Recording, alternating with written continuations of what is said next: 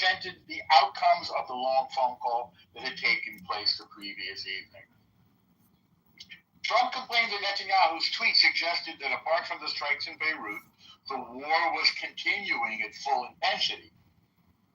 Which, again, we can talk about that. This is a side note, because they're calling it a ceasefire, but the parties are firing at each other. It's the ceasefire, but it's not the full intensity war that we saw before. Okay, that's end of my side note. Netanyahu complained that Trump's post implied that Israel had ceased fire on all fronts. Again, my side note now, we know very well that Israel has got pedal to the metal on eradicating Hezbollah in Lebanon for the first time in decades, which is amazing and important. And that Bibi announced that they were going to strike the Dahia region of Beirut, which is a suburb dominated by Hezbollah. And, well, let me just continue. End of my second side comment. Trump did say during the call that it is difficult to present Israel's position to the world and that this results in hatred towards it. Makes sense. According to the official who was on the call, the call ended with understandings that Israel would refrain from attacking in Beirut on the condition that it was not attacked within its own borders, meaning that apparently the agreement is if Hezbollah no longer fires on northern Israel, Israel will not use ground troops to take over the Dahia region of Beirut, which is dominated by Hezbollah. So what I've seen since then is a continuation of the, what's the word for the belligerency on both sides? The war on both sides, Israel and Lebanon. Oh, by the way, Israel is meeting with the actual leaders of Lebanon, not Hezbollah, in violation of Lebanon's constitution, by the way. They're not allowed to talk to Israelis. But and Hezbollah does not want the legitimate Lebanese government to meet with Israel, but they are, in order to come up with a Lebanese-Israeli peace deal and to get rid of Hezbollah. And if you wish, I have a timeline, 7 p.m., the Trump-Bibi call, first call.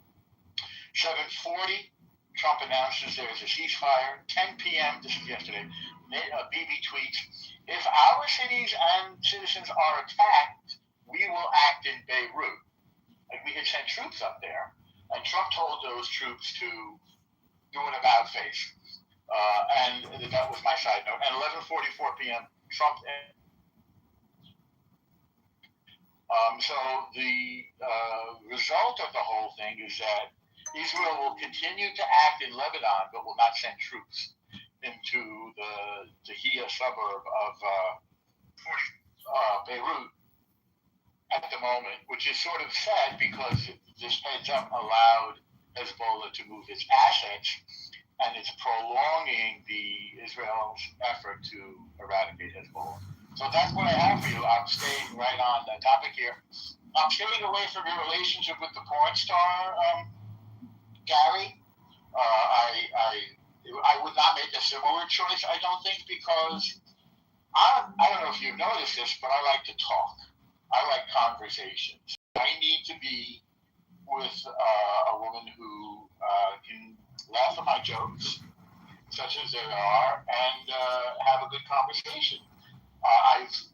Let's see if I know a guy. Yeah, I know a guy who was not with a porn star, but with a sex professional. Maybe you're right, but maybe you're wrong. But let me ask this question. The profanity-laced conversation allegation aside, would you not agree with my assessment and that of the people who I referred to earlier, the Israeli experts, who say that it's impossible that the initial decision to go after Hezbollah in that enclave of Beirut was done not in a vacuum, but with the acquiescence of the president? And if that's true, how do you account for the president telling him to turn the troops around? Well, yeah, I have thought this through, and it's a brilliant question, not least of all because I think I have a really good answer. And that is that Trump is quieting the critics to his right, to the right of him, the sort of the Tucker faction of MAGA, who are saying that he is enthralled to Bibi, that he's marching to Bibi's Torah, so to speak, which is a Jewish dance. So I'm trying to make a joke here. In other words, he's saying, hey, what's the word I'm looking for? I cursed him out. I bawled him out. I scolded Bibi. See, I'm not marching to Bibi's tone. That's what I think. I think probably Trump. So you think that was leaked by the White House purposely in order to appease the conservatives? Absolutely. That's an interesting observation. By the way, thank you for that, Norm. I will say this since Norm brings up Tucker Carlson. It gives me an opportunity to say that YouGov, YOU.gov, is that what it is? How it's done? No, it's not .gov. YouGov, isn't that the name of the organization? They did a poll released today of populist people and their influence and their the perception people have with them. The person most trusted on their list was the Pope.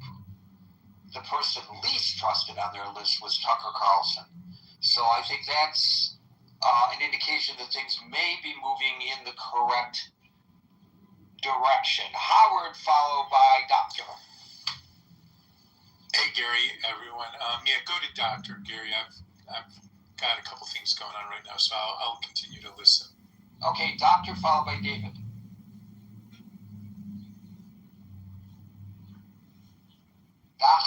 Doctor, Miss MD, or Mr. MD, can you tell me what's ailing me?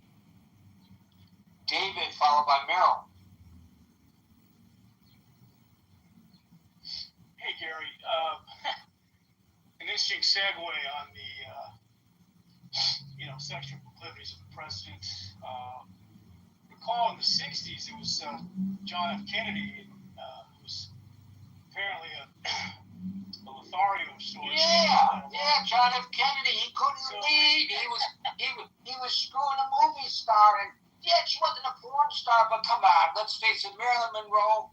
Whoop-de-doo. What talent did she really have other than her boobs? Come on. Well, I mean, if this is a guy who faced down the Soviets and Cuba Missile. Impossible.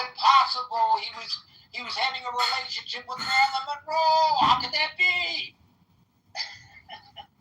Anyway, I'm not condoning. I'm not condoning it either, but to presume that a person, if they are attracted to a sexually expressive individual, has bad judgment, maybe that is bad judgment, but other people might think that was really good judgment, depending on their perspective. So it has nothing to do with your ability to lead or not, in my opinion, but there are probably those who agree with the caller who says that there's some kind of cause and effect between the president's inability to lead in the manner in which she wishes that he would, and the fact that he has a high libido. Probably she feels that, and other people probably agree. I recognize other people would agree with her comment. Yeah, and the press sort of gave presidents back then kind of a professional courtesy with regard to their personal lives. You mentioned the way the press would disclose FDR's, polio or his disability, not being able to walk or stand. Nobody talked about Babe Ruth and his proclivities because, not just when it came to females, but when it came to drinking, they protected the Babe because he was kind of an icon. And by the way, he was still the Babe when he got up to the plate, and that's all anybody cared about. They didn't care that he was, and Joe Namath, Broadway Joe Namath. For God's sakes, I'll bring him on here someday because I have a source. I could bring him on, and he'll tell you to our face how he was, running through every woman he could get his hands on when the jets were flying high. And so that didn't stop him. Of course, he wasn't a leader of the free world, but it didn't stop him from making important judgment decisions on a split second on the football field. For gosh sakes, I'm not saying that it was behavior that one should be proud of. I'm just saying, what does one have to do with the other? I don't get the argument.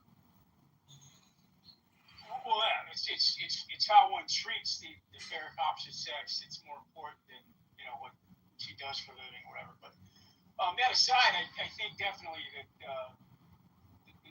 the midnight tweets, Trump's really becoming unhinged. Whether or not Norm's comments are speak to a pandering to the right, that I've got this BB guy under control, that I'm going to take him down a notch. I think ultimately he's got to be frustrated and angry, Gary, because he's not a strategist. He's not an operative. He's not.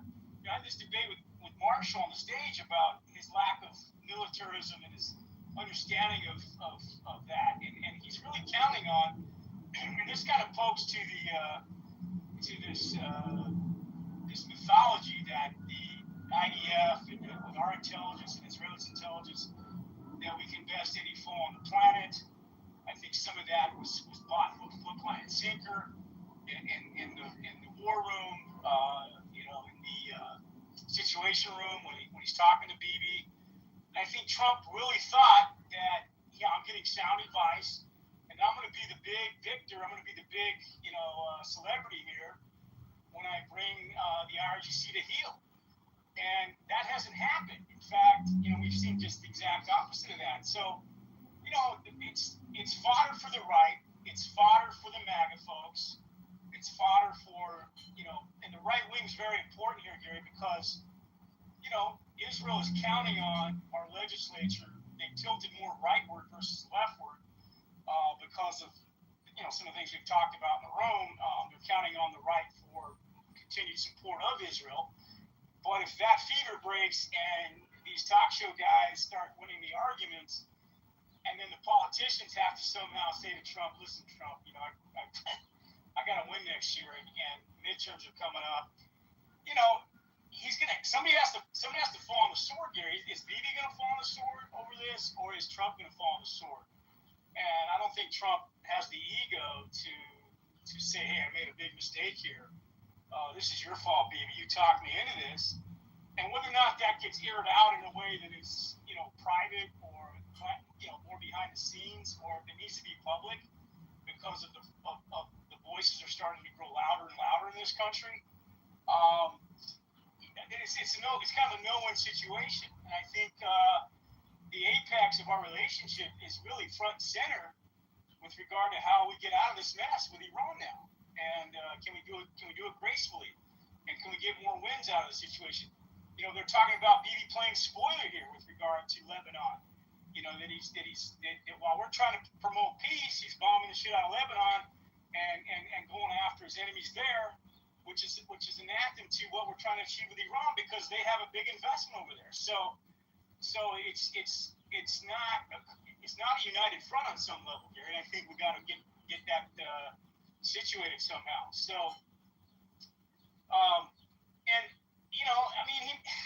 to be honest, Gary, Trump's the crazy one here. It's not Bibi. Bibi's saying, hey, I got a crazy guy here. How do I control him? And I think at the end of the day, that's the problem here, is that we're dealing with a guy that's, again, unhinged. Look at the tweets. He's out of control. He's probably saying, I'm not cutting the deals that I thought I was going to be able to cut. He cut deals before this incursion with the Gulf states. You got a $400 million airplane. You got a $1 trillion investment by the Saudis. You're seeing a lot of that money dry up. You're seeing the Saudis back away from some investments and ventures that they were behind, like the Live Golf organization. They pulled out of that. And so there's been a shuffling of the deck. UAE falling out of OPEC. So, that's my analysis. And, MAGA's going to have to do something to figure out who they have here, because, the midterms are coming up very fast. The oil prices are continuing to rise, and nobody believes that there are peace talks. And I'll end there. firmly believe that they're peace talks. I think there are indications that they've even used the term texting. So maybe they're peace texts that's going on right now. I don't know. But what do you think? And I don't know that you were in the room when I quoted a retired Israeli military intelligence officer who's an American and who is a huge Trump supporter, has been, and who is MAGA all the way, and who now says he's angry as could be with the president for not finishing the job in Iran, and that, basically he's saying what Bolton and General Kane are saying and what Bibi Netanyahu is saying is the proper way to go, and he doesn't have the fortitude because he's listening to too many people and he's concerned about the midterms so much that he's backing off, and this guy is really angry with the president. What do you think of that analysis? Well, that's a person who has absolute confidence. If President Trump was decisive to take boots to the ground, he's a guy that's absolutely confident we could finish the job. Is that American hubris talking? Is that a guy that understands how strong our military is? I mean, we've had to draw down on assets. I mean, from Korea, South Korea, we've had to draw down assets elsewhere. We've burned through quite a bit of military firepower doing what we've done so far. Supposedly we're out of the Patriot missiles. We need to rearm that up.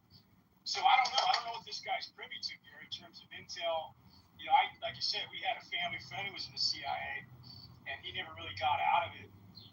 And anytime there was a situation, I think we had a family friend who had a missing persons issue, and he was able to make phone calls and do some help there. So, maybe we could have finished the job, but the appetite, when the first 500 to 1,000 deaths come home or more, depending on how much we lose in that first round of boots, I mean, who's going to pay for that? Who's going to pay for that politically?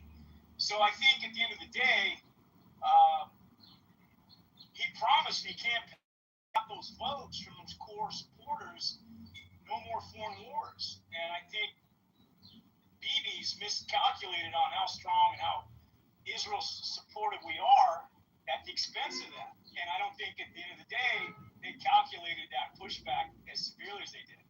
And the big losers, Gary, is Allen's people and the people in Iran that are suffering under the weight of all this, and the ones that are in prison sitting out these bogus trials and bullshit kangaroo courts, and their economy is constantly continuing to suffer.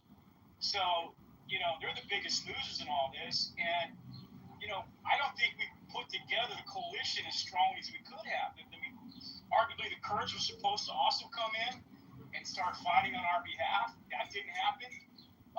And so, it was a rush. It was a miscalculation.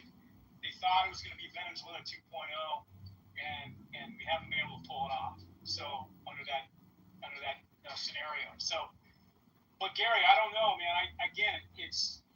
Somebody's telling him don't go put boots on the ground, and it's those MAGA influencers that are probably in his ear, and they're probably going to wait till after the midterms, if anything. I don't know. It's a good question. Thank you, David. By the way, in my conversations with these people, there's been no discussion of boots on the ground. I just want to point that out. Meryl, followed by Beth. Porn star first, or is that just guy talk? What's that? Should I talk about the porn star first issue? And it was brought up by a female, not by a male. I just responded to what she had to say. So it's an equal opportunity discussion for all genders. You just compare Joe Namath to Trump. Okay. No, you don't call. He was reelected, so. But it is not smart. When you are a leader, it is not smart.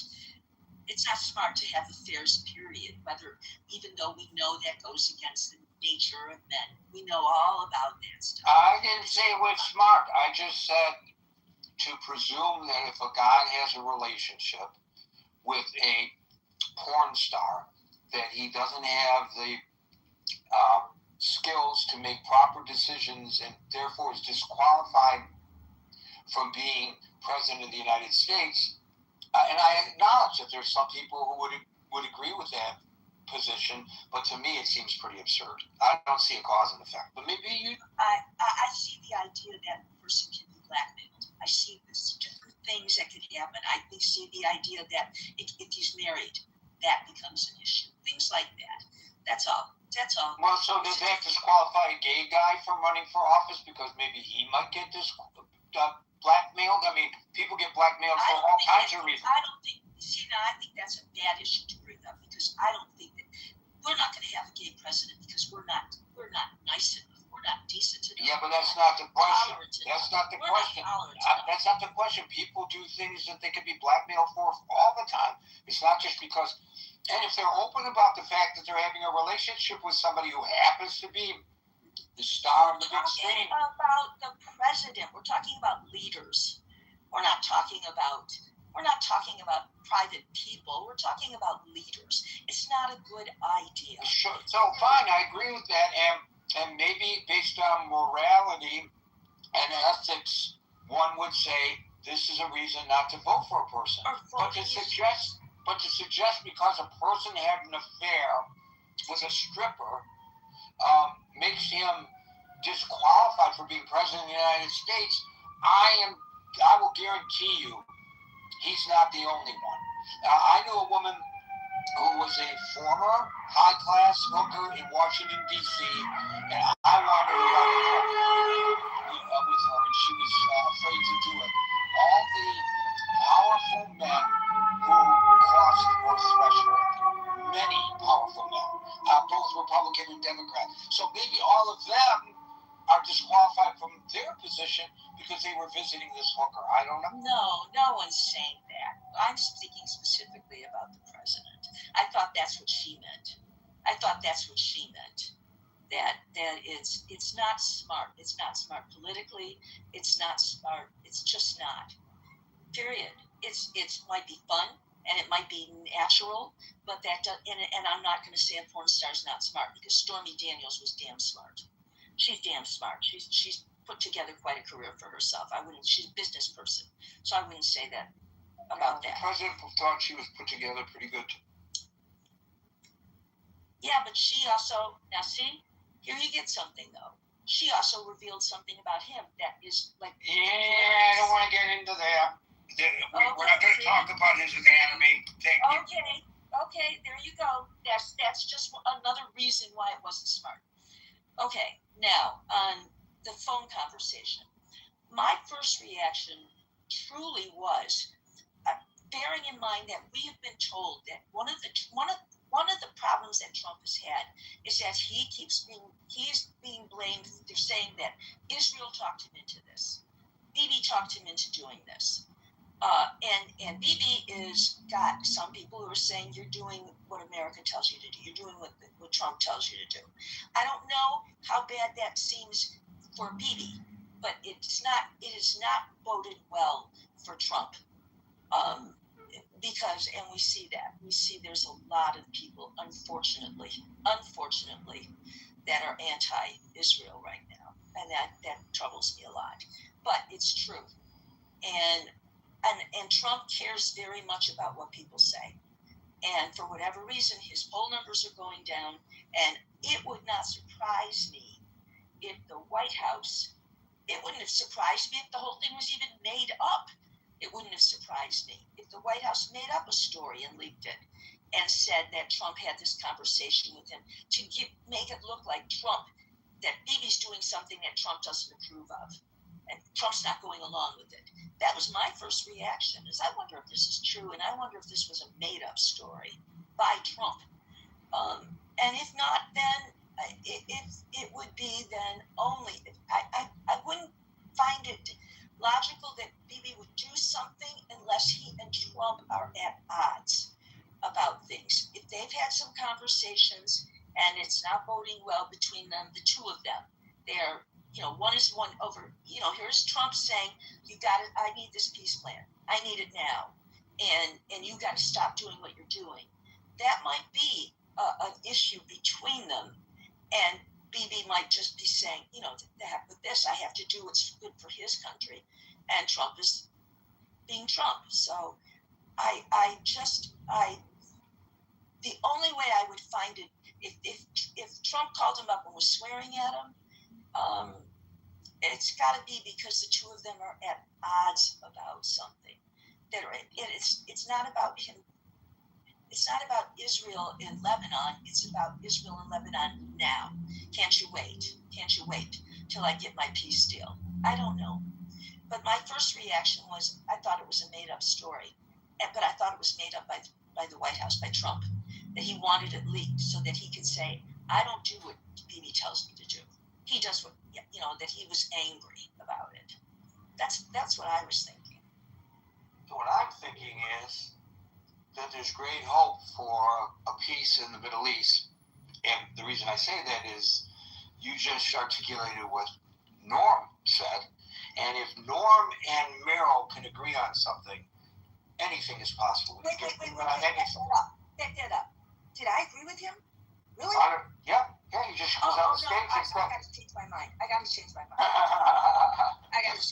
Please. By the way, you said that the president said, or were you trying to say, you may have misspoke, that people are claiming that the president is being controlled by Bibi. You actually, the words you used were that Trump has said that Bibi talked him into it.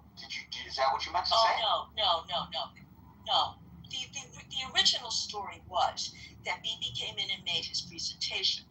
Then Trump met with General Kane and met with Marco Rubio, that people said why they thought that it would not be over in 4 weeks, that they gave him advice and he chose not to follow it.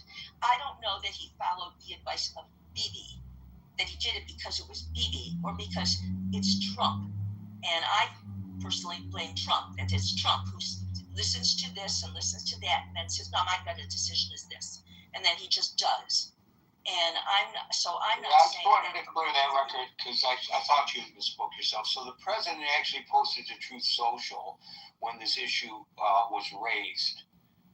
Israel never talked me into the war with Iran. The results of October 7th added to my lifelong opinion that Iran can never have a nuclear weapon. Did. And maybe grammatically a little off base. But maybe Stormy Daniels helped him write it, and that's why it's off base a little bit. No, but Trump has taken. But unfortunately, there are people that are so anti-Israel right now, and Trump hears that, and people are ringing that in his ear also. Yeah, but as I pointed out here, I actually quoted him. I went back and I researched and I quoted him all the times that he went as a private citizen, long before he announced any candidacy for office. And he went on national television at least 3 or 4 times that I cited, including with Barbara Walters and I can't remember who the other people he was on with right at the moment. And he said that Iran cannot be have a nuclear weapon. That has consistently been his position. So if anybody has been listening to him for all these years, they would know that is absolutely true, that has been long before any association he had with Bibi Netanyahu. That has been Donald Trump's position, and he is consistent about that. Well, one thing I would say, though, is that the problem he has now, I think you could say that Iran's can't have a nuclear weapon. I feel sorry for the next person who's going to be president, because I don't see Trump being able to get a deal that will prevent them from having a nuclear weapon in 5 years. See, here's the thing. A lot of people would say nobody can make a deal with Iran to eliminate its nuclear weapons. President Obama tried with the JCPOA, but it was not a guarantee. It kicked the can down a little bit, and it did retard their weapons program.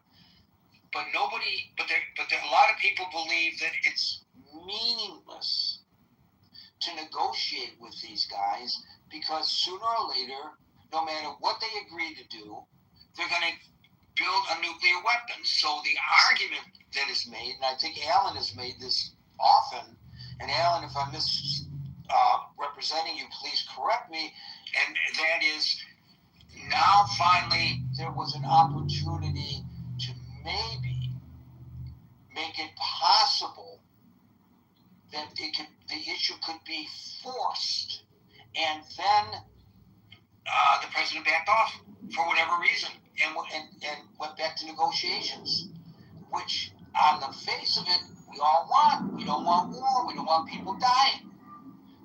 But if negotiations cannot affect the necessary removal of nuclear weapons from Iran, then it has to be done with the fist, not with the texting. And so that's the part of the equation that we have to think about. Whether you agree with it or not, there are people who believe that, including folks who are in a position of knowing what's going on in Iran with that regime and what effect the war has had on that regime, which I don't pretend to know, but they do. And they believe that Iran was on the ropes. And if they just kept the pressure up, you heard it from John Bolton. You may not like it because it's coming from John Bolton. You heard it from General Kane. And, now you're hearing it from a couple of my sources who I'm not going to name, but I'm their proxy. And that's what they believe. And it's something to consider. I listened to retired generals, people that were involved in intelligence, and they know Iran, and they are all saying the same thing. They are saying there's no way you can do it without boots on the ground. They're saying you've already tactically won this war. You've done, you can bomb and bomb and bomb and bomb and bomb. That's not going to get you what you want, and it does involve boots on the ground. And I think Trump was told that. I think he made a decision and then got scared about that decision. Well, let me jump ahead and skip over Ben and go to Amir. Amir, I want to ask you specifically, please, sir. What if the Israeli program of whack-a-mole had continued? In other words, every time a new leader pops up, they get him. Another leader pops up, they get him. Another leader pops up, they get him. Would that not destabilize the regime to the point where they would acquiesce to the demand that the nuclear weapons be turned over or not, Amir? Gary and everyone else. I think that is the strategy that will be pursued. I actually have quite a bit to say when it comes to my turn, but specifically to this question, I think it is going to be layer by layer until you get a layer that is going to agree to the demands of Donald Trump. And those demands are very clear. He calls it, Iran will never have a nuclear weapon, but what he actually means is that he wants all the enriched uranium, the 60% plus, which is now actually not just 60%, it's 50%, 40%. They're talking about 10,000 kilos, 10 ton of this stuff they're talking about. Okay? He wants all the enrichment facilities completely demolished.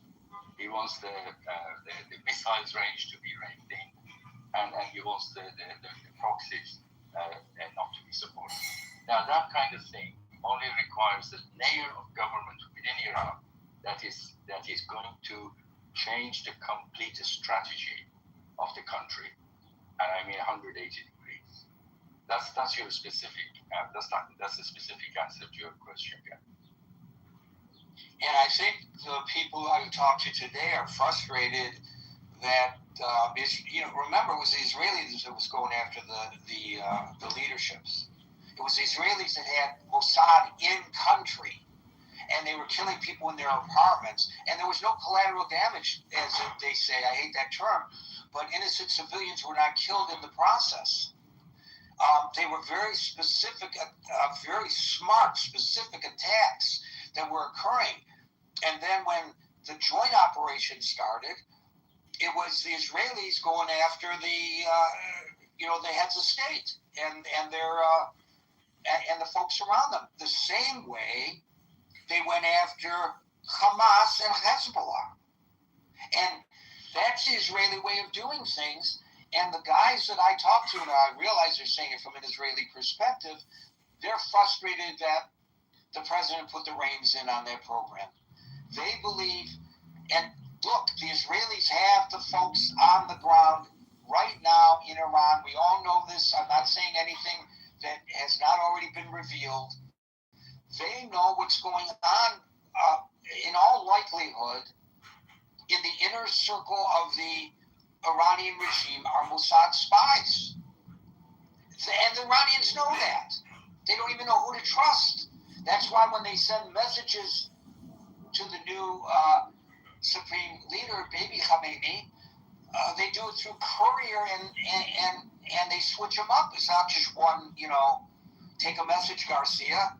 It's a bunch of runners that they run it through, so that it can't be traced back to where he is in hiding, because they're afraid he's going to be the next one to be eliminated. I think that if Bibi had his way, this would have been over by now, without putting boots on the ground. Now, I could be wrong. I'm not a No, you're not wrong. Don't say that, Gary. You're not wrong. You're absolutely right. As Mr. Amir said, this operation had to be layer by layer by layer. The 12 days hit by Israel, it was so significant. This regime didn't lose his head from his ass. And we didn't need any boots on the ground. You had 80 million people. There was 1 million people that were dancing on the streets of Tehran the day Khamenei got hit. Come on. There was no place in the history this thing happened. We didn't need any put. Iranian, they would do the job. But right in the middle of the most sensitive time, all of a sudden you hear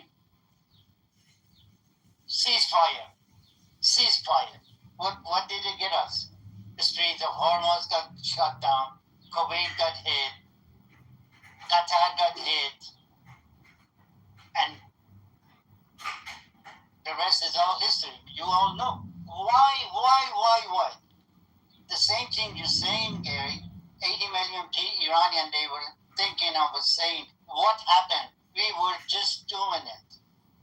Because the Basij, they were lost.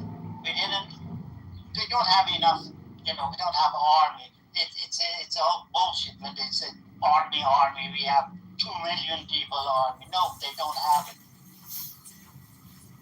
And then all of a sudden everything is stopped and regroup. And now we're all talking about peace talk. There is no peace in here. It's all blood. Every single of it. And you said it the other day. How come in the part of peace, it's not any restriction to Iranian regime to stop killing the innocent people?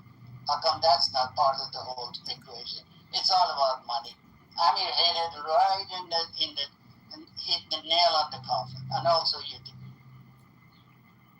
So, if one were to take that position, that what you just said is accurate, then I would suggest that perhaps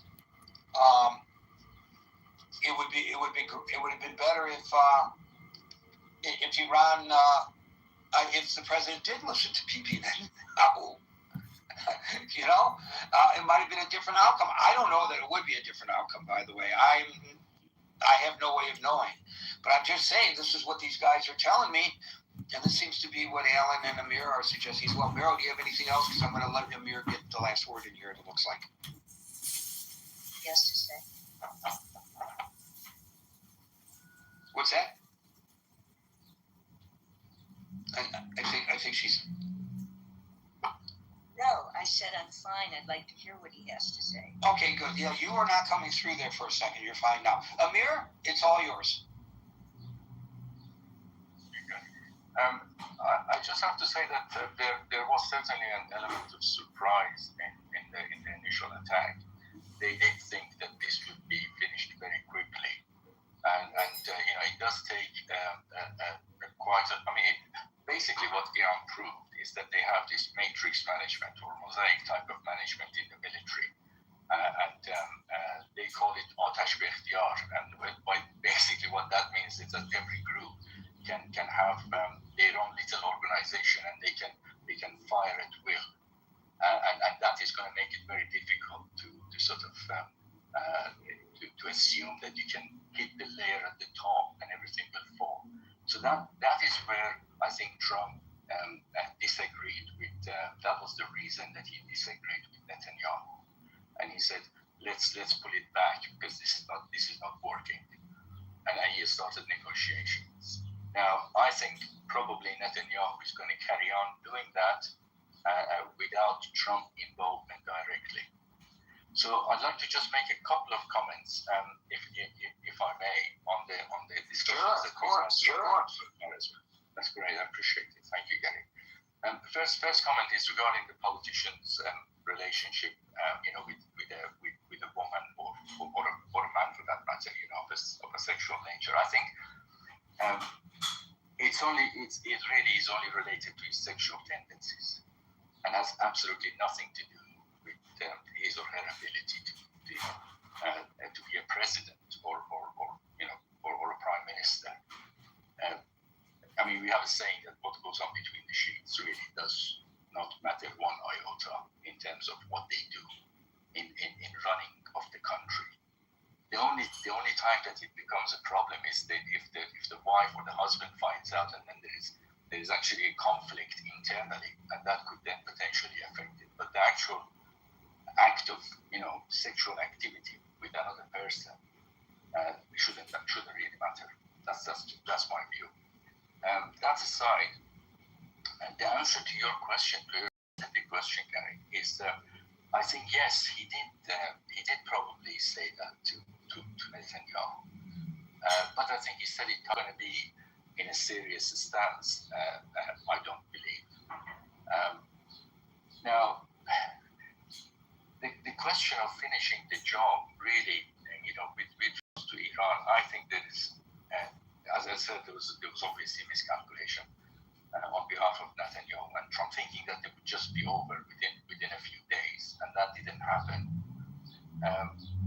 And basically, my question, I guess my question is to you, Gary. Do you think seriously that Iran is going to part with their 60% enriched uranium?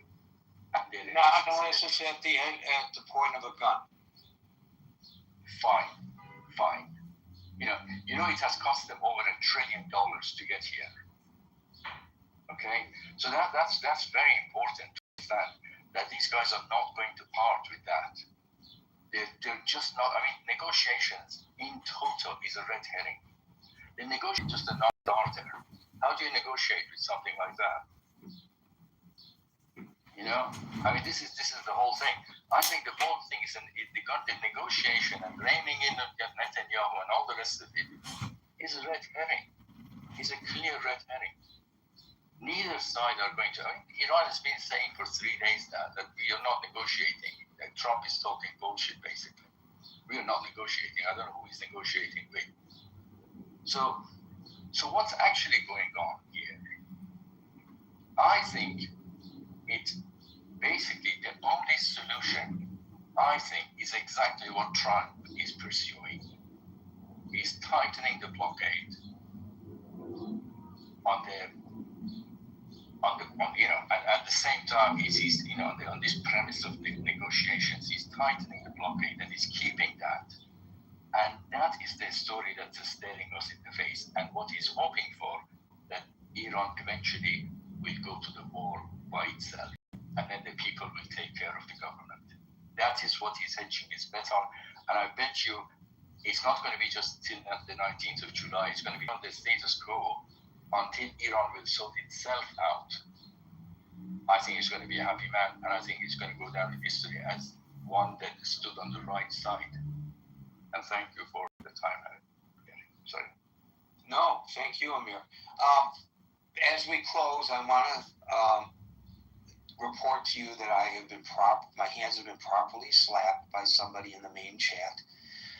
I always say that if I'm wrong about something, I want to be corrected, and I'm going to stand up for that. I'm going to put my money where my mouth is, and I'm going to read this admonishment from Ronit, and I'm going to read it verbatim. Marilyn Monroe was actually highly intelligent. She was typecast by Hollywood studios as a dumb blonde, but she was actually a voracious reader and shrewd businesswoman who actively fought for better roles and control over her career. Folks, we're here Monday through Friday at 5 o'clock New York time, so until 5 o'clock New York time tomorrow. For the next edition of the Critical Thinking Forum, everybody be safe, be well, and peace out.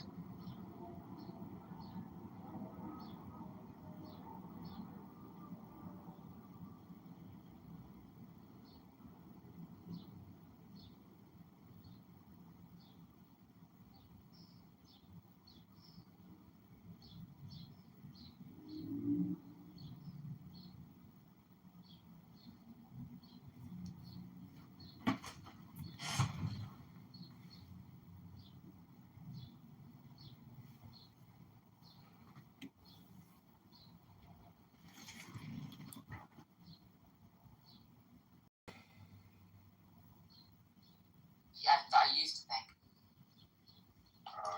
You know how, like earlier I was saying, I'm not the biggest fan of the word manifestation because of just the dubious nature of it and how it kind of causes confusion. I've been trying to find ways, like,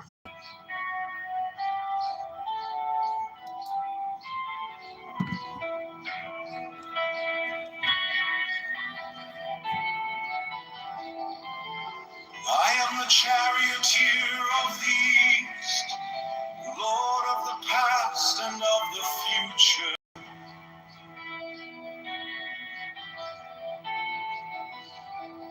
I see by mine own inward light, Lord of resurrection, who cometh forth from the dust, and my birth is from the house of death.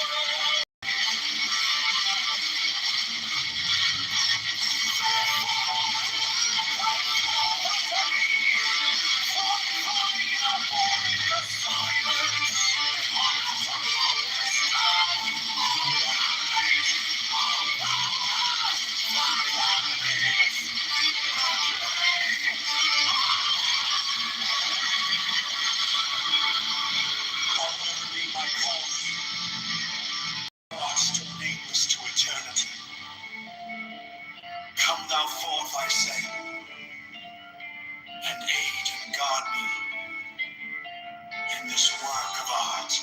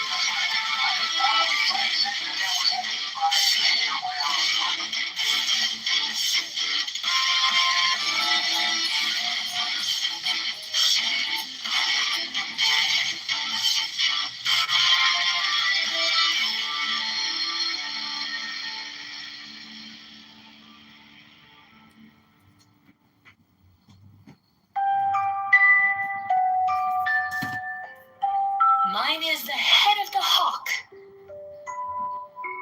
Abrahadabra,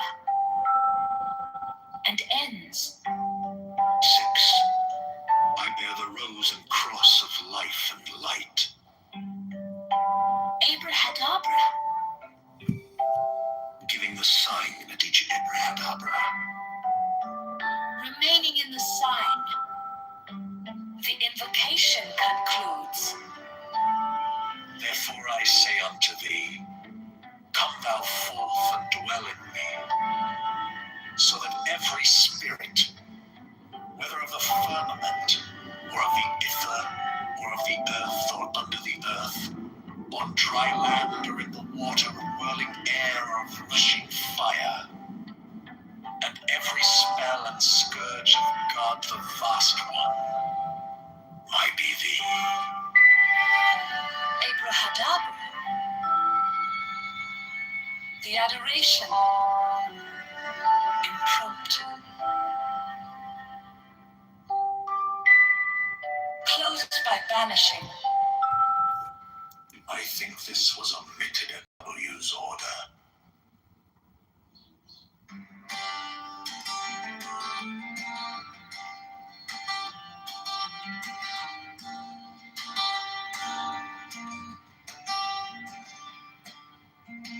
The letters around the rim are Enochian.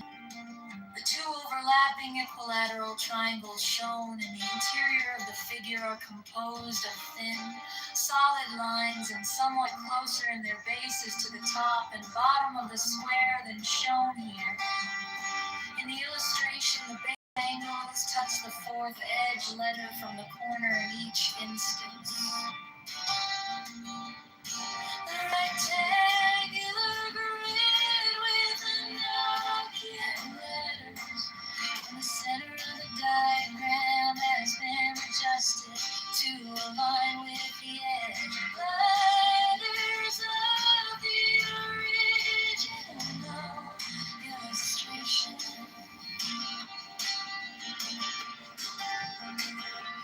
This rectangular grid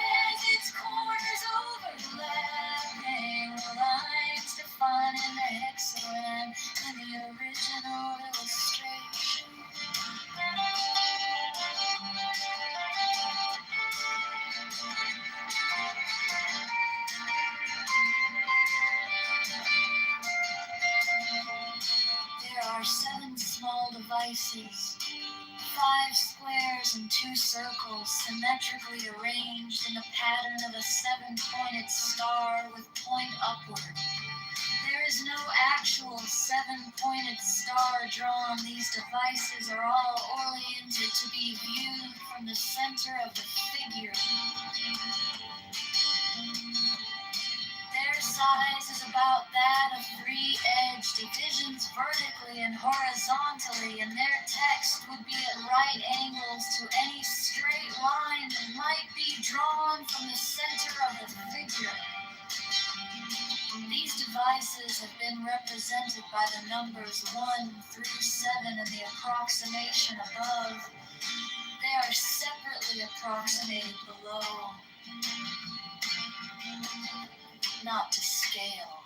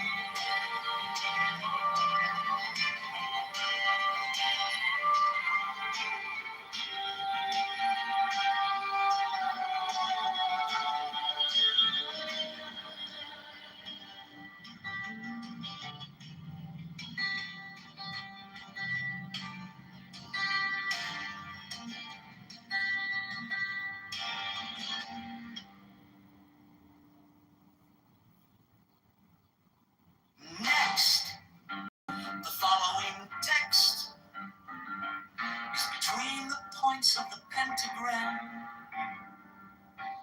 Start.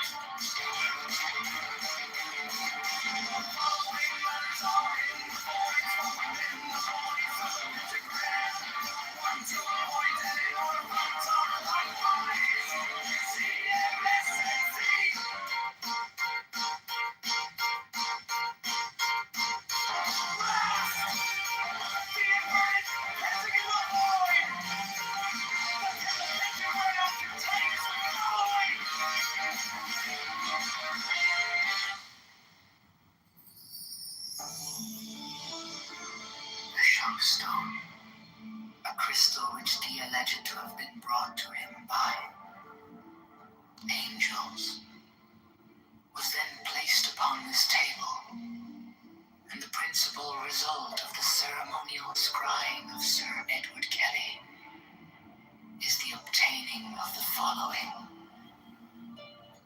diagrams, plates, viewing. He symbolized the 4th dimensional universe into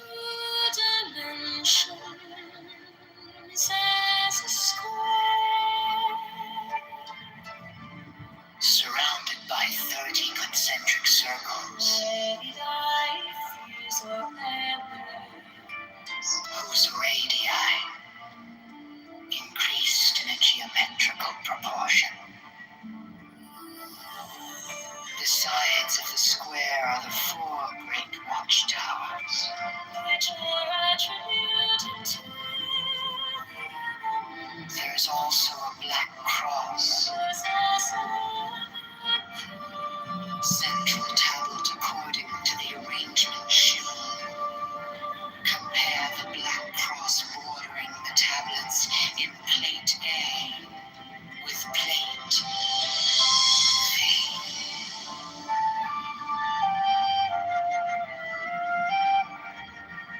Great fate is the general view.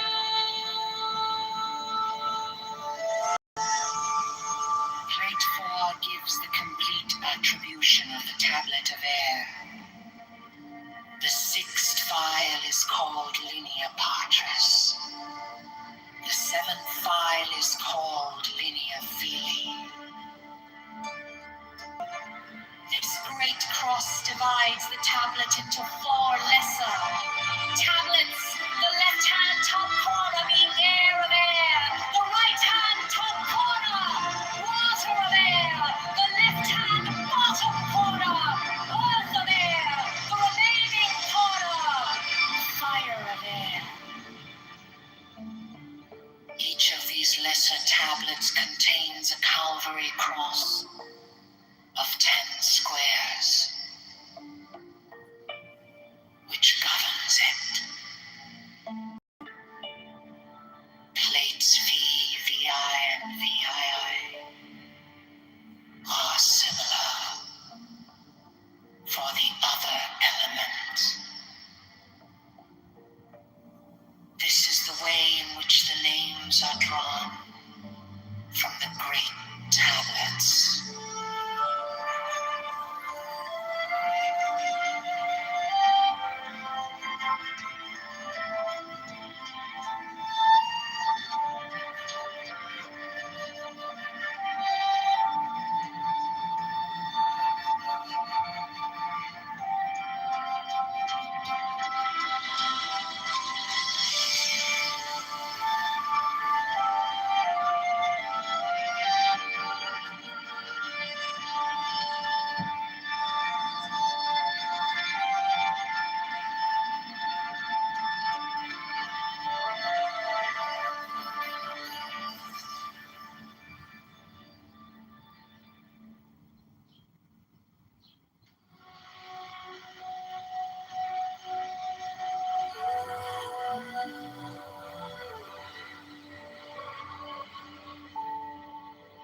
The Gnostic Catholic Church, the Order of the Knights of the Holy Ghost,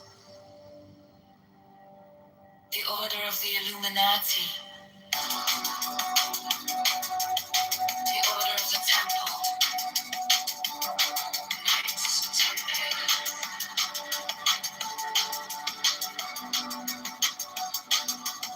the Order of the Knights of St. John,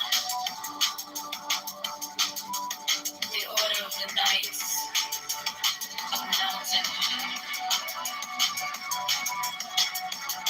the Order of the Knights of the Holy Sepulchre, the Hidden Church of the Holy Grail, the Hermetic Brotherhood of Light, the Holy Order of Rosicrucians, the Order of the Holy Royal Arch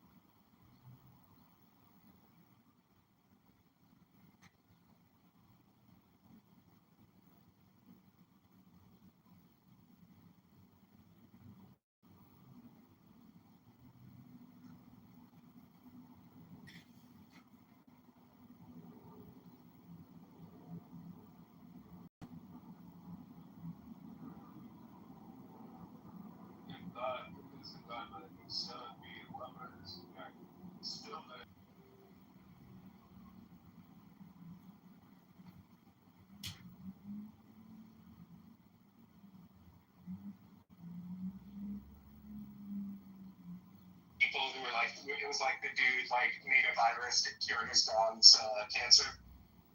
No gain of function stuff, but you saw the paper that came out of that guy where.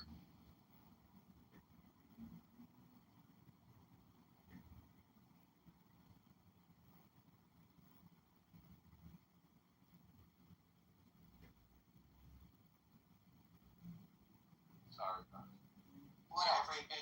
Everything was breaking news. Yeah. I don't really know much Yeah, more. They're going into shelters. Amazing. Who are they bombing, Norm?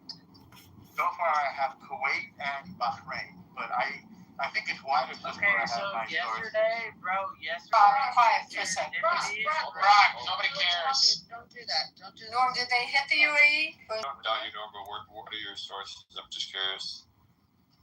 Okay. Huh? The Kuwait source comes from Kuwait. Kuwait's room, and they pointed their weapons at U.S. troops in Kuwait, and that Keshem Island, QESHM. So where were they pointing the weapons at the U.S. at Kuwait, the U.S. troops were in Kuwait, and then Iran, they pointed their weapons at them, and then that's what triggered the response. Well, they also hit, but they hit civilian targets, including their oil assets as well. And this is true also in Bahrain and Erbil, Iraq, which I assume is under U.S. control, which is why they're hitting it. Possibly Kurdish as well, I'm not sure. So I'm just letting you know. I don't, not even sure I know what Keshem is, but but U.S. I know where it is. Where is it at? It's off of obviously of Iran in the Gulf. Is that the resort island where like people can go? I think so. It's not. I think it's a resort. I think it's not the. Is it a strategic? Like a duty-free zone, kind of. Yeah. Yeah. I think I canceled that trip. I'm supposed to go the 10th. I'm not going to that region. You could get stuck there because they're going to stop all the commercial air traffic. That's what I'm thinking. Unless this is over, unless this is just one exchange and done. It looks like the IRGC wants to restart a regional war. That's what it looks like. Yeah, it didn't. It's really hurting. It's hurting the UAE business-wise. Didn't Iran just make a deal with Trump over the oil, like just over the weekend? Wasn't there some deal made, and now they're, I don't know, it's weird. With the UAE? No, I thought Iran. Well, remember, maybe Netanyahu said fuck that deal and then he attacked Lebanon? Oh, no, wait. Lebanon doesn't have any oil. He said fuck the deal and then attacked Lebanon. What deal? How about Lebanon attacking Israel, bozo? How about northern Israel getting rained on by how many rockets? I don't know, countless. Okay, but when you talk about the constraints, Strait of Hormuz, right? Yeah. And then who actually controls that? Nobody. But they actually are right now effectively. Well, we blockaded their blockade. Exactly, blockade. Why are you guys saying we? Are you guys both U.S. Dual citizens? No, I'm a unitarian. We means the United States of America. Well, what was we? How was the United States of America directly threatened? Again, Israel. What is your question? We're talking about war right now. You're not addressing what they said, Florida. You misheard. Keep up. I don't think you're understanding what's going on. So we, the United States, attacked. Slow down, Calvin. Hey, asshole! How about that they got shot at? Would you shoot back if you got shot at? That was my question. Yes. So tell me, what would you do if someone shot at you? No, Do you shoot back? You just like kind of let him keep shooting. Clarify. You get shot at. Answer. You shoot back. Thank you for clarifying. You're welcome. Was going to be, why did you say we got shot at. I didn't. You're not following the conversation. I said we have attacked Ketchum Island, we the United States of America, and that the IRGC is attacking Bahrain and Erbil. That's my update. What's going on here, right? That's my breaking news. No, tell us what's going on. Oval One. My military genius colleague in this room. Bro, what is going on? It's everyone knows that we're friends with Kuwait, we're friends with Bahrain. Yeah.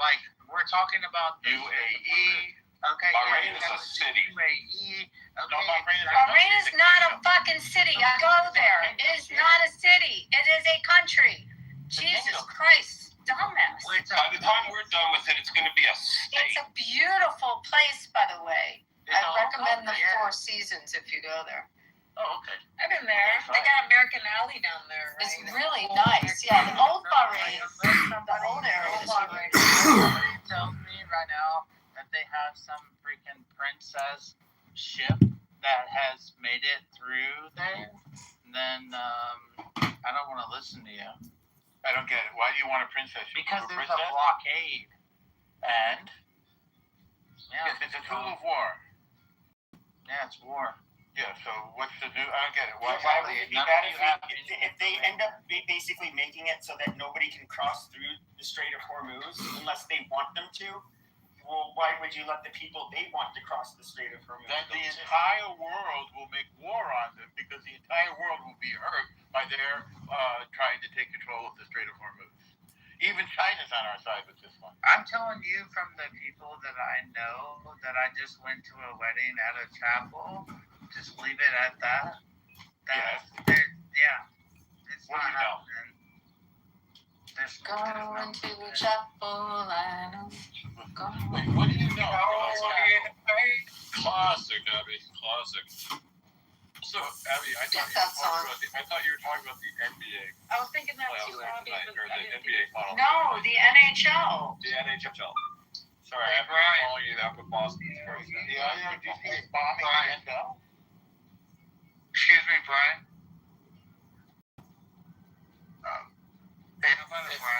Is somebody saying something? Yes, I am. Dumpster. What?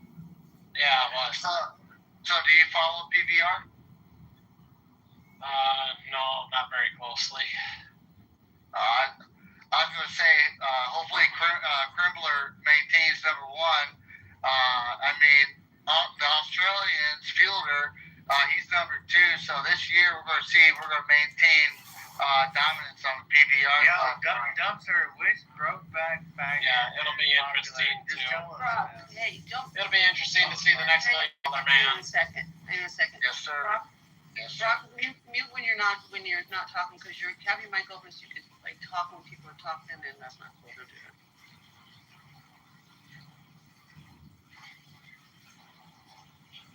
Yeah, it'll be interesting to see who shows up for the new World Final Series this year, and I just hope that there's less controversy and stuff that happens this year in the rodeo world, because they lost a lot of good horses last year, and they had a lot of issues with some of the riders and stuff getting hurt and being out for a while, so it'll be interesting to see how that shakes out this year. I don't follow it very close, but I also don't follow many sports either. How expensive that ticket is, Brian, to the finals? It's like one of our most expensive tickets in our city. I don't know. So it's a big deal to go to.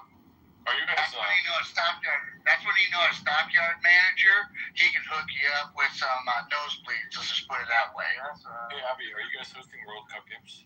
No World Cup in Vegas. World Cup in Philly, but not in Vegas. Not Vegas. And by the way, Why the fuck would anybody pick together? I feel like if you want to think Americans are assholes, you'd go to Philadelphia and invite the. Who's going to go to the world? It's just funny that it's there. There are going to be people from other places, but I can't imagine. What do you mean that it's there? It's in multiple places.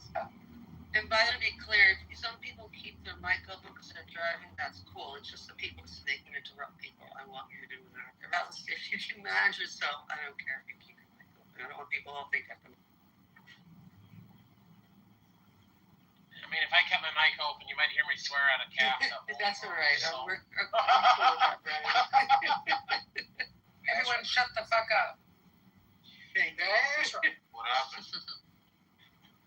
I saw some people might mute up. I'm like, I wasn't telling that the whole group. Well, Brian, I'm more like an NFR guy because I got a lot of buddies of mine. They make a little bit of pocket change because they got some good bucking bulls and good bucking horses as well. I know, like up by Columbus, bar comes through. They'll reach out to some stockyard. They'll come out to the countryside and grab a low raking bucking steer. I mean, I think it'd be cool if they went to like Salt Lake City or some shit, like had like this World Cup there, because like everybody's I don't know, it's like the wholesome, at least for a city, it's like it'd be a good image for America. Well, so there was a big issue. They were supposed to go to they were supposed to have a World Cup match between Iran and I forgot who the other country was. It was supposed to be held in Seattle. Somebody could fact check me because it might have been Portland, Oregon. This is a story that came out a few months ago. They wanted to have it during a Pride celebration, and the teams were like, I think it was Morocco. It was another Muslim-dominant country. Yeah, I think both countries or both teams were like, "Hey, we're actually not okay with what you guys have." I agree. Like people care about this shit, and we call it soccer. Y'all call it football. But now we have to be the host. Well, yeah, I mean, I follow club soccer, and club soccer is getting increasingly more popular in the United States. Like, teams are, like, MLS is not a bad product anymore. Like, there's a lot of teams out there, a lot of smaller teams joining. Like, there's professional soccer popping up all around. Like I said, I follow Liverpool. Like, I'm a big Liverpool fan, so I like European soccer as well. So it was a big tournament we had in Vegas, I don't know, 2 years ago maybe. It was like the Latin American finals. Oh, like CONCACAF or something.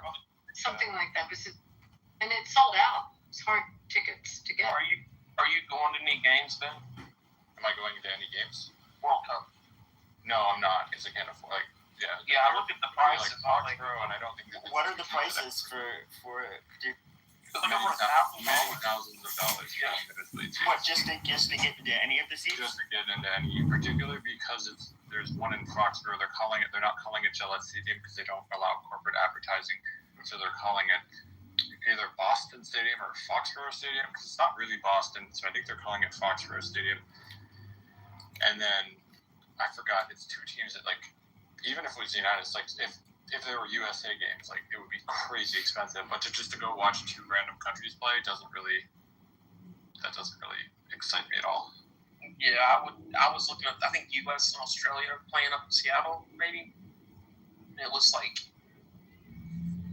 not worth the money. Yeah. Like a Super Bowl prices, Beaver? What are the prices?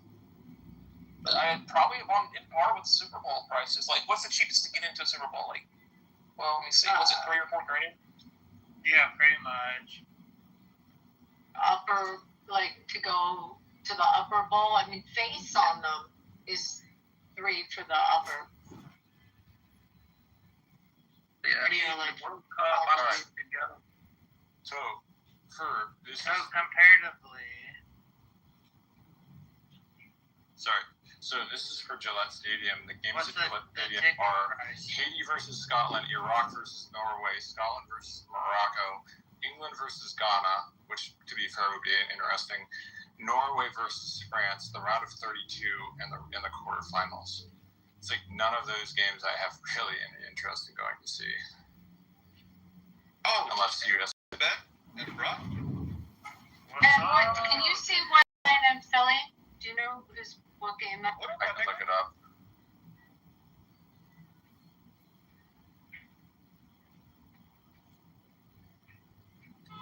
The UFC fight is going to be a very hard one to get tickets. It's mostly military that's going. There's 6 games in Philadelphia. That's a lot.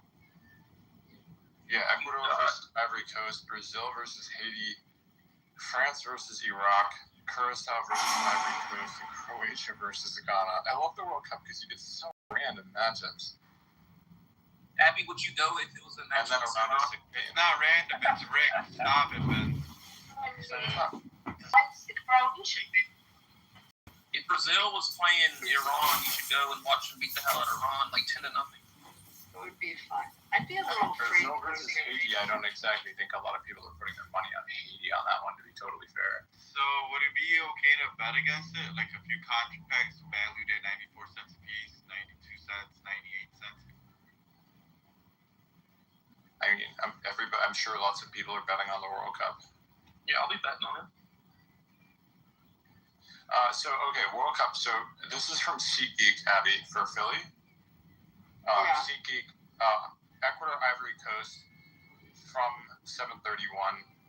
Brazil, Haiti from 8:34. This is their lowest ticket prices. France versus Iraq is from 473. The cheapest one on here is Curacao versus the Ivory Coast from 198, and Croatia versus Ghana for 514, and then the round of 16 from 1,000. Ben, I have a question for you. Like, the competition is set in place, correct? What do you mean? The group stages are against who? I'm sorry? Who's competing against who? Like, the tournament is set? Yes. All the games are already matched up, yes. Yeah. Yes. For the group stage, correct. For the group stage, yeah. Mm-hmm. Yeah, so then that's where you make your money. You're right. I guess so. I mean, so my question to you would be, like, what do you know that I don't know? Like, I don't know shit about soccer. The final's gonna be Portugal versus. I'm not gonna tell you how to bet on. I'm not gonna advise you betting on. All right, soccer. The reason being is, like, most of the time when I predict things in sports, I get it wrong, and so therefore I do not bet on true sports. Hey, let's hear a song, Greg. 100% guaranteed or your money back. I'm sorry? Wait, let's hear a song, Greg. Go ahead, song, The finals will be Portugal versus Mexico. Cristiano Ronaldo. The final, first round. I just want to know a first round. Well, he told you the two that are getting to the final, so bet on them all the way up. Like, I'm trying to load up on the front end. Yeah, man. Like, you're... Brock, you gave you the two teams to bet on every bracket. The final four, Brazil, Mexico, Portugal, possibly Germany. I don't even know how the groups sort out to say who could possibly make it to any of that stuff. So there's more teams this year. There's like, I don't know, but we're gonna need the National Guard in our city. Please send the National Guard now. It used to be knockout round with 16 teams. Now it's gonna be 32, I believe. Yeah, there's more games. All right. So according to Kalshi, right now they have. Oh, that just changed today. Oh, wow. Okay. They currently have Spain in the lead at 16.7%, France at 16.3%, England at 11.2%, followed by Portugal, Argentina, Brazil, Germany, Netherlands, and Norway are the only ones with significant amounts of money behind them. So didn't you say there was a Norway-France game? I'm sorry?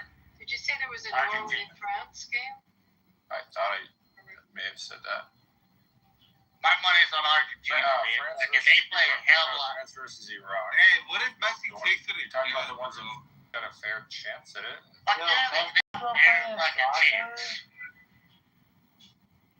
So this is kind of the general rule of the World Cup is the best players oftentimes don't do that great because of the fact that, like, you're playing for your home country as opposed to you can't stack a team like Real Madrid does or PSG like Paris Saint-Germain does. Well, if you look at European football, you have to play with the cards that are dealt to you in the terms of who you have on your team. So, like, Mo Salah is like one of the best, or historically one of the best players in soccer, but he plays for Egypt and there's nobody else on that team, right? So, like, you may be from a country like Zlatan Ibrahimovic was one of the most incredible players to ever play the game, but he played for Sweden and there's nobody else from that country that was really good at soccer. What about Ronaldinho, Maradona? Right, but they played for Brazil. So, like again, if you're looking at, or I guess Maradona's, but not Brazil, but meaning that, like, Rooney? No. You're no, go. No, it's just it's kind of interesting. Like, you can't stack a team. Like, Manchester City does this in England. Like they're What about stacking Davis it together. Beckham? So, Bro, yeah, no, you're speaking truths. And I don't even know. That's why it's amazing that Messi won a World Cup, because he's arguably the best player of all time. Which is like. And he actually won a World Cup, which is crazy. You see, and also you see the numbers, like when it comes to football, like soccer or whatever. But then you relate that back to like American sports, like dude, like look at freaking NBA, like what a fucking joke, bro. Like it's not the same. The closest comparable thing that Americans have to soccer and the way that soccer is in Europe is college football. And that's the obvious comparison. Exactly. Hey, but you know what? The best memes, Cristiano Ronaldo, by far the best meme. Like I would say SEC football is it doesn't even hold a candle to soccer. It's similar to soccer. I would say that it does in a regional sense of like if you go to the SEC and you're like the drama. The kill people over there. Like they kill the referees, they kill all their team members, don't they? The drama is amazing in South America, but not so much in Europe is crazy, but there's fights and stuff. But again, you find that in the SEC. Well, exactly. Like the Ireland. You said it right there. No, but they segregate the fans. They say like that, like teams like Georgia and Alabama. Well, it's like their fan base is like some type of way. Yeah, motherfucker. Well, the Iron Bowl. Called the South. So let's look at the Iron Bowl as an example. Like the Iron Bowl is a crazy close historical rivalries and sports in general is Alabama Auburn, right? Like that's a huge rivalry. Yeah, but they will separate the fans though in the stadium. Like these soccer games, they have to separate sections, and they have to leave like before the other team can be dismissed. Right? It's crazy. Well, I did what football did for you. It gets a little crazy. The field drama, like Massey's really good for. He's over dramatic on a slight issue. That's my opinion. Yeah, he's really dramatic. Messi's never been known for being dramatic. Messi was of the Messi versus Ronaldo. I think you're thinking of Ronaldo. Ronaldo has always been the more flamboyant of the two. It's not particularly close. Messi's always been the more conceited, like the more quiet, close to the chest kind of a player. Yeah, Ronaldo cried. He started crying like a little baby. Ronaldo is always the one with the slicked hair, the hot girlfriends, and the this and that. And like Messi's kind of like the quiet Argentinian guy who doesn't really speak English. That's and why I like him. Guys, this just in: crypto stocks crashing, major sell-off. We're fucked. Okay, but when it comes to I say Argentina, the reason why is they play a whole different style. They if you look at bro, are the English not good at soccer this year? That's why they go to South Europe goes to South America for a lot of their players. But here's the deal with England. England, historically speaking, has stacked teams on paper, and they suck in the World Cup. That's historically been the case with England. And again, I'm not saying that to talk crap about England. That's just the reality. England has. Can I jump in, Ben? Can I jump in, my guy? You've been going for 20 minutes. You've been going for 20 minutes. As Americans see the significant support for the Zionist cause and the Zionist Christians and evangelicals. They're a huge part of this problem. And at some point, when this side of Israel and America, will they be a force for peace, or I think it's time out. Just some more breaking news. Explosions in apparently on the base in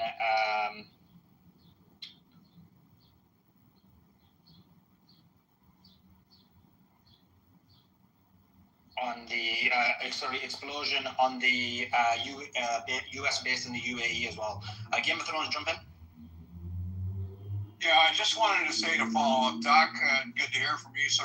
And, we grew up in a time, honestly, that if you didn't learn from the Vietnam War, I mean, Korea was a little early. I was born in '55, but Vietnam should have been a wake-up call to everyone from our generation as to the heinous bullshit of funding both sides of any war, all of the crap we've endured as Americans, the higher taxation, the higher property taxes, all this bullshit. And, you know, the longer I live, the more I realize and appreciate the fact that we're doing this to appease a bunch of Ashkenazi, excuse me for the language, but they really, it's gotten my gut. I can't take this shit anymore. I cannot, okay? I went when I was 14 years old in 1969. I remember floating in the Dead Sea as the missiles were going over to the Golan Heights. Okay? I went over there with my family. I was a kid. I was 14 years old. All right? To go back now would be like suicide. But I'm one of these boomer generation Christians who grew up thinking that Israel was Israel. You can't talk about this. You can't this. You can't that. Even my dad was caught up in this shit. All right? I lost my dad. He died of cancer. He was a survivor of World War II. I lost my dad in 1987. It was 83. Shit. I was 26 years old, almost 27. If you don't from this kind of crap. Breaking news. Okay, I've got lots. Explosions shake the bases of the Americans in the UAE. Kuwait and Bahrain's airspace is closed. 3 U.S. Air Force refueling aircraft are operating above Saudi Arabian airspace at the moment as well. Since there's so much stuff going on. Joe, can you just confirm you're okay? Because everybody was worried about you. Yeah, I'm not in that area. So are you okay though? Are you fine though, bro? I'm fine, but the Suleiman, look what got hit. Has anything been hit by an energy depot in Iran by America? In which country? In Iran. Sorry? In Iran. It was the Kashmir Island. I don't know what was actually hit. Yeah, Kashmir Island it's all energy infrastructure. The whole island is. And radars too. Yeah, well, it's energy, oil, it's LNG, oil, and radars. That's all the island is. Yeah, but they've been true. But I mean, that's what all those islands are across the Strait of Hormuz. So anytime you hit anywhere in the Strait of Hormuz, that's going to be. Yeah, but what I say, if we do hit, it's going to be limited and it's going to be energy infrastructure. Watch. That's what I've been saying since day one. What happened? Okay, bro. I'm telling you, it's energy. Yeah, of course. So 1 second. So when they hit the telecommunications a couple of days ago, was that energy as well? Or not? No, you have military. Like if they shoot where missiles or drones are being fired from, that wouldn't surprise me. But I just think it's going to be very limited. It's not going to. I think Iran is going to do much more damage this round than America does, and it's going to feel strange that American, which is the shock and awe strategy, is not going to do that here. And I think that's going to be a telltale sign of exactly what's happening. But we'll see. Maybe I'm wrong. Let's see. Okay. Let me see 1 second. I don't know what this is.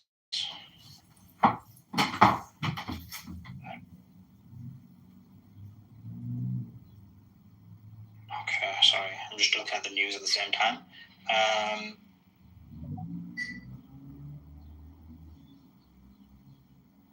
Okay, cool. Yeah. Cool. Guys, retweet the space, reshare the space, let everybody know we're live. This is huge. We're not going to be ending the space, obviously, as you know, sometimes we do, but we're not going to be ending the space. We need to continue to run the space, but I will be going live in YouTube as well at the same time, so I'll be giving news on both. And yeah, that's the latest. Sorry, was somebody speaking when I interrupted? I can't remember now. It's okay. I was almost done. That's fine, Sully. Carry on. Appreciate it. I'm sorry because I'm trying to organize the interviews as well. I was trying to get someone in earlier, but unfortunately I couldn't. But yeah, we'll be back in the normal time. Okay, let's go to Matrix Resist. Hi. Can we emphasize on something? I think there can be two reasons, or probably more, why Iran is now retaliating throughout the region.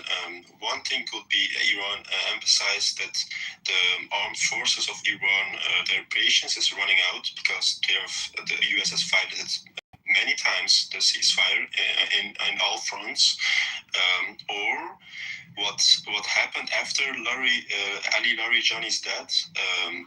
The Iran said basically, if any assassination happens, we go after throughout the whole.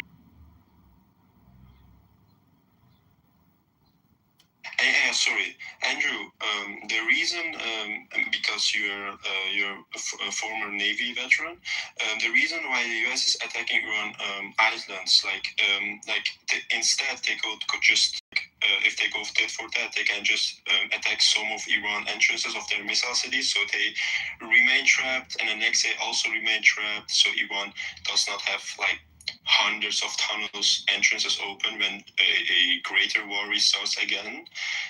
Why do they not do that and just focus on maybe radar installations at the islands? Is this maybe assuming for a ground invasion? Because why would they just attack Iran's islands? It makes no sense, because attacking Iran's islands and giving Iran reason to retaliate to your bases throughout the whole region is and expanding your missile interceptors and still Iran hitting. Yeah. It's way better deal for Iran. Yeah. This exchange of fire. Yeah, exactly. Doesn't make sense, does it? Because the United States cannot do anything more than just some I'll say periphery strikes like that, standoff strikes. Because if the United States went in full blast, I'm talking shock and awe stuff, the United States is going to take heavy casualties. Yep, we saw it happen. We have all the evidence, hours of preponderance of evidence with military experts. Yep. So we can't get inside and given intelligence. Yeah, no, we can't do anything. We can't get, if we actually go inside there, I'm talking, because we only have 3 weeks left of standoff weapons, 3 weeks. In 3 weeks max. So now we got to go in with dumb bombs closer in, and they say, oh, they'll fly higher. Doesn't matter. They can bomb and bomb and bomb with the dumb munitions, but they're not going to at all have any effect on the underground bunker complex systems, complexes. Do we know if they were dumb bombs? Or if they were rockets? Oh, that one strike, don't know. It's probably standoff. I don't have anything, Joe, on anything substantial on how they did it. Probably, my assumption probably be Tomahawks or something like that.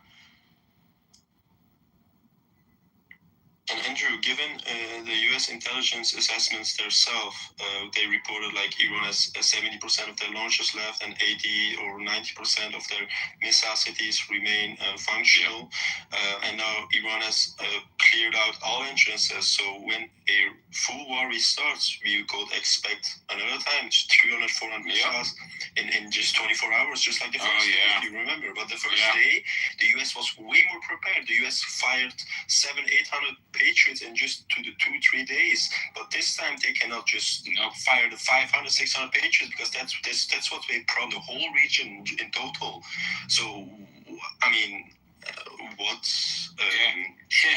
you're already asking a rhetorical question. Every missile would seem like a double tap, because you're expanding US interceptors and more are getting through, 30 to even 60-70% of missiles getting through, and it means massive casualty event after another.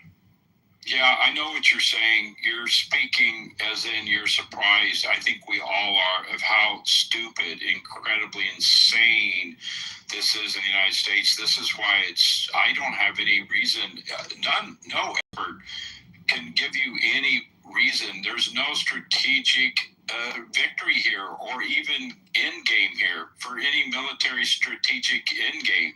It's insane beyond unreason, beyond, I have no words. It's beyond insane, stupid, crazy. I don't have words. I really don't. So let's go in with this further. So if it's insane, why is the United States doing it? I have no justifiable reason other than we have a madman at the helm. Because if there would be a plan, so at least one great analyst will explain what the U.S. strategy is. They can. It cannot be Trump is playing 7D chess or something. No, they can't. You bring in a lot more intelligent than I am, okay? And I'm an average guy in there. I can hang in there, okay? But you get people a lot more intelligent than I am, and Suleiman himself included. And they've analyzed this. They brought in expert after expert. I've been listening for 95 days, spending hours and hours and hours of going into these spaces and listening in the archives, and everyone has come to the same end game.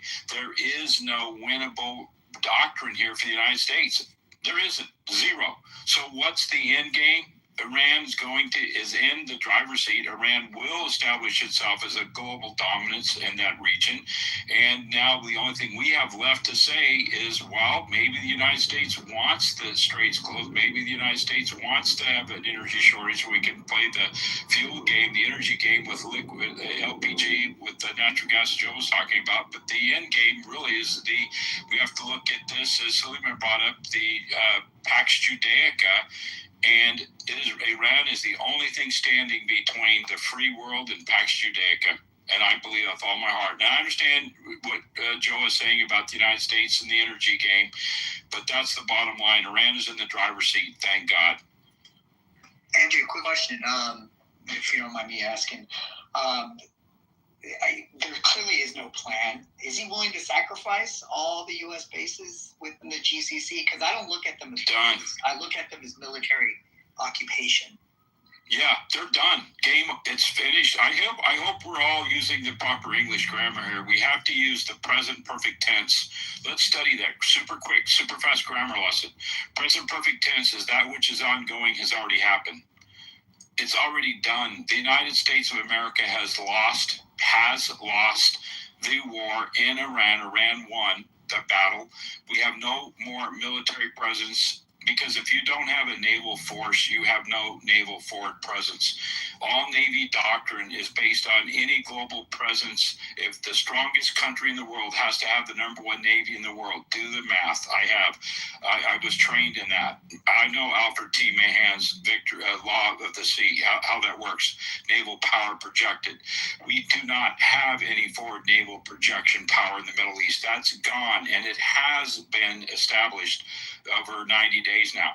And there will be no more reestablishment of that. And someone says, oh, it'll come back, make America great again. Okay, well, go keep drinking the Kool-Aid. We're now in a new multipolar world. That is past tense. As Simon Dixon has said, we've all said this, we're seeing Suez Canal. Breaking news, let's not mention people who are not in space. U.S. forces successfully defeat multiple Iranian ballistic missiles and drones of self-defense strikes on Qasem Island in response to attempted attacks by Iran across the Middle East on June the 2nd. Iran launched several ballistic missiles 2 months earlier. CENTCOM forces shot down 3 one-way drones launched by Iran towards civilian mariners that were transiting. No U.S. personnel were harmed. Well, that's just fake news, isn't it? No one believes that. What else have we got?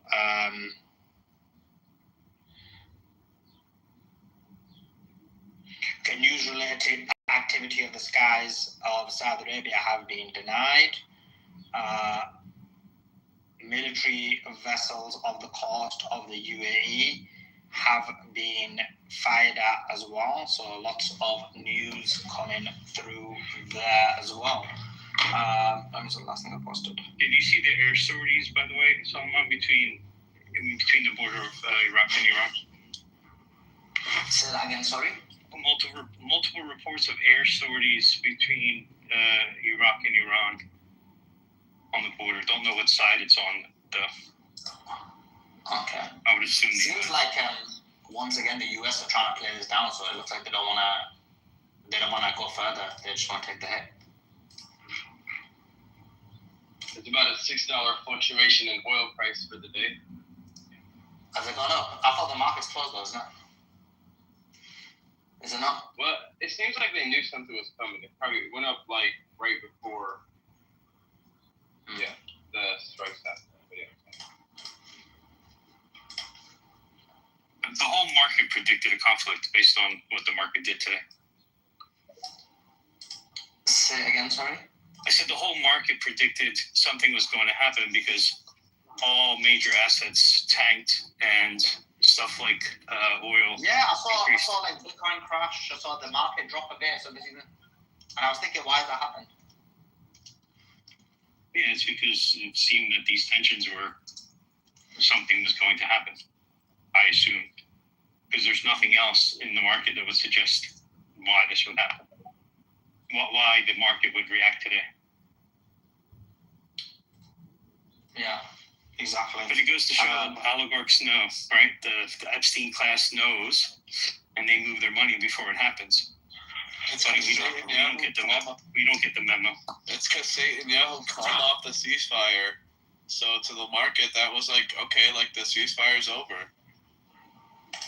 Oh, you think that's the reason for the drop? It's definitely the reason. The market's not stupid, like they know when things are going on. They know as soon as Netanyahu came out with that statement, that's when the whole thing reversed. And I was like, all right, like this idiot's like gonna like obviously ruin the ceasefire again.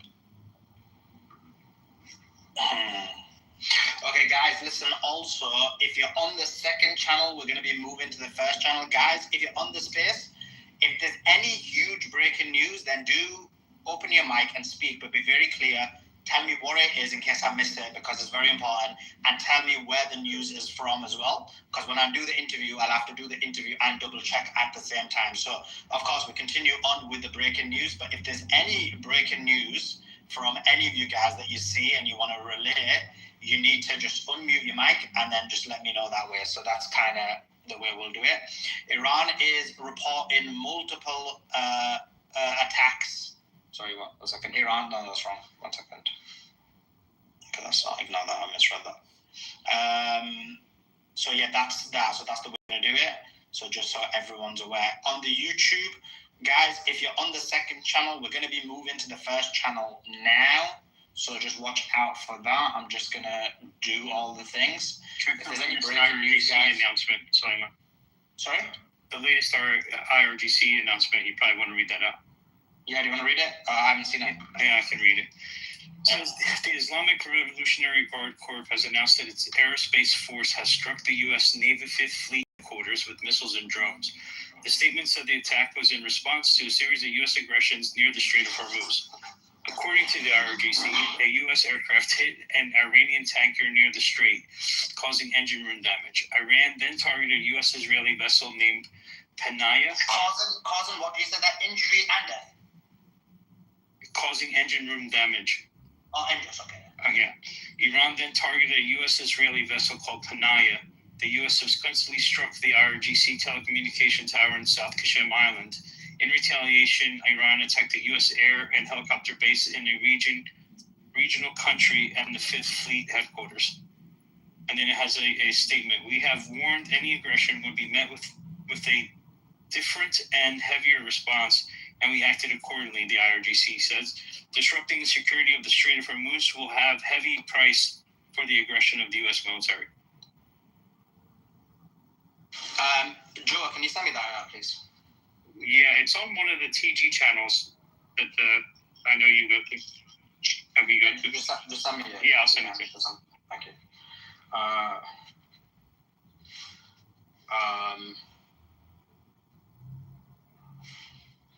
Okay, so that's how we're going to do it, guys. So that's on. Okay, if you're on the second channel, I have pinned the Moral Resistance channel. You need to come across there. Come across to the Moral Resistance channel. The tweet is pinned. Come across there. We're going to be on there. We're going to be giving the latest news there. So if you can do that for me, that would be awesome. What's happened here? Okay, notice that. Okay, cool. Yeah, it's called Come Across there. I think I've started that. Okay. And yeah, we'll give you the latest news. Okay.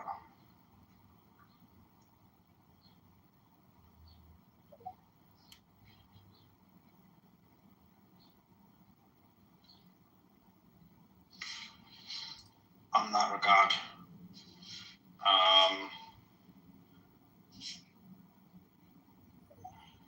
Yeah, Matrix, do you want to add something while I'm switching over? Oh yes. Given that the islands of Iran are pretty small, I mean, they're not the smallest, but I mean, they're not very big, and there's still telecommunication and other radar equipment that is still being there, and the US had 5 weeks of time to target all those targets, and it didn't achieve their objectives, or Iran was hiding them. Iran has maybe a lot of deep underground tunnel networks there. I think maybe there is another reason why the US is still trying to attack those. Maybe it's trying to weaken Iran's eyes over the Persian Gulf. So maybe in the future, the US has more freedom of operations, even with the drones or everything. Because otherwise, why would you just attack radar installations of a island you're not going to invade, right? And it's like kind of an early radar, because Iran doesn't have like the early warning radars of US that see from 5,000 kilometers. Probably it's more like 300. Any breaking news, then do give me that breaking news, and we'll take it from there. And lots to get through. So I'm about to end the stream now, so come across.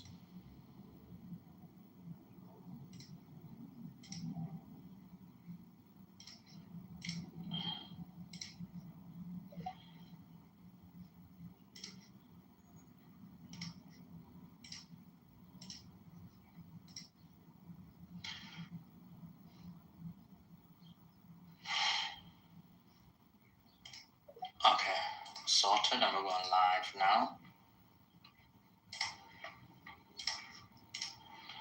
Okay, guys, let me know if the audio is working on the YouTube.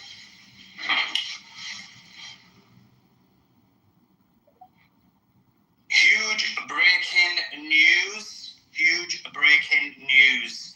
We have information now, confirmation that Iran has fired a number of missiles towards a large number of countries in the Middle East.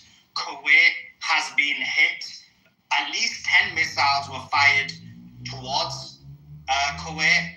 Two of the possible targets that we're hearing is the US base Ali Al Air Base in Kuwait, and the other one was the Arijan Air Base in Kuwait as well. The US 5th Fleet in Bahrain was also targeted and hit. We had multiple explosions. We also had reports that there were explosions in Dubai as well. We're going to be giving you the breaking news throughout this conversation. We're going to be obviously having on ex-CIA Larry Johnson come on the show as well. So do me a favor, like this video.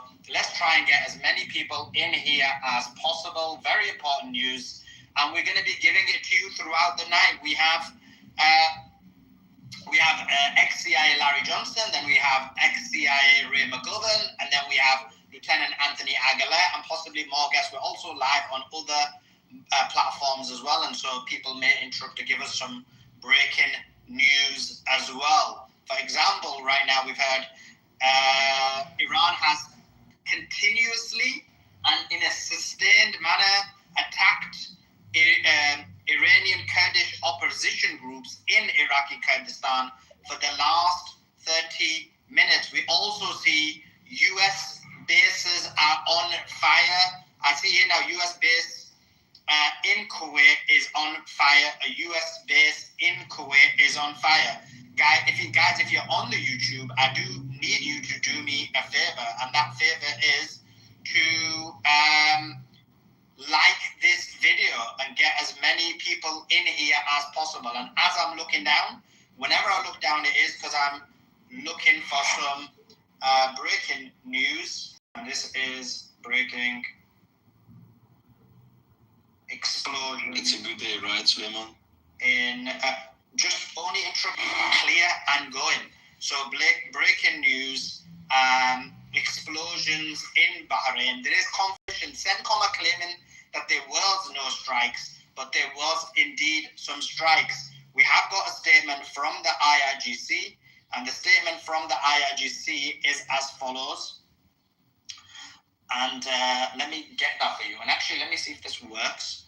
And guys, like I said, like the video, share the video, and let everybody know that we're on this channel. Many people may not know that we're on this channel. We have ex-CIA Larry Johnson coming on, and as we normally do, it's something we've always been known for, is to provide the breaking news as and when we receive it. So let's look.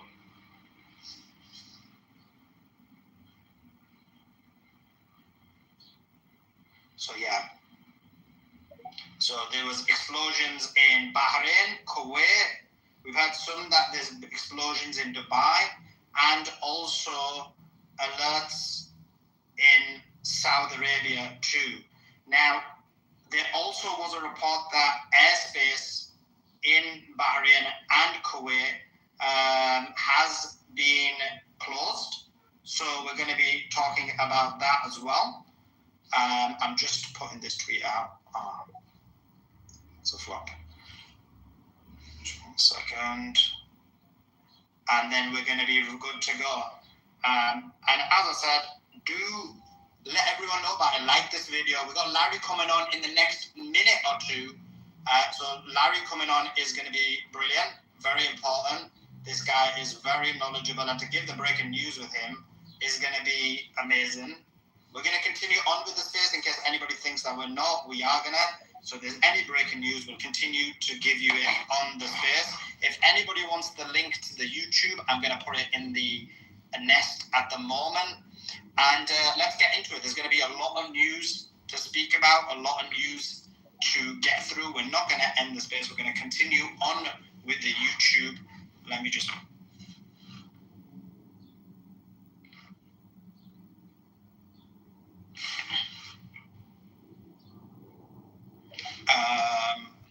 okay, cool. So we're just waiting for Larry. But in the meantime, let me just give some more news. Let me try this 1 second.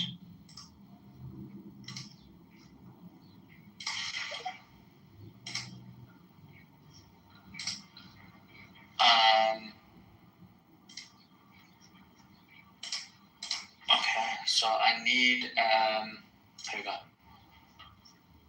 And yeah, guys, retweet the space. I'm just going to give some update on the news to the YouTube people, just in case any news they missed out on, and then we'll take it from there. So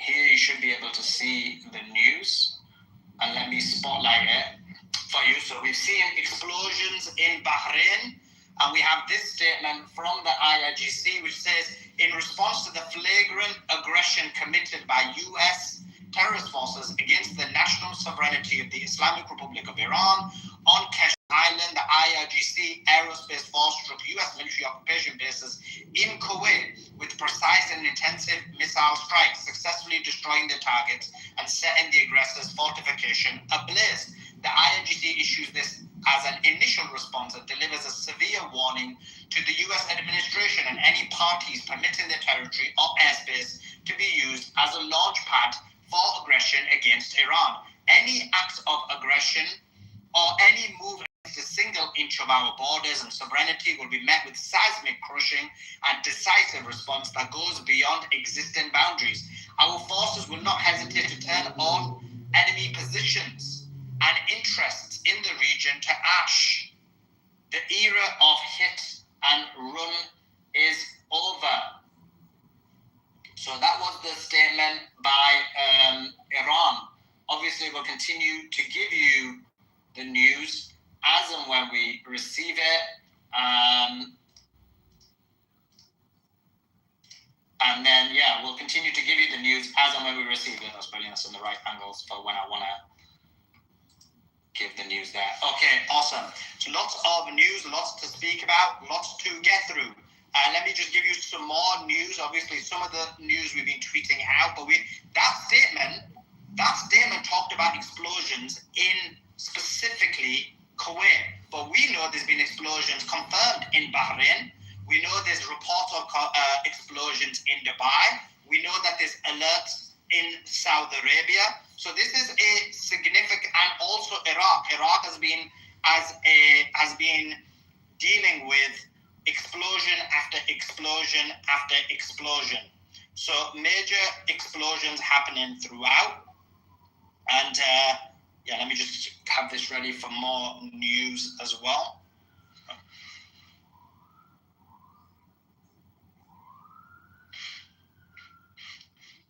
Okay, and yeah, what I'm seeing here is Channel 14 News is saying if the Iranian regime fires even a single shot at Israel tonight, all the gates of hell will be opened against it. Cabinet of Kuwait said, we demand Iran to stop attacking Kuwait and we condemn it. So obviously we're going to continue giving you the news as and when we receive it. The news is coming out. Let me just make sure.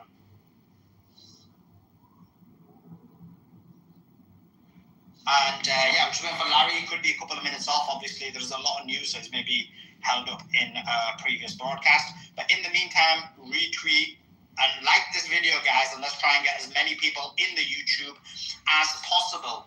Lots to get through and lots to break down. We will be having former CIA Larry Johnson. He's coming in a second. You just messaged me.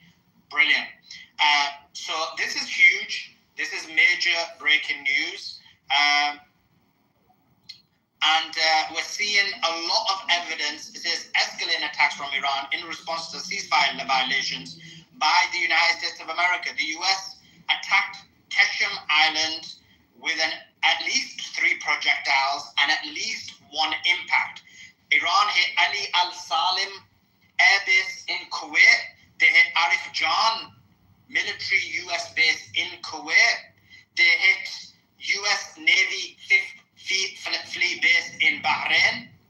Targets within the UAE, apparently an American base in UAE. Possible sirens in Saudi Arabia. There was sirens in Saudi Arabia, but we don't know about if there was any strikes. And also, Separatist HQ in Erbil in Iraq were hit as well. Multiple strikes and multiple hits.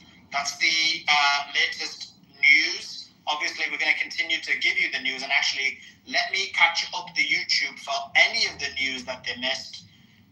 Although I did a kind of overview give it, but we've seen a multiple hits. CENTCOM are denying that any of these visuals were hit, but they've done that in the past. They've done that in the past where they deny strikes, and then we find out that strikes did indeed hit. We're going to have Larry Johnson coming on. He's going to break all of this news down with us as it's coming through live. The only thing I ask of the YouTube audience is if you can like the video. Brilliant. Everyone's hitting the emojis on there as well. Appreciate that. On the X, if you can retweet the space as well. We're going to be continue to give you the news throughout the night. We've got so many great guests coming on to break the news down. Larry, thanks for joining us. Can I ask for a 2-minute delay? Because I've been sitting here back to back since 6 o'clock. Of course, Larry. Never mind 2 minutes, Larry. Take 3 minutes. Okay. I was going to say take the number of minutes as missiles struck, but then there'll be too many missiles. There'll be too many minutes. I'll be right back. I got to turn the lights on anyway. It's starting to get dark. Appreciate it. So Larry will be coming on in a couple of minutes. Don't worry about it. I was going to say to Larry, take as many minutes as the number of missiles that Iran just struck today. But then I realized there's so many. I don't want to be waiting so many minutes. So I changed my mind and I didn't say that to him. But let me continue to give you the news as this is happening. In the meantime, like I said, you guys, I'm not going to repeat it, but you guys know what you need to do. Kuwait did receive a large number of hits too. And this is ongoing. So obviously, as the news comes in, we'll continue to give you the news as and when we receive it.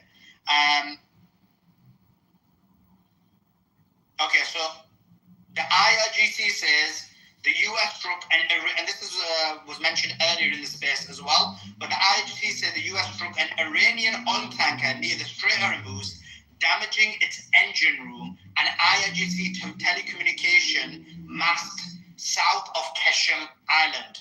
In response, the IRGC says it targeted a vessel named Panaya with anti-ship missiles. Apparently that vessel is an American-Israeli vessel, or an American vessel at least.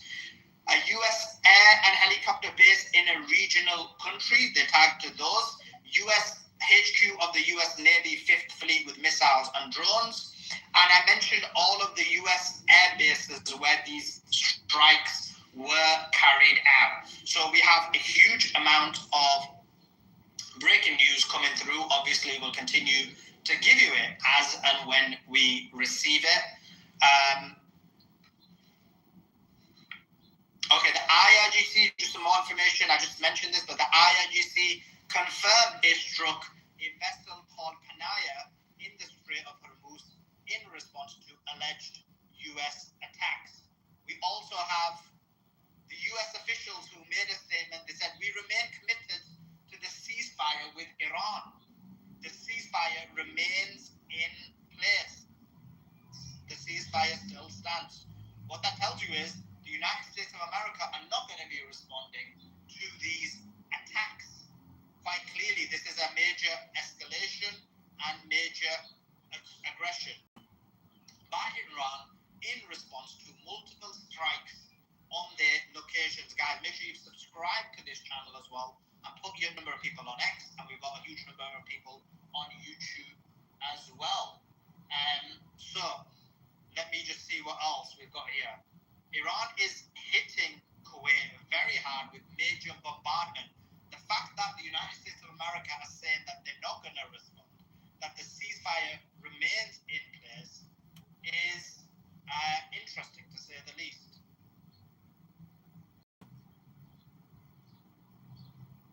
Okay, and I've got another. You're right. Okay, brilliant.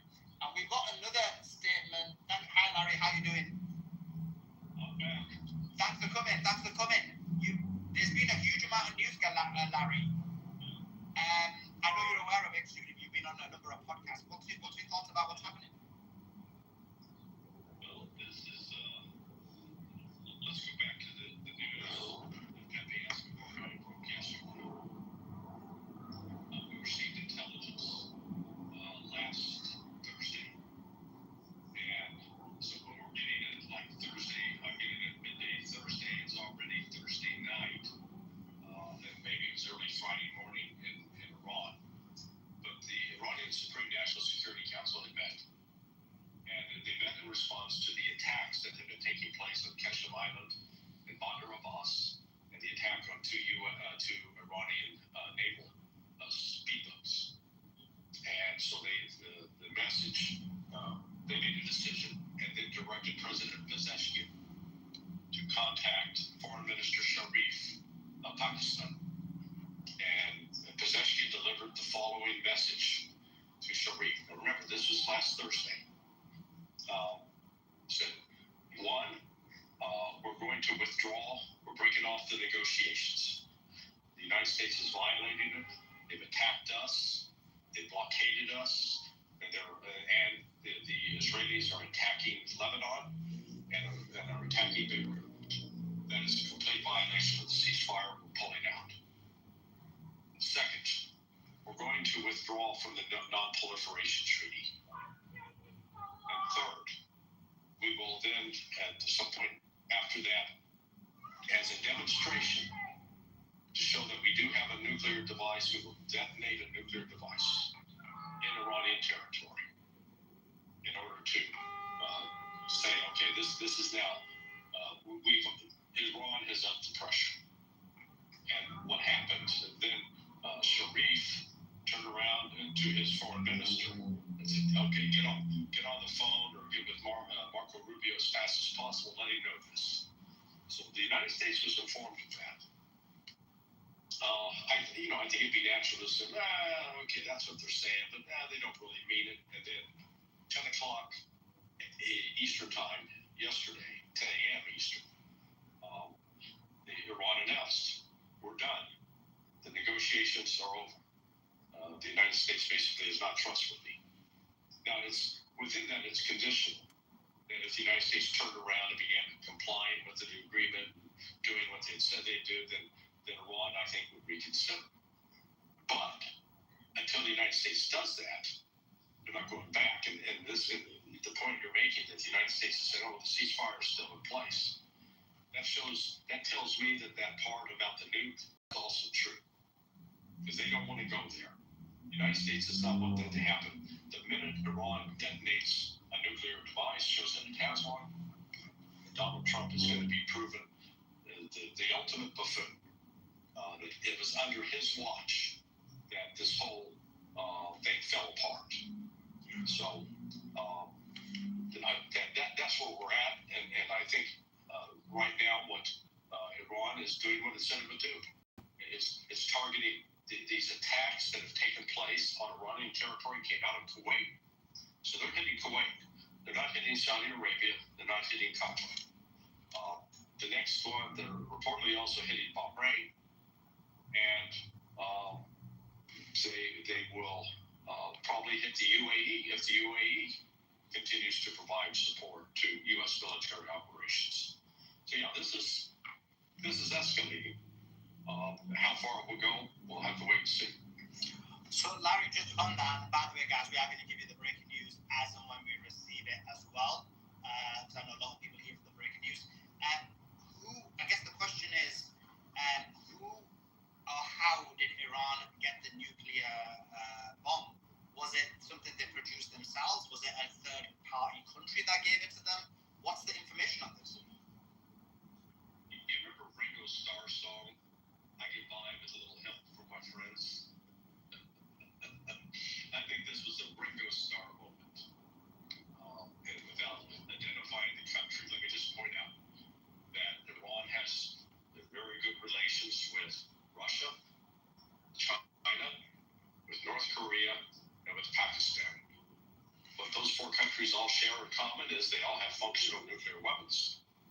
And Iran is aligned with them not to use nuclear weapons as in an offensive manner. And I think, if Iran ever decided to use a nuke, they would use it against Israeli military bases, Israeli military facilities. They're not going to use it against civilians. So that's still, they walk that fine line within Shia theology, and I'm sure it's shared within Sunni theology too. Just not among the Wahhabis and the Ahmadis and the Salafists, but for the vast majority of Sunni Muslims, the idea of killing the non-combatant is sin, is haram. So the Iranians, they don't pay lip service to that. They believe that. In fact, we noticed that how many civilians in Israel were not killed, and in Saudi Arabia, and in Qatar, and in Bahrain, and in Kuwait, and in UAE during the first 5 weeks of this war. Iran actually went to great lengths to not inflict civilian casualties. They made sure they were hitting strategic economic targets and military targets. Now, did they kill military personnel? Oh, absolutely. That's fair. That's not dishonorable. Killing civilians, dishonorable. And I'll add a note to that we had to listen to the Israeli ambassador to the United Nations Security Council yesterday complaining about Hezbollah attacks in Israel. And I just wish somebody at the council would have said, excuse me, how many civilians has Hezbollah killed in Israel in the last 4 weeks? And I think Danny would have had to say none or a few. And then somebody say, well, Mr. Ambassador, how many civilians has your government killed in Lebanon and in Gaza in the last 4 weeks? That answer is thousands. Women, children, men who are not military, elderly men, thousands. Which country was it? Yeah, I'm not going to say. I tried it. I tried it. Good to ask. When I was asked the question, I thought, should I have a smile or not? And I thought, let's have a serious face. Iran has the engineering capability to build the device on its own. So it's not really one that has to go begging for this. But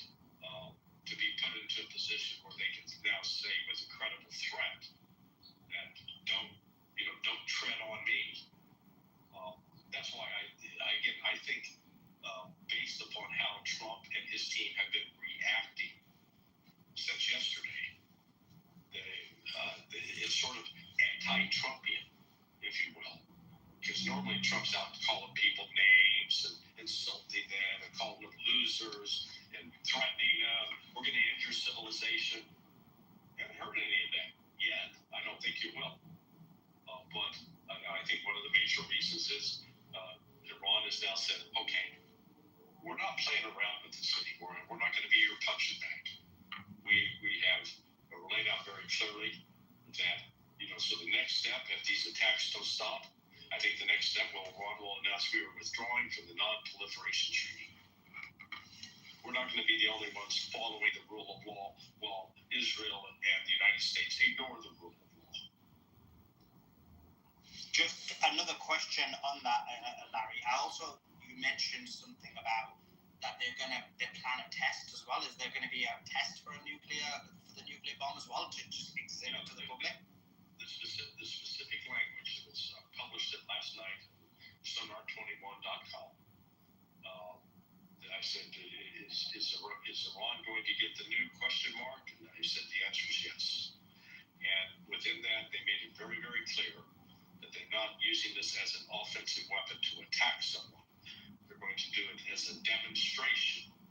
In other words, to have a detonation, probably underground, because I don't think they're going to do an above ground detonation that would risk contamination with radioactive material.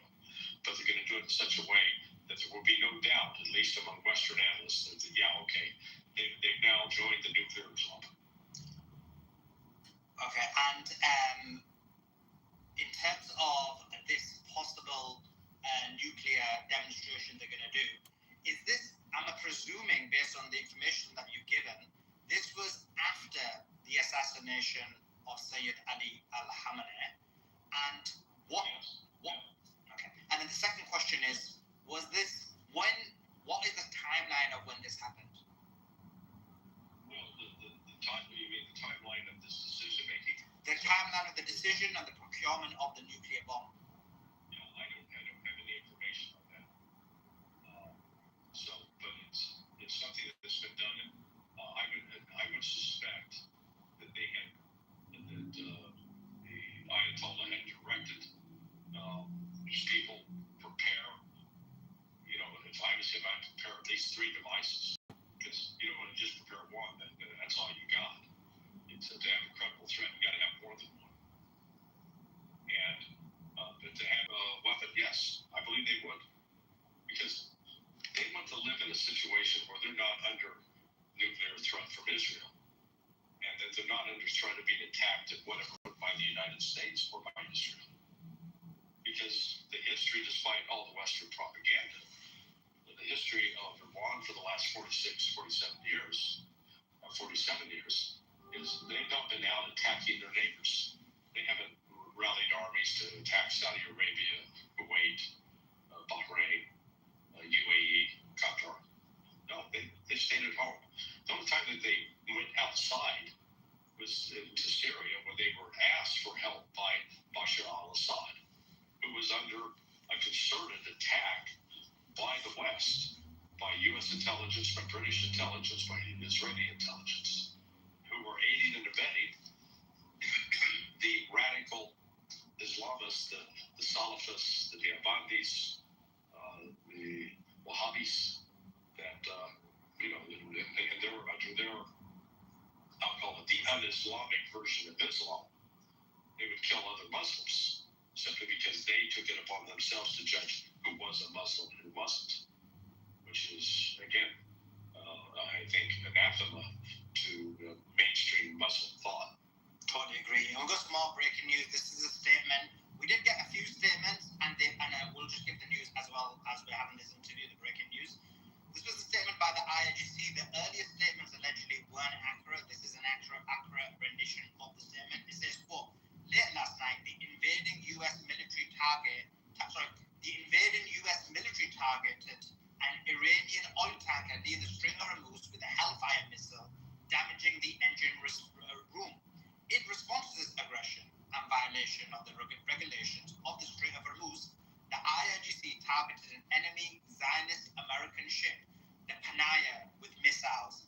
In renewed aggression, the American enemy also targeted an IRGC communication center on Keshem island. In response to this aggression, its air base and its helicopter base stationed in one of the countries in the region, Kuwait, as well as the headquarters of the US 5th Fleet in Bahrain, was subjected to an attack by missiles and drones of the IRGC Aerospace Force. We warned previously that in the event of an aggression, the response would be different and harsher, and we have acted accordingly. These responses should serve as a lesson. We reaffirm that undermining the security of the Strait of Hormuz will cost the invading US military a heavy price. We also have another piece of breaking news which says, quote, a no-fly zone has been set up over Erbil in northern Iraq, covering 13 nautical mile radius and up 6,000 feet, officially for a military exercise running from 7 a.m. to 10 p.m. So major escalation, and also obviously the airport in Bahrain has also been closed, and Kuwait. Larry, major attacks by Iran, specifically Bahrain and Kuwait. We had alerts. We had also possible reports that there was explosions in the UAE, although that one needs to be verified. The UAE just keep things under wraps. And we did hear alerts in Saudi, although they were not verified either. What's your thoughts about these specific attacks? Well, again, they are measured responses. And the key is they are responses to U.S. attacks. These have not been initiated by Iran. And that's been, that's been the track record throughout this war. And so, Iran is, I'll say, maintaining its integrity. That they're not going to play into the hands of the West that wants to create a narrative that they're this crazed Islamic fanatics who want to destroy Christians. No, Iran is defending itself and is specifically targeting Kuwait because the Hellfire missile, I suspect that was fired by a drone, not by a pilot. And those drones apparently are coming out of Kuwait. And so that's why they're hitting both the air base and the Army base in Kuwait, the U.S. Army facility. So, the U.S. is going to have to make a decision. Are they going to escalate? And if they escalate, then that's the end of the ceasefire. Putting Donald Trump in a real pickle. I heard, I haven't verified it independently, but I was told on an earlier broadcast with Peter Kerson that the Trump's popularity is now below 30%. And I find that quite believable. We're also seeing that, with the past manipulation of oil prices, that the price is now declining.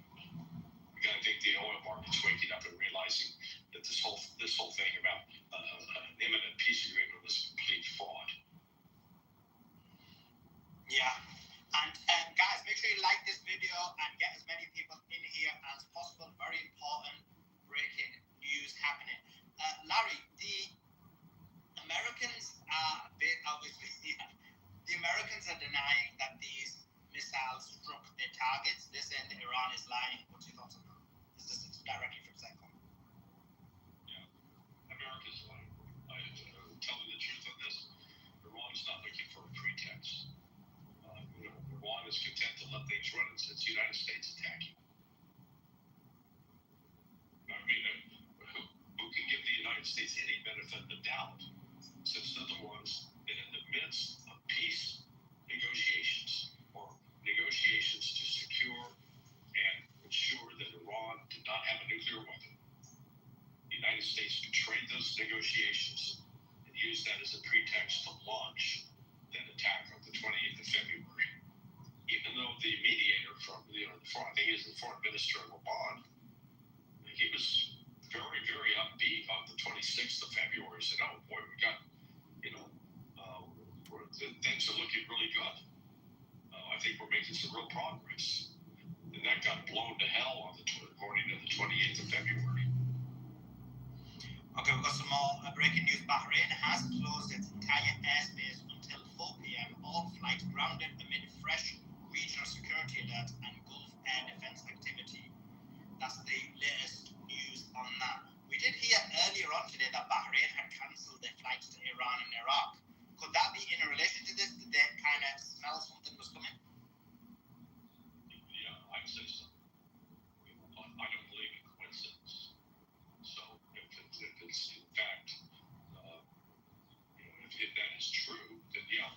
so that they knew this was coming. They knew the United States was going to go after this Iranian tanker.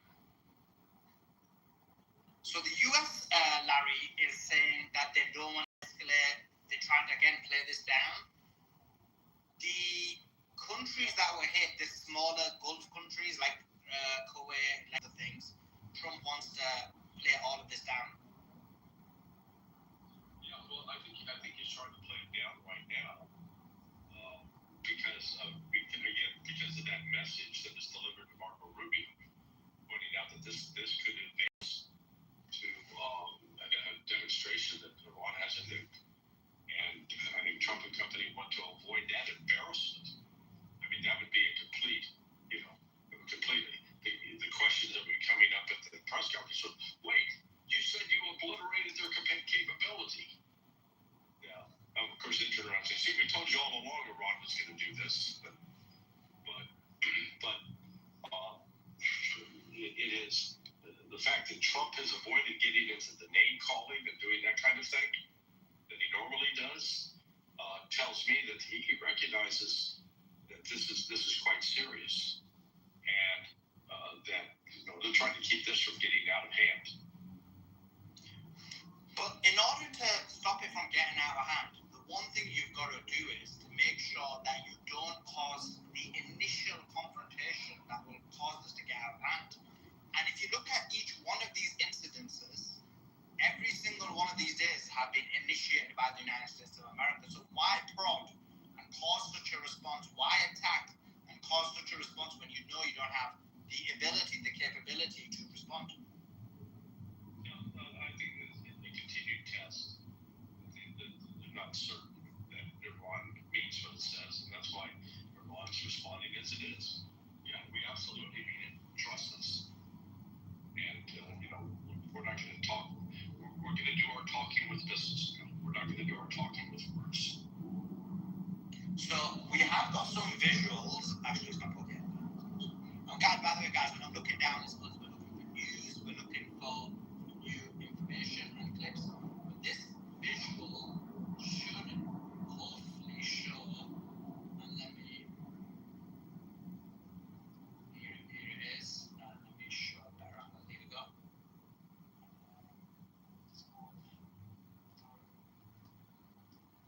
Okay, so you can see here, hopefully, you can see this American air defense failing in Kuwait after failing to destroy Iranian missiles. So you can see the Iranian missile does end up striking.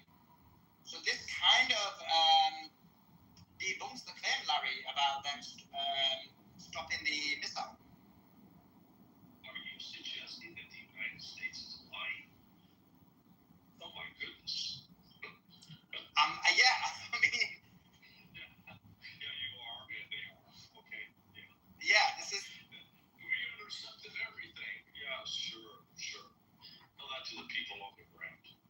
Yeah. I don't rule out the possibility that Iran, in its missile response, is using what I'll call lower grade, lower capable missiles that they are using.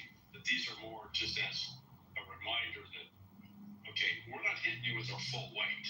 We're hitting you enough that you know we're serious about this. But if you keep fucking around, you're going to find out. Yeah, and that's exactly what's happening. Larry, just on this, actually, let me get up the targets that were struck in these different locations. So it was Ali Al Salim U.S. Air Base in Kuwait. It was auto allegedly targets in the UAE. We did hear there were sirens in the UAE.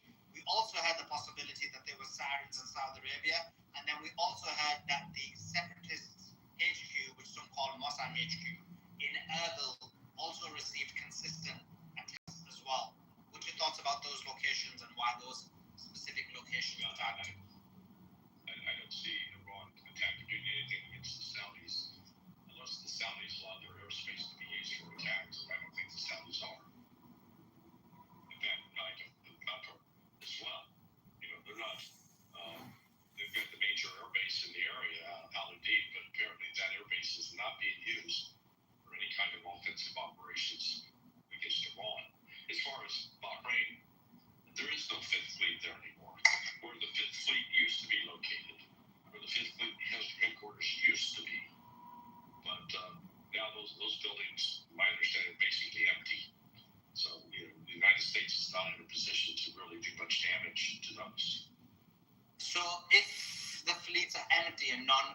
operational, why would Iran waste their time attacking it? Well, that's again, it's the West claiming that it's attacking it, not Iran. I didn't see the ROGC that were hitting targets on radar. Well, this one claims this, unless this is a fake one, but I'm being told this is a legitimate IRGC statement. The one I read, you know the one I read, Larry? It says, in response to this aggression, its airbase and its helicopter base stationed in one of the countries in the region, Kuwait, as well as the headquarters of the US Fifth Fleet in Bahrain, was subjected to an attack by missiles and drones of the IRGC aerospace force. Yeah, well, they're attacking an empty shell.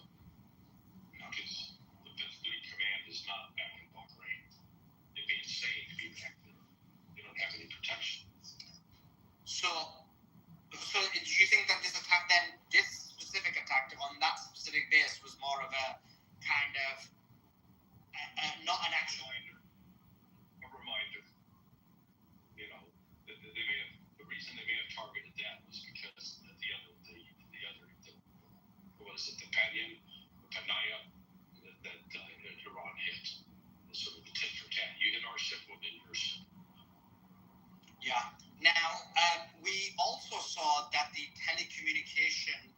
another telecommunication radar was hitting Kashim Island. I brought this up to you the other day, Larry. They are starting to consistently hit a number of telecommunication and radars on the Strait of Hormuz.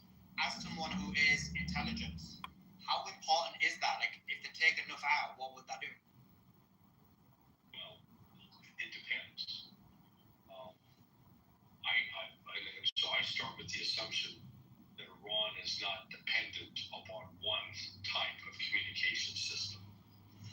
They have both visible systems that are above ground, but I think they also have other systems, some below ground. And you can't rule out that they've also created decoys. They've created a target that looks like a communications node. Turns out that it isn't. But if the United States plan is to gradually try to wipe out the ability to communicate between these units, then that could be a prelude to another attack. Maybe trying to insert ground forces. But I don't think the U.S. is there yet, because I'm not hearing the chatter. Locals within Western Tehran are reporting a possible boycott, and also locals in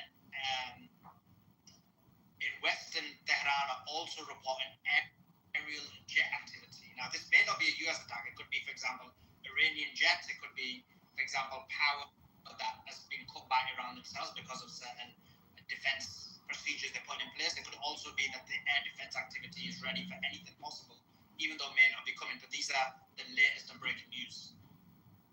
Well, and also consider that what might be taking place over Isfahan is the U.S. drone trying to do intelligence collection. And the Iranian air defense systems naturally would engage that target.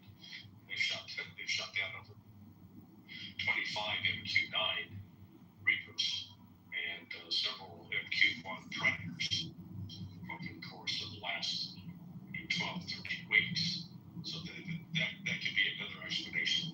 I do think it's more likely that the air traffic that they're hearing over Iran is Iranian air traffic, not the U.S. air traffic. Fair enough. That makes sense. That does actually make sense. Because I remember you mentioned to me that if something like that was to be happening, you would be hearing chatter at least about 5 to 6 hours before something happened.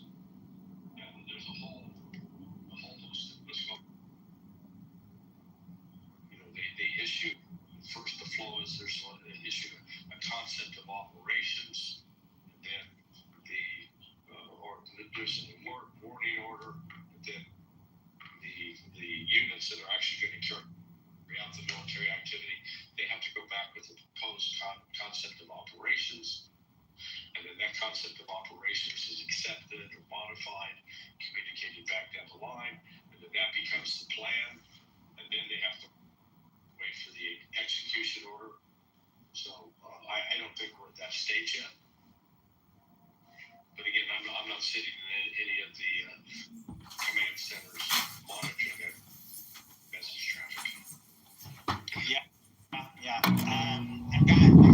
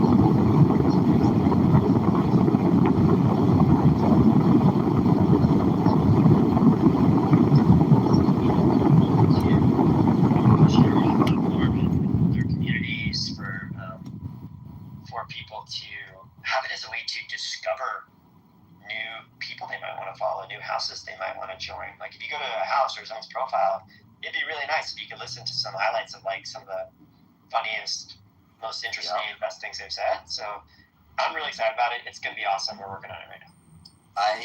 As you know, I get asked about clips a lot. And since you said that it's been kind of pandemonium in terms of great feedback. And I think as somebody who has, you know this about me, I have internally advocated for some form of clips to return based on the feedback we got. And I was not even prepared for how phenomenally better it's going to be than the original clips experience. Let's not overset expectations. It's pretty simple to start. But it's fundamentally going to change the way people use the app, and that's all I'm going to say. Oh, that's awesome. That's cool. Yeah, well, I'm super excited about that. Hopefully people like them. I will intend to make sure that they do. So, Paul, we have made it just in time. I'm super glad we got to everyone's questions that sent in. Again, please send us your questions so we can answer them here in Town Hall. And Paul, please bring us home for another Town Hall. June is in the record books. All right. Thank you, everybody, for going to Town Hall. We say this all the time, but we really, really, really want your feedback. We're really trying to do a great job of building what you want and building what you're asking for. So please tell us what you want more often, and we're going to see how quickly we can get it out to you. I'm really excited about the big things that are coming up that we've talked about, and also ones that we haven't yet talked about. And see you in just a couple weeks. I think June 2nd. Wait, what's our next town hall? July 7th.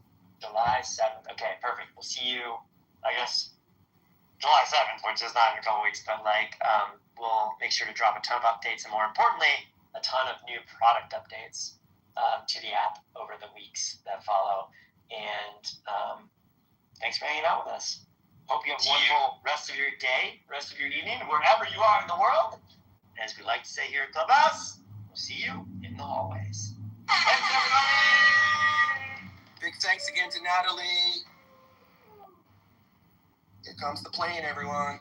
Well, I got it too. Double dipping. Bye.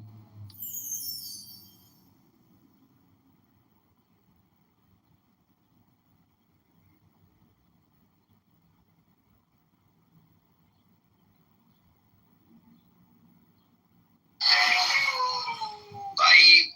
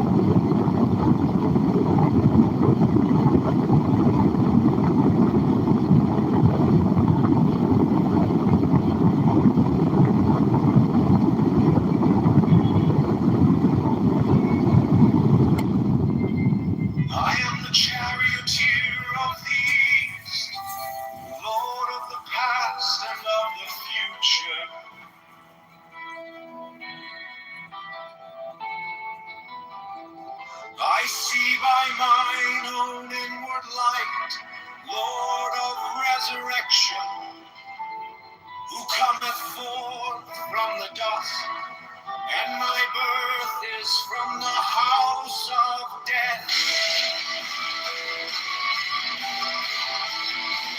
Only to divine house upon your back,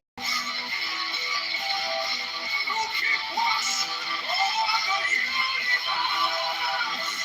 Get ready, who company the beer to the house of rust, who pilots over advancing onwards to the heights of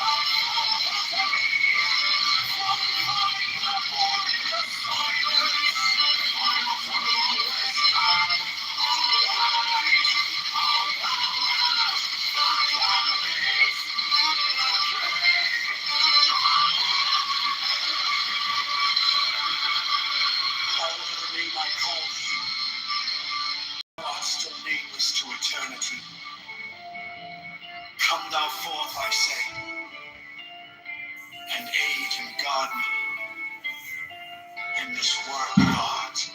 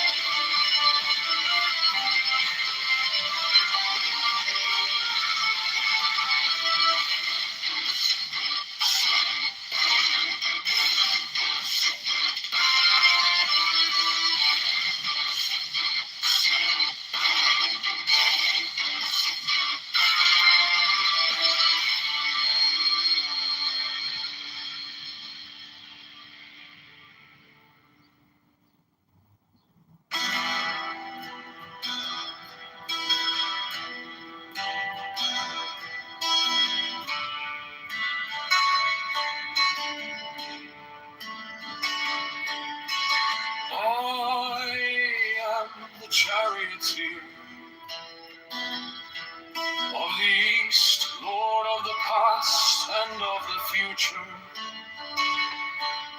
I see by mine own inward light, Lord of resurrection, who cometh forth from the dust, and my birth is from the house of death. Oh, ye true divine hearts upon your pinnacles, who keep watch over the universe, ye who company the beer to the house of rest, who parteth the ship of God, advancing onwards to the heights of heaven. Lord of the shrine which standeth in the center of the earth, behold, he is in me, and I in him. Mine is the radiance, wherein toppled down hell on the firmament. I travel upon high, I tread upon the firmament of blue. I raise a flashing flame with the lightning of the new, ever rushing on in the splendor of the daily glorified light, giving my life to the dwellers of earth.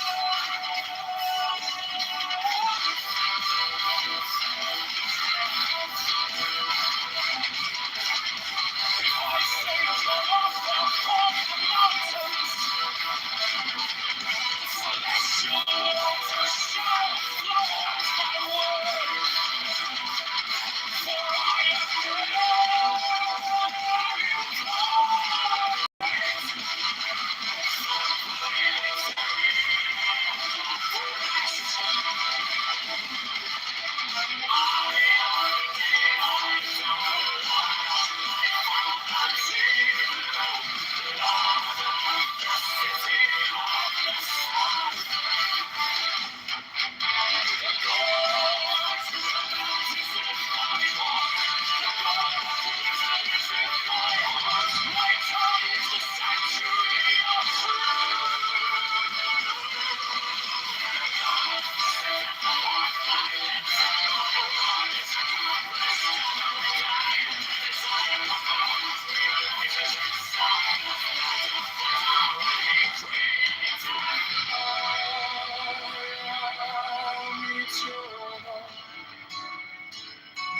Therefore all things are as my desires.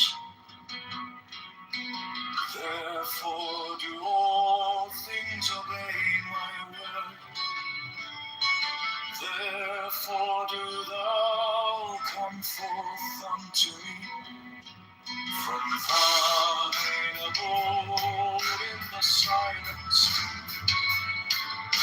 Unutterable wisdom, all light, all power, grace, luxury, holdeth my weapon, my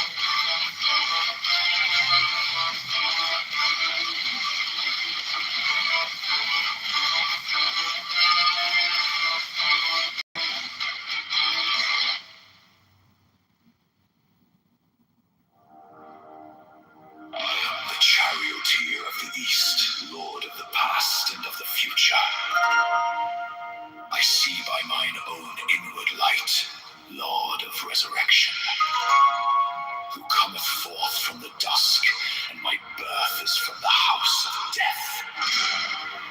O ye two divine hawks upon your pinnacles, who keep watch over the universe, ye who accompany the bier to the house of rest, who pilot the ship of Ra, advancing onwards to the heights of heaven, Lord of the shrine, which standeth in the center of the earth. Behold, he is in me, and I in him. I am the charioteer of the east, Lord of the past and of the future. I see by my own inward light, Lord of resurrection, who cometh forth from the dusk, and my birth is from the house of death. O ye two divine hawks upon your pinnacles, who keep watch over the universe, ye who accompany the bier to the house of rest, pilot the ship of Ra, advancing onwards to the heights of heaven, Lord of the shrine which standeth in the center of the earth. Behold, he is in me, and I in him. Mine is the radiance, wherein Tar floateth over. The temple being in darkness, and the speaker ascended into his place. Let him begin by a ritual of the enter, as followeth. H vivo preocum, o procul este profani, bahlasti, peda. In the name of the mighty and terrible one, I proclaim that I have banished the shells unto their habitations. I invoke Tahuti, the Lord of wisdom and of utterance,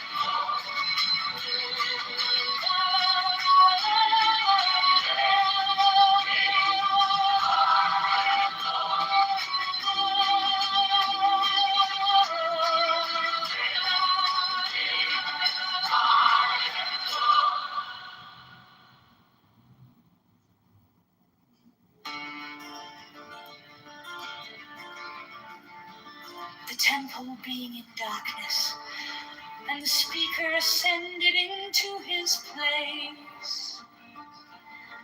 Let him begin by a ritual of the enterer, as followeth.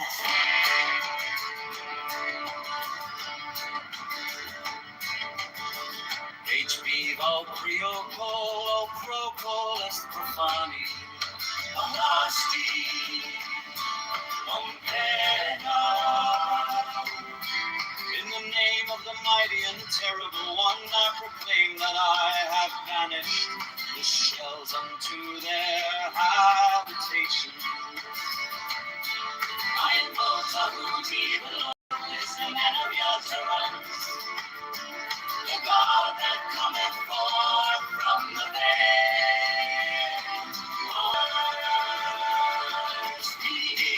I invoke, O thou of the ibis head. I invoke, thou who wieldest the bond of double power. I invoke, thou who bearest in thy left hand the rose and cross of light and life.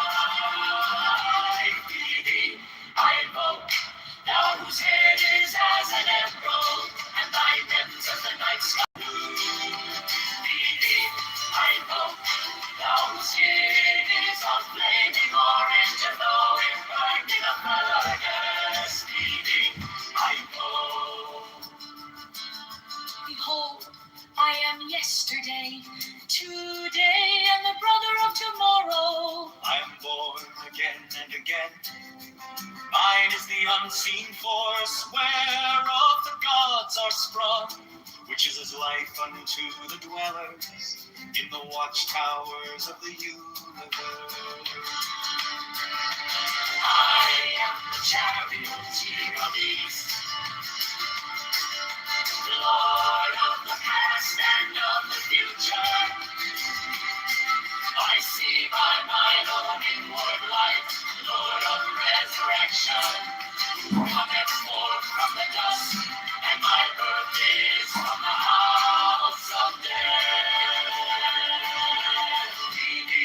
I invoke, O thou of the ibis head.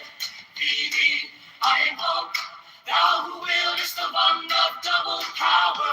I invoke, thou who bearest in thy left hand the rose and cross of light and life. I invoke, O thou of the ibis head. I invoke, thou who wieldest the wand of double power. I invoke, thou who bearest in thy left hand the rose and cross of light and life. I invoke.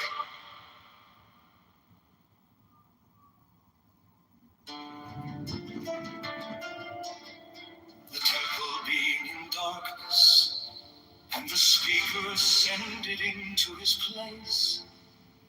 Let him begin by a ritual of the enterer, as followeth. Va o proculesti profani, balasti ompera. In the name of the mighty and terrible one, I proclaim that I have banished the shells unto their habitations. I invoke Tahuti, the Lord of wisdom and of utterance, the God that cometh forth from the veil. O thou, majesty of Godhead, wisdom crowned Tahuti, Lord of the gates of the universe. The temple being in darkness, and the speaker ascended into his place. Let him begin by a ritual of the enterer, as followeth. Vau preocul, o proculesti profani, balasti. In the name of the mighty and terrible one, I proclaim that I have banished the shells unto their habitations. I invoke Tahuti, the Lord of Wisdom and the Gnostic Catholic Church, the Order of the Knights of the Ghost, the Order of the Illuminati, the Order of the Temple, Knights Templar.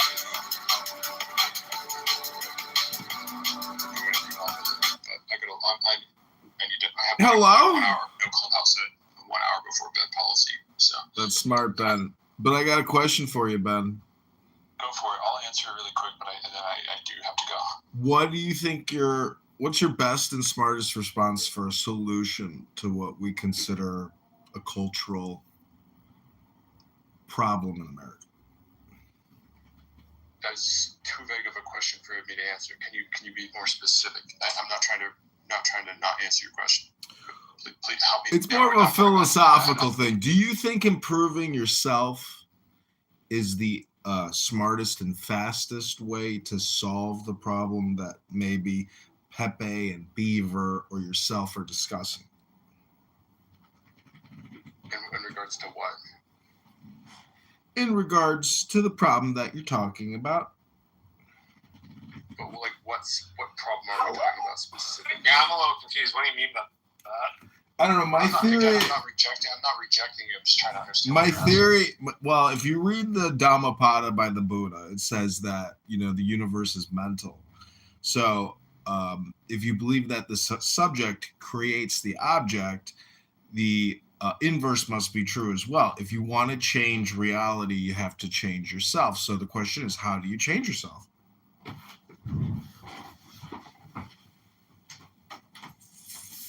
I still don't understand. What is your question? Yeah, dude, be specific. Otherwise, it's really hard to answer what you're asking. Like, I think I see what you're getting at, but it's too vague for me to give you a concrete answer. Respectfully, and again, I'm trying to hear you out on your question. I'm just trying to insult your question. It's very vague.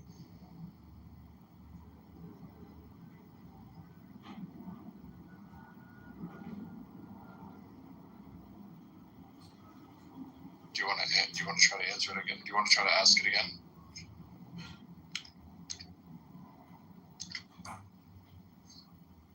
Going once. Going twice.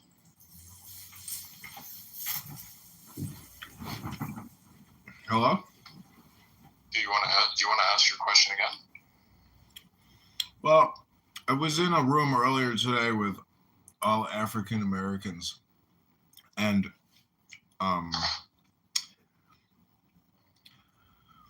some people are very disagreeable towards white people. Some people say, why are you so disagreeable? You talk to white people every day in the real world. Why on this app do you feel that, you don't have to talk to white people, or you can be rude to white people for the sake of being rude to white people? The truth of basically it's completely pointless to attack anybody personally. And when people attack me personally, I always call it out now as ad hominem projection. And so that's what I'm saying is, like, what Pepe does and other race hustlers do is they're always calling out racial identity politics or crime statistics, because the truth is crime is crime. If an American commits a crime, an American commits a crime. It's not our people committing a crime. It's American people committing a crime. It's individuals commit crimes. I agree with your general premise, sure. I also think that, yes, Clubhouse is not the real world. I would agree with that. So, but yes, individuals commit crimes. And yes, I don't know how much of the conversation you were around for, but yes, I would agree with that general premise. And I agree that Pepe believes it. It's symptomatic of a larger of the group. I don't agree with that statement at all.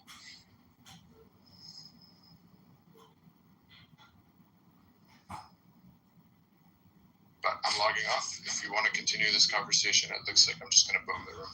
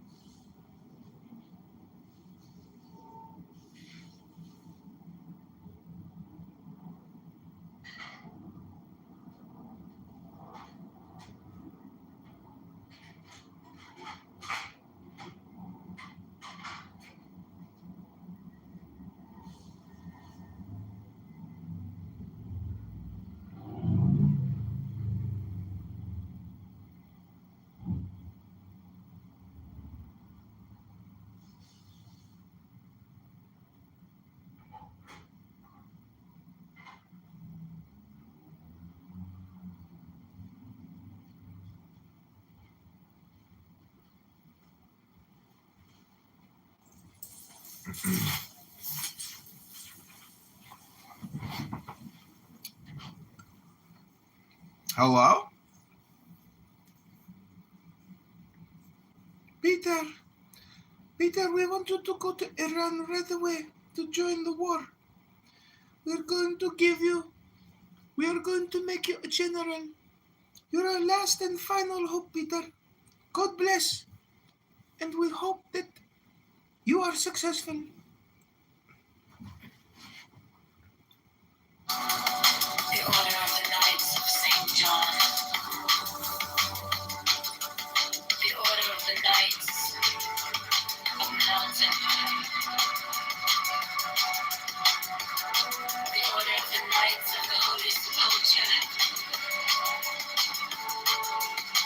The Hidden Church of the Holy Grail. The Hermetic Brotherhood of Light.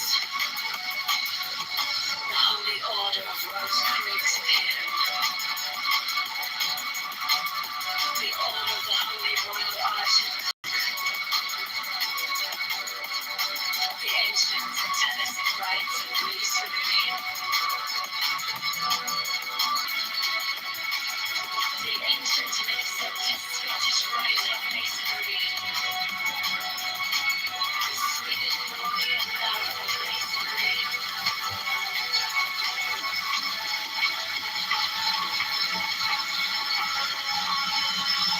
The Order of the Martinists. The Order of the Sapphire, and many other orders of equal merit, if of less fame.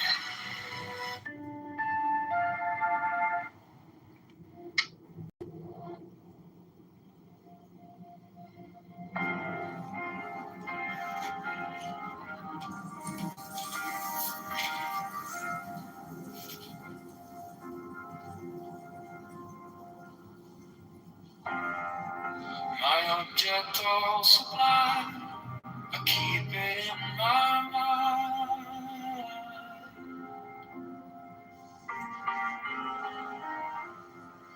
A needle made of light, threading through the night.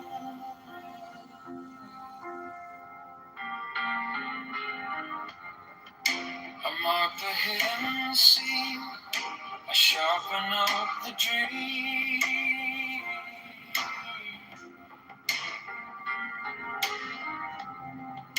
The case is cold but clear, I'm waiting long enough here.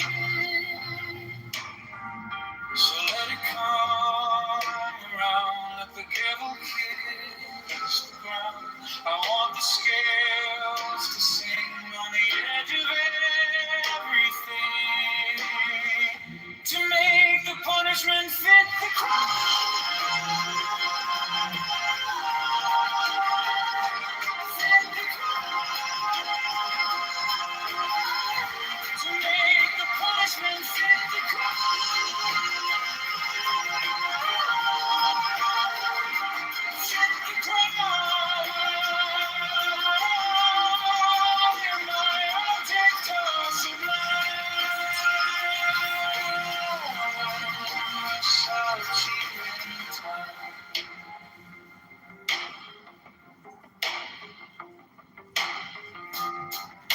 You wore the borrowed face, you left no kind of grace.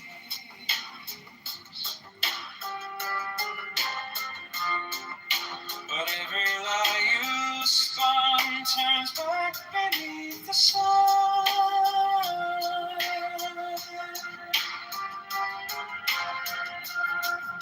I kept the final clue, like a blade inside my shoe.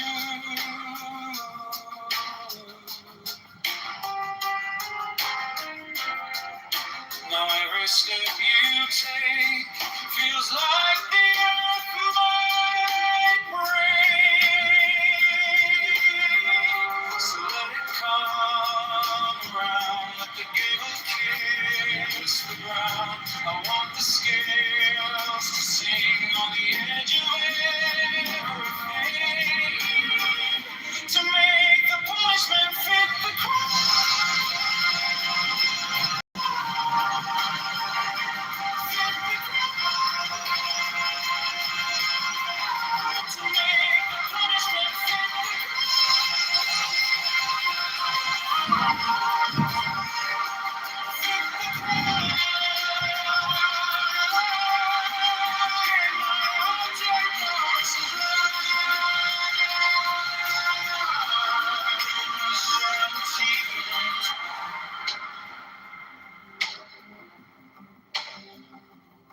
if I'm wrong, but I have to make the punishment fit the crime.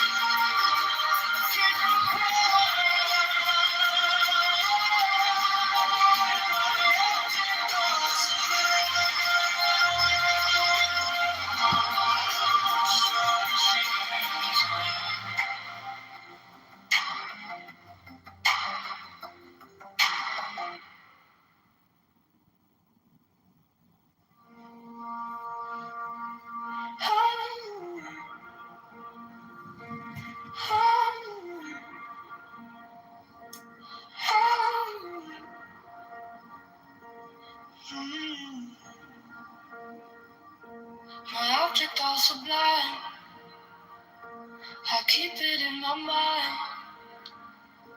A needle made of light, thread into the night. I mark the hidden steam to sharpen up the dream. The case is cold but clean. I've waited long enough here, so let it come around. Let the devil kiss the ground. I want the skills to stay on the edge of everything, to make the punishment fit the crime. Fit the crime. Make the punishment fit the crime. Fit the crime. My object all sublime, I shall achieve in time.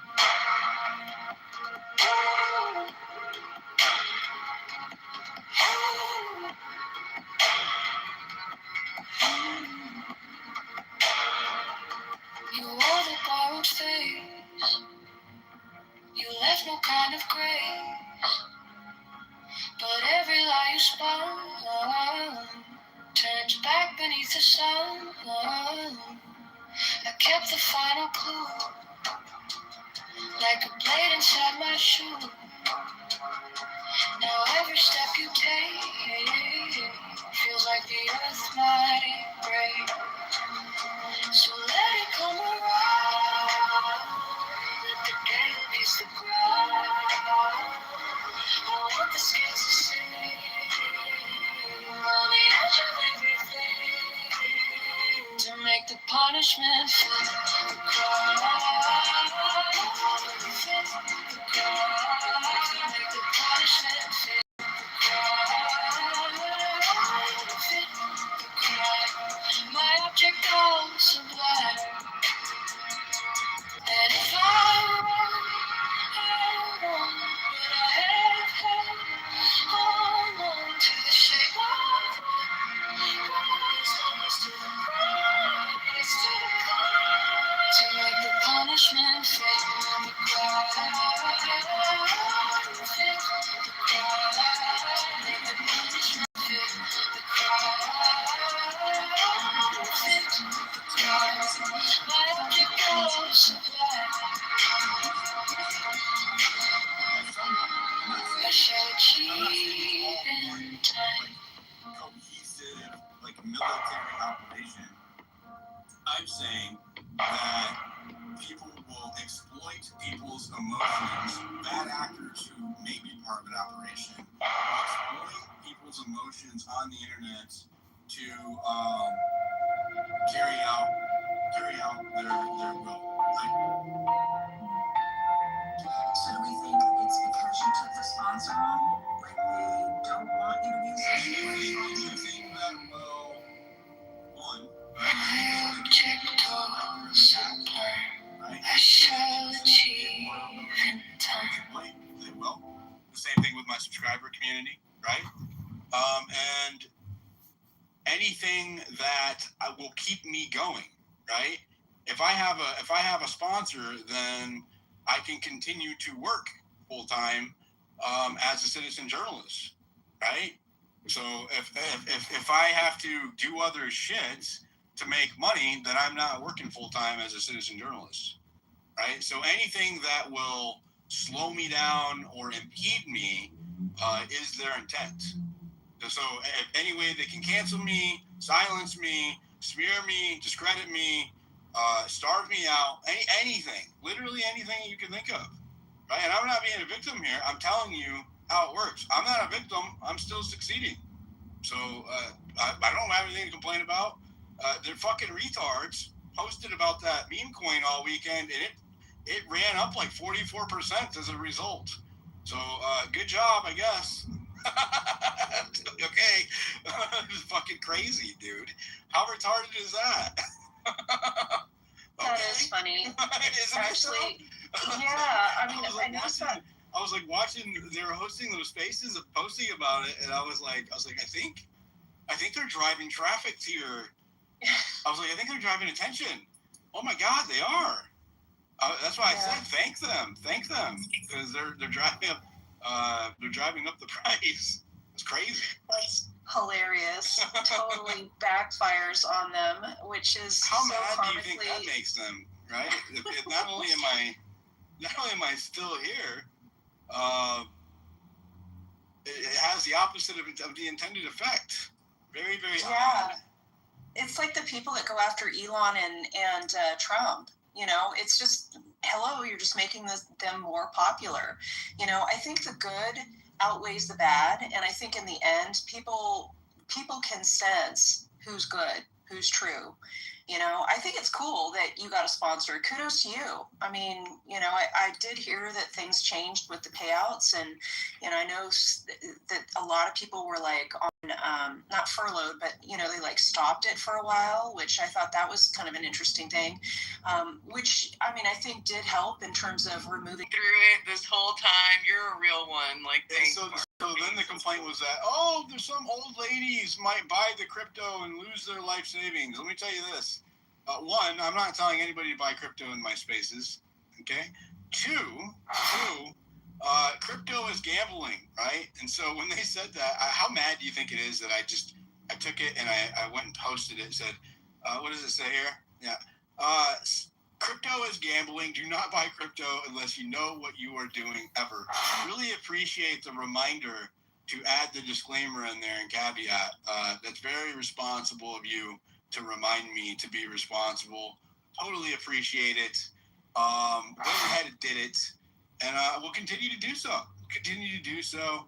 Yeah, definitely don't want any old ladies spending their life savings on crypto. It is 100% gambling. 100% gambling. People can make money on it. Generally, no. Right? The math is against you. If you know what you're doing, you can. Never financial advice in here.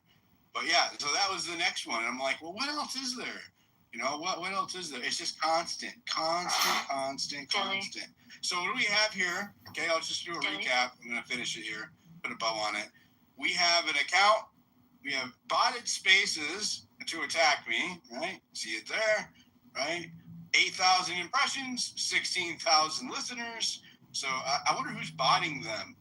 There's a certain account that's been hanging out in those spaces that's known for botting. I won't say who she is, but we all know who she is. Okay. So there's a certain account in there that's been known for botting spaces. And so she's been pumping up these spaces attacking me in the background with bots, making them look like they are popular. I just showed you that. I showed you the account attacking me since February, making the account in 2022, activating during my peak Epstein coverage in last year. First reply or post ever was to my CIA space about the the Washington D.C. shooter on Thanksgiving last year, and then also this account had the subscriber attack and now attacking my sponsorship, whatever, right? These are ways to try to stop dissent, right? I am a dissenting voice. I get attacked from all sides. I'm a moderate. I was more hardcore MAGA last year, right? And for the previous years than I am right now, right? I would not question the Trump administration. I was a straight up cheerleader, right? And I was one of those people who would push back on dissent. Maze knows this. I used to get in arguments with her about Trump regularly in 2024, right? You know, when Epstein happened, I became far more critical when the Trump administration said that it was a Democrat hoax, right? Let's look at my grok, huh? What was the first time I talked about? He talks about Epstein. So I had been covering Epstein while I was trying to get. See, guys, I was covering Epstein while I was trying to get Trump elected. And he specifically said that this was a campaign promise, right? He specifically said that that they would release the Epstein files. He didn't put it on paper. He said it during podcasts on the campaign trail. It's still a campaign promise, regardless, right? And when he came out last summer, and first they leaked a fucking memo. I think it was to Axios, right? And I even held a space on it that said, there was the suicide was a suicide. There was no evidence to charge anybody else, and they were closing the case. Right? Leaked memo, and I was like, no way this is real. We held a space on it all day. Like, there's no way this is real. And then the next day, they had a sit-down meeting, a cabinet meeting with the president and Pam Bondi, and a reporter asked them if it was true, and they said yes. And then I deviated, right? I was no longer a cheerleader because they did something that conflicted with my core principles, and I couldn't do it. Right? I could not reconcile that with my political views. That's when I started catching heat from my own side on the that was my first big cancellation, right? Huge cancellation from the right on that one. Most brutal attacks I've had online ever. Doxing attempts and death threats and all kinds of shit from all kinds of people. It was also the first time that I openly criticized the CIA in my spaces. And like I said, that was just happened to be when that account activated. Right? I'm not saying that they activated her, but the timing is there for anybody to go see. Right? July of 2022, they verified, had never been active for 3 years, and then decided to activate during my peak Epstein coverage, right? And my criticism of the CIA for their role with Epstein. And then when I was covering Fort Huachuca, oh no, the attack in February came when I linked the CIA to Les Wexner, right? So that reminds me, the February attacks from that account, they coincided when Wexner was doing his interviews. They taped his interviews. He went in front of Congress. Very, very suspicious back and forth. He accidentally slipped that there was a Roman consulate, Romanian consulate that was brought back to his house by Epstein and managed his house for him, right? So I did what I do and investigated and figured out who it was. Well, I posted that and it went fucking ultra viral, right?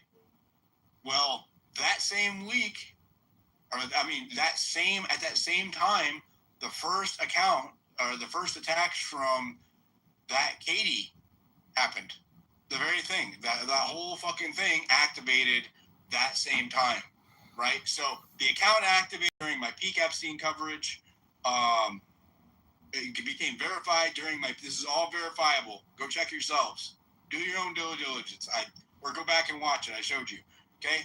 The account created in 2022, it activated. Did you say do your own diligence? Became verified in pattern. Go look at it yourself. Okay? Search. Search for Wexner on my timeline. Look at the video when I was scrolling through, or search the mentions of me on that account, right? You'll see the timing is there. Let's see. When was the first time? When was the first time? I know I'm just doing this because I want to show you guys. I would rather just show you. First time, I know that you're in the space, you can't see it. He posted about Epstein ever. We'll see when the first time I posted about Epstein ever.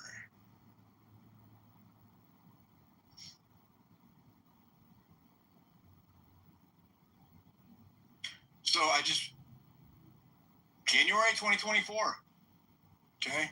So that was when Biden was in office. I think I did a space before that towards the end of the year announcing it.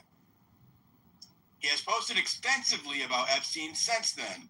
File drops in mid-2024, promises to declassify, right? Connections to broader issues, heavy coverage in 2025. The accounts focus on it as a nonpartisan, rogue government issue started building from those initial 2024 file drops, right?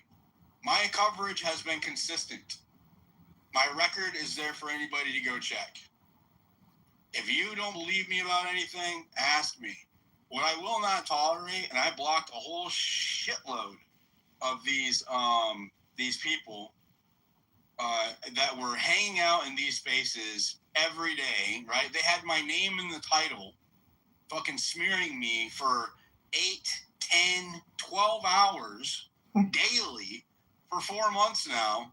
And my mutuals, right? People who host spaces with me or speak in my stages or act like they're my friends are hanging out there. I started fucking unfollowing them and blocking them because you can see what I do, right? I cover high profile, intelligence adjacent government corruption cases, and it brings me heat from all sides. I get attacked from the Democrats, I get attacked from the Republicans, I get attacked from the foreign squads, right? The fucking Zionists, everybody, right? I piss everybody off. And so I don't need any snakes around me who are going to give attention to or airtime to or any kind of credit to people who are trying to destroy me when I am effective at my job, right? So I started fucking unblocking people unfollowing people and blocking them just to kind of cut out the noise. Because I have a limited amount of time to pay attention to what I research and work on all day. And half of the time I am getting DMs about these accounts, posting about me, hosting spaces about me, whatever, right? It's constant. It never fucking stops. I eventually had to tell people to stop messaging me about it, right? They're like, oh, I didn't mean to do anything. Fucking just stop. Stop sending me that shit. I don't fucking care, right? I'm doing this one space to address all of this shit because I'm ignoring it going forward, but I'm also highlighting what these people are, what they do, right? Who are they? What is their intent here? Do they have an agenda? What's their agenda? Look into them, right? Or do they hate Candace Owens? Some of these people came after me because Candace Owens follows me and reposts me sometimes. I don't always agree with her, right? I'm not like personal friends with her, right? But I do like the work that she does, and she's an incredible voice for dissent on the right, right? And we need that. We need dissent. And so they will swarm me just for that fact alone, right? Just if she reposts me once, all of her fucking haters will swarm me just for that fact alone.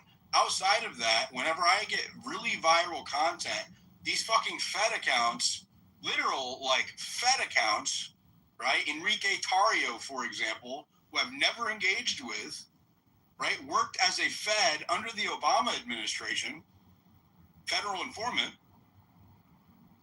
will start working together, reposting each other, quote posting me, replying to me out of fucking nowhere. Anytime that I go viral about intelligence or Epstein or Charlie Kirk or Wachuk, anytime I hit a fucking nerve, this is the response. right? And so if you are claiming to be my friend or acting like you are a friend and you are like helping these people either passively or directly, I do not want you around me, right? That is just a fact. It has nothing to do, it's nothing fucking personal, but that is going to be the case.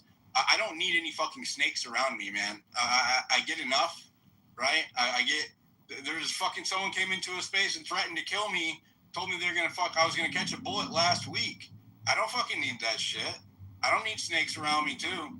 You know, I'm over it. So here's what's going to happen, right? This is going to be my last time addressing this, and I promise you that for now, because I think it's kind of reached peak momentum. And I am going to focus back on work. I'm getting ready to travel, hit the road, and do some on-the-ground investigation. I was going to do it earlier. I was going to leave last week, but I decided to postpone so that I could get more done in one trip, right? So I'm going to be doing some on-the-ground investigation covering some of the topics that I've been discussing over this last year. Because of these fucking weirdos stalking retards, I'm not going to say where I'm going and what I'm doing exactly, but you will know it when you see it. And it's not going to be just one thing. I'm going to be going to at least 4 or 5 different cities on this trip across the United States and interviewing some key people that are involved with these topics that we've been covering in person, right? And investigating things on the ground. And that's what I'm going to be focused on. So I'll be traveling this next. I'll be traveling soon, right? And you guys will see more there. Yeah, and I'll host some video spaces. I love hosting video spaces. On the ground. So, anyways, that felt good. It felt good to get off my chest. How mad are they? LOL. LOL. What do you think, Harm? I wonder how you I could have avoided it you all. women are fucking. You are like. Cody, why can't she see that these people have a fucking agenda? Like everybody, why are y'all always so like? You're trying to be empathetic. I don't know. It's because she does yoga. It's always like that, bro. They'll say that we're going to be wrong and this, that, and then it ends up being right. I think it's compromising your ability to think. No, I'm seeing what you're saying. I'm just digesting it. You know what I'm saying? Like, you kind of have to. You think someone's one way, and then you see how they act, and you're like, wow, you really were nothing like how I thought you were. 100%. The timing's what's crazy, because to think that it's been 6 months, less than that. I mean, it's not really, but that's a us problem. I do think, because bro, I know how it feels. It's like you wanted to just say that. I don't think you said anything wrong, but you feel like, they think I'm crazy? No, bro, this shit's happening. Well, he just said, "You're fucking lucky I can't speak." But she said she put her piece in the comments, and I can read them. That's the thing, man. We're right on this, like, maze. Everybody, it's like, fuck, I don't know what we're gonna do. What are we gonna do? What's crazy is the ones who are like, I don't know, man. Like the Zionists coming after me for Epstein. I'm probably one of the most moderate people on the right that's critical of Israel. Right? I'm never saying Jews. I believe in individual accountability. Right? But if I have a problem with Israel being involved with their politics, I'm not going to be quiet about it. Right? It seems like our fucking country is hijacked for the benefit of a foreign country. I have a responsibility as a citizen, and somebody who has a vested interest here, my legacy and my kids and their legacy, right? To make sure that our country is not fucking hijacked and that we don't end up being destroyed as a result, right? Like I have a responsibility to point that out, and the nastiness that comes with that, man, is crazy. It's absolutely crazy. Like what we saw with Massey, you know, he doesn't support the integration of the technology. That's crazy. That's woke. Listen. That's the same like emotional virtue signaling that I was critical of the left of for years when it came to hate speech and shit like that. That's the same thing, right? You can't call somebody a racist because they have an objective opinion about their future, right? Like, what is that? Hey, I don't think that a foreign country should operate our military. You're a racist. What? The fuck is that? That is a psyop. Listen, anytime somebody tries to emotionally manipulate you to make your point, if your activation, say, oh, he's attacking me, right? That is an emotional response to an objective claim, right? That's like calling me a racist or calling me whatever, because I'm saying something you don't like, right? So if you come after me, okay, in any capacity, I reserve the right to fully respond, and when I do, it's usually with a very, very thorough pile of receipts at fucking time. And if you accuse me of something, I'm going to be transparent about it, right? Good, bad, or indifferent, ugly or not, and there's nothing wrong with that. You have that shit coming, right? And my track record in this regard is very good, right? I can give you a couple of examples if you want, right? People who came after me for Epstein, kinds of shit. And I usually sit on my hands and don't respond and just start collecting receipts. And if they keep doing it, I just annihilate them with a post on the timeline, and then they go away, right? And that's what's happened every time. So you can just look into it, see if I'm right. Go ahead, Cody. No, man, it's like the big thing is people, if like they just come up and like speak. Nobody wants to speak. They know attack. Like, I got to attack a person and find out. Like, why don't you just come ask? Like, hey, you do this? I'm going to say no or yes. Like, honestly, it's not. I'm very transparent, man. But people don't know how to do that anymore, man. It's crazy. I told you to quit engaging them, though. They feed off of intention. I saw the victim. It's just like that one day, bro. Still, nobody sees it. It's like I saw it with you, but nobody else can see that. I don't know, but maybe we'll figure that out. But yeah, man, it's just rather. This is kind of a serious thing. I just want to float that out there again for everybody. And it's okay to know somebody for 6 months and them maybe not. And it's okay to know somebody for 6 months and them maybe not be all right. Like, you know, it's okay if they're not all right. Go picture of things, right? Because if you're truly not making a difference or you know, truly not covering the topics that matter or making no impact, then you would never, to me, is, you know, if you don't have people that are disagreeing and trying to attack you, then whatever you're working on, is it really worth it? Is it really impactful? And the answer is no. So, you know, it's a good thing that people like this are around, even though they're doing a very negative thing, but enough is enough. So, you know, I appreciate nipping this in the bud for everyone involved. The cool thing is about this is that they kind of flush out the snakes, right? Like you see people for who it's a lot of masks off for people who are around you when this kind of shit happens, right? But also on the flip side of that, there are people who have had my back consistently. Even people who I was like ride or die MAGA with, Sally, for example, some others, ride or die with. When I deviated on Epstein, they did not fucking attack me, right? That was cool. And Hit Slap, for example, these people, being my friend has done them no favors. I can tell you that. Like, from outside of me, right? They will go after people who are around me, right?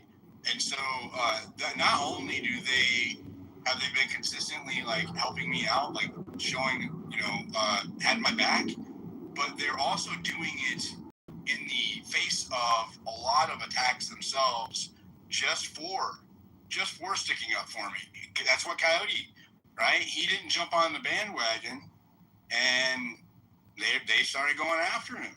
Right? Anybody who dissents, that groupthink mentality, right, continue to remain the same.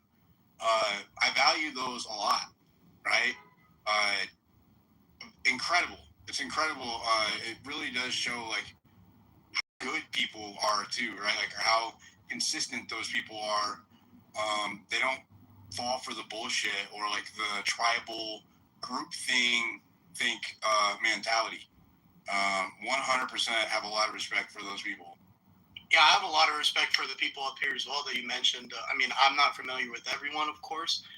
You know, I've known Hitch for a while. You know, but I just met Sally and you know, Yote, and I've been. Well, if you didn't know, Sally is a 6 foot. Oh, wait, I'm sorry, 5'11", tall, skinny blonde. She looks like a Barbie doll, and I'm not even joking. She legit, right? I think she's in her 40s.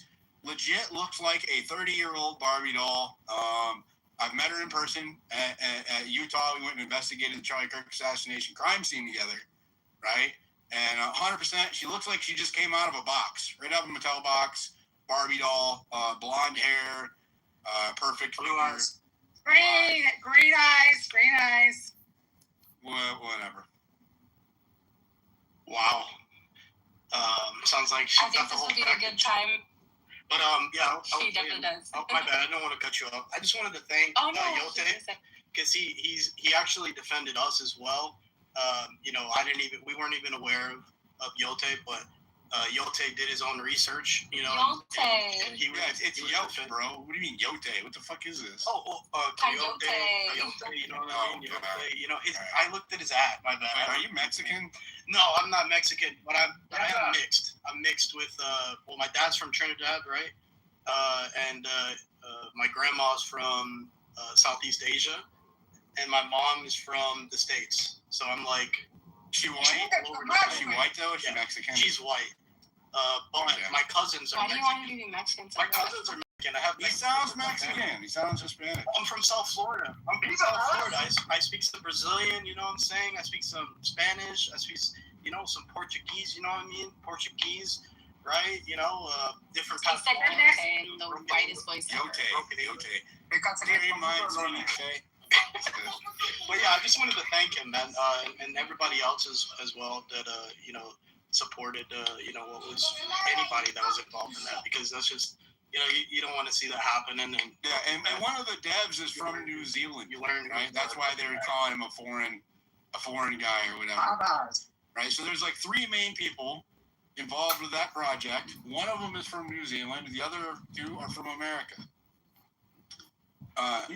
Bro, you came out and you said, like, gamble if you want to. Like, that's where it becomes like a kind of a, like, I mean, this is like a, not a, you know, it gets ridiculous at some point, bro. Because I want Spaces hosts to be able to have an opportunity. That's why I did that. I did not know that was going to make me is the fucking guy is Hobbs or Max Powers. You know, after he hosts 9-10 hour spaces about me, you go to his profile. It's at Max Powers B. We'll shout him out. What's up, Hobbs? His last account got suspended. We won't say why though. He made a new account. And he hosts spaces about me for fucking 10 hours straight, and then he shills his buy me a coffee link. Oh, imagine that. Oh, we don't like people to make money, though. We don't like people to make money. Just us. Yeah, I mean, curious, though. Do you think that he could host spaces without talking about me? You think that he would be... I mean, he's getting botted. He's got all of this thing. Do you think that he'd be able to talk about anything if it wasn't... I mean, he kind of owes his entire existence to me, right? Like, if I give him content, right? Without me, where would you be? Something to consider. Yeah, just to build on what you said, we've never come up here and chilled, and we will never come up here and chill. This is not what this is about. You know what I mean? And you know, it's sad that people are going to try to paint a narrative, you know, that fits their picture, but. You know, I hope you don't have to regret this again in the future. Right? You know what I mean? I mean, yeah, like you said, it reveals people's hands. You know, your friends and your enemies alike. Those your enemies will stick their necks out, and people count on you. People count on when they try to attack your credibility, right? They count on you being afraid, right? That's what it is. They want you to be afraid, or to continue, right? To keep speaking out, or to keep doing what you're doing, or whatever, right? Or they want to convince people to not listen to you anymore. Right? It's to get you to stop. Anyway, you think about it, it is to. Oh shit! Did I just boot Maze? Oh, I didn't boot her. I was trying to. She was glitching down. No, I didn't. Anyways, they try to silence you, right? Censorship happens in a few different ways. Okay, cancel culture is kind of a form of censorship, and we saw it happen really hard with the left under Biden, and then I saw it flip and happen on the right under Trump with the Charlie Kirk assassination, right? And Epstein. I saw the same people who were admonishing cancel culture start to live by it. Anybody who was dissenting on Charlie Kirk or Epstein or whatever, right? Israel. I saw the same accounts who were opposing cancel culture before now embracing it. They will try to discredit you through smears, right? Doxing attempts, all kinds of shit, right? They will try to threaten you. If you don't stop talking, they will go after the people who are around you to try to isolate you. And if that doesn't work, they will try to go after people who listen to you.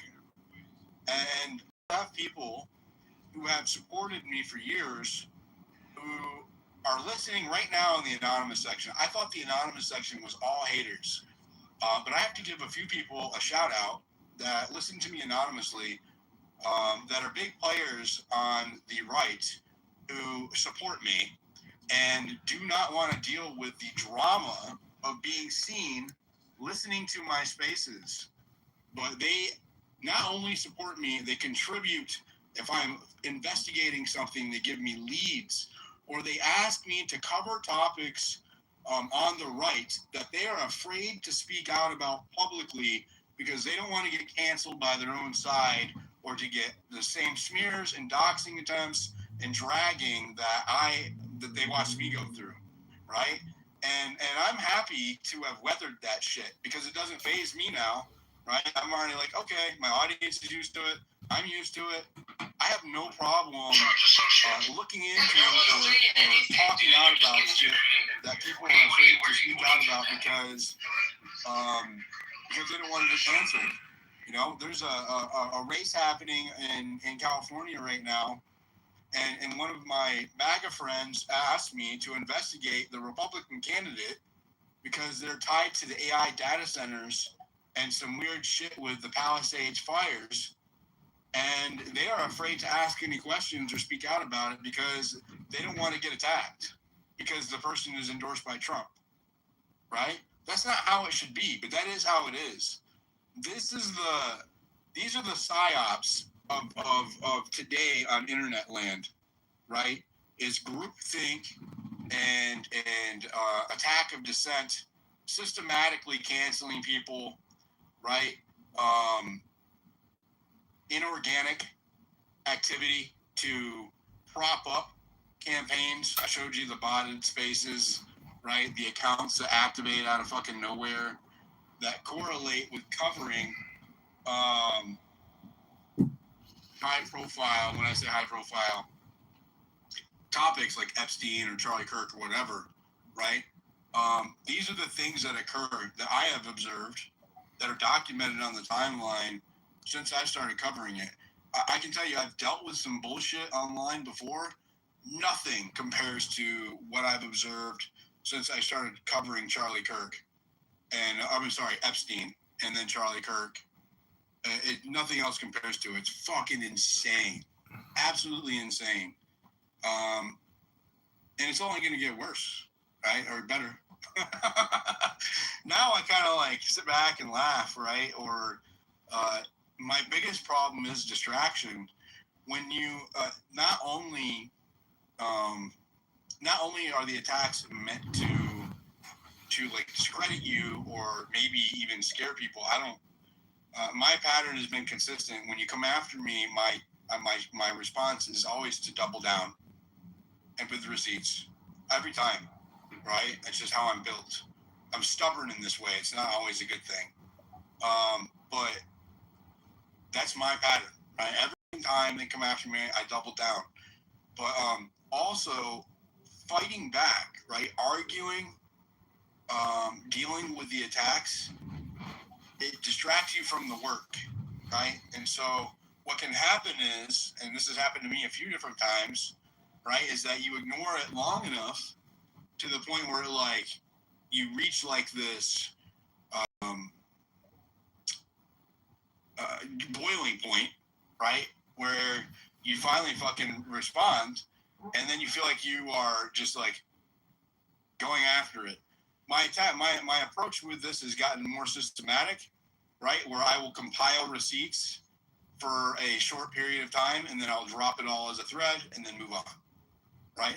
What can happen is if you start addressing every attack, you will just completely just be spending all of your time addressing or defending yourself and not working on the mission, right? On what you're trying to accomplish. And so I always have to try to balance that, right? I always have to try to balance, do I need to address this? Do I need to defend my credibility? Do I need to spend time, addressing this, or do I need to focus on what I'm investigating, right?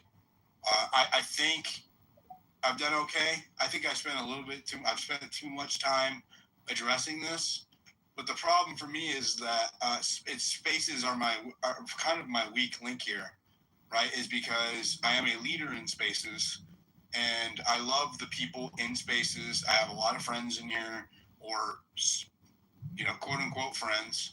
A lot of people I do like in here, and want to build the community up as a whole, right? And when that happens, when this shit bleeds into spaces or starts in spaces, I feel more compelled to address it because there's an overlap between people that I care about and the attacks, right? And that's when I feel like I feel more compelled to respond. So this is going to be my break from this. After this, I wanted to address those couple of things that have been the smears on the timeline, and I'm going to be focusing on. So I looked into. I'll share a couple of things that I'm working on. I've been looking into the scientists, particularly Melissa Cassius. She's the one that was found this last weekend in Welcome to that project. One of them is from New Zealand, the other 7 miles from her house, a couple hour walk.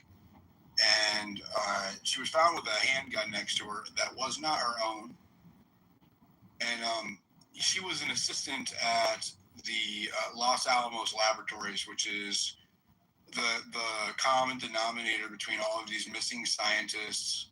A lot of them high level, like thermodynamics, energy, propulsion, right? The JPL, which is the Jet Propulsion Laboratory. A lot of the scientists that have come up dead or missing in the last 2 years are associated with these places. Well, she was an administrative assistant, which doesn't put her high in the pecking order over there, but she's been in government over there for a long time, and she did have top secret. I learned today she did have classified clearance. Now, she lost her clearance for a brief period of time and got it back. But what I didn't look into the first time I was investigating it was her husband. Okay? Her husband is a level 3 supervisor at Los Alamos Laboratories. He rode with her. He's been there for years and years, like she was. And he also rode with her every day to work. They carpooled to work. The tools that I use for open source research, I use some very sophisticated. I pay a lot. Like I have one that is a subscription service that does comprehensive analysis and data mining on like anything from an email to a name to a username to anything you can think of about a person. And this guy, the wife's all over there, but I can't find shit about the husband. It has more to do with the husband than the wife. that's where I'm at with that one. That's what I've been working on. I haven't made any posts about it because my findings are very odd. There's some other stuff that I'm working on with Charlie Kirk's assassination. I do talk to one of the family members of Tyler Robinson, and so I haven't shared the latest I've heard with that because I've been kind of waiting to see what happens. I have to walk a fine line there because I don't want to interfere with the case, right? If something is shared that's publicly available or that they say is okay to share, I share it. But I don't. I'm like, I have to walk a fine line there journalistically. Also on Epstein, right? The last time I did a big post about Epstein, which I think is really kind of odd, I found 5 emails for Jeffrey Epstein that were not publicly disclosed otherwise, right? Then I was able to look at websites that he had registered those emails to, like Twitter, for example, or dating sites, or other forums. And I did a big ass fucking thread on it. It should have went viral. It got some traction, but it didn't get that much traction. What I thought was weird though about these attacks is that I sent those emails to one of the biggest Epstein journalists, a woman, and one of the biggest survivor advocates, another one. I'm not going to say who she is because she's not in here. And she didn't touch it. I was like, what? Why would you not? I didn't ask her to share it. I wanted her to use it. I said, use this and build on it. See what you can come up with. And I didn't get nothing. But then I saw when this Katie account was attacking me yesterday, I saw that same Epstein journalist reposting that content attacking me. Isn't that funny? So this shit that we do here is full of fucking very, very wishy-washy people, bad actors, snakes, agent provocateurs, opportunists, and good people too, right? It's all kinds of crazy people. But if you can think abstract or be pragmatic and not jump on an emotional bandwagon when you see somebody trying to invoke. I gave you a bunch of examples throughout this entire space with the Trump BB thing, right? With Luna and Tyler Robinson being linked to some Cuba fucking organization, or Trump's critically, right? Every example I've given you tonight is a tactic to invoke an emotional response from you. That's the intent there, right? When people say, oh, Charlie Kirk was killed by this guy, people who care about Charlie Kirk or MAGA or Republicans on the right are going to feel some type of way about that, and they're going to accept the next thing that's said because they're angry and they want someone to blame, right? Realize that that's a manipulation, right? That you are being manipulated. That is a psyop. That is a tactic, right? The way that you figure out whether or not it's a psyop is to fucking ask for receipts. Don't take it at face value, not from me, not from anybody, right? And just because somebody takes a screenshot and draws lines around it doesn't make it true, right? It doesn't make it, you can take anything out of context and isolation and put spin on it. I can add a lot of narrative to one thing out of context, right? I can take one benign thing in isolation and then and that thing may be true, right? And then put a lot of spin and bullshit around it to build a story or a narrative, right? And then make the whole narrative look true, right? The way that you see through that is to ask for specific things that prove it's true, right? Not just the one thing. Say, hey, where does this connect to this? Show me exactly how this connects to this, right? Ask the question. And if people don't allow you to ask the question, they have an agenda, period, right? If you're not allowed to ask questions or to point out something that doesn't make sense logically, they have an agenda, if you try to ask a question or point out something that doesn't make sense logically, and then they give you an emotional response like, oh, well, that's a bad person, or they're bad, or I'm a victim, or they're a victim, or she's a victim, or he's a victim, right? Instead of answering you, that's a manipulation tactic, right? Anytime someone deflects to emotion, that is a manipulation tactic. Well, why is this important? Because it happens at scale with our governments, right? With corporations, with organizations. It happens with Democrats. It happens with Republicans. It happens with foreign policy. Iran does it. Israel does it, right? Anybody who wants to change the way that you think employs these tactics, right? That's why having evidence is key. Not just a screenshot, but often a link, right? A web link or a post link, something that you can follow the chain on is preferable, right? Not just one thing out of context. Primary evidence is king. Receipts are king, right? If someone's saying something in a space or on a video or in the news that is making you feel some type of way emotionally, angry, sad, confused, even happy, right? Notice the change and ask yourself, pause for a moment and say, why? Why am I feeling this way? What is this true? Right? Because often the bad actors have figured out how to manipulate humans in this way psychologically, right? That's why they call it a psyop, psychological operation. I say, if I say the word,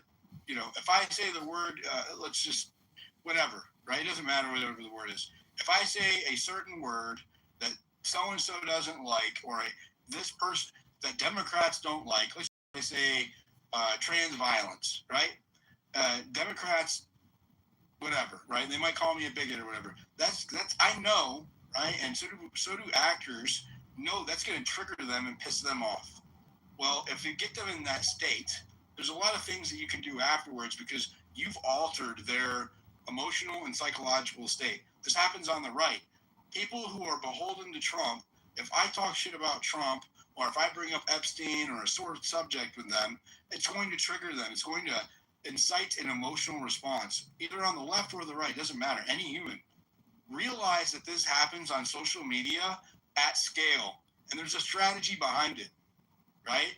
You need to be able to identify whenever your emotions are getting triggered in spaces or on timeline, right? And everybody does this, and we do it because the only way that you can have a voice on here is if you use that, right? The whole thing is built on dopamine, right? The whole fucking social media model is built on dopamine, right? And using this to perpetuate information.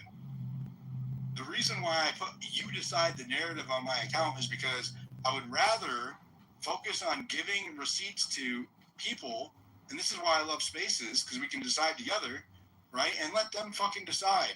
Do I have my own thoughts and opinions on shit? 100%. Do I have biases? 100% I have biases, right? But people should be like, I will tell you that, right? A lot of people won't tell you that. They're not going to tell you that they're biased. They're going to tell you that they favor one side or one thing more than the other, right? They're going to tell you something as if it's objective truth, and act like they don't have a bias. This happened with the legacy media. It's happening with the new media, right? Some of them are getting paid and not telling you about it, right? Some of them you are. You decide. But maximum transparency is always the best approach, right? Asking for receipts, and not just screenshots, but actual receipts is always the best approach. Making sure that there's context around it. Don't just take everything that people say at face value. Not about me, not about anybody else either, right? Don't just take anything at face value. And make up your own fucking mind. Think critically. Like, don't be an NPC. Don't be a group thinker. Don't be tribal. We are at a time where the system thrives on dividing us. Everything that puts out, I see right now is all culture war bullshit that I fed into for years without realizing it. Right? The whole fucking systemic racism shit, white versus black, black versus white, all of that shit, the feminism fights, all of the fucking culture war shit. I believe these are manufactured psyops meant to keep us outside. Do they have real world consequences? 100%. 100%. Okay?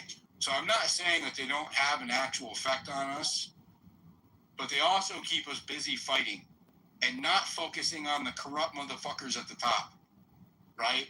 And that's how the Congress with the highest fucking or the lowest approval rating in history has a 90% re-election rate. Right? How does that fucking work?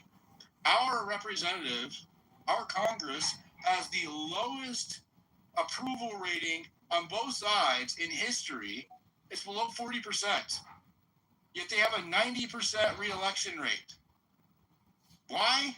Because we're focused on bullshit, and it's not all our fault. They're manipulating us into focusing on bullshit, right? They're throwing out issues that we care about, protecting our kids, and Democrats may want to protect their fucking neighbors or whatever, right? Whatever it is, they find something that you care about on either side, and they get you riled up about that, so that you're fighting that fight instead of focusing on them that are injecting that into the system and also benefiting from it monetarily, while they're not fucking arresting the Epstein pedophiles, right? They're not arresting his handlers in the government and the FBI and CIA, right? They're not fucking arresting the corrupt politicians that are selling us out, building data centers, right? Selling our drinking water, poisoning our kids, right? Poisoning just everything, right? They want us to fight each other so that we don't hold each other accountable. That's the fucking psyop. All of this shit, all built on the social media model. So that's my rant. That's my speech. Can I say something? I'm sorry. Let me finish. That was beautiful. That's my rant. That's my speech. I hope I addressed everything. It's going to be on my YouTube. It is going to be on the space recording. I'll highlight it. If you want to see the things that I was showing earlier, watch the YouTube clip. That's on my profile. The link is also on the Jumbotron. We'll go to any speakers who want to talk, and then we'll wrap it up. Go ahead, Brittany. I'm sorry. That was really beautiful. That what you said. You pretty much hit on everything. You kind of made my mind all scramble there because you hit on everything that I was thinking about. I do want to ask the people that are on this space if they did hear about the Pope Leo conversation about the AI. I thought that was very important and something to touch on, and I feel not too many people are talking about it. He was kind of basically saying that we need to, not disarm AI, but he was kind of saying that we need regulations on it, and I think that's so important to talk about right now because we really need regulations on the AI. We need to stop it because we really need to have human interaction. People need jobs, okay? We need to have a human life.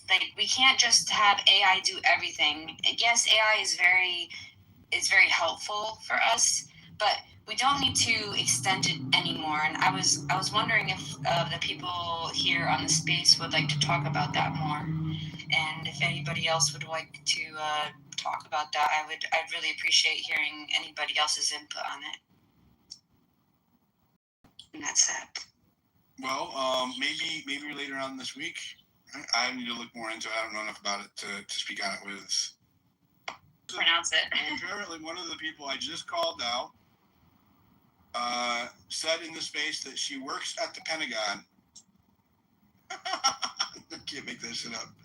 Oh, wow. Wait, what happened? People can figure it out. Can you explain it? I'm sorry. Did I miss something? Yeah, you missed it. It's where you came in. No. I'm sorry. You said go ahead? I'll mute my mic. Sorry. Thank you. Go ahead, Cody. Yeah, so Britt, I'm with you on that. Like, we have to figure out how to do this right now. It's like, this is a psyop, bro. It is foreign. Our government's not supposed to be able to do this to us, but who knows? They're letting it anyway. It's a problem.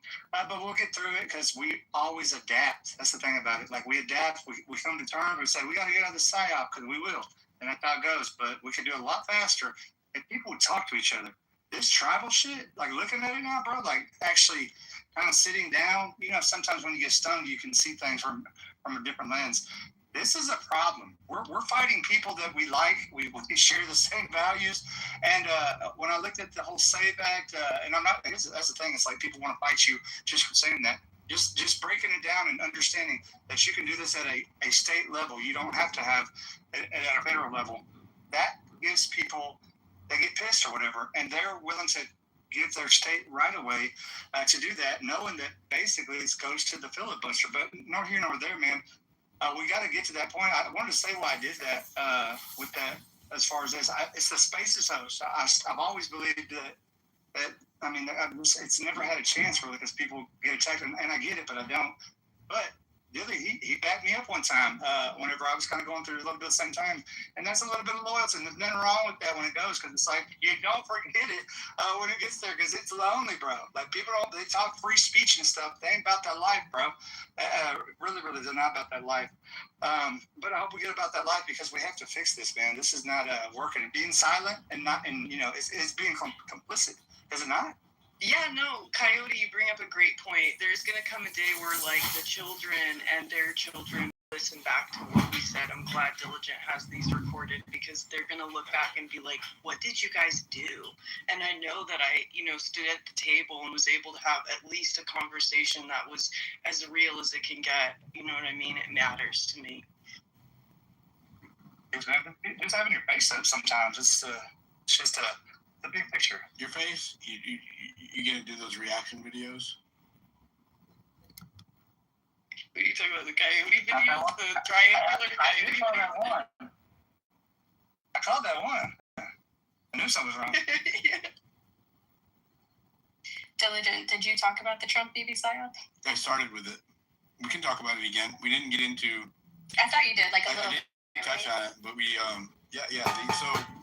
I actually did start with that. We'll go back to it though, if you want. Because it was at the beginning of space. There's a lot of people in here. I just noticed. I didn't realize. We have 430 people in here and 95 reposts. Go down to the bottom right corner. Please repost this space.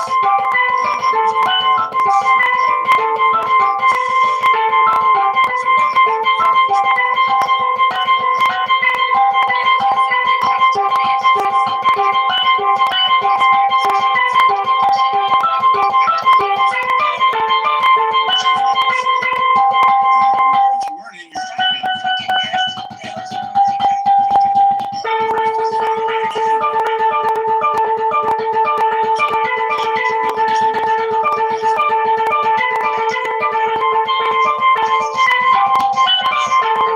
to call this.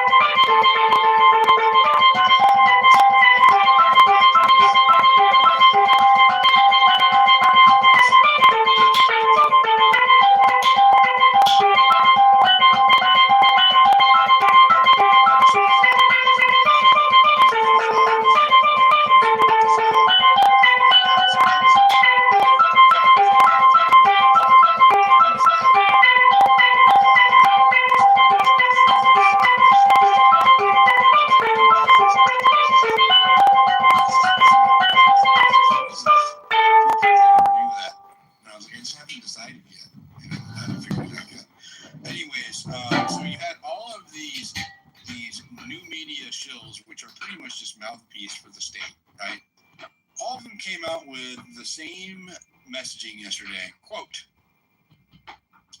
per Axios, President Trump unloaded on Israeli Prime Minister Netanyahu over Israel's escalation in Lebanon in an expletive, that means swear words, right? He's saying fuck, shit, damn, whatever. Latent call on Monday. Quote, right? Quote. Now, what's interesting about this is that this was written by Axios with an anonymous source, right? So what does this do? This is the psyop, the emotional part, right? Everybody is pissed off at Israel right now because of Iran in the United States, right? A lot of people think that Trump is Israel's bitch. I'm going to say it, right? I see it. People reply to that to me in posts all the time. I've never said it, but that's a fact. A lot of people think that America is acting like Israel's bitch right now, right? And that Trump is beholden to Israel for whatever reason, right? Now, I didn't understand before that he was a Zionist. A Zionist told me he was a Zionist. I didn't know that when I was like trying to help get him elected. I didn't know he was a Zionist, and I was ignoring the people who were trying to warn me. Shout out to Maze, Maze and Destiny and many others, right? I got sick of the fucking whole October 7th battle between it's the Jews people and the Jews. Like, I got fucking tired of it. So anytime somebody brought it up to me, I would shut down. And to my credit, sometimes I would be talking about shit that had nothing to do with the Jews, and people were bringing it up. So I'm just gonna throw that out there. But right, this is a PR move to make Trump seem independent, right? To make Trump look strong as an American leader when it comes to Israel. That's what the intent is here. It is a psychological operation to invoke an emotional response of loyalty from you, right? And if you don't believe me, right, I'm going to copy the first sentence of this, right, and we'll do a search, and you'll see that all of the most viral posts spreading this did the same thing. They all have the exact same F word, completely start out exactly the same, right? It's verbatim. There we go. Verbatim. So, look, the bolded titles are what hit. The bolded search terms are what are exactly the same in every post. So Andrew Colvett used the search term. Look, you're fucking crazy. You'd be in prison if it weren't for me. Blah, blah, blah, blah, blah.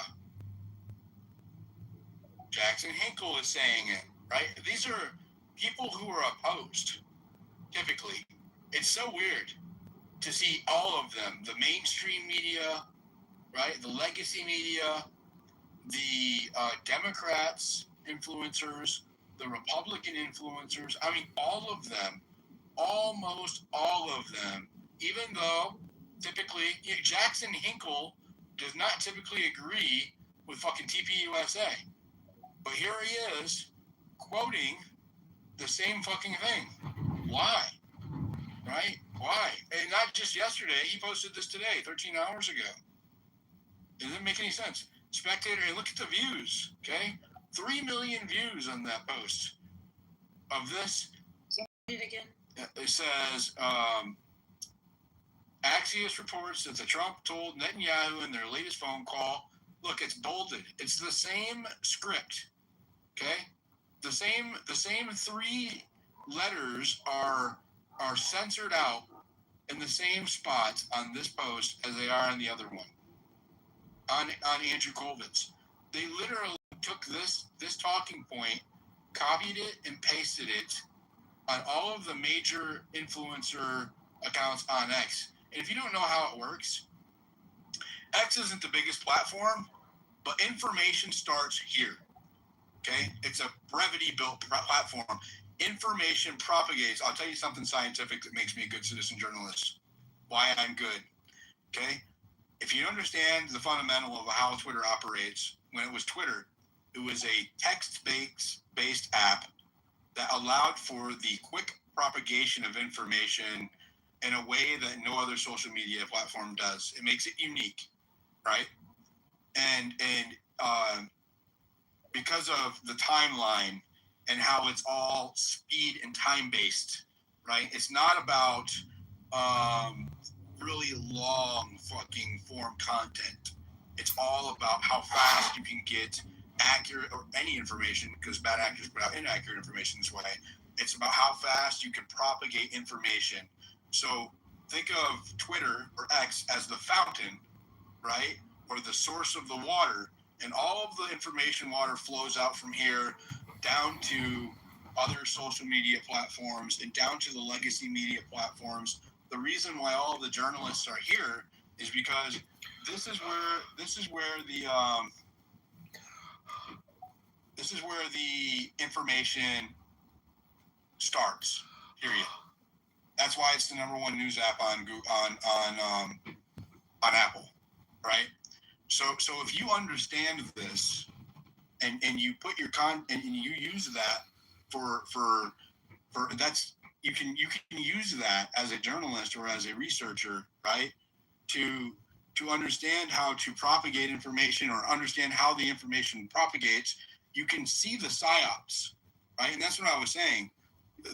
All of these accounts some of them are opportunists that see a viral story and they're taking an opportunity to get in on the action, right? So these are not all, because I did the same thing when I was a cheerleader for Trump, right? I would take cues. They're cues, right? A cue, CUE. I would see an account post that I followed that was really accurate most of the time and really fast, right? And I would take that cue and then I would put my own like style on it, that information, so I'm not just copying, like plagiarizing somebody, right? And put my opinion on it, whatever, right? Maybe change the imagery up. This one's got a one picture, a fucking Wikipedia picture of Netanyahu and Trump, for example, right? And then I would post it and try to race everybody, right? So some of this is a rat race.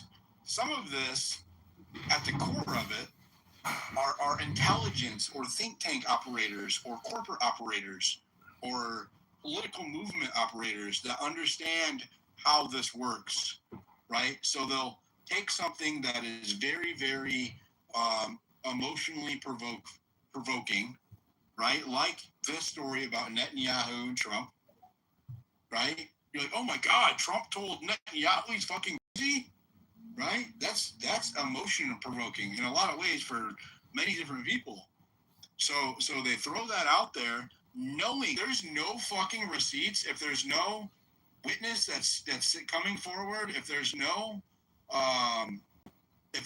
recording, there's no transcript, and we're talking about 2 state level actors. These are the presidents of their respective countries, right? There's no fucking audio, there's no video, there's no transcript, there's no nothing. Just trust me, bro. And you have the legacy media, the new media, the fucking all of it, all singing the same tune with no receipts. That's an operation. Okay? Ask for the receipts. Where?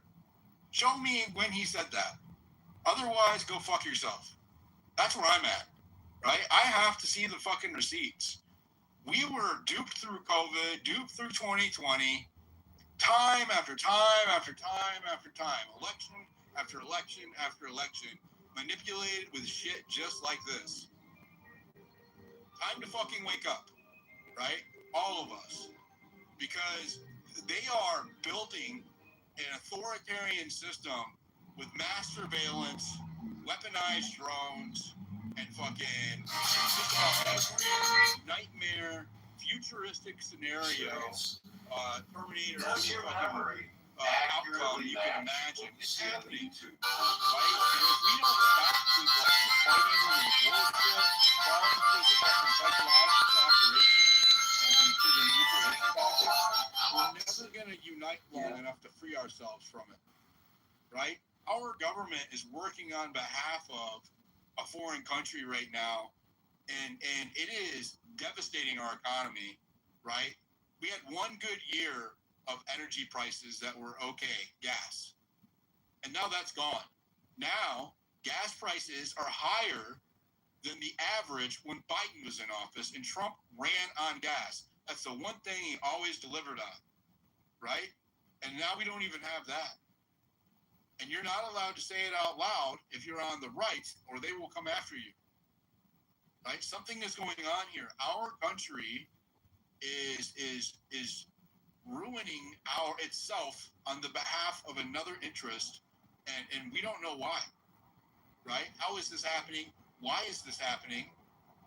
And if you try to ask those questions or speak about it, they come after you. Go ahead, Mason. Fuck, my voice is going bad again, so I'll make it very, I think the biggest psyop is partisanship within our political. Yeah, the two-party system's a psyop. I think that's definitely a big psyop. I won't be able to, I'm going to write what I want to say and have Lene read it, so I don't hurt you guys' ears. Well, I mean, you sound okay now, but you sound strained. If you talk, Try taking a drink of water, Maze. It sounds better now. Yeah, you're good. You sound good. Okay. So, yeah, the whole Trump, I'm so proud of you, okay? I feel like you just graduated to the next level. Wow. So it is absolutely true. He upgraded according to Maze Love's upgrade laws. Where Trump has to redeem himself in the sense of the power dynamic between him and Bibi. And I think also that there is a very time-sensitive kind of issue when it comes to having to get this over with Iran and with Lebanon, because China's advancing its Belt and Road Initiative, like literally legally on the military merging. I think this is very important for people to understand. My biggest issue with this is that you can't moonwalk out of this, guys. Like, this is building a relationship that it's like a marriage. You can't divorce. Once you merge these things, essentially, you start building these dependencies. They're putting Israeli tech into America's critical supply chains, right? This is where it creates these permanent dependencies. And what happens then is that Israel, let's just say, begins to want to do whatever it wants to do that maybe we personally don't agree with as allies. We shouldn't have to be forced into participating in whatever they want to do, because if they're merging all of these things, it is here's another piece to it. That also aids them in doing that, and we could be held accountable, I think, with any other country that kind of puts us side by side when they're rogue, right? Here's another thing. Lastly, and I'll end here, is that when it comes to the money around this, it's different, because when you are moving the relationship out of a transparent annual aid votes, right, where Congress can debate these things, they have a cap on the amount, they put conditions on whether or not to support it. Like, now it's like an opaque machinery. I feel like they're taking over the military, Dilly. This is what's happening. They've taken over the political shit. Now they're taking over our military. They're making it sound like a merger. I think that we saw how effective the Israeli lobby has been when it comes to, obviously, navigating and taking over a lot of the most important parts of foreign policy and whatnot.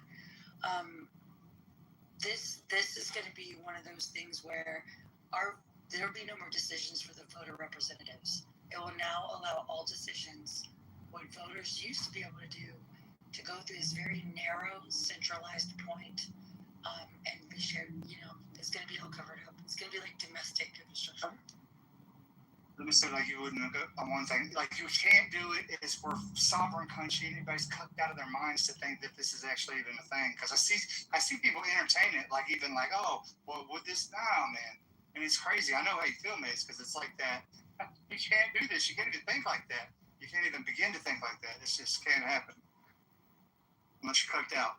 What they're referring to is the merging of. We talked about this earlier in the space. For those who aren't following along, that the merging of the military intelligence apparatus and the tech apparatus, we covered that earlier, between Israel. It's in the new National Defense Authorization Act, which is under review right now. It has a markup tomorrow where they can add or remove things before it goes to the House floor. For fiscal year 2027, National Defense Authorization Act, called the United States Israel Defense Technology Cooperation Initiative. It requires the defense to appoint the Secretary of Defense to a Secretary of War, actually. Well, I guess on paper it still is defense. That's not actually all the way through. So this is accurate. To appoint one executive agent to coordinate and accelerate joint work between the United States and Israel on defense tech. Things like research, development, testing, co-production, licensing, and this is the part that I have a problem with the most. And integrating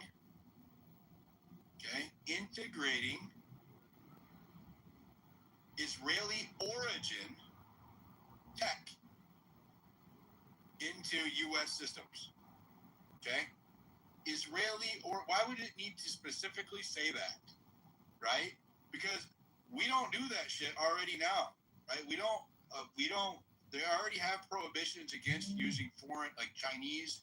That's why, remember they got rid of all of the fucking Huawei phones or any apps that had Chinese origin on their phones in Washington, D.C. If you're in the government, doesn't matter if you are a congressman or if you're a federal employee, if you're a fucking mailman, they did not allow any Chinese origin shit on the phones. The reason why is because it can be hijacked at a hardware level, right? That's not detectable at the software level, right? They got caught doing it with the Huawei chipsets. China did. So why would you open the floodgates for Israel to do that to our highest? Did you hear what it says? These are the domains that they want to integrate Israeli origin technology from. Okay, it covers a wide range of areas: counter drones, missile defense, AI, quantum. They mean quantum computing, cyber, biotech. Okay, let me say that again: biotech. Think COVID. Okay. Network integration, data fusion, and more, right? Why would we want to allow a foreign country to have that much fucking leverage over us? What if that foreign country does shit that's not in our best interest? Israel has been caught before selling our shit to China, right? This is documented. It came up when I was looking it up the first time, right? So obviously, they do think they get involved. They like to fight, apparently. They get involved with wars that are not in our best interest. We get involved in wars on their behalf that are not in our best interest. And now we're talking about compromising our systems at the highest, most critical levels with their technology. Why? We have the most advanced fucking tech industry in the world. We are a service economy based on how advanced our technology is, right? That is how we survived after the loss of the manufacturing base, as a service economy based on our technology, right? So why would we outsource our most critical infrastructure to them? That is fucking stupid, right? That is stupid. These decisions, the fact that this is even in a bill, the fact that so many of our congressmen not only are not going to oppose this, that they are endorsing it, tells you how captured we are. Should be Australia, should be any fucking other country, should be Mexico. No other country should have access or this much leverage over our core infrastructure like this. What the hell is going on? Go ahead, Mace.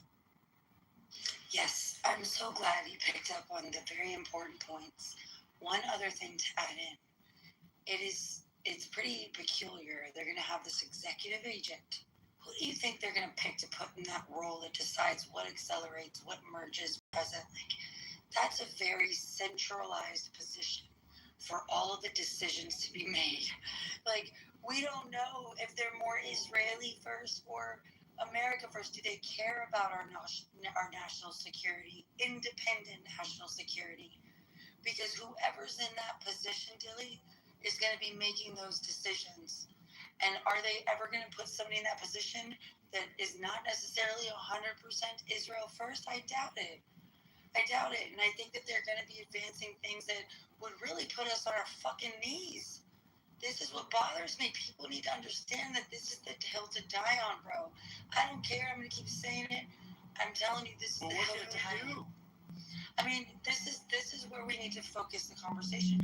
Also, can I tell you something else? I'm so glad. I'll host a space about this tomorrow specifically. Okay. Yes, please do. This is the hill to die.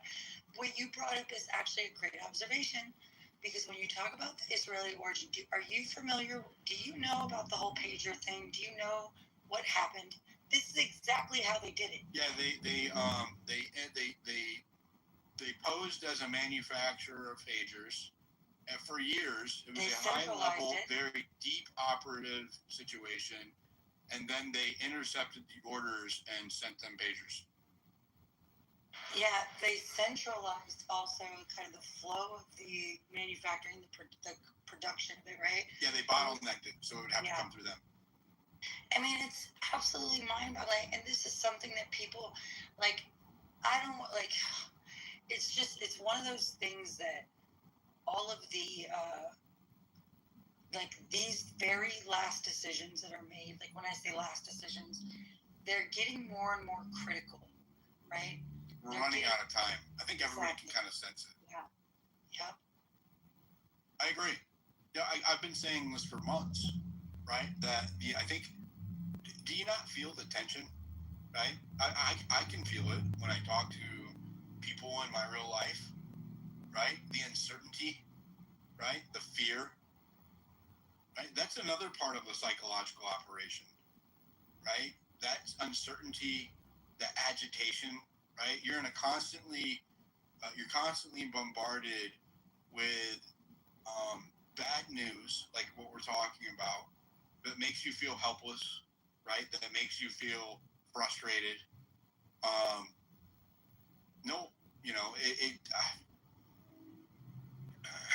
There's I think that there's a demoralization there, right? That occurs, right? They want you to feel completely powerless and helpless, so that you do not resist, or they try to trigger you into an emotional reaction, right? That creates the response that they want, so that they can employ policy to deal with that.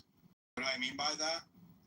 Well, it's inciting a problem so that you can offer a solution. It's called the Hegelian dialectic, right?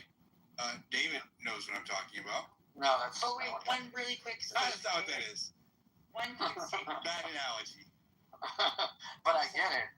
Yeah, it is. The Hegelian dialectic is proposing a problem per se, and then creating offering a problem, and then no.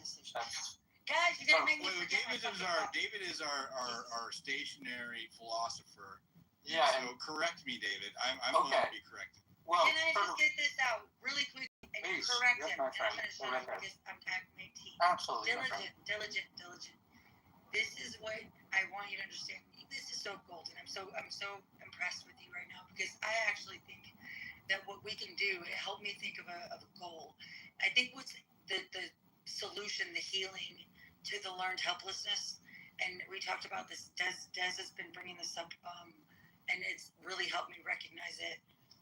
It is to actually win something. We haven't had a win, right? Like, what I mean by that is that we've been pretty, I don't know, what's the word? I mean, we did. The people, Trump supporters did. And I then know.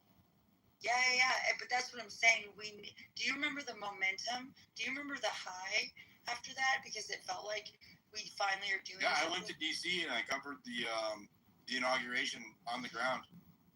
It was amazing. I walked the entire 3-mile line and video recorded all of it and turned it into like a fast-paced video with like music, and was really felt hopeful and like accomplished 100%.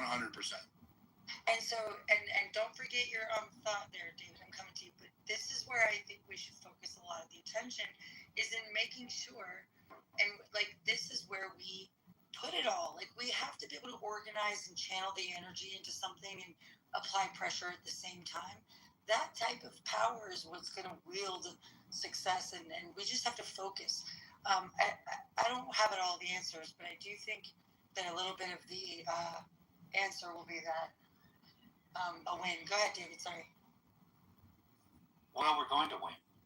And we're going to do it by calling on the spirit of our forefathers. You know, Benjamin Franklin said it's a republic if you can keep it, and we've lost it. We have lost that republic. You know, when they openly bragged about conquering a little congressional seat in Kentucky, you knew, the fact that they can say it out loud, you know that when Benjamin Netanyahu can threaten all of Americans and say technology is the new weapon of war, and then we're talking about them merging with our military, and make no mistake, that is taking over our military. If you take over the brain, the intelligence of our military, and all of the things that extenuate from that, including monitoring citizens in America, the very citizens that he threatened, he spit on the graves of acres of men buried in Arlington and said, your free speech is no longer a thing. You're the enemy, and we're coming after you. And our president sat by his side and said, yes, I will join you in declaring war on Americans and our principle. Well, let me tell you, my friends, these people are going down, down, down. We're going to crush them, because every lie has an expiration date and the truth lasts forever. Our great republic was founded upon these wonderful principles of freedoms, the rights of the individual, liberalism, kindness, generosity. Of course, these people oppose all of this. These are avaricious men that control and own our government. So yes, our republic is over, but where are we going to go from here? Well, I will tell you why we're going to win. The Great Awakening is happening, and I am so proud of my brothers and sisters. You're right, Diligent.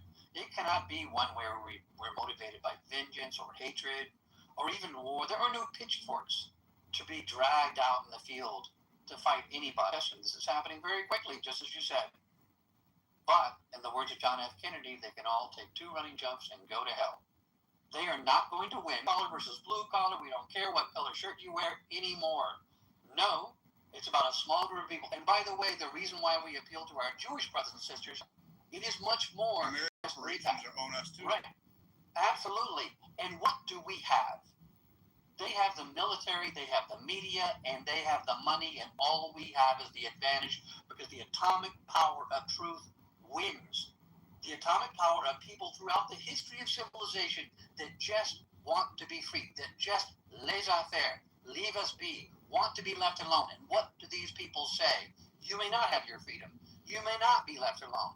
We're going to tell you what to do, how to raise your kids, what you're allowed to say, what you're allowed to think. We're going to control every facet of your life. Submit to us or die. And let me tell you something. If Jurassic Park, if that line in it is right, that life finds a way, truth finds a way, every idea, every truth, as Victor Hugo said, when a truth's time has come, you cannot stop it. Nothing can stop an idea whose time has come, he said. Even militaries, he said specifically, cannot stop that idea. And that idea is freedom. And by the way, I'm talking about everybody in the world, not just Americans, because freedom is not just our right as a people, it's our destiny as a species. And these horrible people have been drugged. Thank you, Thomas Massey, for the Epstein files, because you made this happen. Thank you, Thomas Massey, for making them buy your seats, because you made this happen. These people have been drugged out into the noonday sun, and we see them for all their horrific splendor. We see them for what they are, and we're going to win. There's more of us than them. The DOJ said they don't have time to really investigate the Epstein thing because they're going on 15-state anti-Semitism awareness tour. Yeah. And that's yeah. And what's really funny is the these people so control the language that we are talking about the most anti-Semitic country in the world, Israel, that kills all the Semites around them. That will never stop killing them. By the way, no, we'll never stop. There's no stopping this thing.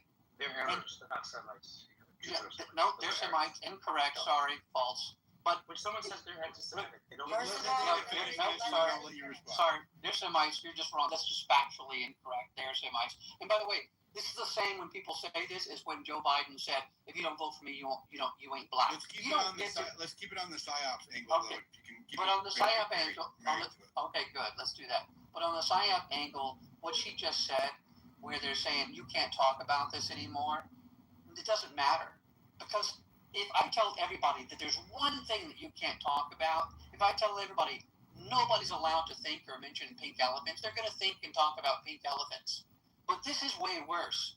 They're telling us one thing we can't talk about. Come on, Voltaire, everybody else told you this, that the people that you can't talk about are the ones that rule you. Everybody knows this, all very intuitive, and they're going to try to stop us in every way. Here's the problem. You cannot dam up half the river. If you're going to really, really whisper, if we can tap it like prisoners of war through the walls, then we are going to overcome, and that is exactly what's going to happen. Mitch? Thank you, David. Oh, Mitch. Well, I was just going to highlight that I think that we're going to see a lot of ramping up. I think I'm seeing it, but I also see it kind of more in the public arena and more in the of strategy and task force to really curb, quote unquote, anti-Semitism. And I don't know if they're putting that out there on purpose. Are you guys seeing that in your pipeline? Like, there's just so many things. Like, even all of I've always seen the anti-Semitism stuff, but I also the DOJ is I also saw like some guy giving a speech. It was like this last week or something. He said that they spent $600 million trying to combat anti-Semitism, and it did not make a measurable impact. He said that it's because anti-Semites cannot be changed. Right? He said that you can't reason with hate, is what he alluded it to. And I would argue that it's because your definition of anti-Semitism is too broad, right? It's any term that is hateful, right? You deem to be hateful is subjective fundamentally, right? And therefore, it does not exist. Hate speech does not exist, and I'll tell you why. Because it cannot be clearly defined, right? The definition depends on who you ask, right? There is no consensus on what hate speech is. And so you can't enforce, right, an idea. You cannot, we already know this is antithetical to human nature. Human nature is always going to win, especially at scale. So you can't enforce an idea that is fluid, that doesn't have a firm foundation in reality, right? And you just can't. So stop trying to prevent people from thinking or saying something, and start fostering a culture of education or information. And I don't mean propaganda when I say education, right? Be like, own up to things that are true, right? Stop trying to convince people that Israel doesn't have an oversized influence in the United States, for example. One, right? Stop trying to convince people what you're trying to say are your lying eyes are deceiving you. Don't believe what you see. Believe what I tell you. Stop doing that. It doesn't work, especially over time. A lying, as David says, a lying liar. They have the story becomes less believable over time. A lying liar lying through their lie hole. There you go. Lying liar lying through their lie hole. Thank you, David.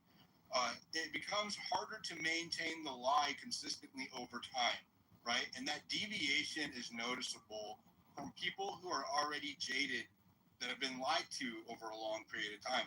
I personally don't blame the Jews for everything, right? And I don't really care what Israel does as long as it doesn't involve us. Now, that's probably a more pragmatic approach to them than Mays or David have. They have a an ideological position on Gaza, right? I don't.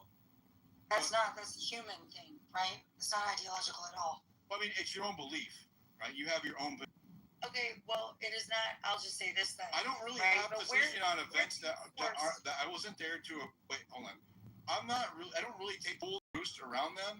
Let them do it, but not with us using us to do it. Either they can do it on their own or they can't. Right?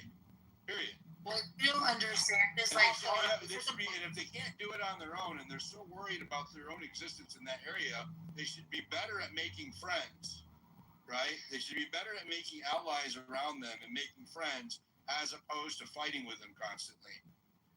So, Dilly, let me just say this, right? I don't expect everybody to be on the same page around this, but like for me, if I was around during the time this was happening to any Jew, I would still be just as fucking passionate. You would be killing them, nice.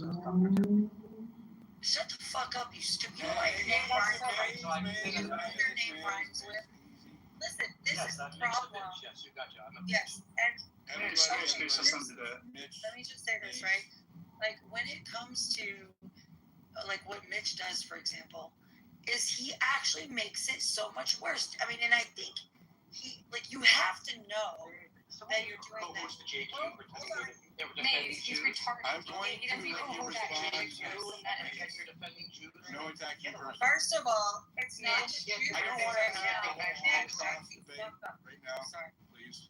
Listen, all I'm saying is I don't have a big position on what I know what you or any said. other You country interrupted does in me. their own shit, right? I just Right, don't we're want gonna to have what you said. It's a strategy Like, to do just this. Come on. Respect. I'm gonna finish what I'm saying, Mitch. You can respond to Mitch, whatever it is that you Mitch, want to she has respond. goes, Okay? let her finish, then you can respond. Jeez.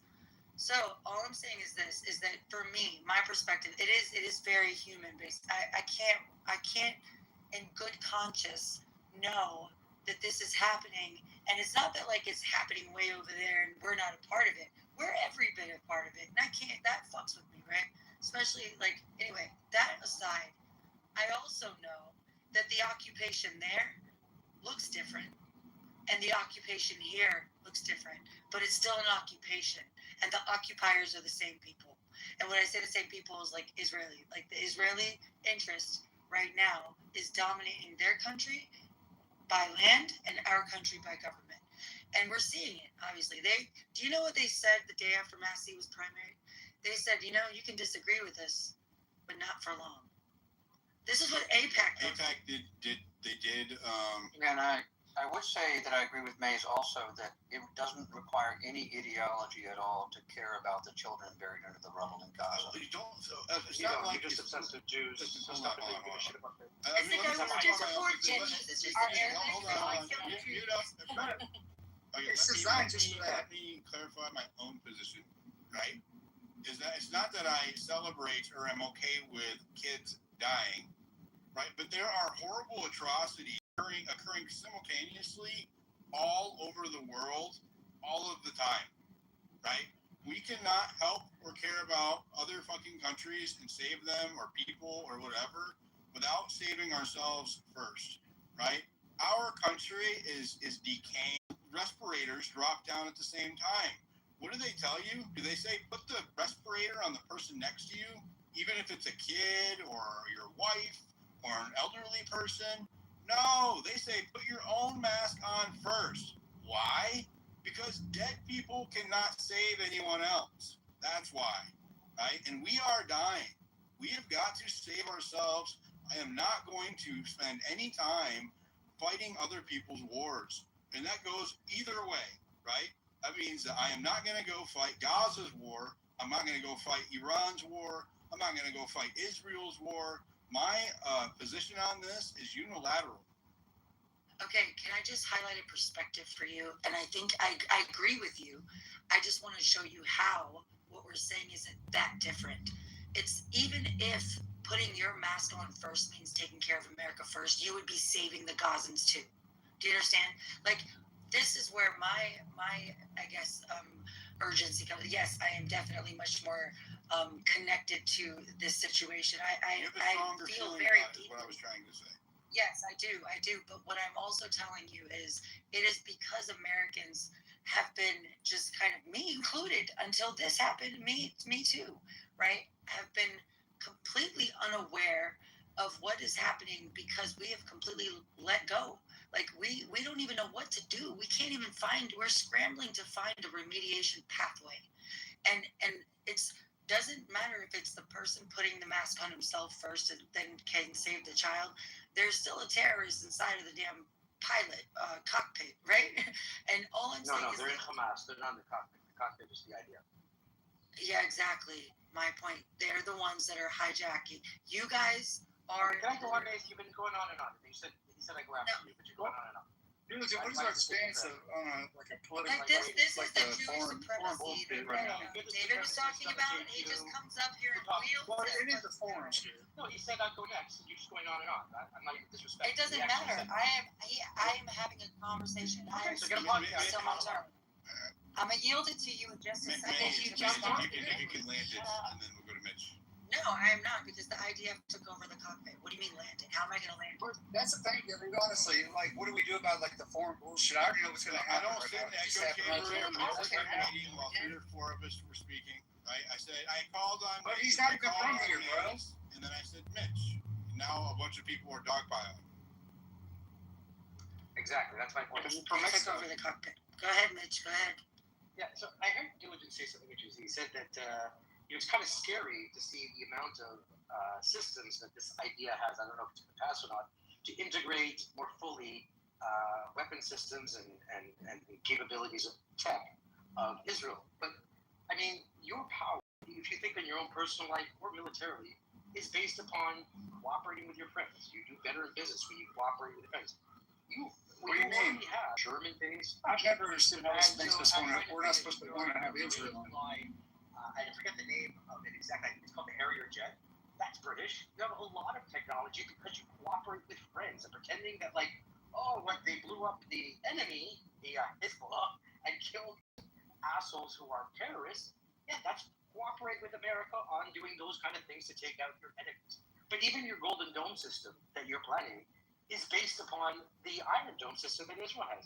Cooperate. Lebanese Christians. Stop interrupting right now, and then you can respond right after him. Your kamikaze drones, your Harpy, your Harrow are Israeli-based. Your Extend system, which deals with battle management systems, are Israeli-based. Your trophy system that protects your armored corps, your tanks and other things, the Marines integrate them, that protects them from incoming projectiles and artillery. That's with Israel. That Israel is providing things that safeguard Americans because we cooperate. So this isn't a scary thing. This is a good thing. But we're not talking about just it's not. Mitch. You cooperate with all. But it's not. We're talking about integrating foreign-based technology into our core systems, not just weapon systems that are at a surface level. What you're talking about is it is crucial or critical defense technology in some regards. I've always said, right, and my position has not changed. As a matter of fact, I think this bolsters my position that what's going on with Israel and Gaza is so that they can develop weapons with our partners in our Sounds nice. Yeah, and I would say that the fact of the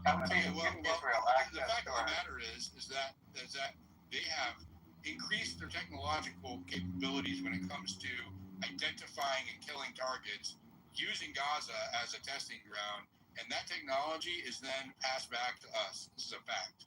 This is a documented fact. Every battle, no matter what it is, I don't care where it is, improves your R&D, your technology. Look, Iran. But it also, in Iran, for example. But it also, the Chinese. But that fact alone, yeah, right? I'm glad you don't disagree with it because it's true, right? It creates an incentive structure, right, for us to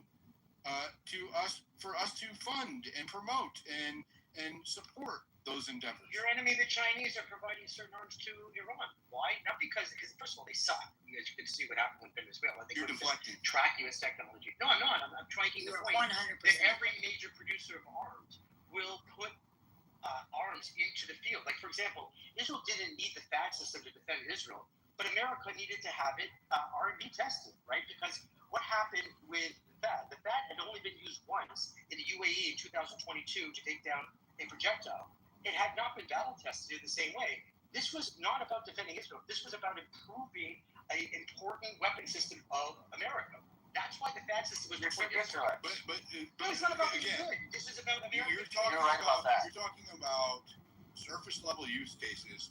What this bill does integrates core functions, right? AI, quantum computing technology, biotechnology. We're talking about all of the leading edge, most impactful core functions in the technology defense sector in our country that originated in a foreign country that has its own interests, right?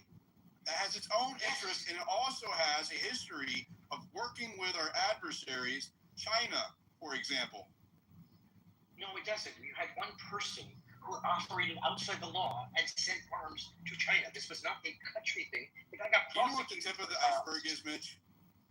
Man, you've had Americans who supply technology. Didn't Jonathan Pollard steal nuclear secrets from America? This happens in every. Did you hear me? Didn't Jonathan Pollard steal secrets from America? Have you heard of Jonathan Pollard? He literally stole secrets from America. Okay, so you're just, instead of denying it or acknowledging the concerns, you're justifying what occurred. You're pretending this is Israeli policy or on a national level. It doesn't matter if it's Israeli policy or not. You're missing my point. No, hold on. I'm responding to your point. How about you let me finish the point and then counter it? I'm trying to say that you have Americans who are in the military who end up supplying things to your enemies. And then they end up going to prison in Israel. Right. Yeah, the same thing happened. But we don't arrest Israelis that do it to us, now do we? Yes, right. When Jonathan Pollard stole American secrets and gave them to Israel, they liked it. They liked it. They wanted that, right? Right? Okay. Yes. So why would we let our enemy that spies on us share our secrets? If I give you, hold on. Let me give you the comparison. Giving them access to all that information, our military information, is like giving Ted Bundy your little black book. Okay. These clearly are not. Look, the biggest threat to America, and everybody knows this. Hold on. No, we're not. Unfortunately, not. The biggest threat. Hold on. The biggest threat to America of any country in the entire world is by far Israel. In fact, Israel is more of a threat to America than all the other countries combined. And let's take. Let me give you some examples. Okay? Hold on. Calm down. Don't splurge out. I'm representing America. You can represent the foreign country that's our enemy in a second. Hold on. Now, hold on. Far from it, my friend. Far from it. Mitch was promised to have some time uninterrupted. Well, he's got Mitch, some time. Hold on. No, because I did.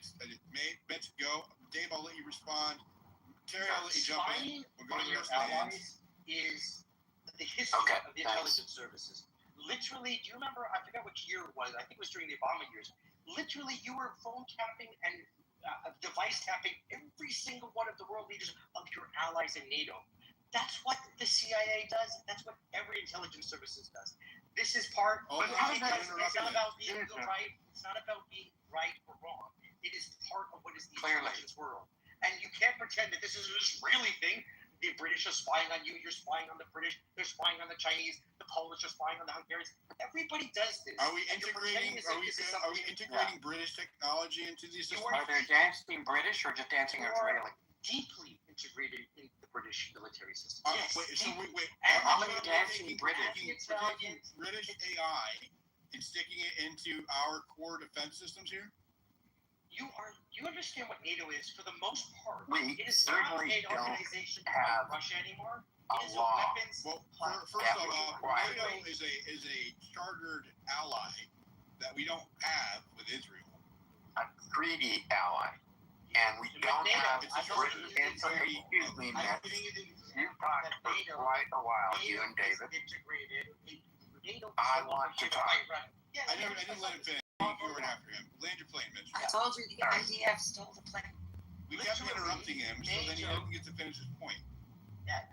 He's got a lot more time than you guys. I'll agree. He's the only one. Are you playing fucking ping pong? Yeah, but dude, he's pushing bullshit. That's what everybody's saying. Ping pong here, like I'm a ping pong ball back and forth with the fucking paddle. Let me it's finish the fine. fucking sentence. Go squirt out. No, you're probably getting out to the room. I'm giving Go you ahead. perspective of You can reality defeat as his opposed to idea with better. You can defeat speech with more speech. Nobody let me It's talk. literally very simple. NATO is a weapons sharing platform, and for every reason, while they're not a formal member, Israel is part of that NATO system, whether you like it or not. And you are all integrated: AI, cyber, military equipment, systems. They're just part of that NATO system without being a formal member of NATO, whether you like that or not. You wouldn't have an F-35 functioning without Israel. But they don't have the same level of accountability, right, or processes that a NATO ally does, which is why it's not okay. It's not okay for them, Mitch. I'll let you finish.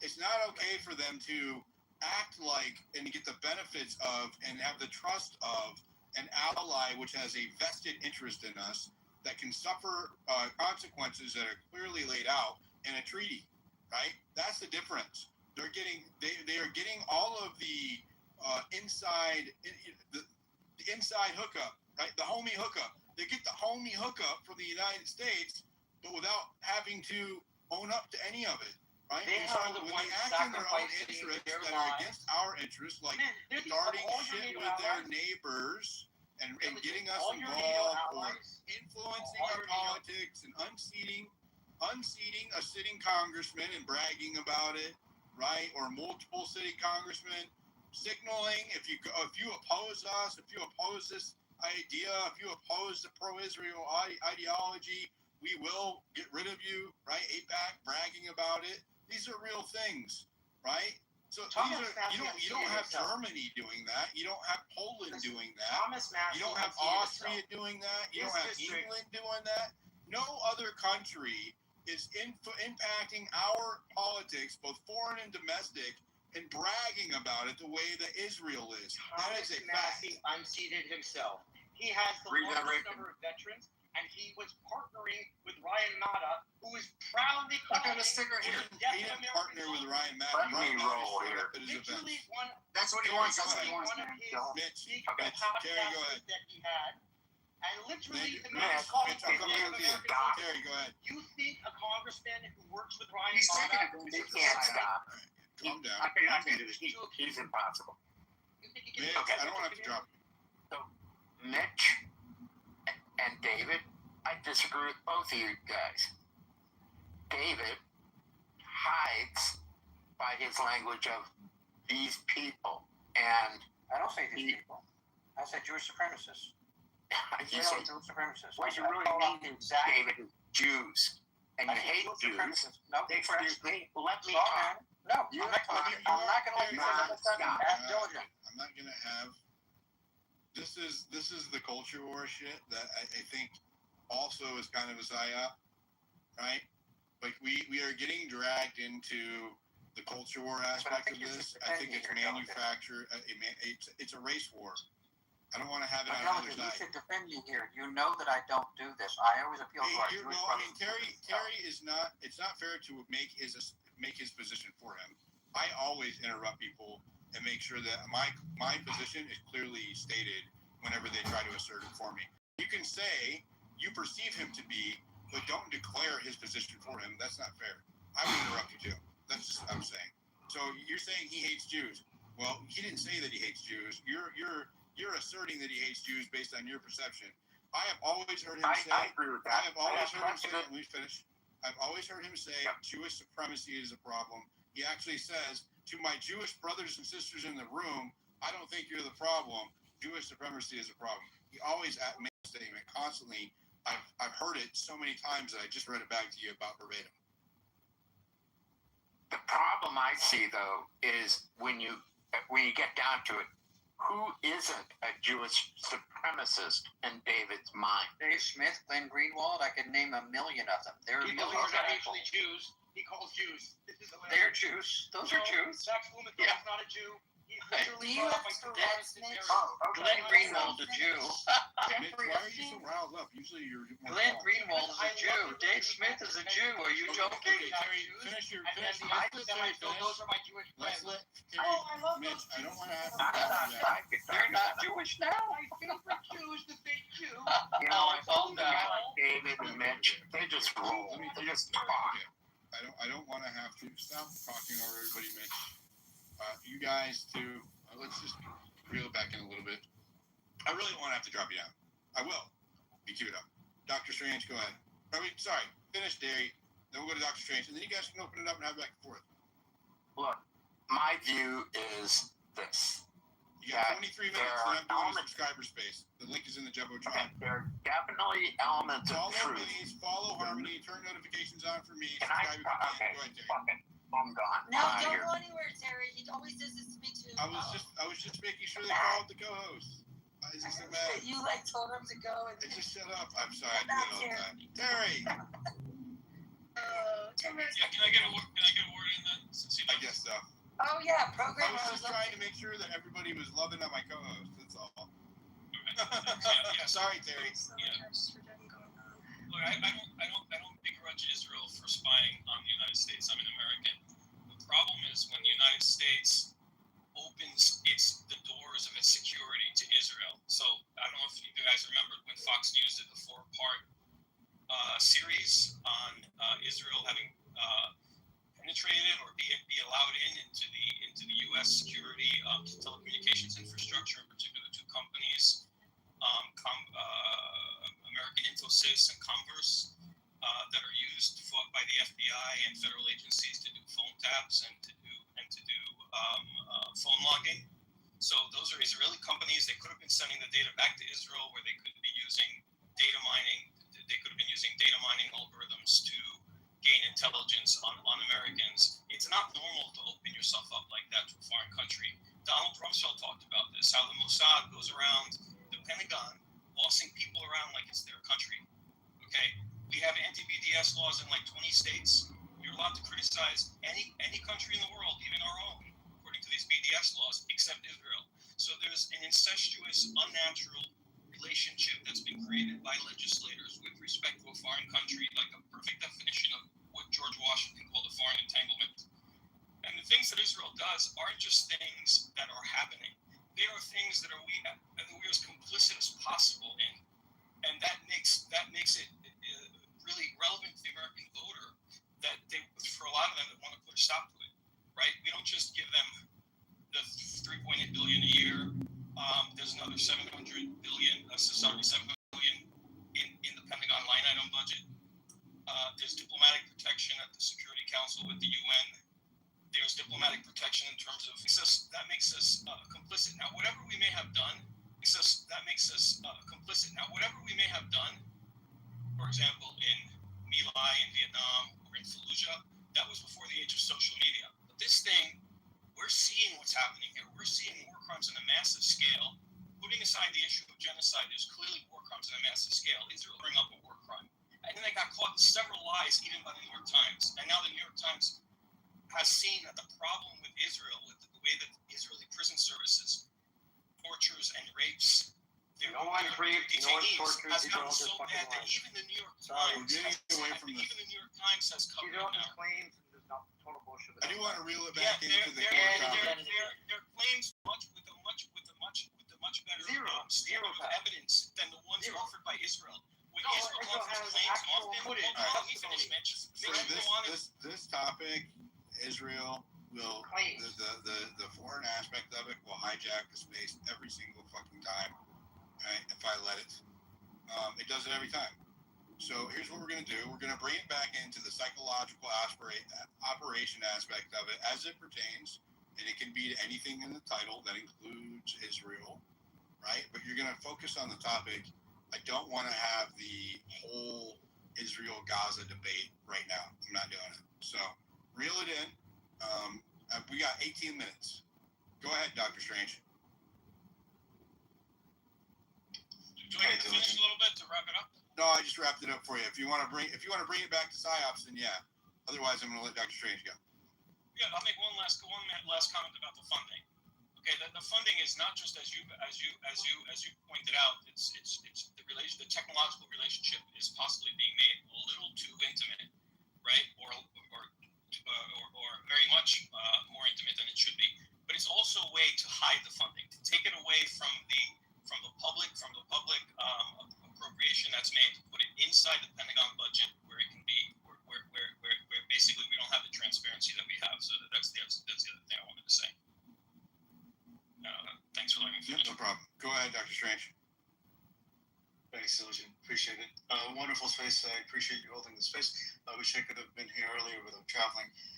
Nevertheless, I do want to mention a couple of quick points regarding what you guys were talking about regarding Israel and how they've spied on the U.S. and shared sensitive technology to the Chinese. So I've said this before. The former CIA director, James Woolsey, told the Senate Government Affairs Committee that Israel had been selling U.S. secrets to China for about a decade. And more than 12 years ago, the U.S. demanded that Israel cancel the contract, which supplies China with Python 3 missiles, which included a number of other technology. And it went on and nothing happened. And then there was a U.S. investigation for a number of years where they proved that the Israelis were selling U.S. secret missile technology and electro-optics technology, which was transferred, not selling, was transferred to China, because Israel, what they do is they want to curry favors with everyone, whether it's Russia, whether it's China, whether it's India, because they're thinking long-term. They don't care about their ally, U.S. They want to make sure that tomorrow, when they've got to move away from the U.S. and leech on to another country, they've got that opportunity to do so. And this is exactly what Roseanne Barr said. He's like, U.S. can go fuck itself. We'll just go over to India. That's the mindset. This is how they operate. They don't rely on just one U.S. superpower or one superpower. That being said, after the U.S. investigation found that they had passed technology, and under a lot of pressure, the Israeli defense minister had to resign. And again, this was after an investigation, a multi-decade investigation. And this was reported on an Israeli newspaper, Maariv. So this is not, nobody's making this up. The irony is that the Chinese turned around and helped Iran with their missile technology, which Iran is now using against Israel, or have been in the past couple of years. In addition, the Israelis, every U.S. tech that goes into Israel, they force them to have R&D there. And then not only do they force them to have their R&D, it's almost like put a lot of pressure on them. And then they basically want their secret sauce, the source code, as well as backdoor access. And they did this with WhatsApp. This was back in the early 2000s. I don't remember exactly when. So they took the backdoor access and they created an illegal product called Pegasus spyware. And the spyware basically they sold it around to various countries such as India and other authoritarian dictators all over the world. Again, to curry favors with them. They sold it to these countries, where these countries then use that technology, the backdoor access. You're talking about Pegasus? To spy on journalists, lawyers, human rights activists. And then Meta, the formerly known as Facebook, pursued a legal not case just state actors, but also high-level criminals. Yep. Actually, Jeff Bezos ended up being one of the individuals who was spied on through spyware that the Israelis sold. You guys don't know, Pegasus is an exploit developed for phones that is zero action. It means that you don't even get a text that you have to click on or anything like that. It can be married. It can be Trojaned in with another type of data packet sent to your phone, and then it completely takes control of your phone. Clones the data, sends data back to a server. They can control it. They can see the different sensors, your microphone, your camera, all kinds of shit, all of your text messages, any of the keys that you put in there. If you type in a password, all of that shit. That's what he's talking about. Go ahead. Sorry, continue, Dr. Strange. So there was a legal case for many years, and then the court finally basically ruled that the Israelis did exploit these WhatsApp's backdoor access, and they did install spyware to target your camera and microphone and access data, effectively turning the phone into a pocket spy. And then have that going again, in Carbine 911 right now. Yeah. So the reason why I'm bringing this up, because when you ally yourself with a country that will turn around and use that technology to spy on your own citizens for their own political agenda, I mean, you're basically feeding a snake. This is why the NDAA, the Section 224, is so dangerous. Now, I bring this up because this has also an economic impact on us in the U.S. We are now competing with China for consumers and raw material all over the world. Now, what's happened in the past few years is that because of our alignment with Israel and its genocide, a lot of countries are boycotting us. So instead of buying iPhones, they're going around and buying Huawei's phones. And this has a major impact on us long term. In addition, a lot of these countries, and I shared this with in another space. I feel like we're getting off into the weeds. I'll land it with this. Ultimately, all I'm trying to say is that this genocide in Israel, in Gaza, has an economic impact where a lot of countries in the global south and elsewhere is actually aligning themselves more with China, whereas 3 years ago they were not. They looked at more favorably to the U.S. versus China, and this has an impact on us economically. Now, one last thing regarding what David was saying. David has always made a point that he's specifically mentioning Jewish supremacy, not Jews as a whole. So I want to make sure that I corroborate what you were saying, Diligent, and others.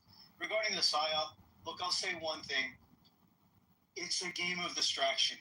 Whether it's the fucking UFOs that a lot of naive imbeciles fall victim to, whether it's entertainment that they push on you, every single thing that you can possibly imagine that has no effect on your life, they will want you to get busy on, except the real stuff, except the actual stuff that matters to yourself.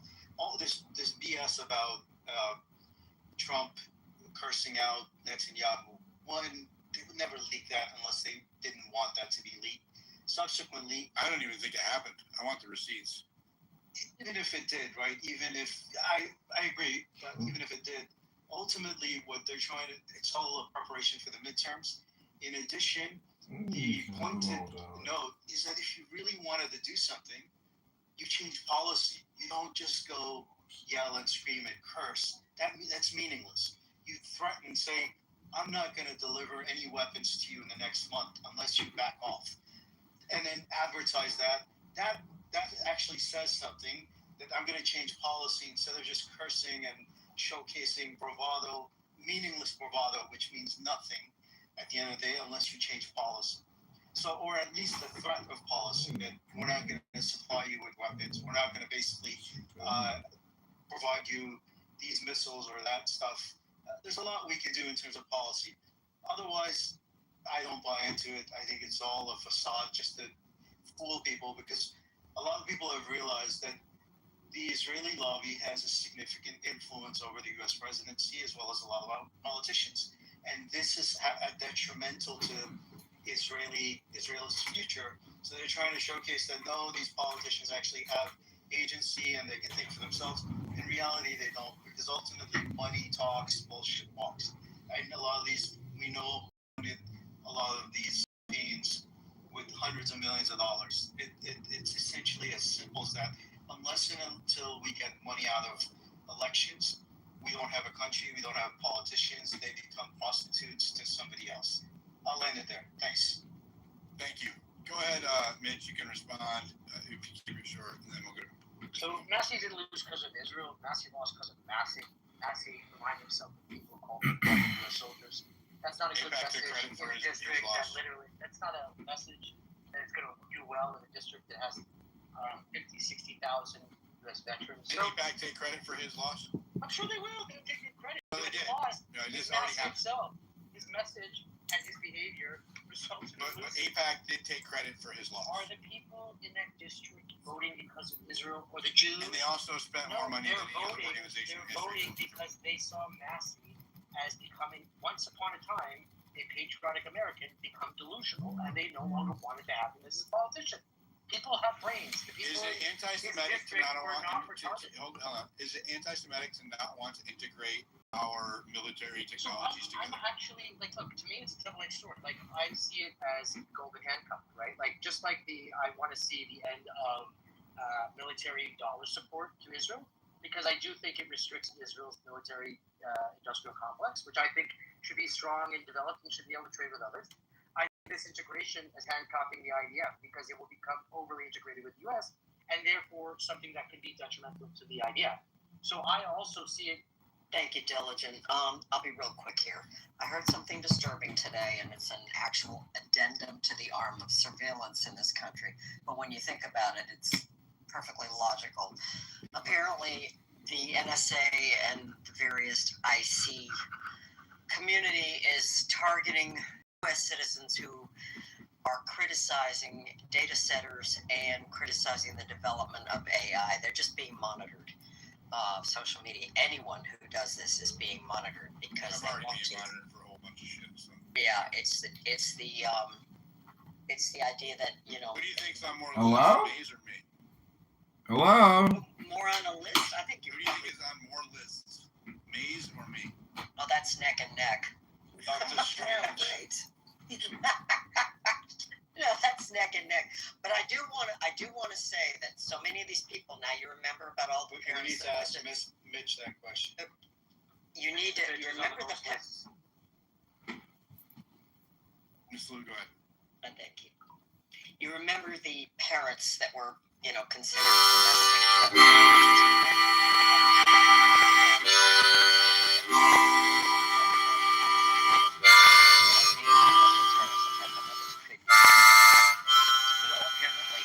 People who are showing up now to these town halls to protest, and a couple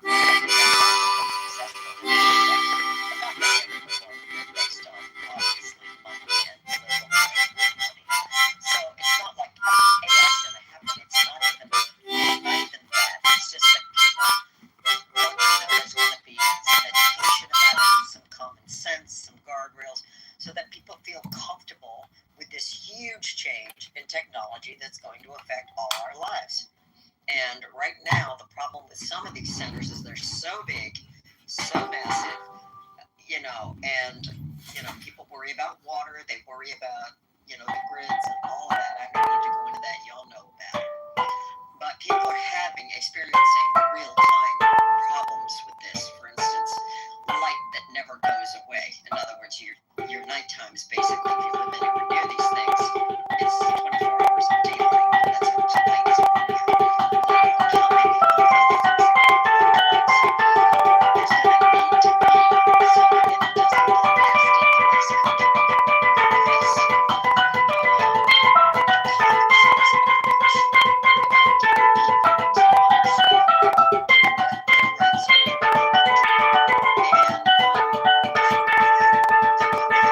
sense approach about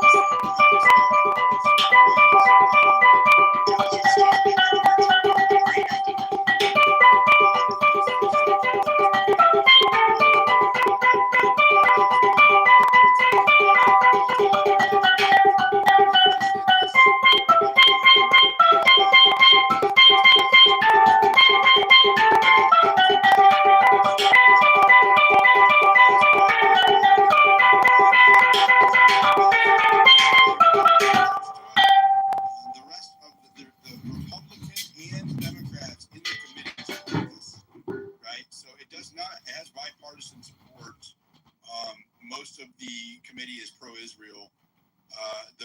And also, so getting it removed before it hits the floor is very unlikely. And then it's going to go down to the House floor, and then it'll be a debate, not for a vote for everybody, where it has a more significant chance of either getting nerfed or stripped out or amended, right? So that it's changed a little bit. So it's not so invasive on U.S. Infrastructure. That's my concern. I don't really care as much about the rest of the stuff. My main concern is them having so much leverage over our infrastructure. So yeah, I mean, I'm going to read the bill. I'll read this section tomorrow morning, and then I'll educate myself with it, and then we can have a discussion on it tomorrow night. So I'll get that scheduled tomorrow. We'll have a debate on this particular issue. I know Maze wants to, other people as well. Maze is going to rest her throat, but that didn't sound good. Take some drinks of honey, and be easy. But help you heal, Maze. Thank you. Make sure you guys are following my lovely co-host, Maze, Harmony. Really appreciate you. The rest of our speakers, follow everybody up on stage. The best way that you can support me is by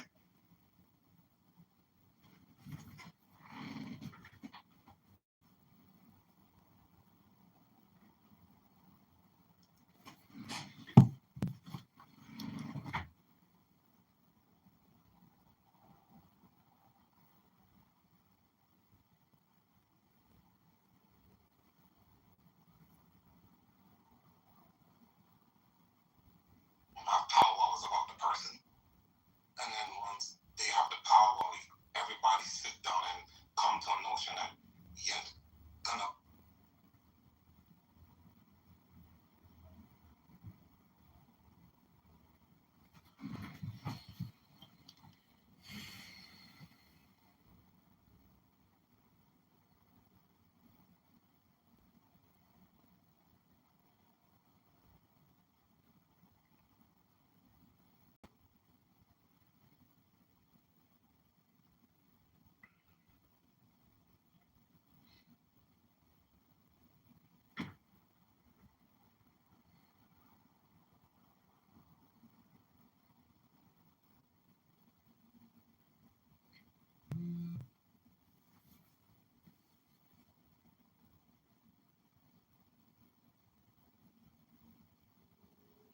People should know what's going on, Olin. I would say this. Explain it, but I'll do it, nigga. I was just watching a barbecue video from Argentina, and the title was "The Forbidden Techniques." Yo, I've seen Oleg. That's crazy. Oleg had I don't know what's going on. Let's take a shower. I'll check it out right now. Well, take a shower. Look like you take a shower. I'm gonna check it. Look, take a shower, bro. Look, I got this smallest thing going on.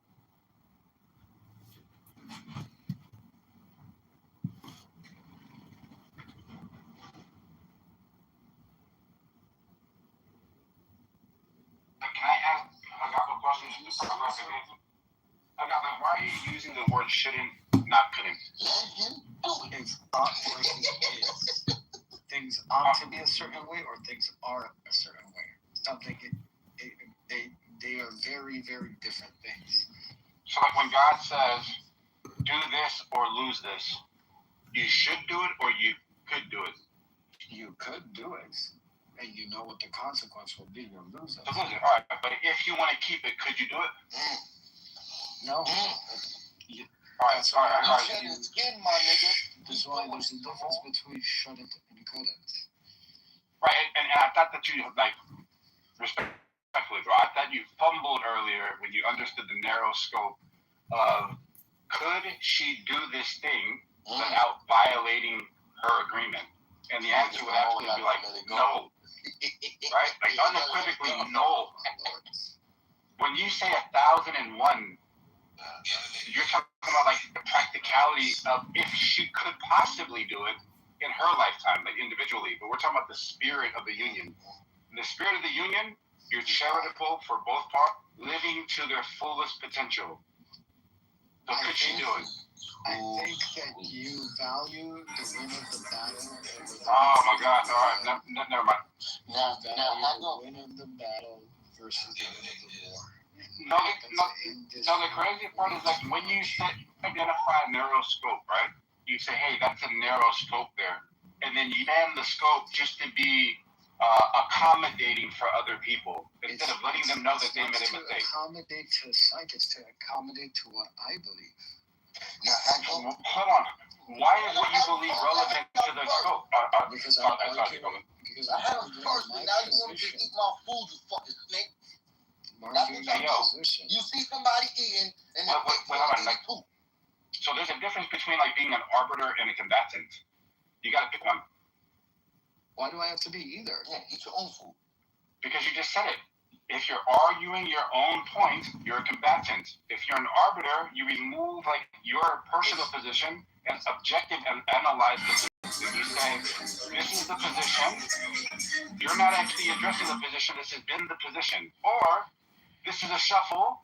He went from here. The conversation is around what Jacob said earlier, or Jacob would agree with me. I need to obviously clarify what Jacob agreed with. So am I the arbiter still while being a combatant? Can't I be both in that position? Of course I can. I have to defend what I agreed with.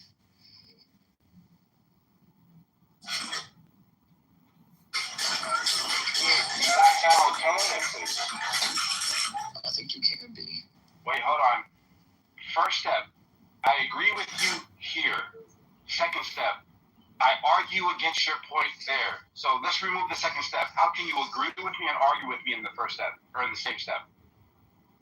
Because you're painting a position that I didn't fully hold. You're again only using one small portion. You're pulling context. Let me finish with my friend. Well, Jacobus, I got 2 seconds, bro. In the concept in itself, God says, I will bless your union if both of you satisfy my requirements. So in the concept, if everybody honors their commitments, God will bless them.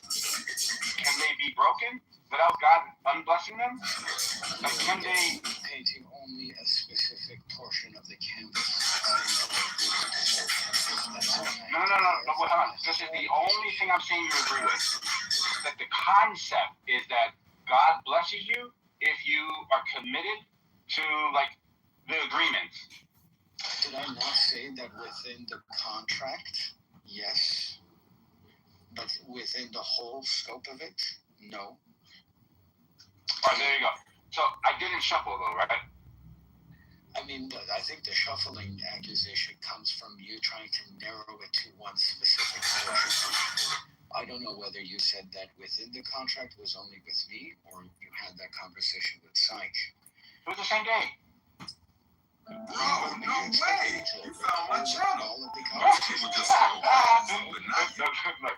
The only point I wanted to make is accuse you of shuffling. No. I just want to make a private point, right? Like, a lot of people just need to understand one thing, that I look at people in here as like very valuable and very educated people. And if there is a win and it's hella easy, I probably did something wrong. That was my keyword terms and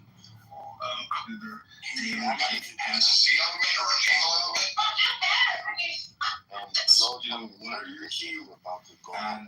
You're advertising. They don't do anything. Increase and time limitation. People going to play are to get you on. I say, hey, if they get movies on the sound out,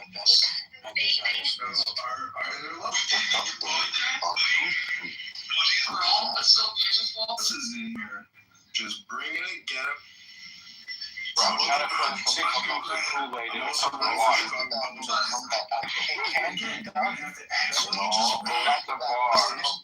Offensive bar, which is not. You must finish using the bar. No, that's a bar. Some things are too sweet to desire. Of course. Right. Of course, bro. Now, some more. Bro. $1 million? Now, some more. Some more, look. The reason I'm telling him that is because I and one of us have been doing bread, and I just cup of wine, and whatever this is the most saddest story I ever heard in Genesis. Something that makes you vomit, go up, and look at your wife and children differently. Even look at life differently. It is not the So same. when I come back, which it gets back to so you know I love you, Samoa, right? Oh, you know I love you too, bro. I love my friend Samoa, but I hate you. You who? You said it. You who?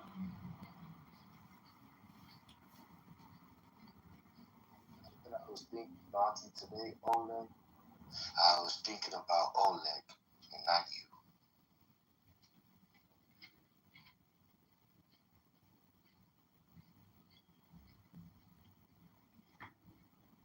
Oh, understood. And now, it already be gone, bro. And it's too late to put the cup back. Because whoever grabs it, they can't let it go. And even if I ran to a friend to help me pull it off, his hand will get stuck too.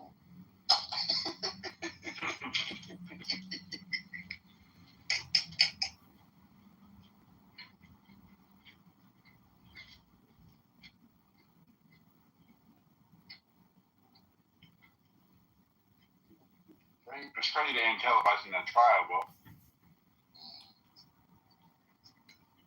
Who's on trial?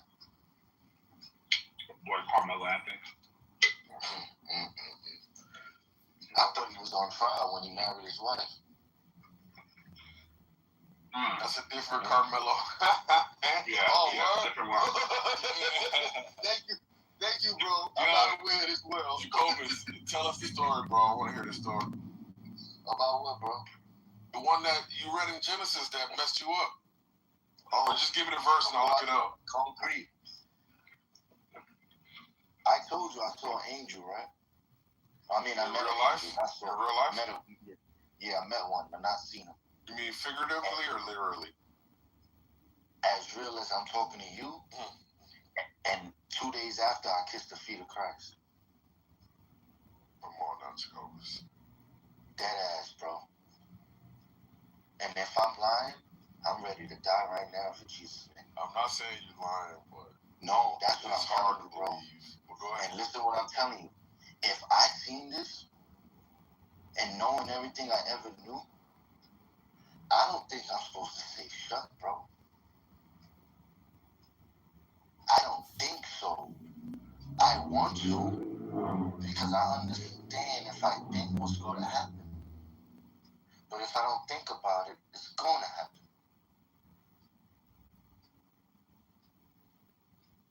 I'm going to tell you what I saw today in Genesis. It was forbidden to eat from. It was forbidden to eat from the tree, right? Yes. That means eating is something.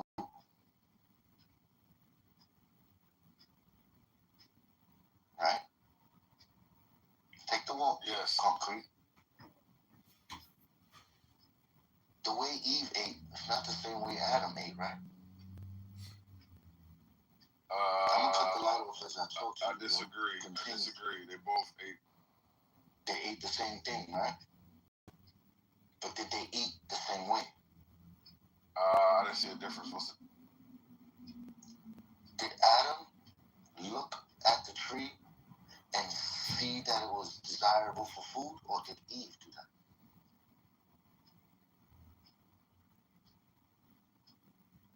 Answer me as fast as you do. I'm scared. I haven't read it in a while, so. No, don't do that, Concrete. Listen, Jacobus, we gotta, choose our words. I know.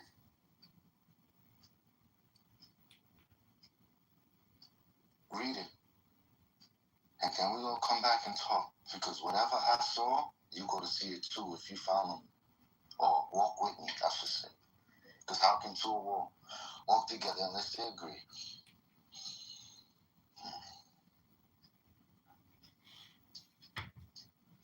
I don't like what I saw, Concrete. Jacobus, what are you talking about, bro? Fuck, yo. I don't like him, bro.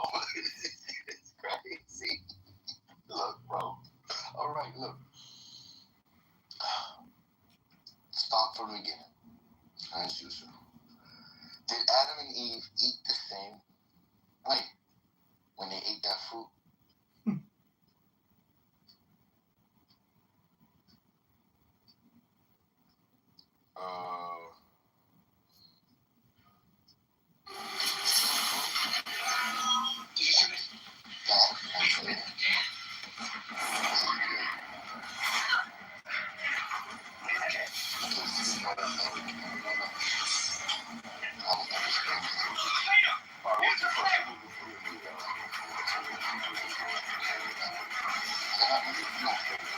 How you know it's supposed to try to be expeditious in the attack, bro?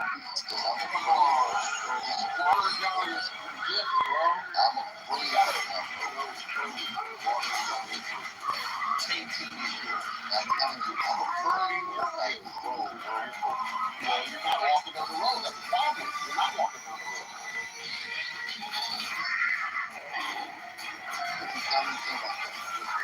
What? Nigga, stop talking crazy, man. Stop talking crazy, Jacobus. You realize you went too far. You're doing too much. Does life repeat itself? Serious question. I gotta remember. All right, watch this phone. I looked it up. I was curious, bro, because I started studying. I was like, yo, do animals commit suicide, bro? Is that normal? Is that something that we do? And you know what I found out? No, none whatsoever, my man. I'm not saying I'm obviously not aware of every fucking person in the world. So I asked that restaurant. They fucking relaunched the vagina monologues for the ice, too.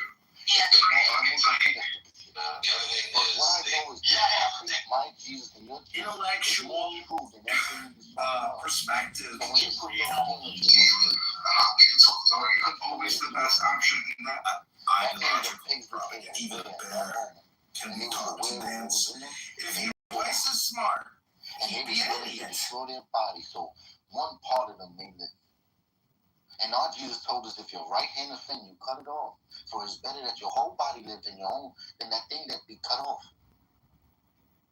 So what I'm about to tell you, Concrete, is very simple, is that when they ate there while it was happening, and while it was happening, he said and did nothing, and after he participated in it, and he knew he was naked, and when he knew he was naked, he knew what he had done.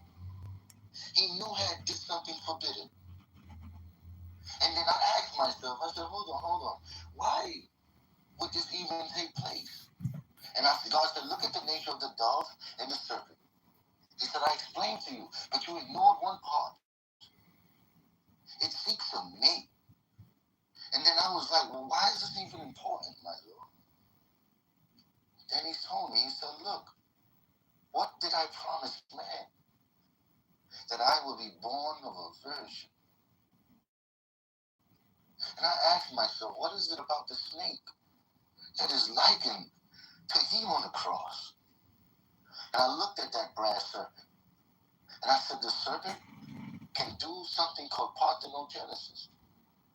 It can be born without a mate. It can be created without a mate. Like one thing, like boom. And I'm looking like, if this is the original nature of it, and it seemed man, it would say, I want that, but it would want something outside of his nature. So in order to have it, it would have to change, yet remain the same. Now the snake has the woman's nature. It can have a mate. But the woman was so shamed by it. Even her husband, who looked at it and did the same, blamed her for it. Adam was the greatest cuckold of all.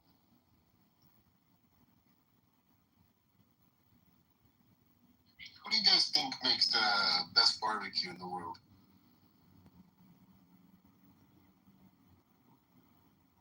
Which region of the world, or which region of the country? The world. The Jews. I can only judge them. Only the Jews. I've never even thought of barbecue as a concept in any other places. Except I know China has barbecue, Korea has barbecue, but not in the same way, right? Like I think American barbecue is number one. It's there's complex smoking involved, like you said, right? I'm looking at Argentina right now and Brazil. They're probably coming on second and third. Seems like the Argentinian one's pretty legit. Not Brazil too. How long have you been in the barbecue? I mean, I've been doing Armenian barbecue since I was young. I watched my dad do it. But Armenian barbecuing is more grilling. It's similar to, I guess, the smoking aspect is what I'm intrigued with. So I'm going to start smoking. So these other countries are smoking or grilling? They're grilling, but like very indirectly. Like there's a huge like bonfire situation, and then they make like a circle of meat around it. Yeah, it looks intense. It looks like it takes a very long time as well. A lot of effort into it. Yeah, I like to go to different barbecue spots and see what they got going on. And it's really tough to get good barbecue. Most places are very mid. Yeah.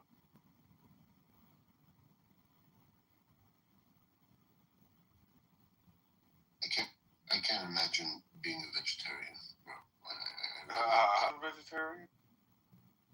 Some whack ass vegan shit. Damn, bro. Free didn't do too good today, bro. Just saying. Man, free is the worst. Samoa. Yeah, what's that about? Not as bad as Birdie. You know who's worse than Free? Birdie, bro. Oh my god, that nigga is the worst, bro. Oh, I haven't heard Birdie's percentage yet. Birdie, see the problem with Birdie is Birdie, and that's the worst part about Birdie is Birdie. Is Birdie being Birdie? Birdie being Birdie is Birdie, bro. Being Birdie. What's up, Birdie? How you doing, bro? I'm doing it. Just woke up. What's up, Birdie? I've never heard anything bad about you. What's going on? Someone made me second in command for the house, and I don't like it because when I try to start a room, everyone's like, "Where's the main guy?" And I'm just like, Wait, what kind of room is it? What are y'all talking about? It's a spicy room. Spicy. Someone made me second. But I was trying to make it. I was trying to change it a little bit, but people are like, "He's changing describe spicy, bro. You can't just say spicy. You gotta explain." So before the conversation would be like, "What kind of dick do you like?" And I changed it to what do you do your own cognitive your own shit? And they're like, "What the fuck is this?" What type of room is this, bro? That's like this room. I was trying to get into my culture, so I went into a Nigerian room, but then it became more of a psychological room when I became second. And then now I think people don't like this shift. So Nigerians be talking wild like that? Yeah. What type of dick do you like? I'm sorry. Yo, Ole. And the chicks in there talk, is Sugar Belly going there? No. No, Fifi, how you doing? Good evening. It's like a whole new people who have never been on this side of Clubhouse. Oh, okay. But like there's like their rooms filled up to like hundreds, and so I was like, do y'all speak in English or your country language? They speak in Pidgin, but I understand it because my ears are just tuned into whatever my aunts and uncles used to talk about. Gotcha. But they speak in English. Yo, ping me in there, bro. I want to check it out with you. Okay. Oh my god, how gay. No, what are you talking about? Like the room I don't know what I'm talking about. I'm just being annoyed. Because you're a vegan? Yo, Birdie. Yeah. You want to hear something cool? What's up? Wait, James, why do you have a pink ticket? Why do you? Because I'm a cool kid. Hey, yo, Birdie. You want to hear something cool? Yeah. I'll tell you this, right? If the perfect nigga was standing right there, and the devil and his full glory was standing right there, a woman would choose that devil over that perfect nigga. What do you say? Why do I say that? Mm-hmm. Because when you look at man compared to a serpent-like thing, that woman will always gravitate toward that thing. Okay. Does reality teach you otherwise? I don't even Why know. hesitate? For you see reality every day, right? I guess so. Mm-hmm. I think I showed you a dead body, my nigga.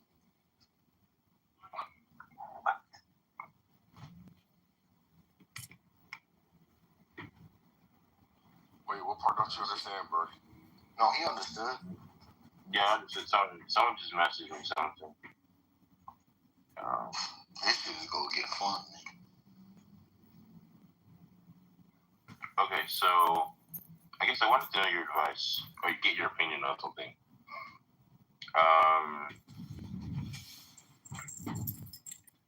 So the divorce is progressing. I know. Wait, what? I know, brother. Bro, fucking it. Oh, sorry. Hold on, concrete, because this is about Hold on. Ask the question, brother. Hold on. Sorry, the question, brother. Hold on, Jacobus, let me talk, bro. No, if you want to ask the question, let me talk, Jacobus. You can talk to him. I just wanted to ask the question. And so I spoke to my pastors, and they gave me advice based on what she's been doing that they think I shouldn't get back involved in that relationship. Your pastors told you not to reconcile with your wife? They said, given what she's been doing, they said I'm no longer obligated because she's been in infidelity. Bro. So, bro, I'm going to give you the answer. Look, bro, I'm going to give you the answer. And it's coming straight from the Lord, bro. You ready? Mm-hmm. God decided not to pass judgment. So if you love her as you love God, right, you must be willing to let her, when she turns back, you are still dead. Now, is this easy? No. Will you suffer? Yes. Will it feel like a punishment in the beginning? Of course.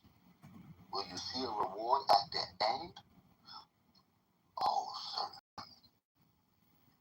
But if you take the exterior terminus, the end of a reflection, as what it is, you'll never get to the source of the true light, my nigga. See, God is going to allow some people to see, some people to hear. Don't be one of those that have to feel. Because it's a terrible thing to fall into the hands of the Lord.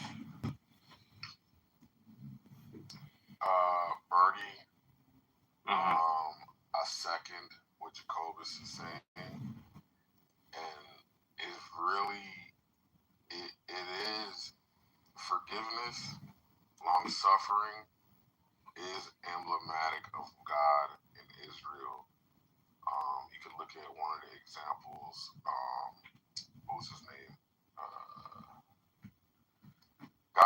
God used him as an example of his relationship with Israel, where he had Hosea. You know I can't say words, nigga. Hosea. Hosea. There's no Hosea. Birdie, listen, I don't know what's going on with your pastors, bro. The Bible, the whole doctrine about infidelity, I think is really misunderstood. Because at the end of the day, Jesus says to forgive 7 times 77, right? And what God has put together, let no man put asunder. And And when they talk about, oh, but for it's not me initiating. No. I'm not saying you're cheating. I'm saying it's not me initiating. No, I understand. It's really because of the way the laws are. There's nothing you can do about it. They're just gonna. I would say it's basically cheaper to keep the marriage together because it's gonna be very expensive and it's improved. You guys go to counseling, not with a pastor, but someone who can sit down with a life coach.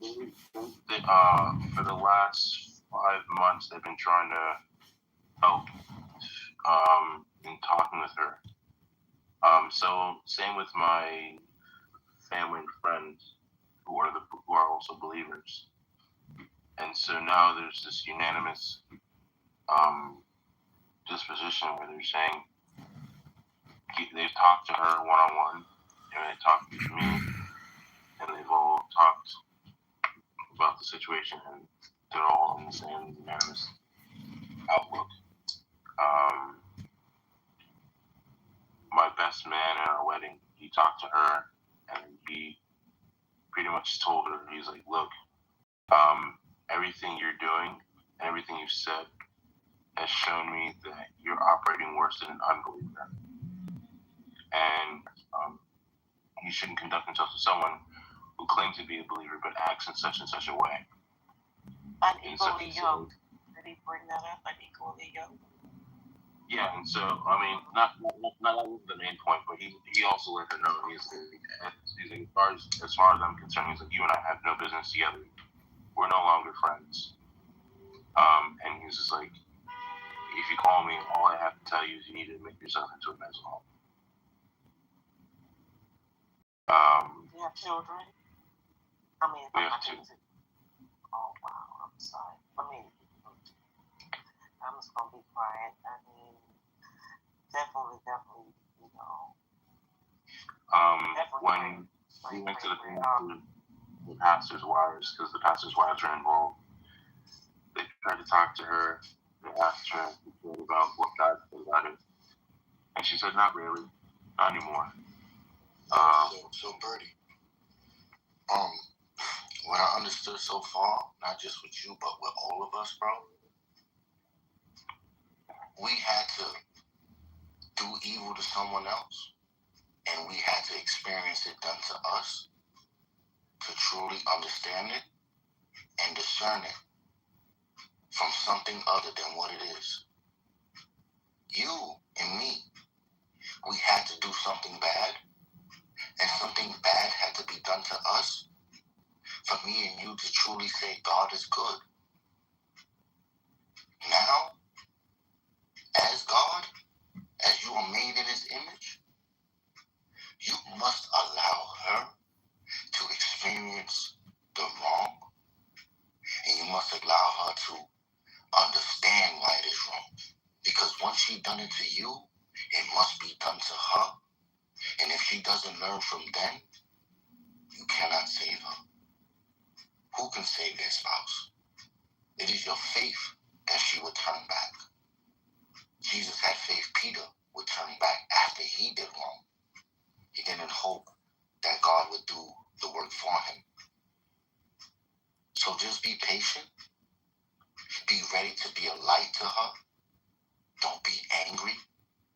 Don't remember what she's done. Because the moment you remember what she's done, she will not be able to get from under that bush. She will be so ashamed of herself. And a broken woman is no good to you, nor anyone else. So if you want her whole again, you're going to have to do what God did for you and let His hands mold you.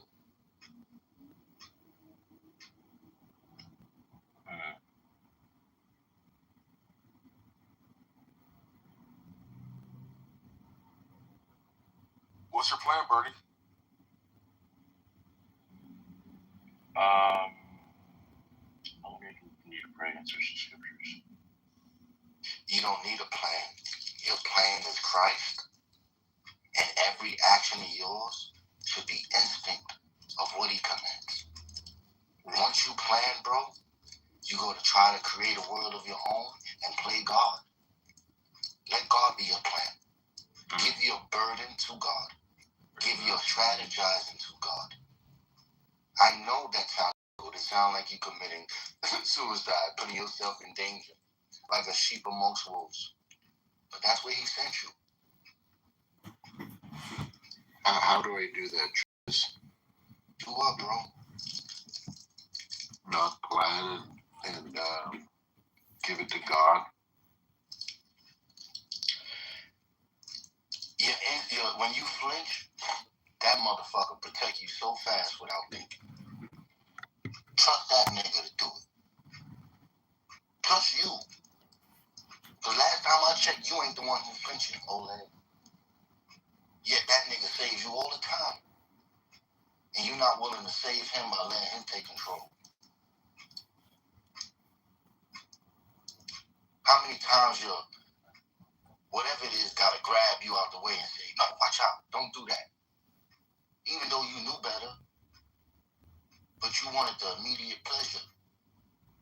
Not realizing that immediate pleasure was just a reflection of what it really was. So you drinking something that hurts you is no good for you. You are beautiful in God's sight. Your mind,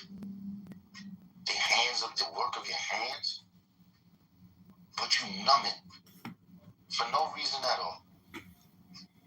All because of something that's invisible.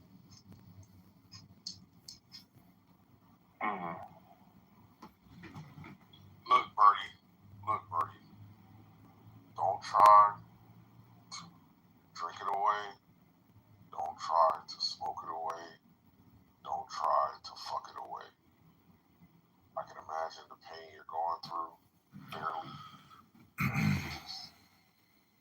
Don't just let it happen. It's happening. Don't try to numb it. Just let it make you powerful. Let it make you wise. And like Jacoba said, just stand strong. Be very forgiving.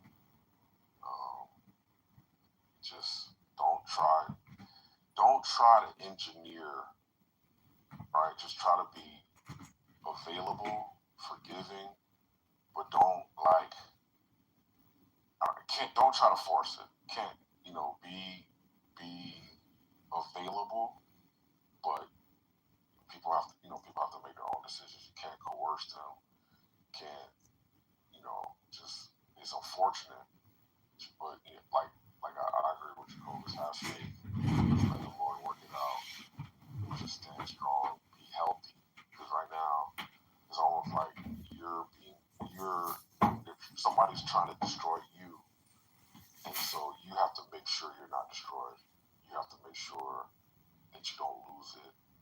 And you can obviously have children that you can use as like a focal point for everything and anything as your focal point to stay healthy, to stay happy, to stay full, and to keep pushing forward. I think a little different, Concrete, when you're done.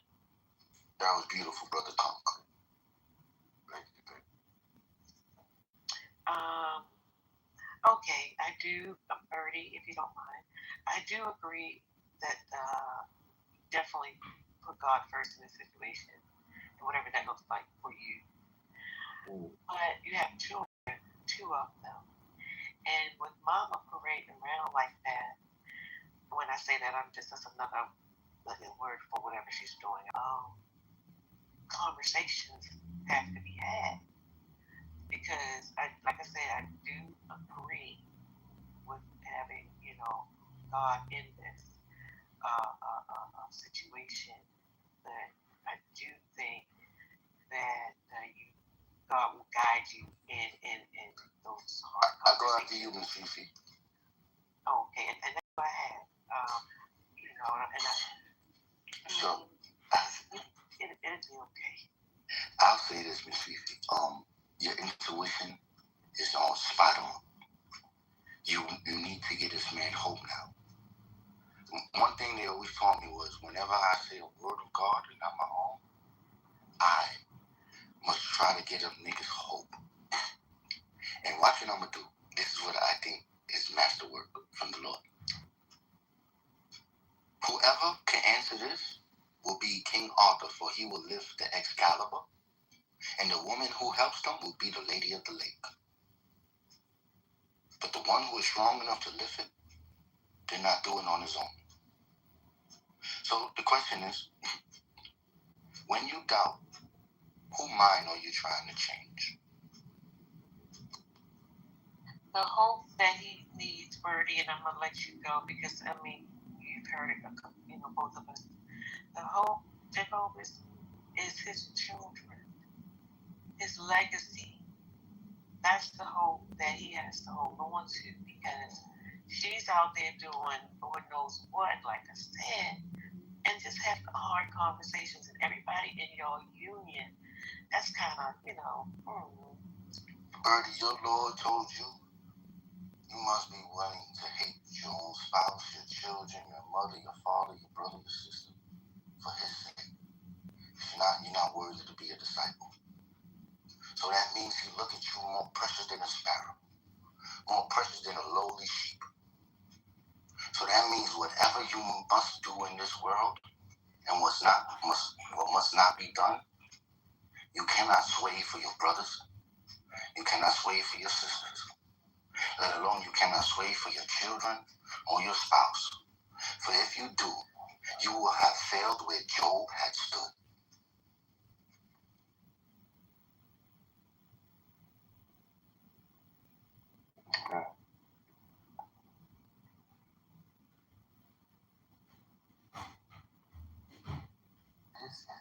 I guess Concrete dropped the mic and just kind of, say what he said. That nigga said amen, just a pig. Right, he's like, oh, that nigga scared shit out of me, man. I'm telling you. No, that's all good. I just had insomnia, so that's why I'm kind of hanging out. You know who gives us rest, Miss Fifi? Say it again. You know who gives us rest? Yes. Meaning, if you wanted to close your eyes, you can't close your eyes. I know. Meaning, when you do close your eyes and you're in that darkness and you can't sleep, God is going to give you comfort in the dark, for he is that light. And the only thing that can ever give you comfort is the light, right? That's Fifi. There's nothing bad. Now, the light shineth, and the darkness comprehended not. Birdie, are you in the U.S.?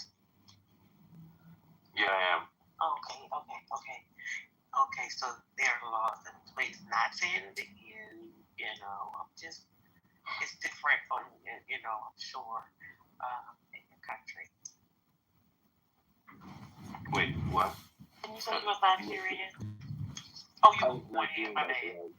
I've been having to change my answer on that because the Nigerians, when someone asks what you're from, they don't care about where you were born. They ask where your blood is. So if you were born here, you're African American. Yeah. So I just wanted to I just didn't know if there was some sort of culture.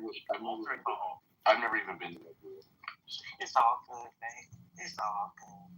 Yeah. I don't trip off the next. So, Miss Vivi, I'm going to shut up, but I want to talk to you for a second. Not too much. I ain't going to do nothing. No heavy lifting. It says, though I speak the tongues of men and of angels, but have not love.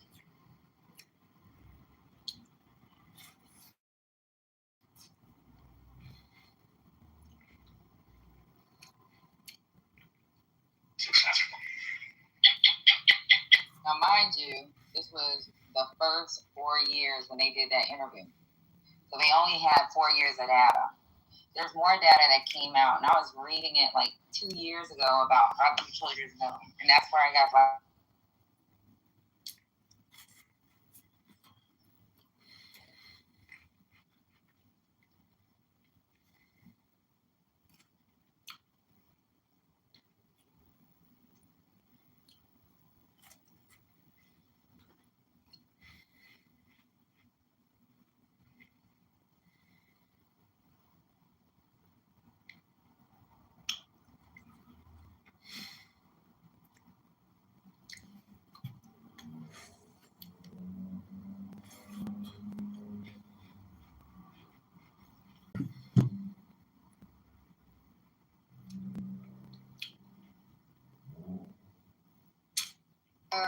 terrorists. What else she said? Represent what is it hurts us. Tell Oh him. my God. No. Tell him. I don't expect. I know Sapien for the last 2 years. If I know. You better see this. He's not You going probably to change. remember more than you better remember this more than I do. This is a direct quote. That it hurts us that we're forced to kill children or something like that. What was that? I gotta find a direct quote. I think that was Golda Meir or Daniela. It's we will never forgive them for making us kill their kids. Yes. Yeah. For making us kill their kids, they will never forgive them. And you know what? I don't know if you heard me speak about it. I did mention this a few days ago in this room. They have a minister called Itzhak. I work for the fucking government, bro. I'm good, like why? She has 13, bro. I don't have to fucking. Oh wow, that's pretty actually high. Yeah, dude. I'm good, man. And my job's gonna be remote anyway. What is GS gay sex? No. No, stop gay sex. That's fucking funny. No, I came in at 11, and then I got promoted to 12, and then 13 I got picked up. So it was really fast in 3 years. Now I'm going for 14. What's wrong, Cindy? Why are you sighing? How mad do you today? But yeah, I like Tampa. I wouldn't move down to Orlando or anything. Orlando's perfect. No, bro, are you fucking nuts? You don't know anything about Florida, man. Man, my family lives in Jacksonville, and they live in Tampa. I lived in Florida. I'm going to tell you this right now. South Florida is not at all where you want to be. I love Clearwater, though. Oh, Clearwater's okay. Clearwater's different. I visited last year. Yeah, well, not what just happened over there with the pew-pews, but Well, yeah, that was a fucking team takeover or whatever, but like it's all Scientology, and it's a very empty area. No, it's not. Very empty. Never met a Scientology. Well, you're gonna go to the headquarters. You're gonna go to like 3 weeks in Florida. Joey, the headquarters are in Clearwater. Everybody is I met John Travolta, Tom Cruise, Grant Cardone. My friend who passed away, God rest his soul. You want to come with me to be a Scientologist? I actually do want to go into the Scientology. You're stupid. There you go, Sangre. That's your answer. What? Hey, listen. When I was in Florida, I met Lil Wayne. I met Diddy. Florida was the spot. No. Why? What do you mean? What is Sangre Lee? Why are you doing this shit, Bow Wow? I hate you. Bow's just doing Bow things. He's being a Bow boy. Bow makes everyone trying to I don't know what he's trying to do. He's trying to hook you up. With? Angry. Bow's actually a wedding singer. You know that? Oh my gosh. He's a wedding singer.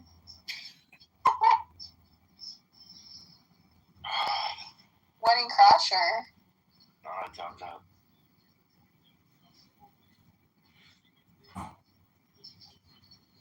Well, I'm trying to find a picture of my house out there. I was in Clearwater not too long ago. Yeah, what happened? I just went to, I was supposed to go to work out because the gyms are really good there. My friend works for YouTubers. I got invited to 4th of July in Sarasota. Yeah, Sarasota's a nice city. Because everyone from Clearwater was going to Sarasota for some reason. I guess it's better, nightlife or something. I don't know. It's like a newer city, right? Where? Yeah, because Clearwater is just a beach touristy vibe. I was staying on the beach in a nice resort. And I just stopped for a day and checked it out, basically. I used to live in Tampa, and I know a lot about Clearwater. And let me tell you, I'm kind of glad that it's actually I'm kind of glad that all the scammers of Scientology took over, and They bought out most of the town. It's So, empty. like, it's empty as fuck. So it's really it's super cool because they've been trying very, very hard for many years to kind of get the hype that Miami did, because it is you get sunsets. It's basically you have a beautiful row of high rise hotels, and they're all gorgeous. They're all like top tier fucking hotels, and I see one. And there's no fucking ooga boogas like anywhere remotely, and it's just super clean, super pretty. You get sunsets, okay, and they could basically in terms of like scenic, like for scenery and all that, it definitely beats Miami for sure. So.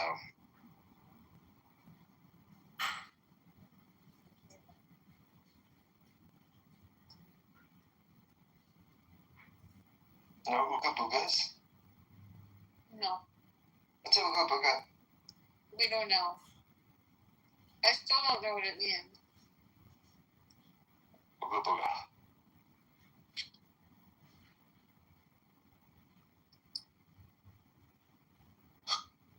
Does anyone know what it means?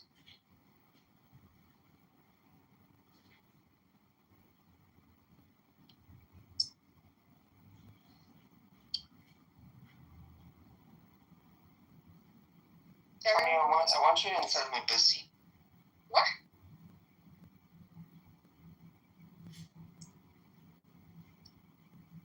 Who are you talking to? Tommy. Oh. The fuck you say? Inside my pussy. Oh? What? Oh? I want you inside my pussy. What are you talking about?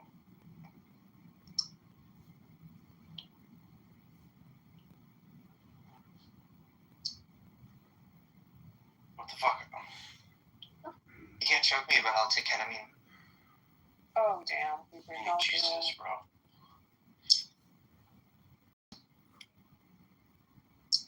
Oh, no.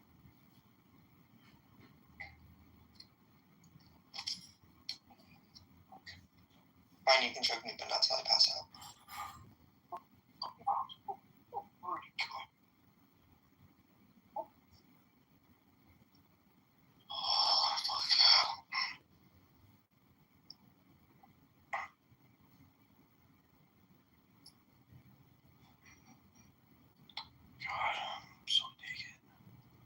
And you can choke me till I pass out, but make sure I don't have a stroke 3 days later.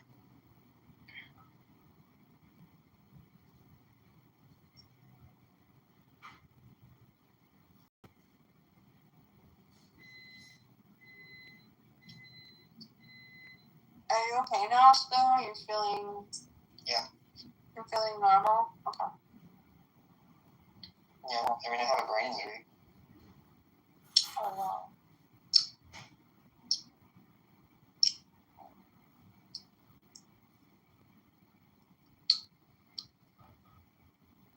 Do you feel normal? Like, okay? It's a little weird, but yeah. Okay. I'm glad you're okay. Yeah, me too.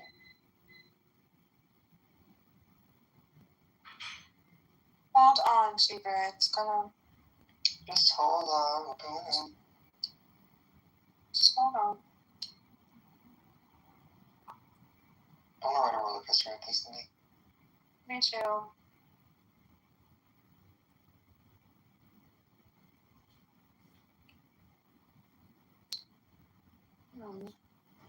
How far do you live from Busch Gardens? 4 hours. Oh, really? Mm-hmm. 4-hour drive. Mm-hmm. Oh, wow, that's pretty far. No. I don't feel it.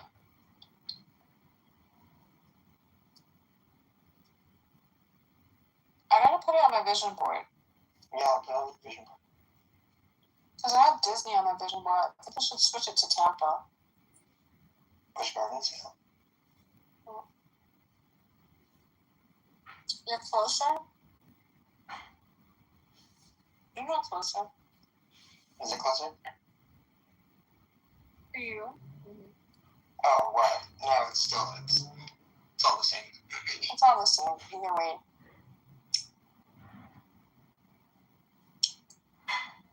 Yeah, I mean, Busch Gardens has better roller coasters than Disney. Or Universal Studios? Or Universal, yeah, Islands of Adventure, it's good. Yeah, I like Islands of Adventure. But I haven't been to Busch Gardens in a long time. Wow. I remember. Islands of Adventure versus Busch Gardens, which one? I don't know, I guess it depends. Like, what you like. I would want to go to Islands of Adventure more, probably. Even though Busch Gardens has better roller coasters. More roller coasters. Islands of Adventure is like a classic. Mm-hmm.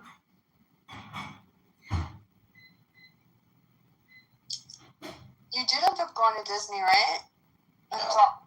No. Dollywood or something? No. No. Didn't end up going to either of those. He was gross. Mm-hmm. Well, we're gonna go. This is our year, so we're gonna go.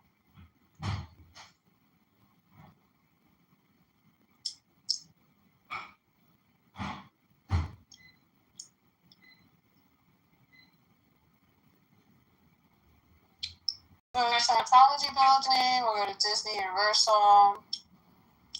What else we're gonna do in Bow this year? Do you eat with your mouth open? So what? Ew.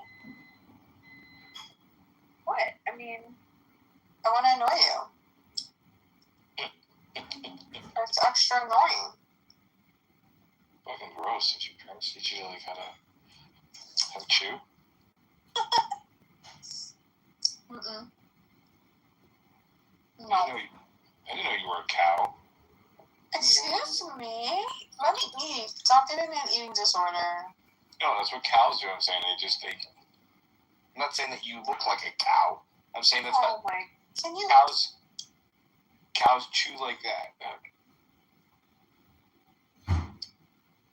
You only wish I would chew on you. Wow.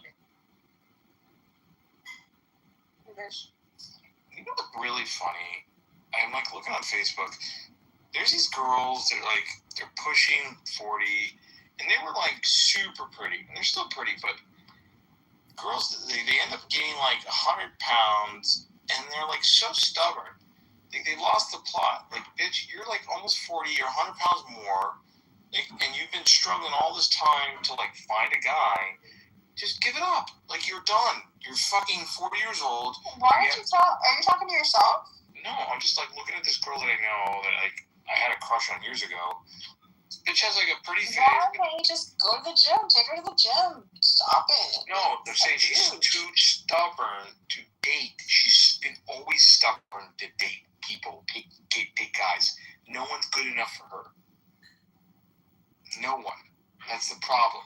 Did you try to date her again? No, I mean, other guys like tried, reaching out and all types of shit. I reached out to her. Because I know because I know her.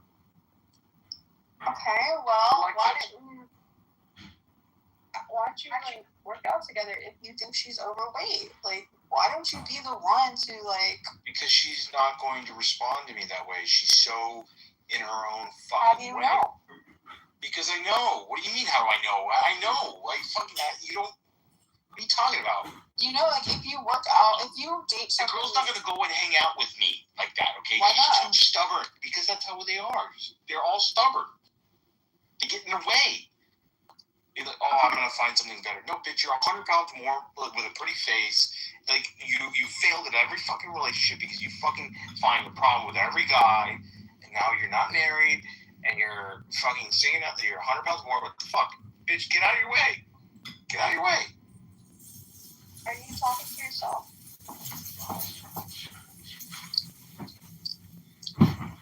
Bow wow. Ew. Bow wow. Ew, what? Bow wow.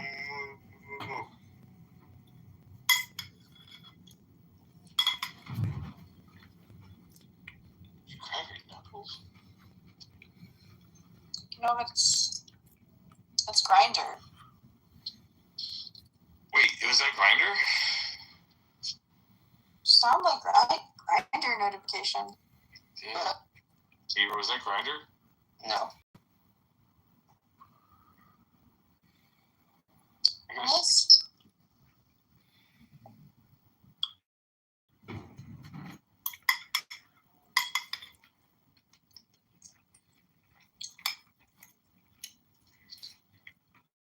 Okay, so why don't you try to date her? Why don't you go to the gym? No, it's not dating her. Like, I haven't talked to her in years. I'm seeing her on. How are you saying? I'm single at 40 and has a pretty face and 100 pounds more, and she still thinks she's some hot commodity. Okay? That's it. How do you know if you haven't talked to her? Because I know who she is. I know her mannerisms. I know how she talks. You think she's hot shit. Just give it up. Fucking settle down and shut the fuck up. Did she reject you? No, it's not about rejection. It's fucking in conversation. You're like trying to date the girl or trying to take her out, and then you hear from other people in the community. You get people that know her. Oh yeah, she's a bitch. She's like thinks she's hot shit. I'm like, yeah, I got that whole perspective from her. Yeah, years ago. These are all things that I put together over the years. Why are you being so...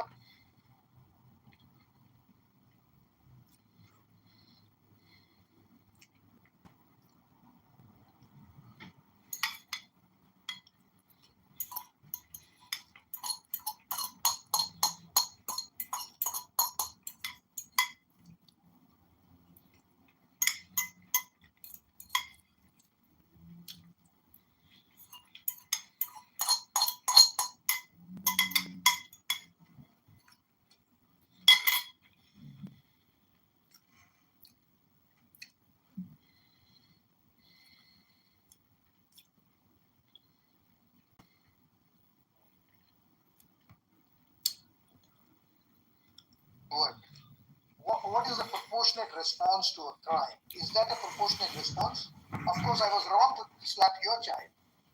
Okay? But is it okay to kill my child just because I slapped it? That's the point that we are talking about. So I want you to go and read these people, because at the end of the day, you and I don't have any stakes in it. Okay? Let's face it. And I could be lying, you could be lying. But these people, these are all known names within Israel, inside of Israel.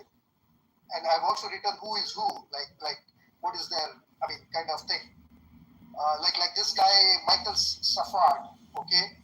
He has been arrested several times by Israeli police because he stood up against what sometimes IDF has done. And Yonatan Shapira and Avner Guariyahu, all these are people who served in the IDF, and they came out and they said, what we did in the IDF and what we were allowed to do and told to do in the IDF is unacceptable. You know, so how is it that when I can access them, I can read them, I can hear what they say, I'm sure you also can do that. That's all I'm saying. I will now shut my mouth up. Yeah, I screenshotted children on October 7th. Maxie, is your dumbass hair Wait, what? Dumbass shit? Wait, what did you say? Ace, I have a question. Can you repeat what you said so you can hear you?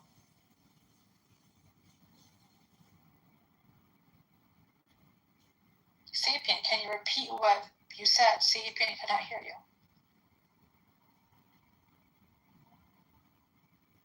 You're on mute.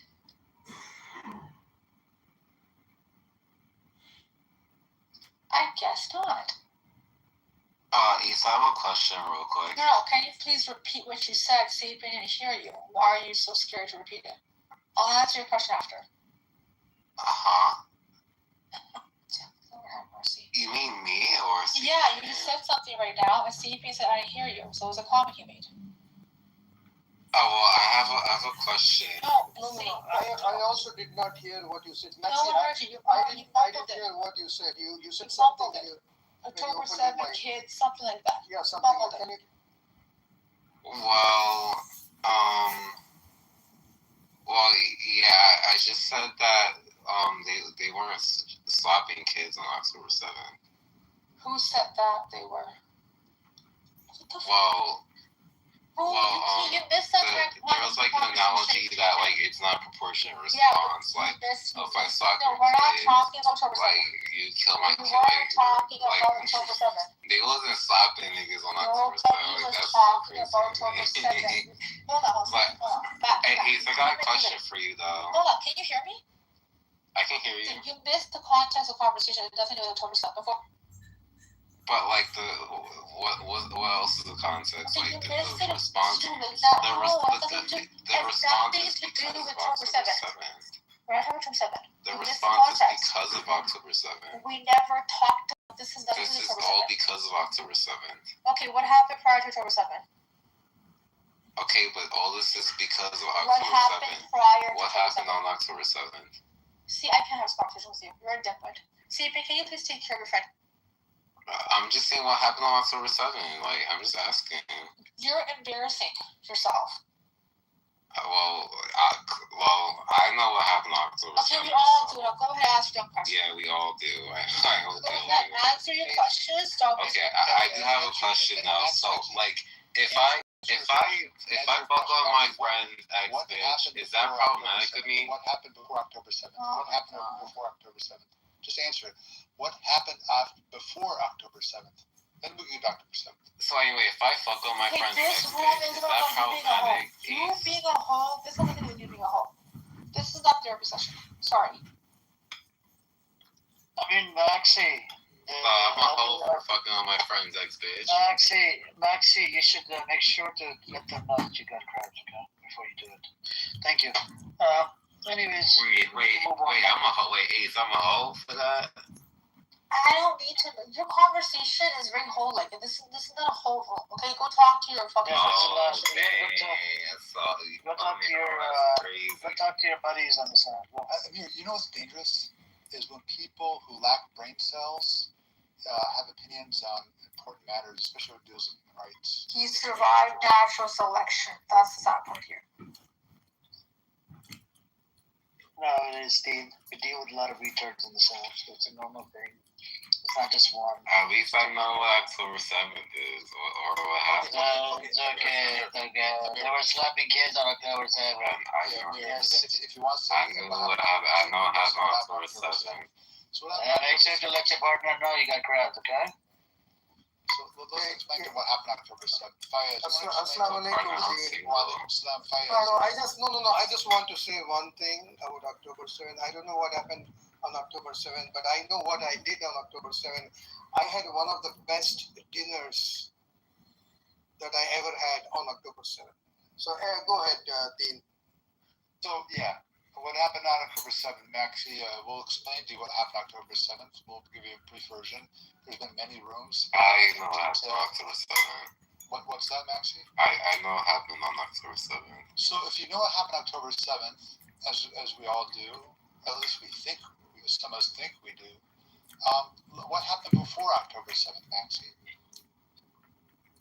Well, the response is because of October 7th, so like, why is that relevant? No, the question is, because October, Maxie, response is because of October 7th. Maxie, have you thought that October 7th could be a response to something happened by the Israelis? Have you thought about that? Okay, what response involves raping women, putting them in trucks, mass murder of like innocent festival goers? Okay, wait a minute. There we go. Israelis, like, there we go. You just checkmated yourself. So you just said what response involves mass murder, raping women. Do you know Israel has been mass murdering to a multiple degree of anything ever Hamas has ever done? They've been mass murdering to the point it's been deemed as a genocide, determined as a genocide. They've also been proven by the UN. Hold on. They've been proven by the UN and multiple human rights organizations as committing rape, even using dogs to rape people. sodomize men in the back with dogs. They've been actually doing that to Europeans who are in international waters. They have every right to be in international waters. What did Israelis do? They illegally kidnapped people, white Europeans, because I know you care about white people probably more than you do about Arabs, because you're bigoted. They kidnapped white. Yeah, you are. I've heard you speak before. I guess. They kidnapped white people on international waters, them. Multiple counts of rapes by many white Europeans, women and men, have testified. We have a video of them being beaten, and Ben Gvir celebrating it, so forth, and happy about it. It's disgusting. So you just checkmated yourself. What kind of people? No. What kind? You're ridiculous. What kind of people commit a genocide in response to anything? Israelis have killed, estimated actually at the last. They're trying to get rid of Hamas. Oh, but that is chicken and egg. Maybe the Palestinians were trying to get rid of the cancer of Israel, the Israeli society who supports the government that and not Greg Rabbi. They don't mean they want to kill every Jew. No, they don't. They want their land back, and they should be back governing the land, because when they were governing the land, when the Ottomans were governing the land, when Muslims in general were governing the land, they weren't doing this insanity against the Jews. No way. But Israel has proven it has. They did mass murder, as you said. You know what is mass murder? Mass murder. They did rape. They did all sorts of vile actions. They've been in famine. Hamas never famined or starved to death Israelis, but Israelis sure have done that. It's been very calculated, and it's intentional. They just put bombs in nightclubs. You just said intentional. No. But what's worse than that? What's worse than that is a genocide. Bombs in nightclubs are wrong, right? But a genocide is far worse. Starving children to death is far worse. Using human shields like Hamas is using in colleges. Human shields. Apartment blocks. It's like crazy. Yeah. If human shields, you just checkmate yourself again. Amnesty International and the UN. So are we not going to Israel talk about how they're using human shields? Yeah. Fucking shields. That's so crazy. Like they're using human shields in the universities. It's been documented. Exactly. Israel's been documented. They dying people still leave, and do you acknowledge Do you acknowledge that Israel's been using human shields? Do you acknowledge that the death count is in the hundreds of thousands? No.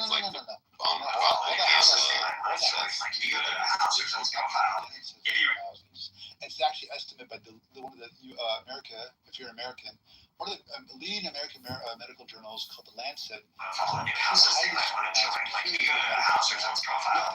you're really nice, you can listen to some highlights of some of the funniest, most interesting investing tips. So, it's gonna be awesome. I think all the new houses they might want to join. What was it, 25? Sorry. 25, that 186,000 Palestinians have been killed by Jews. That's actually not true. The article's true. The Atlanta is actually not that regular, actually. If we could relaunch you don't know what you're talking about. The other thing is, are you physician? intellectual Okay, name me the top 3 minutes. Are you physician? Name me the top 3 minutes. No, are you physician? ideological Are you so what's the top 3? Journals. or something. You name me the I will, because you're ignorant. Yeah, please. Brother Dean, you're Doctors use this to inform clinical decision making, epidemiology, and so forth. Studies. It's had a study that estimated there's up to. Is it a study or a political piece? No, it was a because study. it was a study. Nope. And Lancet is a medical just because it was released by the Lancet doesn't mean it was like an actual study. The Lancet doesn't allow. This is not the New York Times. I mean, a lot of times they do. Actually, do you know what medical journals? Sometimes they even have pieces that fellow consider that sanctions could be responsible for their actions against people. The Amnesty International back in 2000, was it 12 or 13?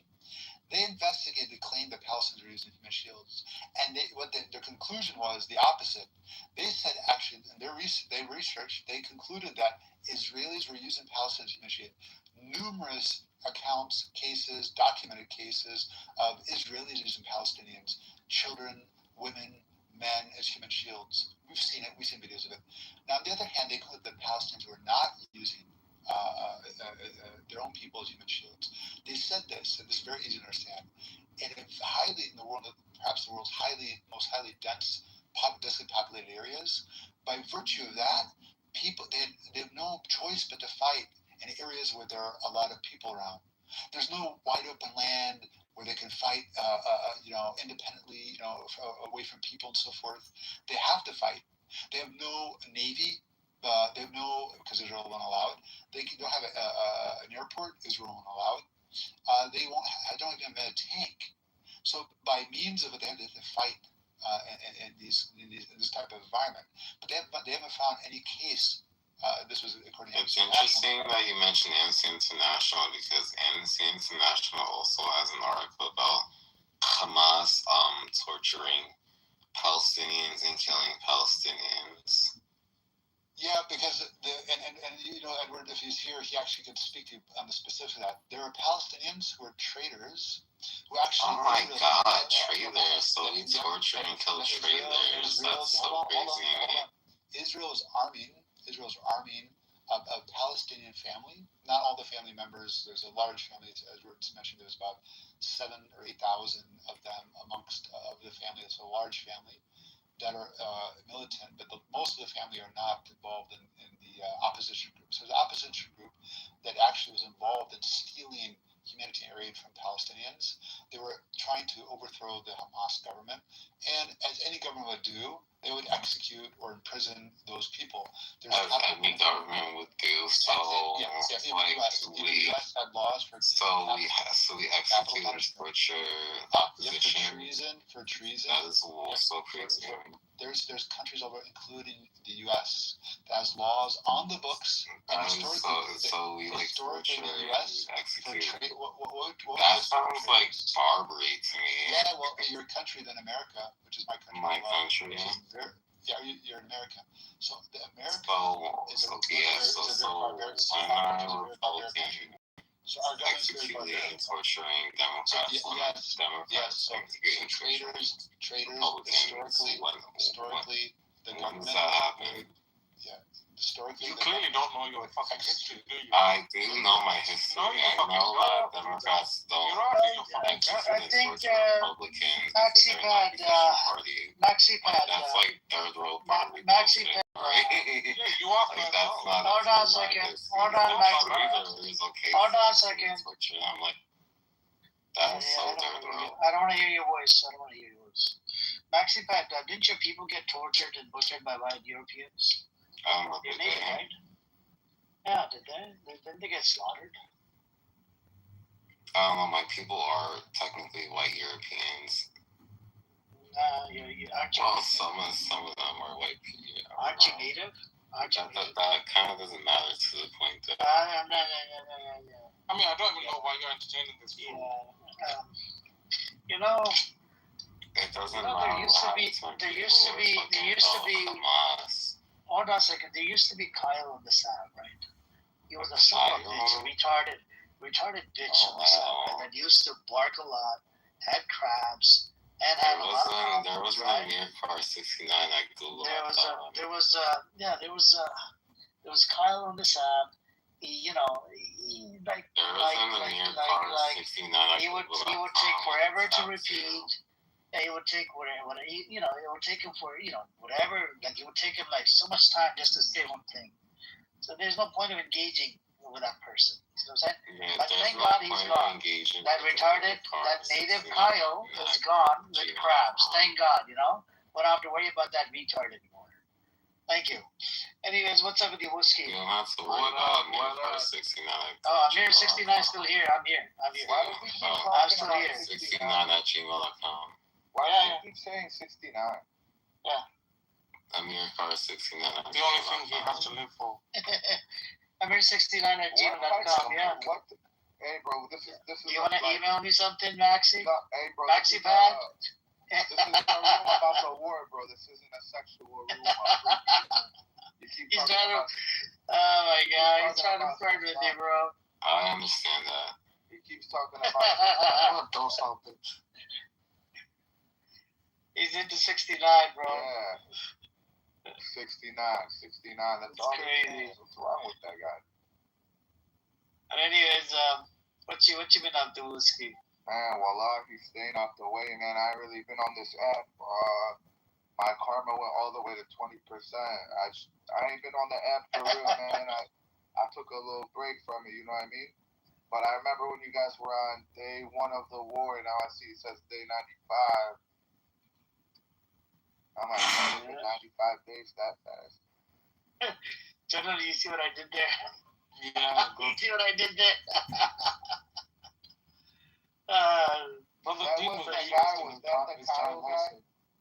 You no, can when you speak to Sapien. I'm not going to make any comments, Whiskey. Just read between the lines. Yeah. He tried to make a new account and be slick. He tried to be slick. Read between the lines and then just remember it.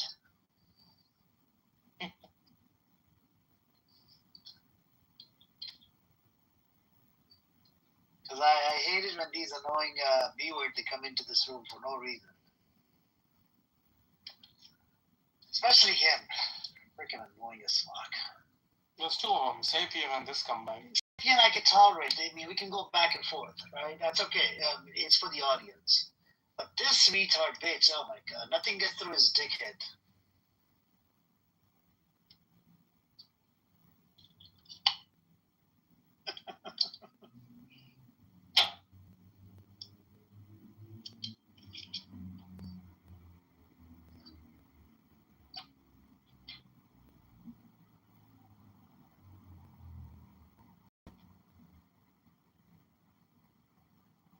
So the war's still going on, how we're 95 days in. I haven't paid too much attention to it. Yeah, so Iran warned Trump that if Netanyahu keeps on going inside, what is it called? If Netanyahu keeps going inside Lebanon to Beirut or something, they will try to then Iran will actually pretty much attack northern part of Israel. You see what I'm saying? And yeah.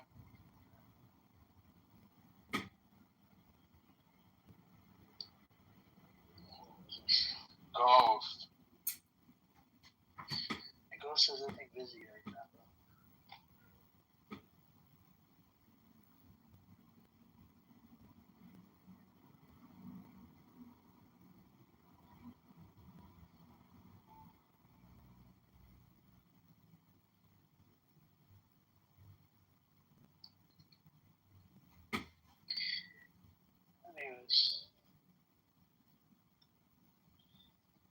What else is near the whiskey? Anybody else wants to come up? Come on up.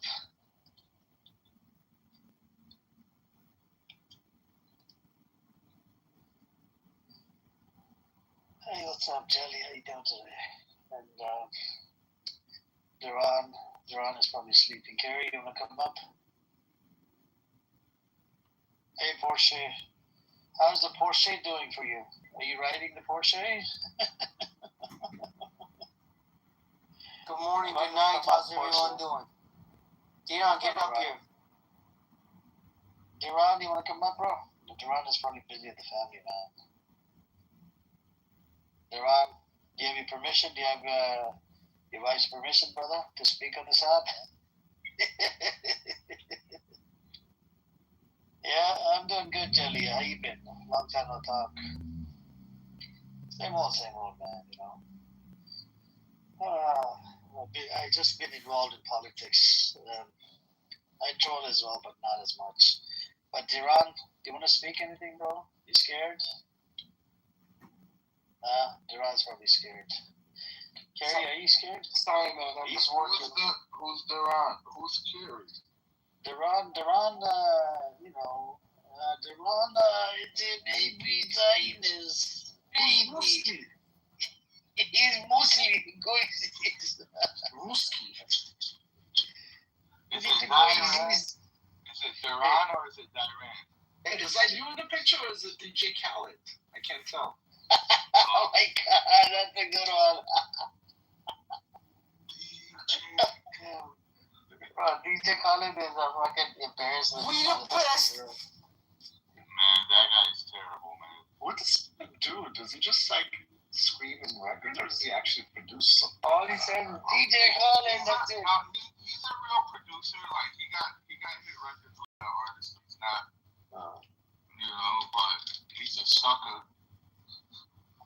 He's got family, by the way, in the West Bank. They're DJ so much, you know, Kerry, that you don't want to speak up against. You love them so much, you know. Who does he like? Hamas? No, the special group that Kerry loves so much, right, Kerry? Don't you love them? Who does he love? Come on, Ruski. Read between the lines, brother.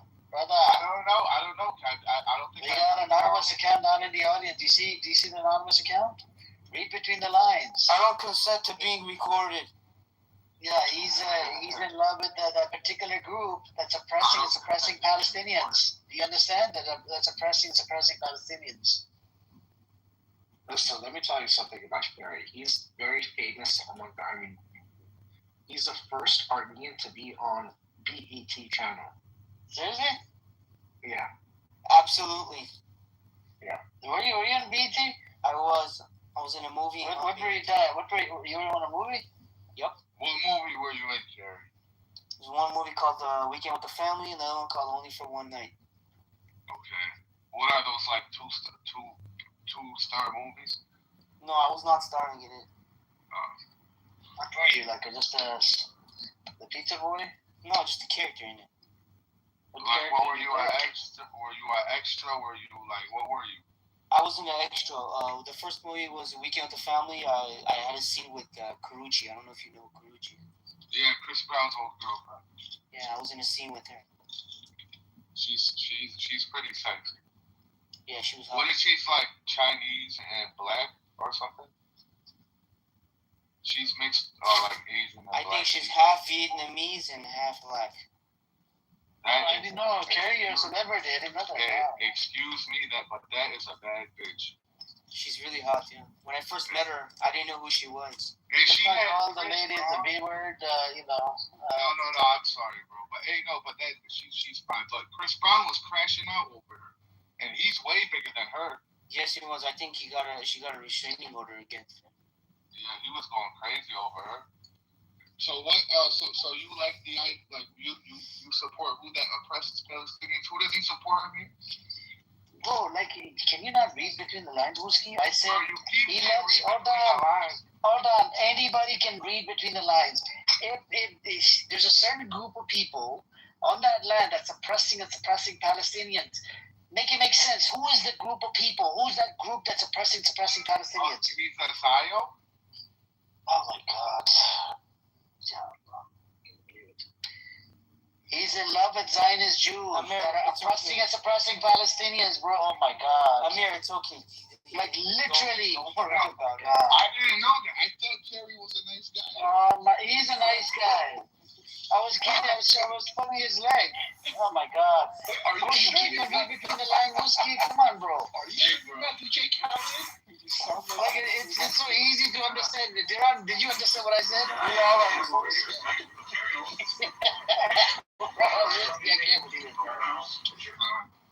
Bro, if I'm hanging out with you and if I say something in code language in front of somebody, you're not gonna understand, brother. Right. He still doesn't get it. No, I'm agreeing with him. I get it. I'm agreeing with him. So who's that anonymous account? I don't consent to being recorded. Oh, we have a meow man here now. What the fuck is a cat now? Yeah, we got cat. You tell me there's a clubhouse cat now, bro? That's crazy. Oh, well. So a bunch of questions. I don't know too much. Sorry, I didn't know you were a celebrity, Carrie. He's like a C-list. He said he's like a.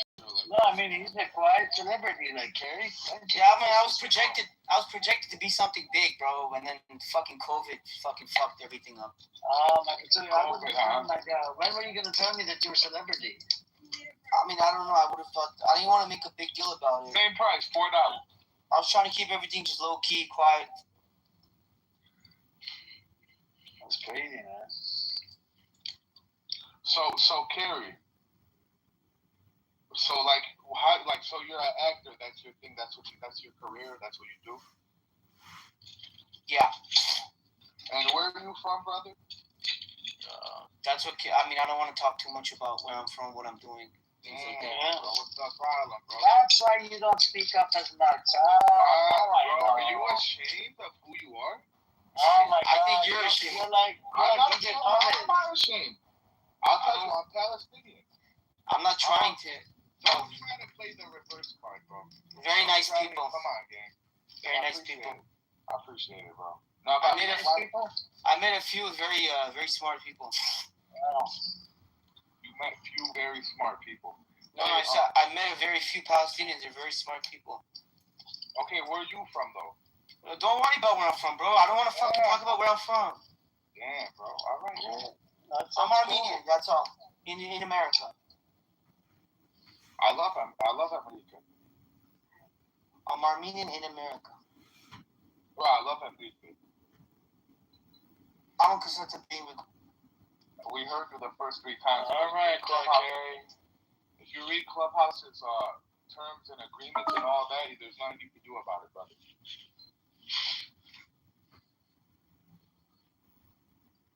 That is true, Carrie. Well, Carrie, I didn't know you were. I didn't know, man. That's a Duran. I didn't know, bro. This guy was a celebrity. Yeah, way to go, fucker. Jelly, you wanna come up? How you doing, Jelly? You okay? You wanna come up?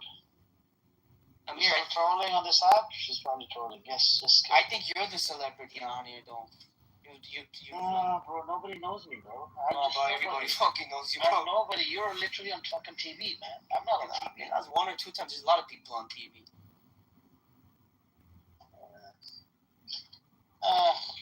It's good. Good.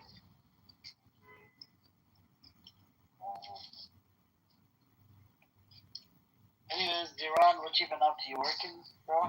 At nighttime you work? What kind of work are you doing, man? Yeah. Hey, what's up, Ace? What's up? Ace, you know what I said to that idiot? What one? That retard that was in here, Maxi Pad.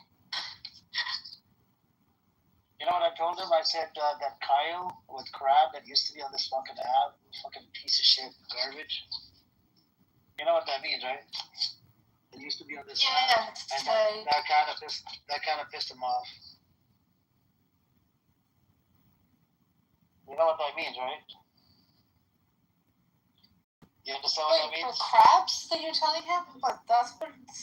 Okay, there was a Kyle guy on this app that was gay, and he had crabs, and he was acting like a son of a whore, like him. You understand? Read between the lines. I get it.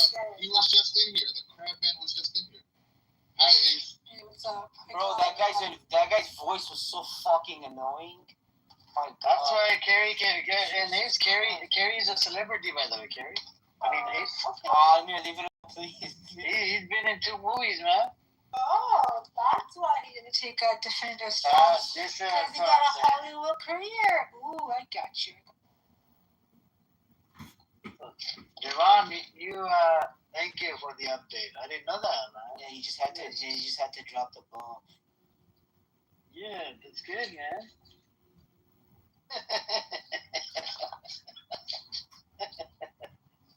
Oh my God, that was good, man. Carrie, there's nothing to hide, man. And John, Carrie's a celebrity, bro. All right, bro. Sorry I said anything, bro. Which movies? Tell us. There was 2 movies. That's what Carrie said. He played a character. Were you a hero or a villain? No, it was comedy. Well, one of them was a comedy movie, so one of my big ones. Big scenes. Yeah, and the other one was just like this office political guy. 2 lines, no big deal. Yes, he was in James Bond and Big Mama's House. Oh. Did you know that he was in the movie? He was a celebrity. No, I didn't. I think I have to. Yeah, that's a big no, listen, you guys, we have a movie star with us today. Yeah. Can you bring more movie stars in this arcade in my room? I can't, bro. You know anybody?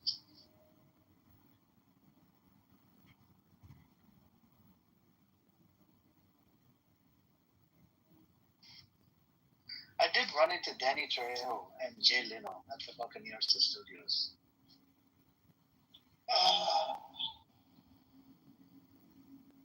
And I ran into, that guy, that chubby guy from Three Stooges at the airport. Turned out he's a fucking Canadian, man.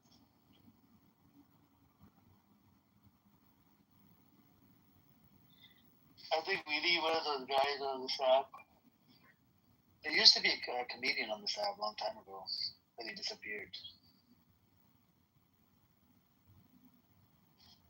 There used to be a lot of celebrities when Clubhouse came out. I think they were getting paid or something. Yeah, I think so. Didn't Kanye come on here once? Kanye was on here. Elon Musk was on here.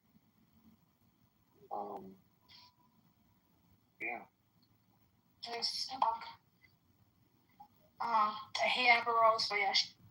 Yeah, Snoop Dogg was on here too. Tiffany Haddish, Snoop Dogg, Dane Cook was on here. Tiffany Haddish, an idiot. Oh. She's a good comedian. She's pro-Israel. No, Tiffany Haddish. She's a Zionist scumbag. She's a Zionist sicko. I didn't know that. Fuck her. Elon Musk came on this app as well. Elon Musk.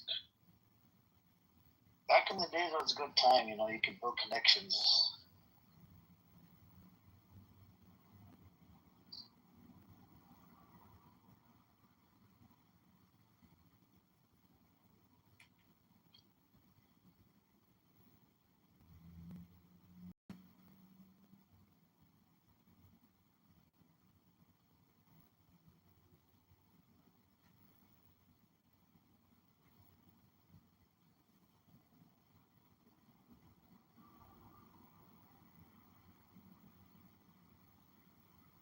You guys should make a website where you put in the celebrity name and it tells you Zionist or not Zionist.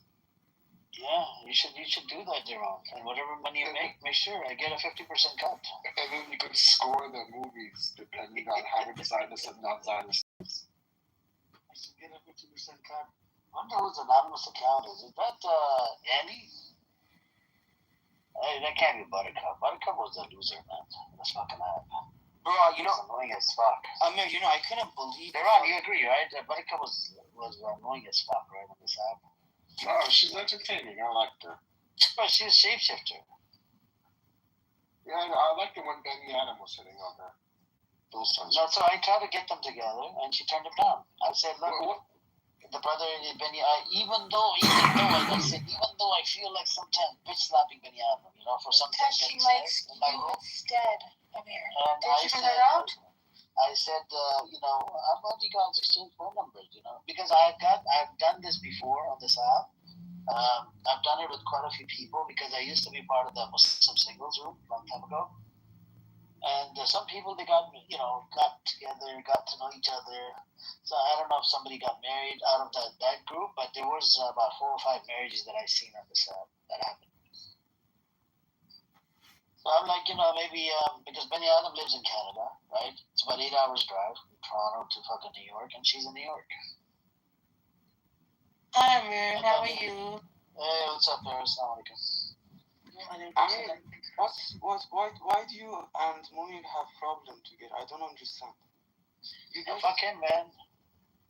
No, where did the start fight? When did you learn to meow? How long was that ago? Yeah. When I came on this app. You learned it from this room.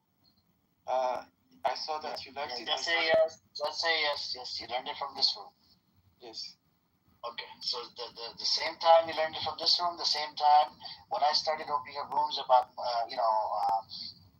about Iran, that's when he started coming in. When I was doing rooms about Palestine, I didn't see him in here much. You see what I'm saying? So he started coming in here, started creating problems one after another. And the same question, he'll ask me the same question. Okay. Like what? I mean, John, can I tell them Amir, John, what happened? Yeah, go on. The context? Okay, so the context is this. I was in this other room, small group, and I think Zach asked a question, which Zionists do you guys hate the most? And we all asked, like, emo, whatever. That was just a random question. Manir goes and randomly says, Amir. And we're all like, he's not a fucking Zionist, what are you talking about? Like, he's not. Are you stupid? He kept going on about it, and I'm like, every one of us are like, he is not a Zionist, you're crazy. And he said, I asked, like, why would we open these rooms, John? And everybody said no, there's no way. Then he's like, well, there's Palestinians. You know that question you asked, that controversial question? Apparently, you disagreed with them, blah, blah. I'm like, that doesn't make him a fucking Zionist. I'm like, are you crazy? I'm like, I can disagree with him. Anyone can disagree with him. I'm like, that does not equal this Muslim Zionist. I'm like, yeah, I get it, but he's not a fucking Zionist. He's not an anti-Zionist. I'm like, he is. I'm like, the question he asked was about Palestinians their land back. How is that? That's why I asked, because you remember you in the room, right? Yeah, they're laughing about it. I was shocked when he started. No, but then he stopped. Do you remember when I told him? He goes, well, okay, maybe not Zionist. He's obsessed. I don't get why, but then I don't see why does he hate Amir so much. I don't know. Are we talking about Munir Heather here? Sorry, I'm intervening. Are we talking about Munir Heather here? Sorry, boy, he's got a disease. He hates everyone. Earlier today, I think Pearl, I don't know, she gave me 20 coins or 25 coins in the chat. He started calling her out. Oh, why are you giving this guy 25 coins and this coin and 25 cents? So he has a problem. I think there's an insecurity problem here, John. So he keeps on, look, I'll give you an example. If somebody was to come up to you and tell you, oh, you're a Reza Pahlavi supporter, Reza Pahlavi, you say one time, no. At one point, you're going to stop, correct? You're going to get you're going to get pissed off. You're going to be like, shut the fuck up, correct? Yes. That's what he did. That's what he does. That's what he did, and I cursed his mother out. I don't really get. No, I want to see that. There must be something behind the hate. I understand every time he comes to the room, he starts the hate on you. I can completely see it, but there must be a reason behind it. That he starts hating. Because I know the history of his country, and I go back and forth, and I call him out on his bullshit. Right? I told him that I don't agree, so he keeps on coming in here. He was kept on asking me questions about, oh, what about the Balochis? What about this? They should have their own country out of Pakistan. They don't want to be part of Pakistan. I said, I literally told you, I don't even fucking agree the way that Pakistan was built in the first place because of the genocide. Then why are you asking me these other questions that are internal affairs of Pakistan? That you have to take it up with your fucking government of Pakistan. They're not being suppressed the way the Palestinians are. That's balkanization. What is wrong with them? And then he chases around Persian chicks. Everywhere you go, you're going to see Sayla or any of the Persian chicks, he's going to be following them around. If there's no chicks in the room, he's going to take off. No, seriously, he's just a fucking simp, man.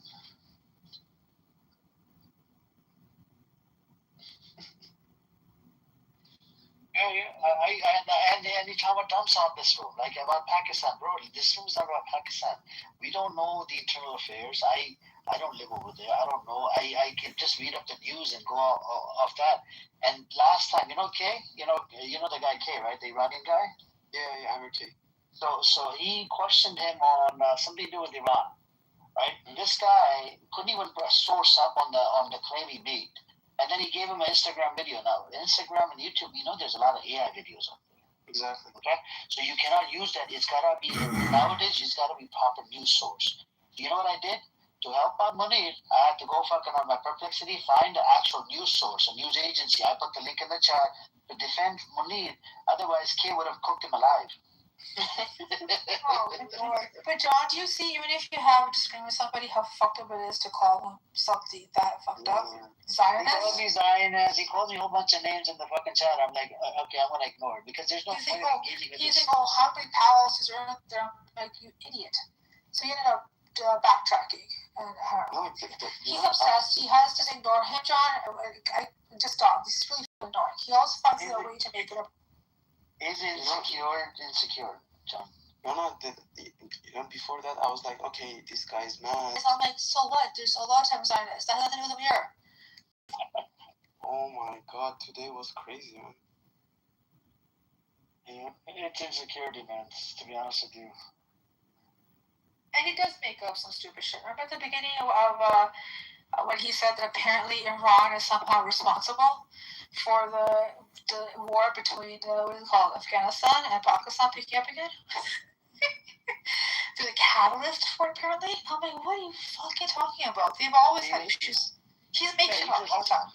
He's a supporter. So when I called out his bullshit, right? So he thinks that I support the Pakistani military. I don't. Because the Pakistani military has been responsible for the genocide of the people in Bangladesh. So I'm saying there was a genocide that the Pakistani military did. And I don't really support it. And now, since they have a country, of course the military is going to defend their nation. And that guy leader, Imran Khan, he got caught up with, because he started attacking the Pakistani military. It's literally a military nation. Everything's run by military in Pakistan. Yep. So you don't, and Imran Khan actually came on Mario Nafar's show on Twitter. Yeah, I'm saying. Yeah, I was there. I went in there and I even gave the link to other people.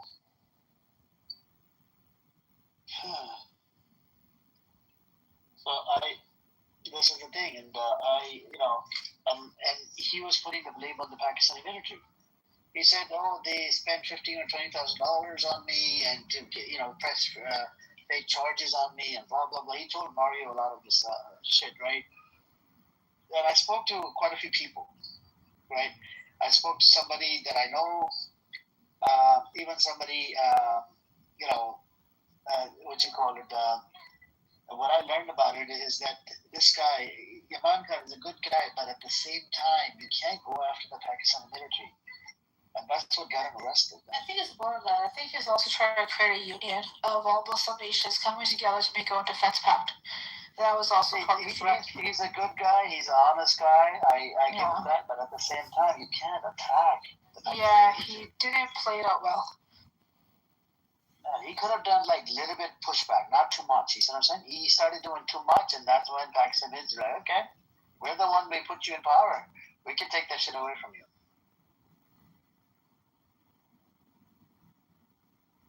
So he has a problem with Pakistani military. I know. He's all of his issues are political, within Pakistan, this group and that group. Oh, God damn. He's trauma jumping all day long.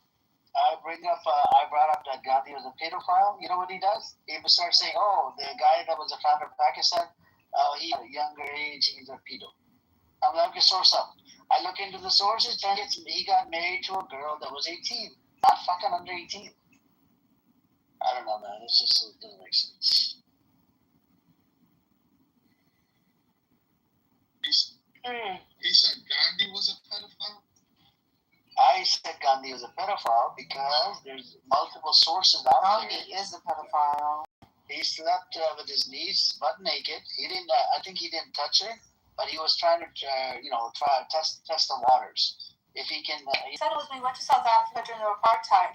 He actually wrote a book and said, "Oh, these black South Africans are beasts.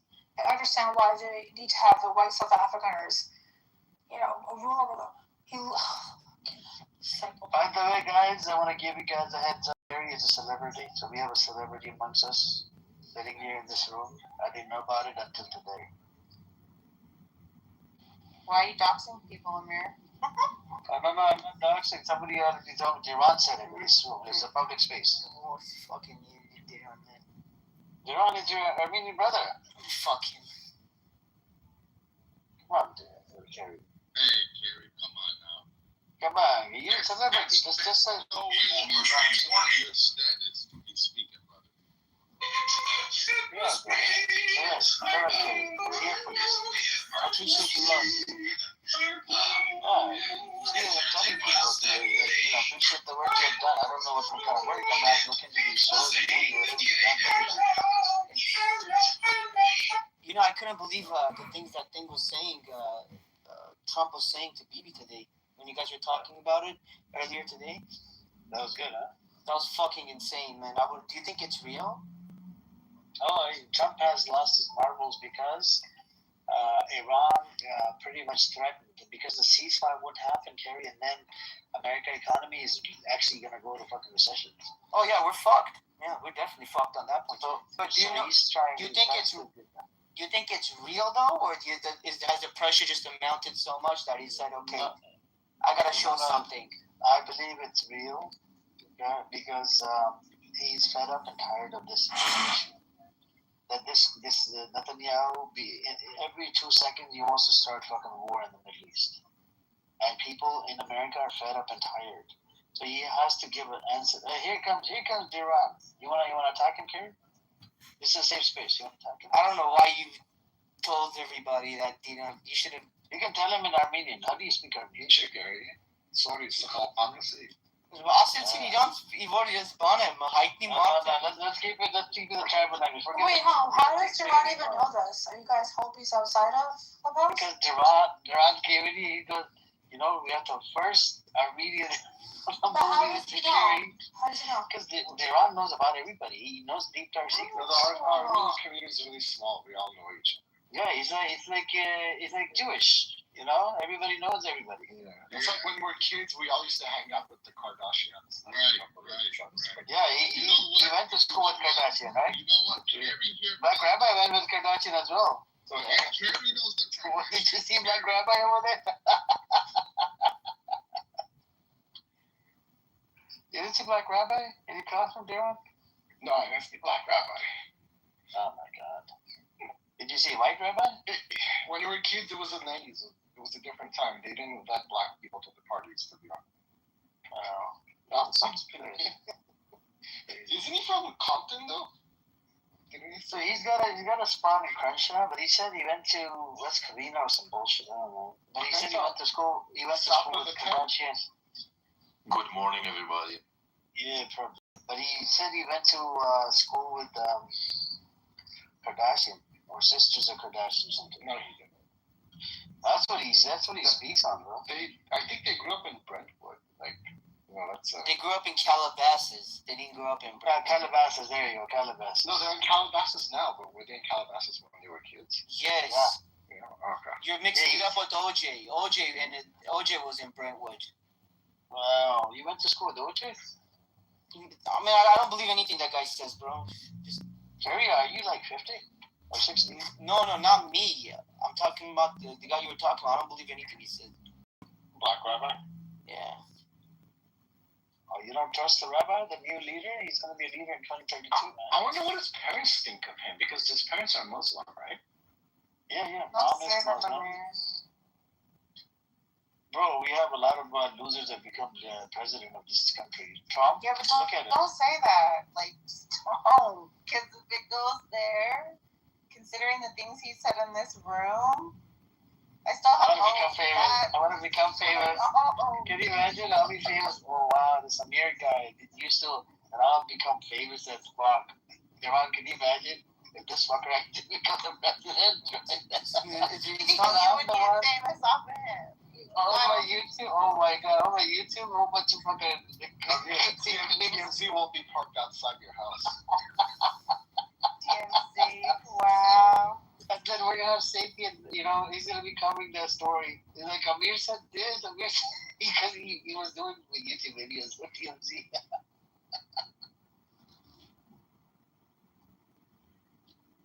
Wow. Hey, I gotta tell Sanjeev as well.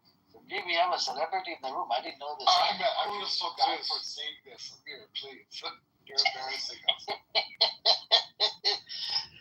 Okay, this is the last person, Kerry. I won't say it anymore because Sanjeev is very respectful.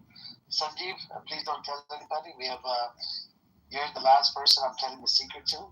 Carrie is a celebrity. Whisper, it in hushed tone. Carrie's been in the movies. Carrie's been in movies? Wow. Yes. Okay. Can I get an autograph? Everybody have a special guest. That's the last person. Sanjeev is the last person. No, listen, we have a special guest with us today, Mr. Carey. What movies are there again, Carey? You might have seen them.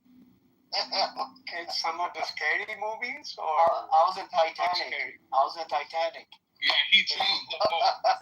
Sanjay, you remember Titanic? Yeah, of course.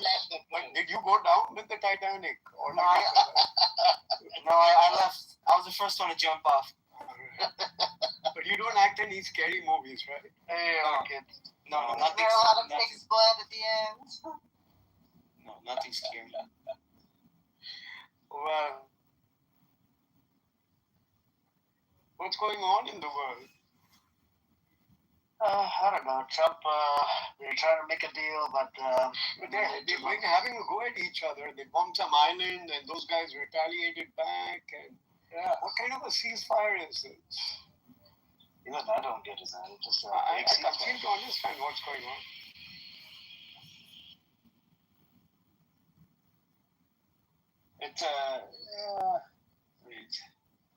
It's a crazy type of ceasefire. Let me see.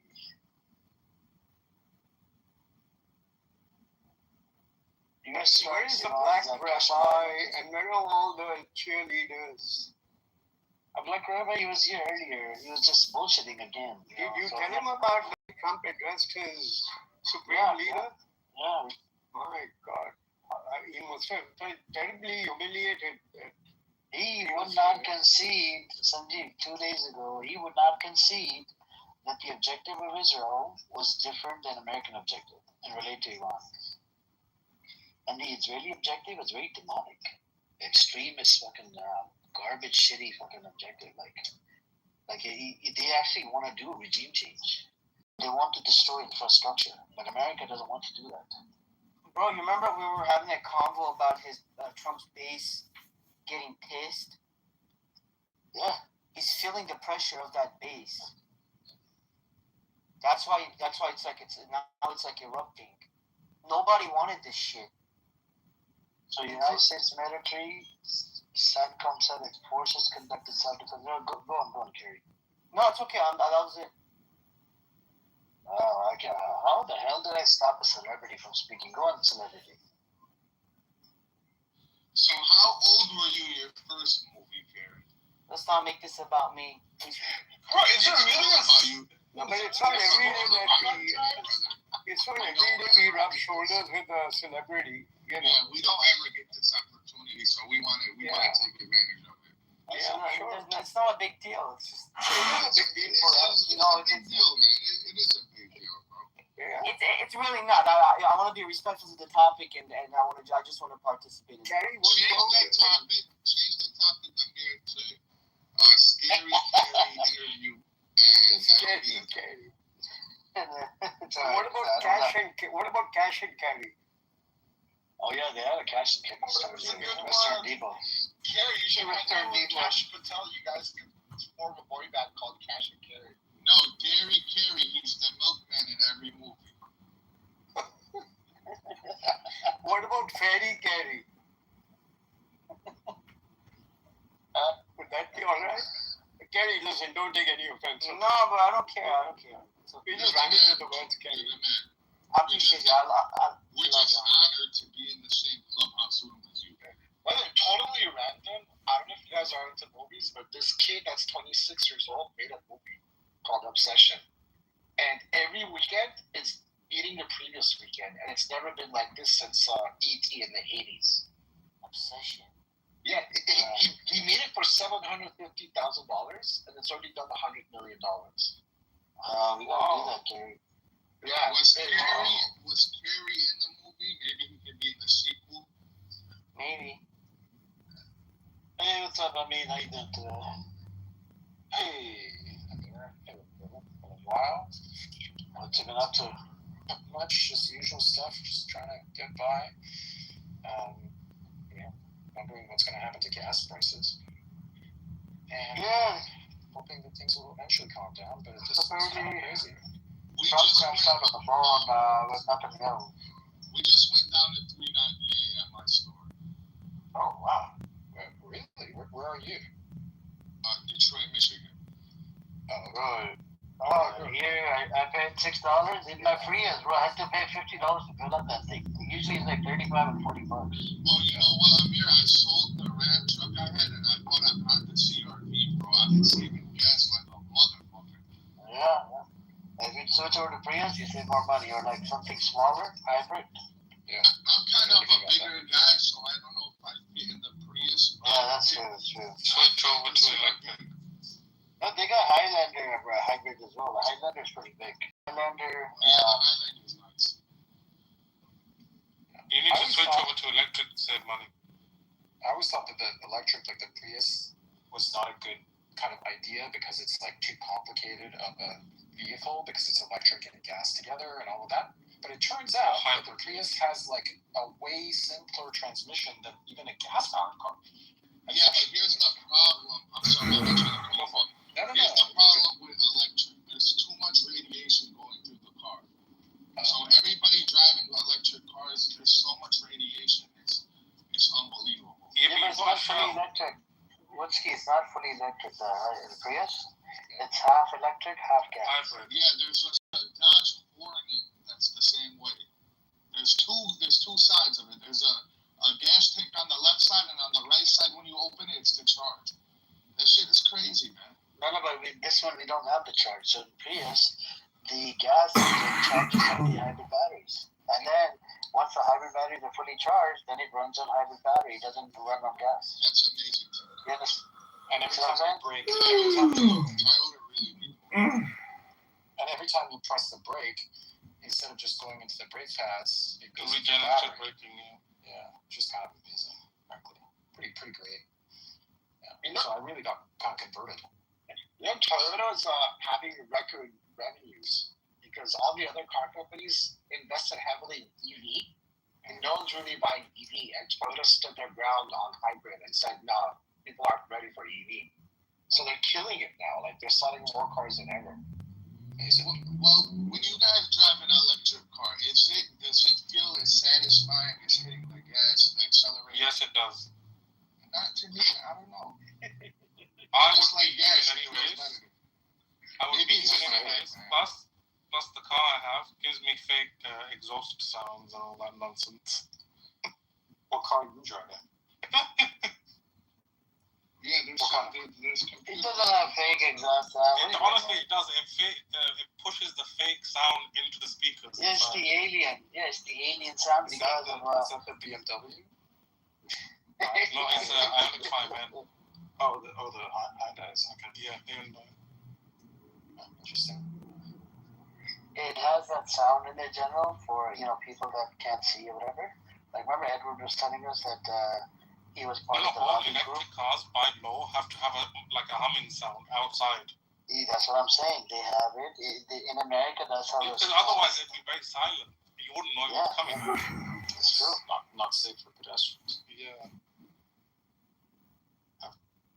To be fair, going forward, I think the best kind of transmission you could have is a hybrid one, where it's combined of you've got electric batteries and you've got an engine, a small engine generator maybe. Yeah, that's what they say. That combination, I think, going forward, is the best way. It's probably a good combination. And it only takes about less than 3 minutes to fill up the tank, bro. Well, as long as you this battery business, I think it's not going to work out. All these governments. Your battery takes forever to charge. No, but it's not even that. Like the UK, they've set a date that all gas combustion engine, as in ICE cars, they're going to stop selling them by 30 or 35. Aren't they unrealistic? They said that they're going to roll that back. They rolled it back in the US. Yeah, it's unrealistic. Yeah, what's not realistic is the electric grid can't handle. Exactly. Yep. Yeah. If you drive around West LA, no, but on top of that, they try and say, it's an environmentally friendly vehicle, the electric car. It's not. Where are you getting the battery materials from? It's conflict material. You're getting people in the Congo digging up lithium. It's still not polluting. Cobalt. Yeah. And where did the battery go when it's been used and depleted? Into landfill? They really not thought this through. No, we send it to India, and then they make those TikTok reels showing how they recycle without breaking recycles on the floor. Yeah, that's exactly what's happening. Look, man, as long as you don't buy a Chrysler, you should be all right on the But California has passed a law. I mean, by the way, 2035, it needs to be zero emission by 2035. Yeah, same in the UK. So that means it's going to be electric. It's going to be, it's foolish, it's stupid. I think they're going to walk it back. Have you guys tried self-driving FSD on the Tesla? I tried autopilot. Yeah, I did. Yeah. Isn't it crazy? Like, it's crazy, but I don't trust it. Dude, I put my sunglasses and I put my laptop in the middle, so I'm like checking my emails and working while it's doing FSD. It's really good. There's Mad Max where it drives like a human, where it like swerves in and out of the lane for you automatically. I do not like that lane assist. That lane assist, I don't like that shit, man. No, lane assist sucks. Too bad, actually. Yeah, I'm talking about FSD, full self-driving, where you just put in the destination and it does everything. Yeah, but you still gotta touch the. It drives not anymore. It drives for you. Yeah, it drives for you. Yeah, I don't trust that. I don't trust that shit. As long as you look forward, it'll work. You don't have to put your hand on the steering wheel anymore. Also, you can't fall asleep. No, but if you put sunglasses, it can't see your eyeballs. It just sees your face pointing forward, so you can. What about the glasses with the fake eyes on them? You don't need sunglasses are fine. Glasses with fake eyes. You know what I'm talking about?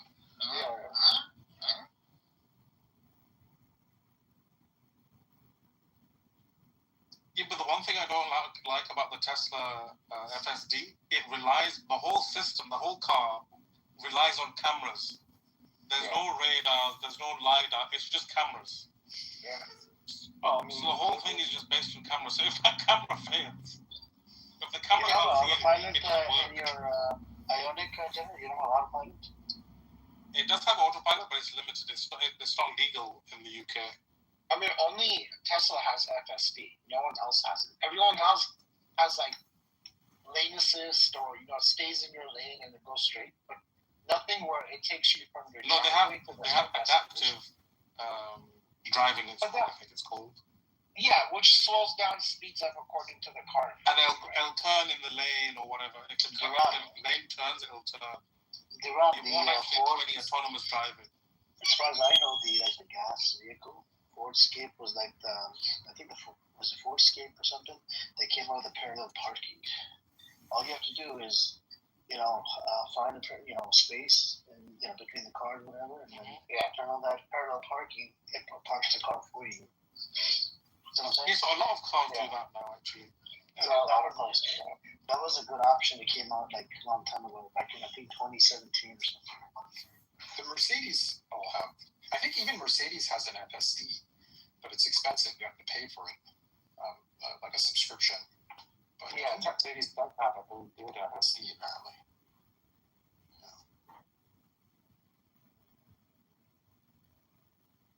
Yeah, Tesla's $100 a month. I calculated it cost me like. Yeah, they've turned it into a subscription model. Yeah. So I calculated it's a lot. You pay for.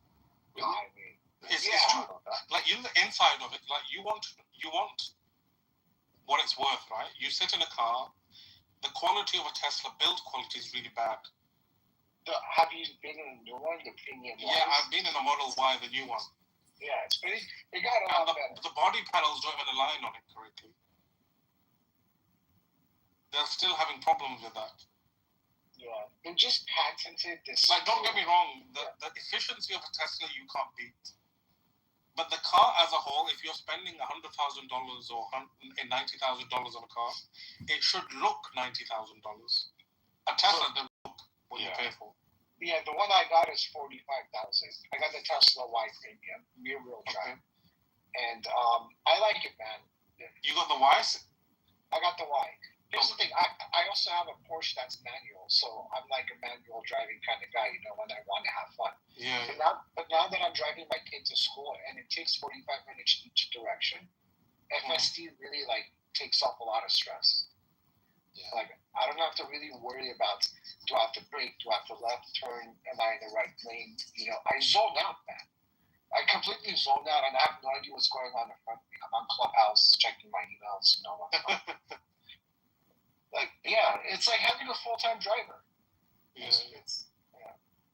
And yeah, it's just a plain car. It takes you from point A to point B with the least amount of stress. It's not a sexy car. Yeah. Yeah. I think the new Model Y looks nice from. To be fair, I think if the Americans and the Europeans let in the Chinese brands, you know, like Zeekr, they would kill Tesla overnight because they could beat Tesla at its own game. Yeah. In FSD, in electric vehicle efficiency, the look of the car would beat Tesla.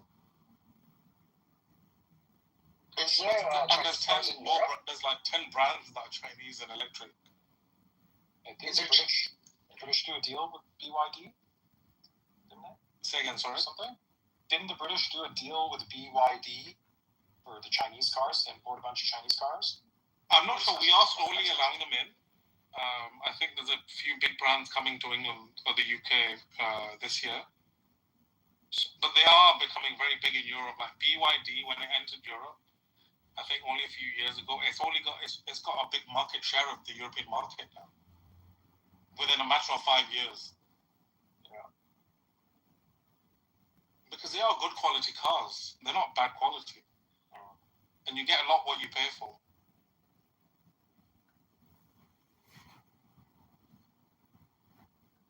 Like when you can buy a car from China, what, 50,000, 60,000 pounds, and that car is equivalent to what we sell in the UK for maybe 100,000, 150,000, where the doors is fully equipped, top of the range, even your doors open themselves. Like these are things that you generally a Rolls-Royce, a high-spec Land Rover would have, and you can get that for half the price. It's crazy. In the 90s, when we were growing up, China was like known as a cheap products. Yeah. Cheap. Now it's not just cheap; it's quality, and they're more advanced than anyone else. It's crazy. They make the iPhone in China. Just depends. Like, you know, they make bad stuff in China. China will make whatever you want. You can get anything. It depends on what you're willing to pay for. Willing to insist on. Yeah. Just have to say like this is the standard. You can get the cheap stuff. You can get the more expensive. Right. But isn't the new chip made in Israel? Which chip? For the iPhone 17. I'm not sure about that. Yeah, it is. Manufactured? Yes. On the technology of it is.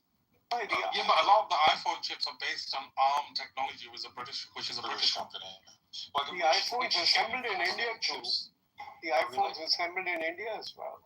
Nice. Yeah. Is it? Yeah. And India was testing it out. Yeah, weren't they testing it out with 1 or 2 factories to see how? No, they set up their own plants here. I mean, most of the components are imported, but some percentage you get some value-added stuff by assembling it together. Yeah, but don't you think, Sanjeev, they would struggle to manufacture a lot of it in India because it doesn't have a localized source? So, you know, like in China, they don't really need to go far for components. Basically, everything's there in the country. Now, you see what the main thing is after China, I think probably India or China, India and China, one of the largest mobile users in the world by the share of the population. Yeah. So that's why I think Apple thought it would be wise to put up a plant here where you could possibly import the key parts and the rest, some accessories could be made in India and they assemble it here. They've got a couple of plants here. Yeah. So, plus, I think they want to diversify away from China. Yeah, they don't want to be. That was China plus one. But so India really missed the bus on that one. But Apple is. I don't think anyone can compete with Chinese manufacturing at the moment, though. Yeah, of course. China is the manufacturing hub of the world. Now, the US has imposed a tariff of 12.5% at 10% on 64 countries. Now, Trump has come up with another idea. This is called forced labor. And I don't know from where his investigation he arrives at. And I don't know how his inspectors have visited 64, 66 countries, including the UK, Mexico, and many other places, India too, and Pakistan, and of course there's a whole South Korea and many others. And they've graded them into 12.5% tax and 10% on whether the countries that have made an attempt to move away from forced labor. So forced labor is something where you coerce the labor into producing with possible intimidation or withholding, some kind of pressure tactics. And I don't know from where Trump has come up with this idea. In India, for example, there's huge unemployment. Why would anybody need to be coerced into working? People would gladly take up a job. So I don't know from where his intelligence comes, and we've fallen into the 12.5% category, along with China and many other countries. And 10% is, guess who? Pakistan. Wow. On the contrary, child labor, forced labor is more prevalent in Pakistan than in India. So I'm quite skeptical about this new way of trying to come around the tariff. And apparently there is a 30 or 60-day window before this kicks in, because they're waiting for the US citizens' feedback on this. I don't know what's going on really. This guy is bizarre. I mean, how do you go to every country, 64, 66 countries, and find out whether labor's being forced, or they're willingly doing the work? Idiot today, and the I appreciate delegation. What I was going to say is we don't need to go far to understand that Trump is a lunatic. He's just an idiot. Absolutely. I think people in India need jobs for nearly 2 years, so this is nothing new. Yeah. I have a question. Are there people outside of America that are pro-Trump? Yes, not including Israel. Like, a lot of far-right people in Europe. Yeah, there are Trumpies everywhere. Yeah. Because he's emboldened them. A lot of far-right, bigoted people, nationalists. Yeah. He's emboldened them. So these are people that want the same in their country, like conservatives, nationalists. Yeah, exactly. There are. We have every country has problems, right? Economic, social problems. And what Trump has given people is blame the brown immigrant. Yeah. Blame the minority. And that is your escape. Even though most of the problems in, for example, Western countries are the mismanagement of the government. If your NHS, for example, is failing, it's not the fault of the immigrant that doesn't use the NHS. Yeah, you go to a private practitioner. Yeah, exactly. So blame the minority. I wonder who else has done that in the past we could learn from historically. I know, right?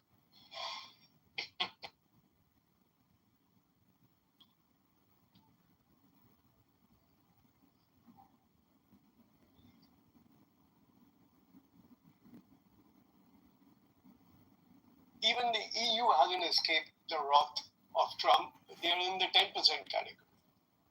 UK also, I think, is in the 10% category. Yeah, he's tariffed everyone, or most of the countries on the planet. I don't know whether this will also... I don't think he understands how tariffs work, though. Yeah. Because when you tariff, the country's not actually paying it. It's your consumer. Yeah. The American people are paying for it. True. Which ultimately causes a recession. That's true. And all that money which he collected by the tariffs, when he charged 50%, 40%, 30%, where is all that money gone? Has he refunded it back to all the companies? Because that's what the companies said, that the tariffs were illegal. So give us our money back.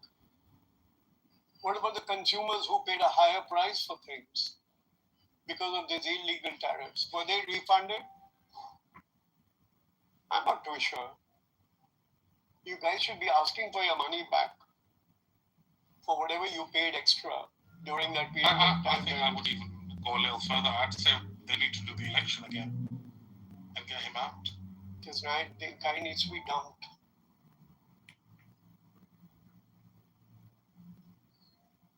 He's an impulsive 5-year-old. Have you seen his tweets? Yeah, he just gets up. I think he wakes up in the middle of the night and starts barking. 3 a.m.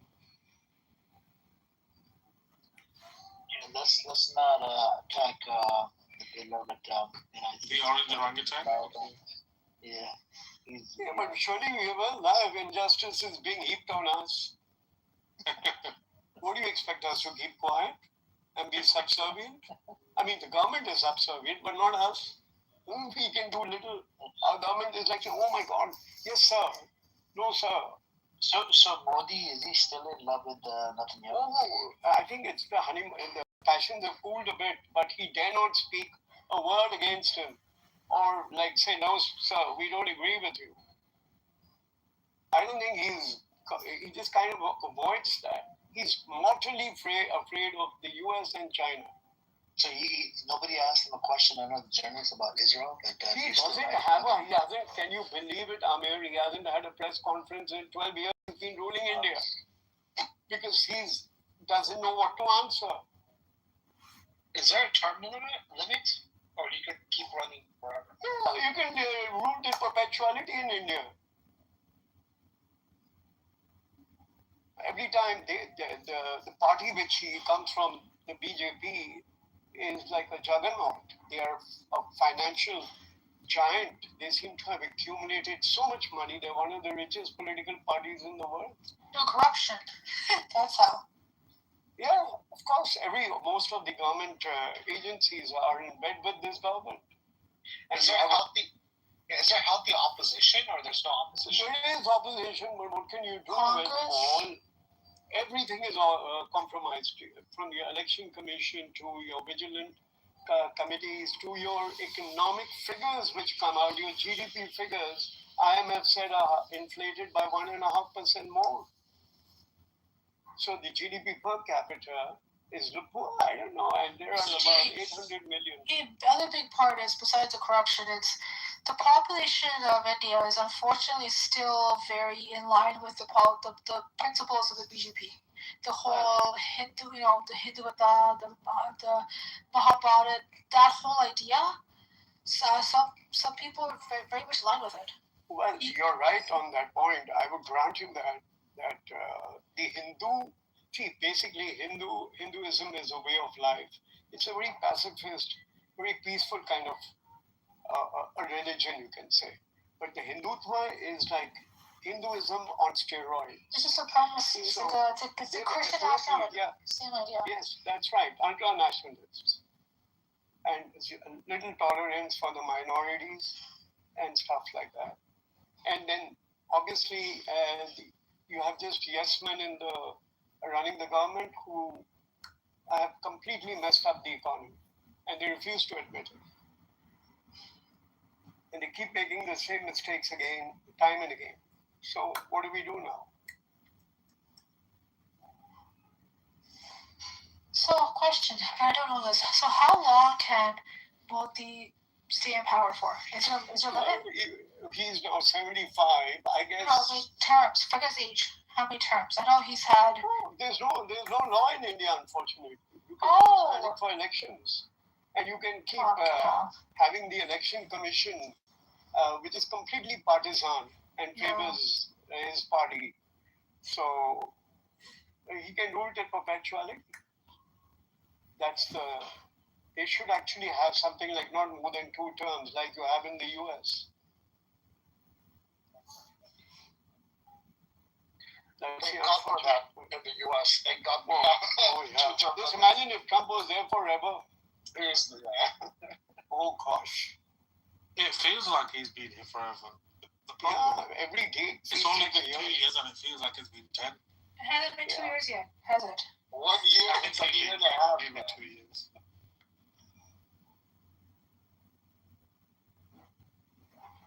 It's unfortunate.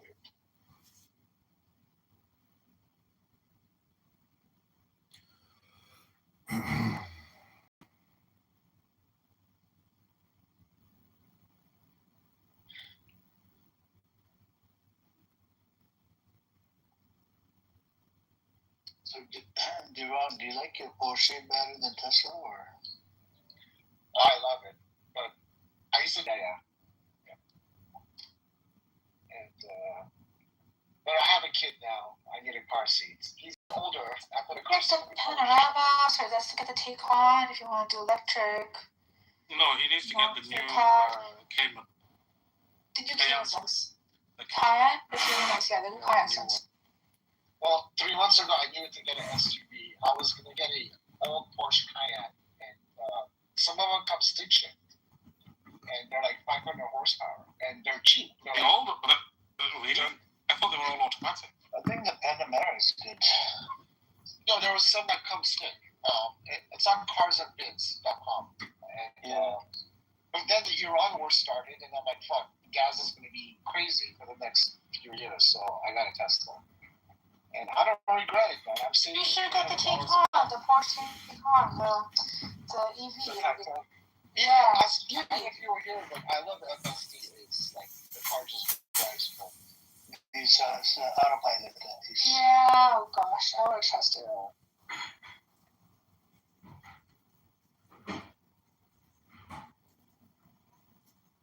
If there was a product, I had a Taycan's really nice. I trust it. You know, the one thing I hate about Tesla is, you know, the handle, the door handle? So stupid. It's electric. It's so dumb, even though we open it. I've looked into this, as in, there's been a few crashes. We know with the Cybertruck and the Tesla cars. And the car, because the 12-volt battery is at the front, and if you've hit the car at the front, the 12-volt battery has disconnected itself. So then you've lost power to the handles. You really die. Yes, because a lot of people have had issues with, you know, the Cybertruck. I think in California, there were some kids that died because they crashed the car and the 12-volt battery obviously disconnected because the car hit the 12-volt battery. That is stupid as fuck. How about past safety started out to have those door handles are now actually illegal in China. So you have to have a manual door handle. That's true, man. I mean, on the bright side, at least I'll die happy knowing I'm dying. Oh my God, stop. You're dying what? Die happy. He said he's going to die happy. What the fuck would die happy at Tesla? For fuck's sake. Yeah, that's misery as it is. No, but I think we need to change our legislation as well. As in these electric door handles. Maybe it's okay to have an electric door handle, but there should be a backup. Yeah, that's what I'm saying. Safety provision. Exactly. That's what I'm saying. There should have been some sort of safety provision in case of. It's surprising this even passed. Nobody thought that through. Easily accessible. So, because obviously when you had a crash, adrenaline, you know, you're panicking, it should be easily accessible. You shouldn't have to lift 3-4 access. Oh, you can't access it at all. Did you hear the people that have been locked in their Tesla? Yeah. So, if you're on the inside, there is a lever you could pull. It's a manual opening. Yeah, but when you're in a crash. Outside. When you're in a crash, car's burning. You will break the window. Yeah. Like the firemen, they'll break the window, and they'll pull the same. Well, I mean, with regards to this specific case that I was looking at was a Cybertruck. So even the windows you can't break.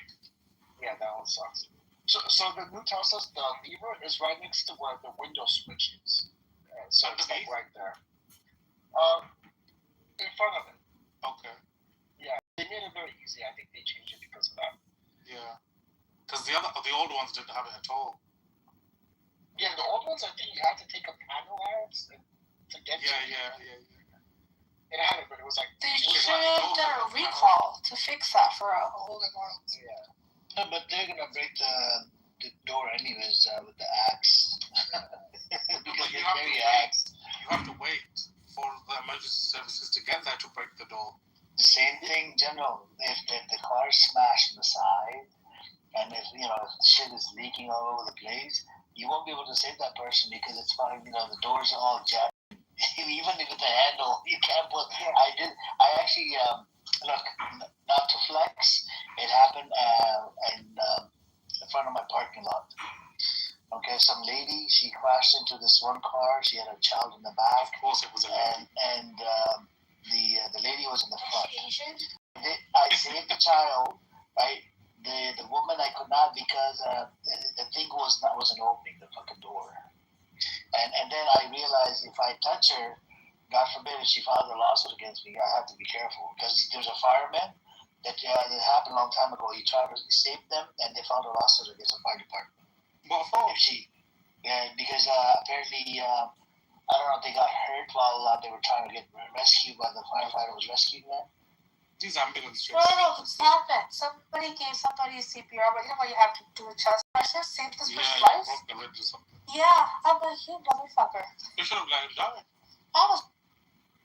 Yeah, but the good thing is they within 1 minute, 2 minutes they showed up and they took the opened the door. No, but these kind of cases, you know, when these kind of cases come up, the judge should throw them out. As in, are you being for real? Like, he saved your life. They don't. But yeah, there was one case, I think a couple of years ago, where this rich billionaire woman was in her Tesla, and I think she reversed instead of going forward, and she reversed into a lake or a pond that's on her property. And she sank. And then the electricity went out for the car, and she couldn't open the door, and she suffocated and died by the time the firefighters got to her. Yeah, it was a case.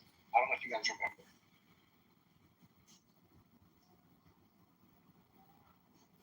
So that's why you need manual. Yeah, so ever since then they have like manual. Well, you don't need any power to open the door. Yeah. Yep. Let me see what's in the news right now. It isn't the news. Is the war back on? Like, are they hitting each other or? Yeah, they are. Are they? Yeah, they did. So Iran is hitting American bases in other countries. US strikes Iran Kashmir Island. IRGC responds, I think. Stupidest idea that King got us into. Yeah, U.S. strikes. U.S. hits Iran's Qasem, says that Iran targeted Kuwait and Bahrain. And the United States military said its forces conducted self-defense strikes on Iran's Qasem Yeah, everything Island. Self-defense, the Americans would do. Defeated multiple Iranian missiles and drones as civilian vessels and regional allies Kuwait and Bahrain came under attack. I don't trust, you know when the Americans say we intercepted everything? They were doing the same thing. You know when Iran was hitting all their bases in the GCC? They were saying, oh, nothing's been hit. And then a few months later, all the newspapers came out with, oh, look at the damage that the Iranians have done. They've knocked out these big radar systems. So I don't trust anything the Americans say. Yeah, so Kuwait military said air defense systems intercepted incoming drones and missiles, while Bahrain's interior ministry said warning signs were activated. Iran's Tasnim news agency cited the IRGC confirming it launched retaliatory missile and drone attacks on U.S. bases in the region, but did not name Kuwait or Bahrain following the Qasem strikes.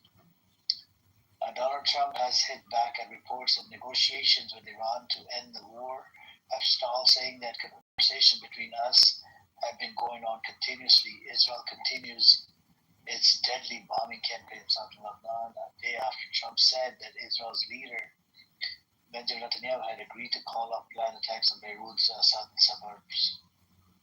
3,468 people have been killed in Israel and Israeli attacks in Lebanon. Is it true we negotiated directly with Hezbollah? He said that he did somehow were able to get in touch with Hezbollah. Bro, if Trump can fucking work out a deal with Hezbollah, what is the problem with Israel? It's got to be Israel, right? Yeah, but that'll also be the first time in history America's dealing directly with Hezbollah. No. Hamas, literally, they did a direct deal with Hamas. Hamas, in good faith, gave them one hostage to directly to America. Yeah, that was Hamas, but not Hezbollah. See, the same shit. You know, America claims that Hamas is terrorist and Hezbollah is terrorist, right? But at the same time, you're working with Hamas and Hezbollah. And and it was sort of like mocking Netanyahu that, look, we can do it, why can't you do it? See what I'm saying? We can make the deal, why can't you make the deal? Yeah, do you remember when Trump went to negotiate with them? Yeah.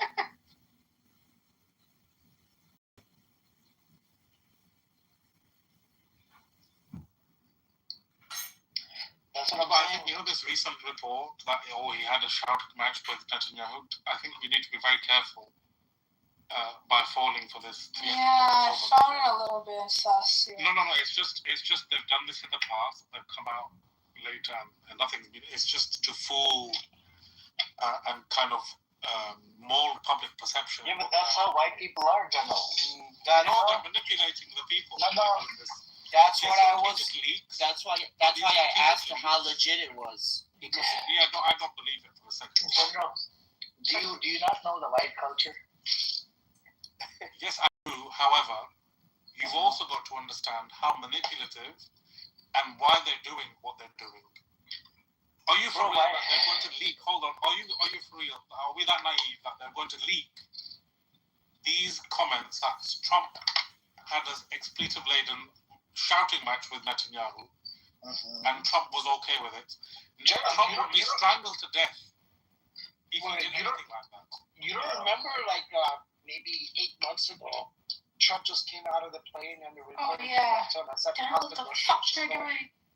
Yeah, he literally said they don't know what the fuck they're doing about Israel and Hamas. I forgot Iran.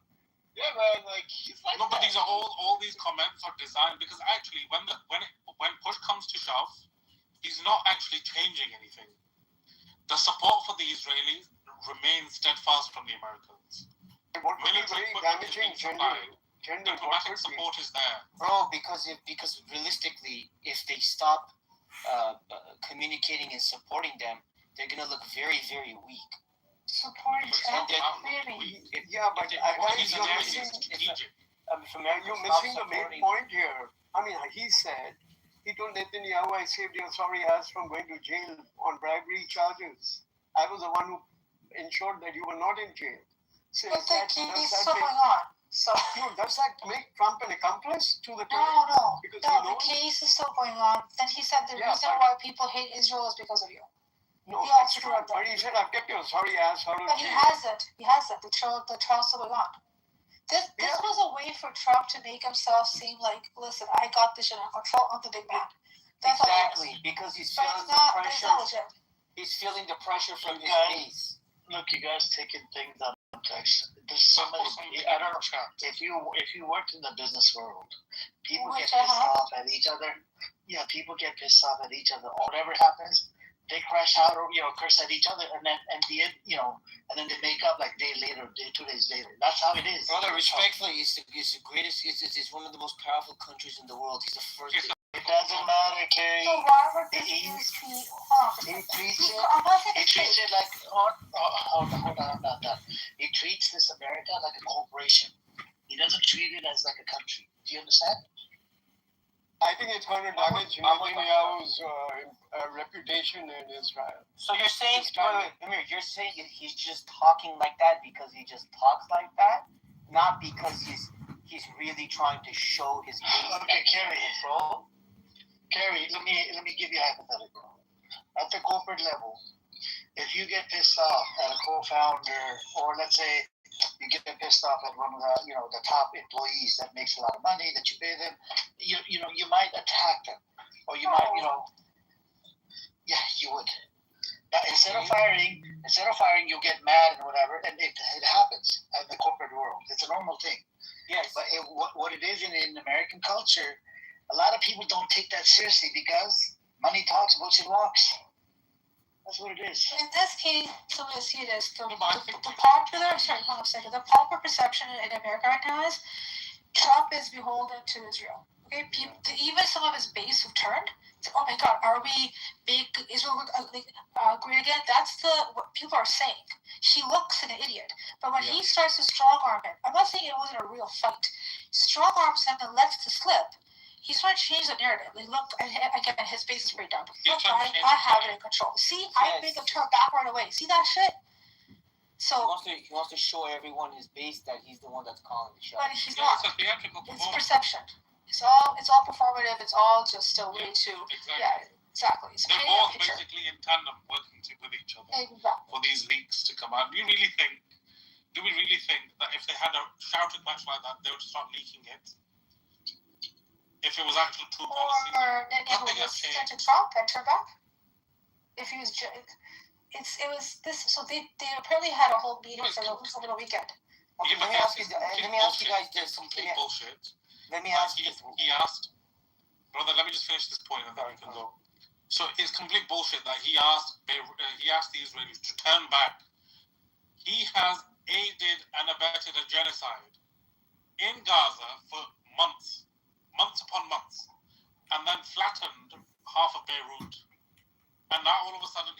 wants the Israelis to turn back. Like we can't keep falling for this shit from these idiots. I just try to manipulate us. I understand your perspective 100%, but what would we have to do for us to believe it? Just a question. He's a liar. Can't believe anything comes out of his fucking mouth. Even when he's telling the truth, he's lying. He's on Truth Social. Calls platform Truth Social. Come on, man. Even when he's saying something that may be factual, he's still lying. He's still The fact is that he was accused of bribes, Netanyahu, and he deliberately created this conflict so he would not go to jail. And I think that's further reinforced the position that Netanyahu is guilty of cheating Israel as a prime minister. That's his theory. That's actually been proven every time. That whenever there's a child that's coming up, day coming up, he does something that dates keep getting pushed back. Yeah. Like this is by design. But the other side of things is, if you guys consider this one, so Israel does not want there to be sort of this disagreement, right, between Iran and the U.S. because one of the biggest sticking points is Israel wants Iran completely leveled in a way where they don't have that economic power, they don't have that military power, they really thought that the U.S. would go through and get rid of all their uranium plus 80% of their stockpile still there. So this is their one chance. Okay, so it's in their best interest to do whatever they can to stick their foot in. So let's just say this was legit, and he went in, Israel went in to Lebanon to create this, because again, one of the big sticking points for Iran is no aggressions in the region, especially Lebanon. Then when Trump may have actually gone really upset, truly, because what did Iran say as a response back? We may go ahead and go and get our Shiite groups mobilized again. So he brought Iraq, they brought up Lebanon, they brought up Yemen, and then brought up that trade route. We may blockade that too as a threat. Yeah, but he stopped Israel from trying to march to Beirut or bomb the shit out of Lebanon. But they continue to wage war on Iran, and they hit those islands yesterday or day. So are they allowed to have conflict with Iran while Israel is supposed to fall in place? What is this? They did not stop bombing Lebanon. They never did. Still bombing them. Currently, 3 hours ago. Well, I'm just saying that U.S. continues to engage in conflict with Iran, but stopping its surrogate. No, because they've said it's because now Iran said the deal is off right now. We're not negotiating. We're not doing anything. So now it's kind of like this is their opportunity now. Neither is this war. Neither is this a ceasefire. What the hell is this? There's no thousands of times. The ceasefire has been completely broken and thrown in the garbage how many times by Israel? Thousands of times in their history. The ceasefire is done. They said the U.S. said they even fired a missile at one of the ships trying to enter the Iranian port because there's an embargo on Iran and stuff like that. And Iran is in turn. Israel or who fired the missile? And Iran apparently fired at some tankers trying to pass through the straits without their permission. So it's all crazy out there. But that's something that Iran said. If this doesn't stop, and they also, for the first time, also brought in, they said before aggression in the region, but this time actually said explicitly Gaza and Lebanon, right? So if they also said if this continues, this does not stop immediately, we are going to go ahead and close. We are going to make it difficult. It's a response to aggression.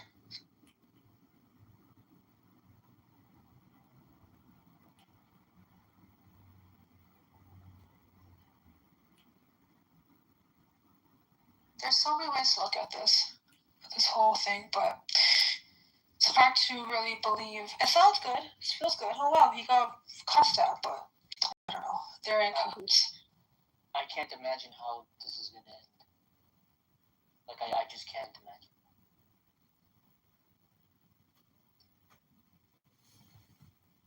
Well, did you guys hear what Trump said when they asked him about if this second trade prices will come down in the distant future? Talk about it. This is fucking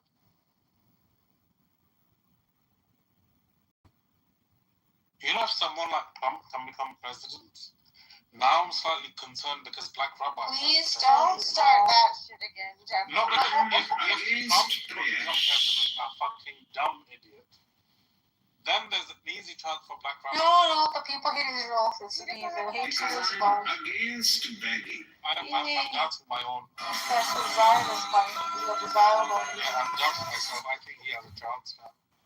Because the bar has been really lowered to such an extent. It's in hell. That if you can have Trump, a complete nut job in power. Yeah, well, General, we both can offer very prominent positions. We may have we will have to infiltrate this. So. Yeah, but let's be realistic. Black Rabbi has no charisma whatsoever, and he has absolutely no allies on Clubhouse. Trump has charisma? He has a following. He has a base. Can you stop talking like that about the president-elect? That PTR is for you guys in this conversation. Which one?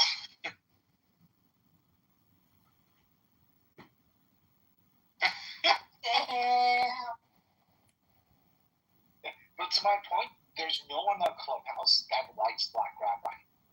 Like, even the Zionists don't like him because he says things. What does Clubhouse have to do with this presidential run?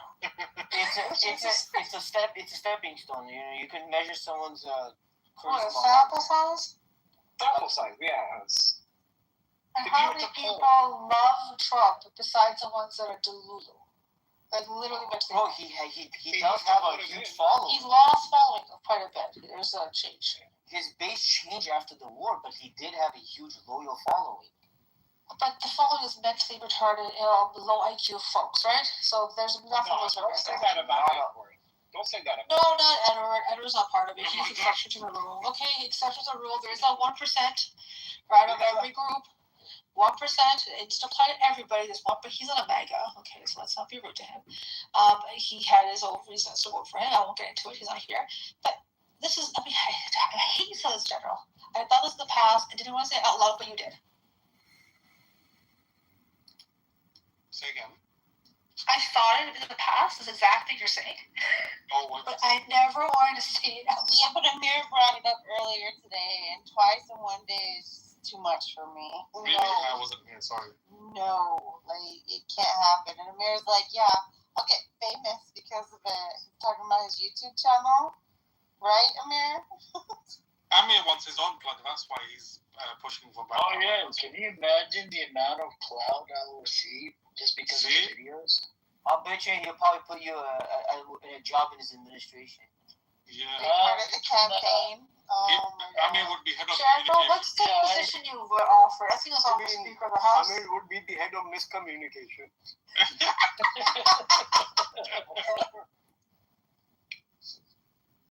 I think I started out as a campaign manager. Campaign or campaign manager? Secretary of, defense minister. Campaign manager or campaign?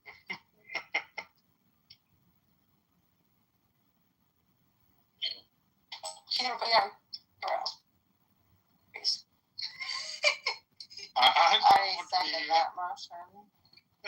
There's no way he's going to make it in the US, but he has better chances in Israel. Oh, he'll make it. Just think about it. Think about it. Did you say he'll make it? Don't do that, In Israel, he could. They can take a nut job like Netanyahu, Black Rabbi. He definitely stands a chance. I'm going to have nightmares tonight. Thanks, guys. We have a plan. We will infiltrate with Finn. We would bring him down. That's the best way to bring people down. So don't worry. You know what's crazy, though? They say, ChatGPT used to say America would end in 2030. So if he was to run, that would be just perfect.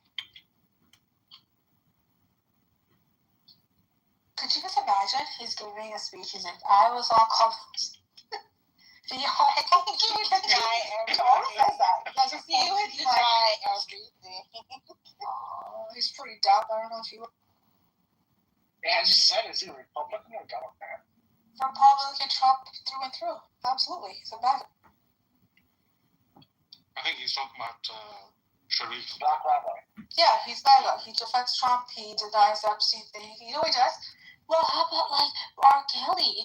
And she starts, I'm like, what the fuck does that have to do with anything? He says R. Kelly? I've never Yeah, heard so him he say pivots that. and says, He let's talk references about R. Kelly. Seriously. Yeah, he pivots. He let's talk about our community. He brings up what's his Well, name at least from they arrested Bill him. Cosby, R. Kelly. I'm like, dude, what are you doing? Step away from Epstein.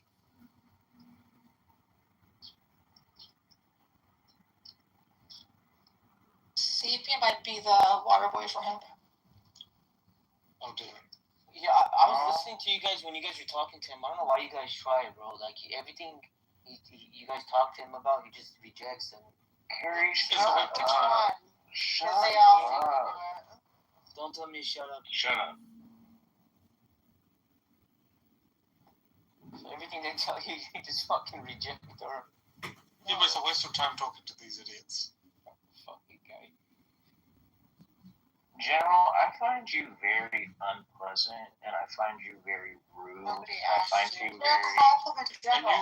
You're complimenting. Yeah, so towards I you, find yeah, that's a compliment. I'm very- General. I don't think you're a very. You know that Massaging is my compliment. ego when you're saying Yes, He's been exactly. drinking. I don't think You you're hear a that, very Woody? nice person. Do you know, General, this is like the most highest compliment, the highest regard he literally. just gave you? Mission accomplished, right? Yeah. Honest. I don't like him. You know when you call a lawyer rude, whenever you just say bullshit, you just bounce it. It's actually massaging our egos. Oh, You're like very like elitist. I don't know. Yes, You're just yes, very yes. elitist. Uh-huh. How I don't many like you. drinks have you had? I mean, Ace is a lawyer, and I don't find her to Mute be yourself. unpleasant like you. I don't know. Oh man, now See, you just Ace my is ass. more Thank God. Did you? No. You I don't just think disrespect me, you're- Sapien? I don't know. Did you just but right now? I don't That's know. the all. I feel like you have redeeming qualities. Redeeming qualities? General- I don't want you to feel like redeeming General qualities toward. doesn't So the way I interact with you, you shouldn't feel good about me. I need to do better. General, you need to. I don't. I mean, Ace, your lesson I is down. don't. I know. Like, I don't. You drop your Ace, I don't dislike you. I don't. oh fuck. I dislike This is General. after how many? So what do you have to do to make Why you would I like want me? to be liked by a scumbag? Spy Zionist, exactly. Okay, that's fine. I don't care. That's, what you of think course of me, it's General. fine. Whatever. I'm not here to be liked by you. Okay, that's fine. You can piss off now. Okay, Take a leave. whatever. Whatever. Take a leave. You're just rude. You're excused, bitch. You're rude. You're just a Oh, rude well person. done. Well done for Very you. rude. Very Well done. nasty. You Pat came to yourself pick on the back. fights. I'm not picking fights. I came in here. You came in and this then all of room a sudden, with Carrie smoke. started Wait, why saying is Learner bullshit speech? about me, Did you have a drink? and I'm responding. He just came in and took over the stage. Sapien, did you have a drink? Bro, I haven't had anything to drink. You just I'm called me? No. Whenever they talk to you guys, He took a Xanax or something. His I didn't speech think is it's, I'm actually was just popping in. I'm like getting ready to go to bed. We're popping pills. I've been watching Exactly, Morty. YouTube videos. That I ambient. just like wanted to pop in, and then Carrie just started with his bullshit. And now Because I'm you responding. opened your We were mouth and having you have a a conversation. conversation. Exactly. Carrie Before you literally, I just popped Anyway, into let the fucking throws it on me. Earlier, what you guys were talking about, Let's I just don't know focus why on the topic. blame Carrie. Blame Carrie. Don't Stop blame blaming Carrie. He's a celebrity. That's why you're in the Matrix. So Sapien, did you see those links I sent you earlier? Did you see those links I sent you? Yeah. Sapien, to investigate my claims as being I factual? did look at the links, and I also screenshotted what the people that Fires told me to look up. And I looked Okay, up and how do you feel about this now? I feel like Israel does some messed up things. Some? Or a lot? Listen, I think it's like the whole thing. This whole situation is very complicated, and it's like It's not complicated. on both sides. That's it, we're done. That's it. You learned nothing. You won. Be quiet. Stop See, that. this is the thing. Anyway, Stop. Literally, it's Zero empathy. This is what I was talking about, Sapien, when I said there's nothing, it doesn't go anywhere with you. You know what he sounds like? He Oh, sounds like when it everything came that to you the said. So when it came to the Holocaust, it's like saying, well, the Nazis and the people Holocaust, the Jews, they both played a part, both sides. Yeah, it's a That's complicated what it sounds like. It's very complicated. If you want me to like, if you want me to like think that Israel is like the Nazis, that's never gonna happen. That's the problem. Like They're worse. think They're that's worse than weird. Nazis. We Worse. don't need you to tell us that. General- Holocaust survivors are saying that. We don't need you to tell Not us that. all of them. There's a few. A few of them are, but not all of them. We don't There's need only you a to couple tell us that that. What about that professor? What about that professor that they fired?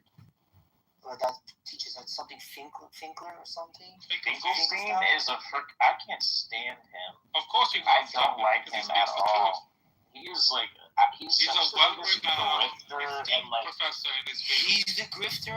he's a He's an grifter educated as fuck, professor. and he's just like I don't know. I don't like him. I just don't. Of course you don't like people I like think him. you're off, bro. I don't know. Anyway, back to Black Rabbi and his campaign. Morning, why are you so against The reason why all the journalists are here is because this is where People who are working, they have education, they have maybe well-to-do family that can afford to help them like go to college, those type of things, that like can afford a monthly payment for education, and then they sit and they collect welfare to learn about religion. And I'm not, I want to say this very delicately because I'm not against people learning about religion, right? But if you're going to be on welfare and exercise your right to not work, to educate yourself, then you should not be a strain on the system for people like single mothers or maybe someone who has a disability that can't work, that those funding is getting cut, but somehow there's still individuals who are perfectly able of working. Well, they're perfectly able of working and they don't because they, I don't know. It's very problematic. So that's number one. Number two is that he placates the gaslight of I help Palestinians, knowing damn well he doesn't help Palestinians. And he has the audacity to go to Gaza or post that dinner that they were having in Gaza and how proud he is with all of these upper echelon Israeli government and people that he allegedly rubs elbows with that could easily go out to the front line and hand a fucking sack of flour to starving children that maybe their brother or their nephew or their cousin has died from famine. So it's people like that terrify me because they have this mirage of morality and of a moral compass that doesn't fucking exist. And they're dangerous because they spew this propaganda and this narrative that what Israel's doing is okay. And people like Homo sapien here, they sign up for it and then they minimize the real situation as well. So someone who can't come in this room or in any room and say that what happened in Gaza is a genocide is someone who's disillusioned to the system of what is actually happening in Palestine, in the state of Israel. And if it can happen there, it can happen anywhere, especially here in the U.S. So I have a problem with those type of people because servant leadership is how any democracy should be ran. And unfortunately, someone like that is capable of being put on the ballot and potentially becoming a candidate that people could actually freaking vote for. And that terrifies me. So it's a mockery to our government in America, and we're already in a place that I haven't subscribed for a long time to what my government's doing.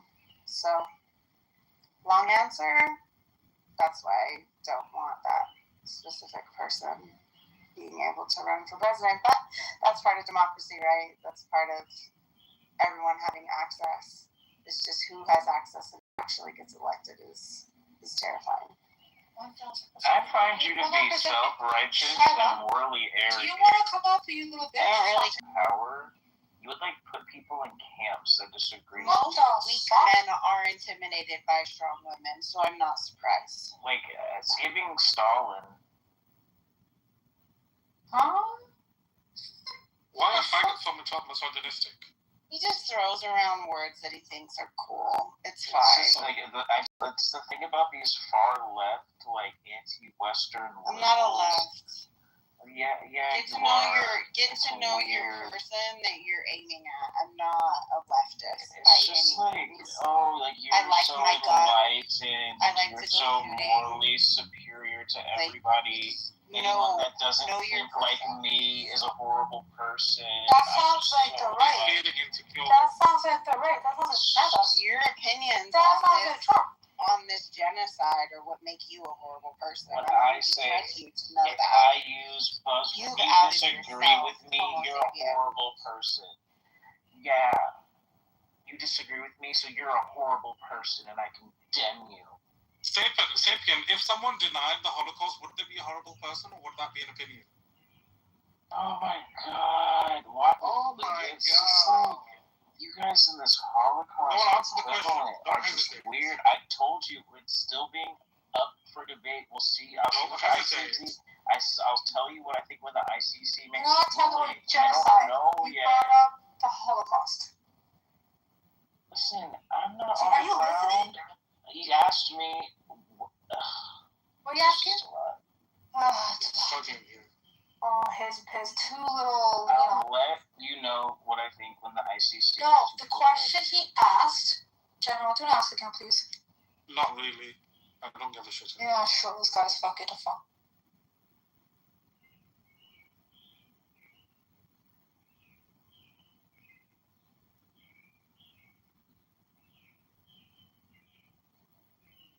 We have a bitch in the chat room. Come on. Yeah, he's the candidate for America? Because from the outside looking in, you've kind of seen our track record, so I'm curious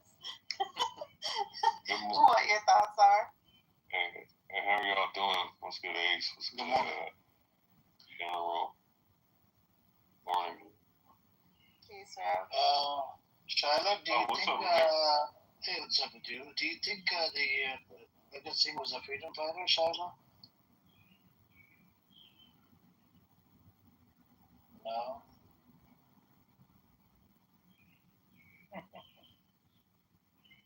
Shiloh, was Bhagat Singh a freedom fighter? You asking me or who you asking? No, in the audience. You see it in the chat. She's a Islamophobic. And if you read her room, she goes to, I think, all the rooms relate to India. Oh, really? Oh, she's a funky. Oh my gosh.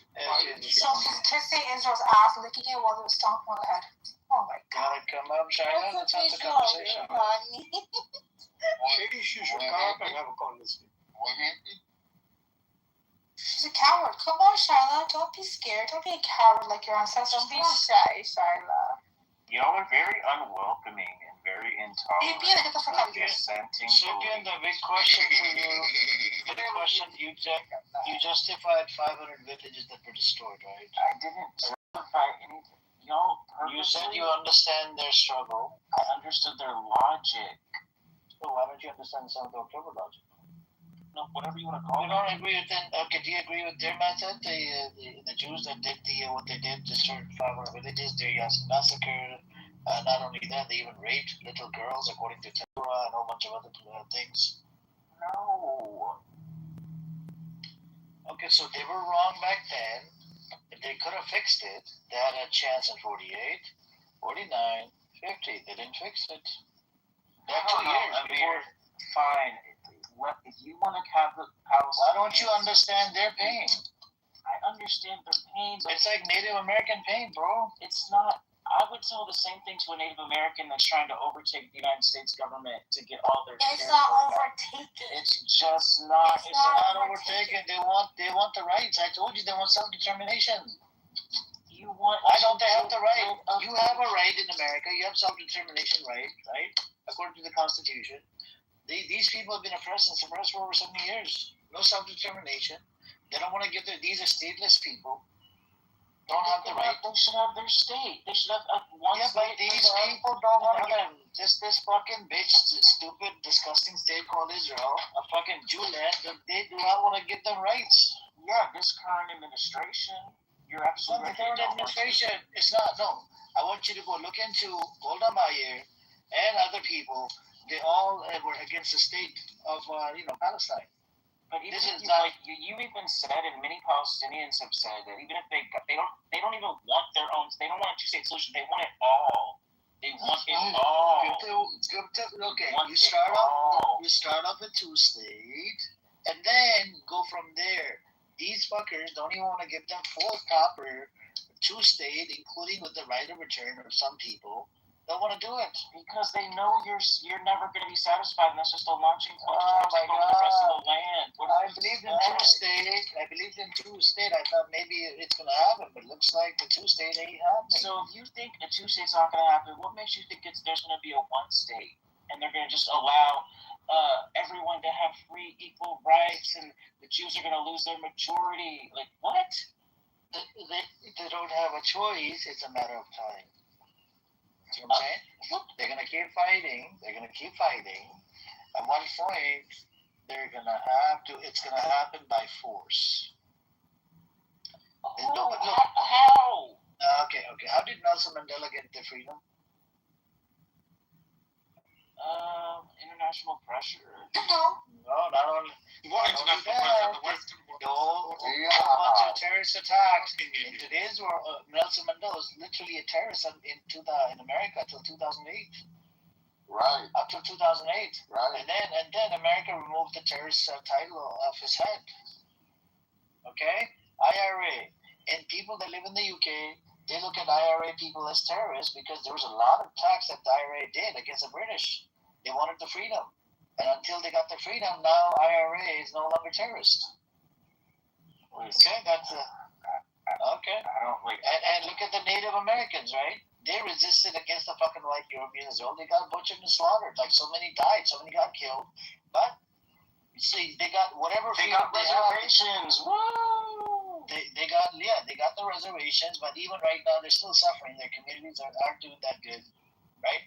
And even the black folks, they want to. Should the Native Americans reservations are fucking gutter, man. Like it is. So what should the Native Americans do? Should they start resisting the United States government? They've been resisting. They have cases in the court of law, and they got violently. Some of the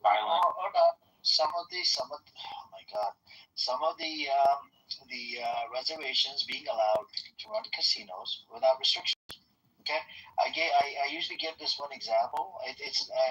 This example would not fit with all the Native Americans, but some of the tribes, I'm not gonna lie, they're rich. Some of the tribes, not all of them. So the lady that used to come to my store, right, when I had a store in Los Angeles, she would receive an $800 check every month. That doesn't because she make was her part of rich. that tribe. Doesn't make her rich. $800 doesn't make her rich. No, I know it doesn't make her rich, but she had a paid-off house in Los Angeles. She wasn't living on a reservation. Oh, she left the reservation. Yeah, she left the reservation. She was married to the guy. She had kids, grandkids, all that. She used to come to my store. Yeah, but she had to leave the reservation to be able to accomplish all that. Bro. Some people leave, Ace. I know they do. They leave. They do, of course they do. In Canada, when I was working as a cashier, okay, a long time ago, this was in Kitchener, okay, Kitchener-Waterloo area. I worked there as a cashier. My brother was a manager. He hired, it was a store just like the size of, Dollarama over there, same size. So he was a manager. He would schedule their hours or whatever. So he hired me. He got me a job, and he hired this one chick. She was from India. She's from what is it called? Inuit people or something. What are they called? Yes. Yeah, Inuit. Yeah, and she was from that tribe, and she was living amongst the regular people. She wasn't living on the But do you know why people stay on the reservations? To be close to the tribes or people. Yeah, it's their land. It's their land, just like the Palestinians. It's their land. They want us to live over there. They don't leave. That's what it is. Yeah. Amir, but some people they leave. The thing is, I think you're giving the Palestinians very bad advice. Okay, whatever advice am I giving? Keep fighting. Keep trying. You'll eventually get it. Just keep going. Okay, all the Keep people going. they kept on fighting. Mentality again. You're leading them to the wood chipper. Wait, hold on. So do you know? So I don't think he knows anything about South Africa. So you know, after this crazy, what is it called again? Where there was a massacre that happened where the police killed 69 Black South Africans. Okay, this is where he co-founded, I believe. So he founded this group. They used guerrilla warfare. Okay, in the 70s and 80s. Do you know what ended up happening? The government couldn't handle them. They said, as a negotiation, disband your guerrilla group here. We will end apartheid. That is how apartheid ended. Diplomacy went out the fucking door. He had to utilize guerrilla warfare. So it ended up working, just so you know.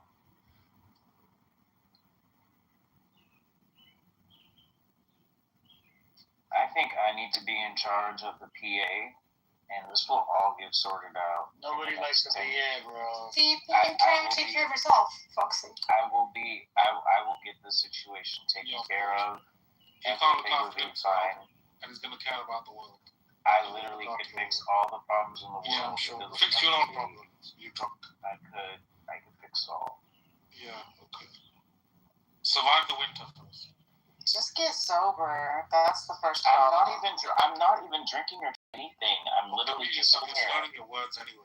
Because I'm tired and I was about to go to bed. And I was popping into the room and then that Carrie dude brought up my name. Okay, and that's why I feel like, and I'm attacked. I'm being attacked. He's not talking to you. And I have to defend myself. Came in this room I because guess. Intolerant people. He's an attention whore. This is very Sapien, why'd you come back to that? You were gone for a while. What happened? I was watching videos on YouTube. You were gone. You were gone. No, not today. In general, you were gone for a while. got real. Ace. He needed more attention. Yeah, that's what it was. You're lacking attention. You were gone for ages. Yeah, because I mean, to be honest with you, this shit gets kind of redundant. You are redundant. That's a problem. It's kind of just like the same thing over and over and over. Then why are you here over and over and over again? I don't know, because I've gone, now I'm back, I might disappear again, you never know. Why do you keep coming to this room over and over again? This is the only room you actually come to. How do you know what rooms I come into? You can tell. So Are you stalking me? No, you dumb bitch. It's called at the top of the profile. It's a feature. You think I care when I stalk you? It pops up. You have to look, you have to click on it. No, it pops up. If I'm looking for people I do want to conversate with, I scroll to that top, right? It's not you though. Anyways, moving on.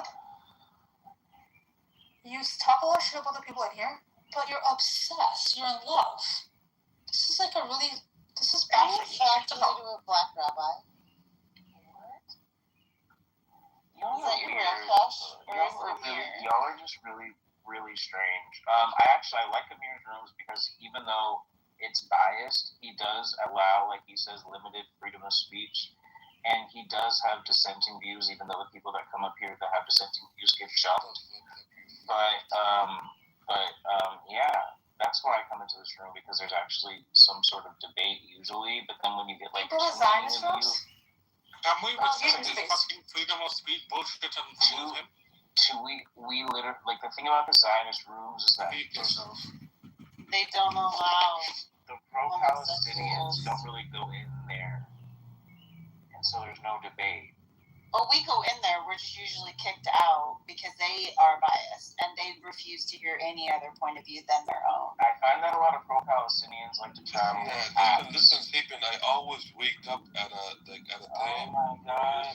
No, I do have a question for you though. Listen, real quick. Like, how does it feel that you, as a straight man, you haven't had any attention in your life, but also as a gay man, you don't really get any attention? Like, how does it feel? How does it make you? That question doesn't make any sense.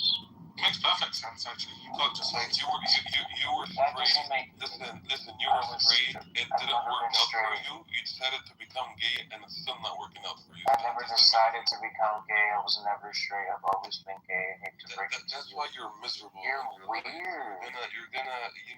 You're gonna live the rest of your life miserable. You're very, like, not a nice person. And if you're gay, then you should call yourself homo sapien. If you're gay, then you should call yourself homo sapien.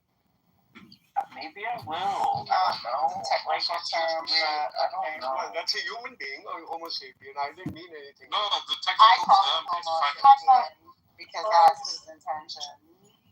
Ghosts in general are just not nice people. Ow. Everyone else Who is asked for they- your fucking opinion? Even you, Ace, I think you're a nice person. Why do you think that I'm an asshole to you? Oh You my are, god. but I think I'm a good judge of character. Ghosts in general, they're not. Sapien, what do you think about me? What I about actually me? like you. I actually like you.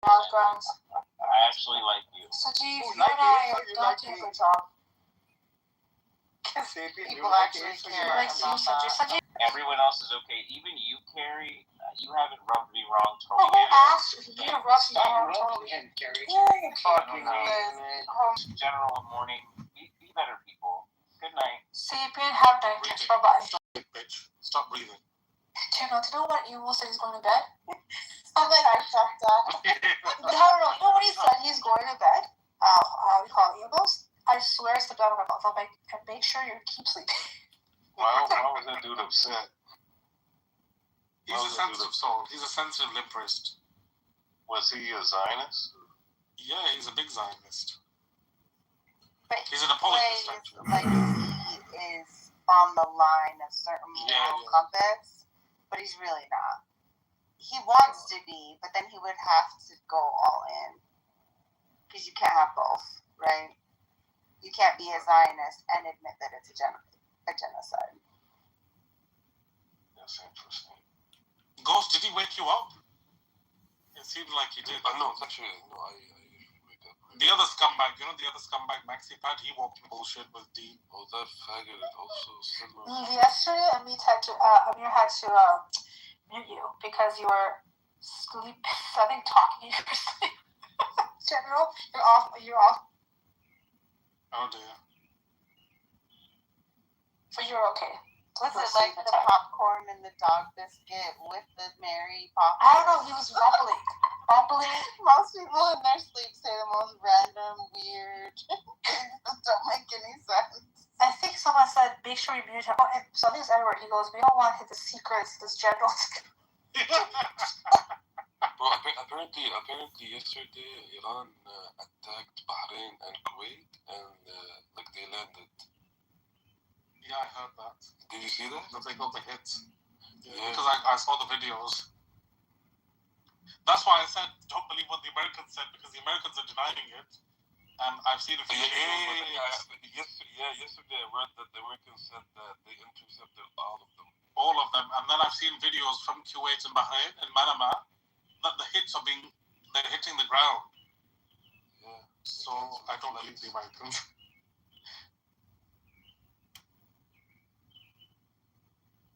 Okay, so it says U.S. strikes Iran facility in response. This is a ceasefire, guys. This is a ceasefire. Yeah, but you know the funny thing is the Americans in response, it's the Americans that started attacking the Iranians first. Exactly.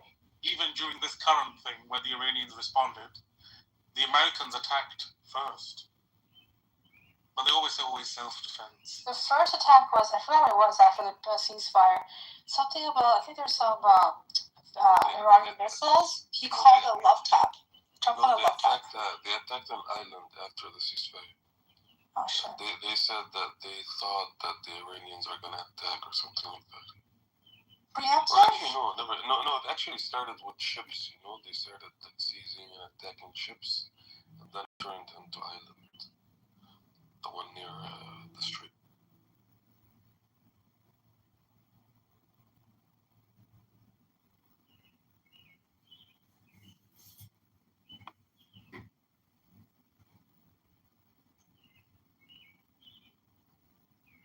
Ghost, I'm a bit of this scumbag that was in here.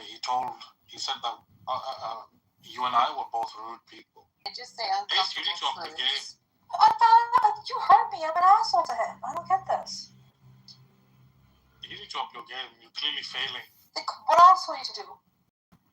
You need to be more like us. I'm an asshole to him. You guys don't hear me? The shit that I was just touching. You need to be 10 times of an asshole to him. It's got to be worse than you guys for hating me. Because you have a green bean. I have a what? You have a green bean. What you need to do is throw him down. When he comes up, throw him down. I muted him 4 times. Maybe I thought.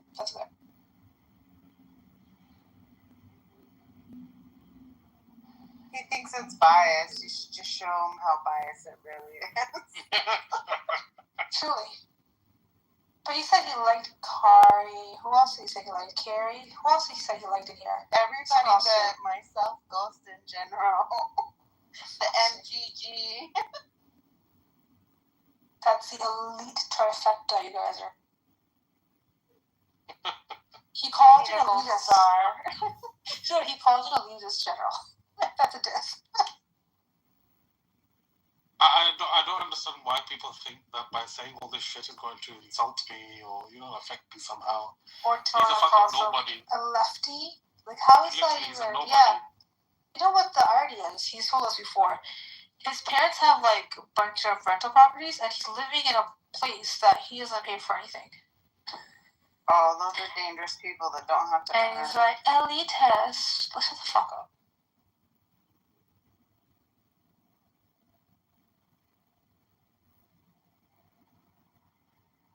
Why is Charlotte still here? You're yapping a lot of shit in here, so come up stage.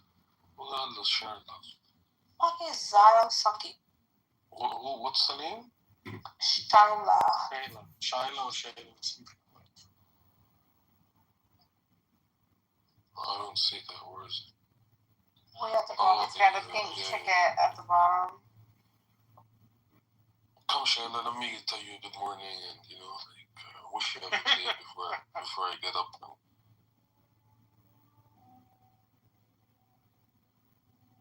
Yeah, come and experience some Palestinian hospitality. Come up, Shayla. Don't be shy. Come up, give me the energy to start my day. Come up. Motivate me.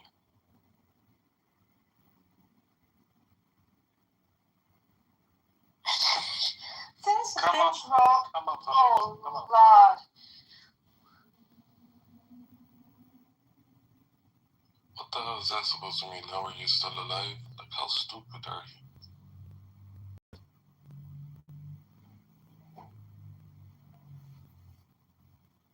Where's she from? She's from India. There's a checklist. If someone's from India and like a Zionist, we have a different checklist that we need to go off. The worst so we need to establish what? No, honestly, I'm serious. Indian Zionists You're are a the Zionist worst. and you're from India, you really are coping with your life. So basically bootlink and then get kicked by the same boot and still say, Exactly. yes, sir.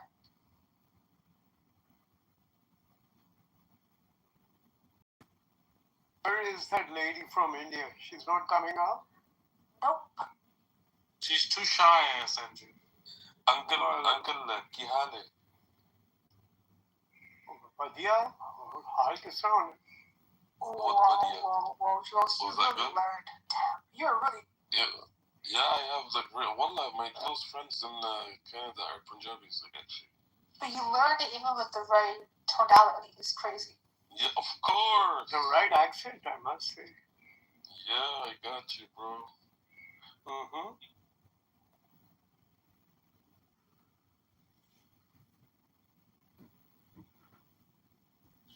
Shayla, to be honest with you, you're boring, dude. Like, I don't like your comments.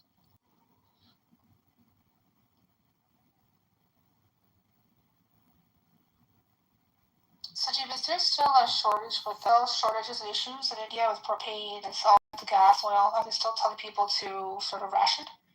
No, I mean, maybe in the hinterland, perhaps there is some shortage being felt, but I guess it's available now.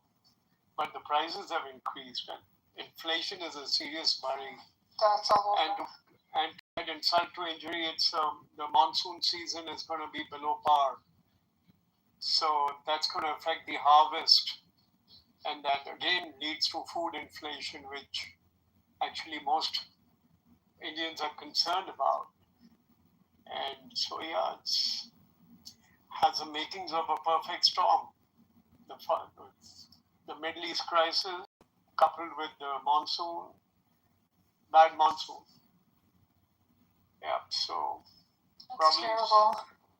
But Sanjeev, India had, he could have avoided all of this because of the relationship India has with Russia easily, but had to go and ask for Ambassador Trump's approval. That's the whole problem. That is where I fail to understand why he is so subservient to Trump. It defeats me. I mean, he can't tell a sovereign nation what to do. He can't be bullying us all the time. Oh, it's Modi asking him. Yeah, he's just getting bullied. I mean, stop buying. Yes, sir. Start buying. All right, sir. What kind of a country are we? Have we become a vassal state? We don't have a backbone of our own. Who the hell is Trump to tell how 1.4 billion people should lead their lives here?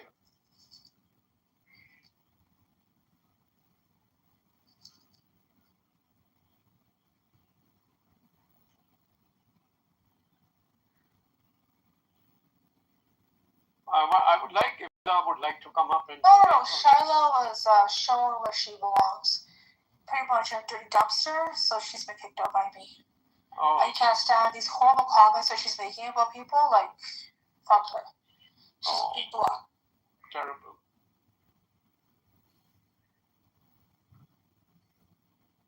Not exactly the best ambassador for India here.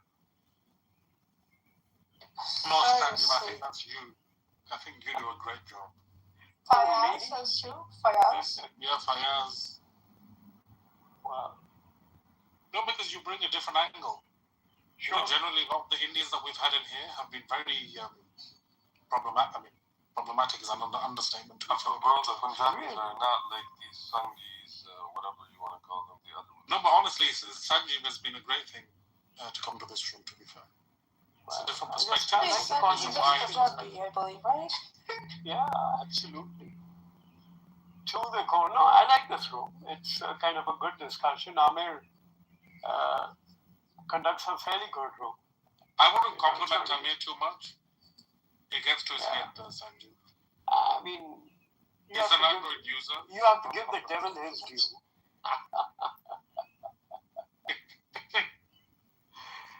Yeah. So yeah, it's nice. And like there's some insecurities here. No. Beer heard the Android, he can't run it. Seems like general, is everything okay with you? Are you okay? Alhamdulillah. How are you? How's your Android device doing? I'm doing good. I'm using my beautiful Android device to list products on my e-commerce. Oh, okay.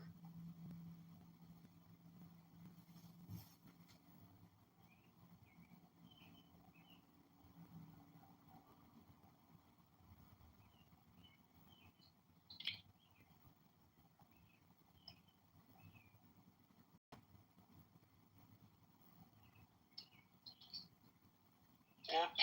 Anyways, I think I'm gonna have to end the room as well. Good night, guys. Bye-bye. Take care. Bye-bye. Have a good night. What's up, Dr. Salma, everybody, Cherry, and everybody in the audience? If you guys wanna come up for a little bit, but yeah, I'm gonna hit the bed. Assalamu alaikum, and have a good one, guys. Good luck. We're gonna. Please, you can trouble the Zionist scumbags, so just don't trouble your parents, don't trouble your siblings until tomorrow. Then you can trouble them. Alright? Take care. Walaikum salam.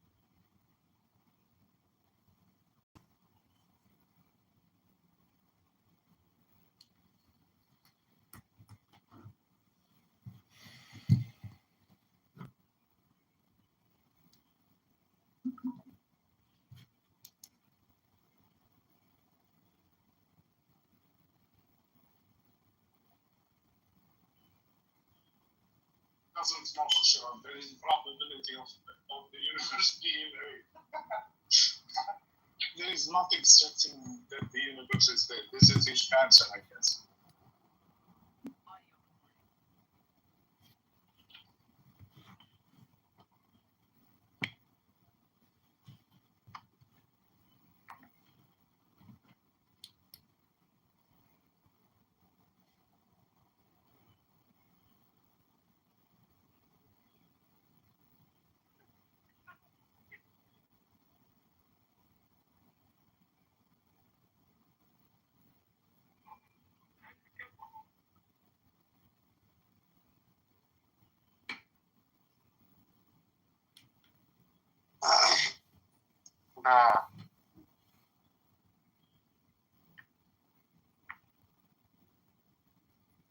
It's okay. It's okay. Let it be. What? Sorry. Hot packing. Yeah, sorry, Neil, I'm back. You're back. So, great. So, now, Matthew, can you summarize what I said, or? Yeah, you started off with some assumptions and hypotheses. No, your accent is funny, bro. Yeah, so you started off with an assumption and hypothesis. That cannot be the baseline if you're trying to establish something is true. A hypothesis, it's a hunch, and that itself is going to go into scrutiny. So I'm asking you, what did I say about a hypothesis? What kind of hypothesis? I don't know hypothesis. Yeah, no, null hypothesis, yes, but what kind of hypothesis did I say were extremely successful, or? I must have missed that particular portion. Maybe he gonna do this very long. Like he didn't say much. He said it's impossible. Like the translation of what he said. I guess as far as I understand, there is a probability of the universe being real. We work on that hypothesis or whatever assumption that it doesn't know the universe is real. Yeah, exactly. The case. All right, so you guys And if we get a little scientific data,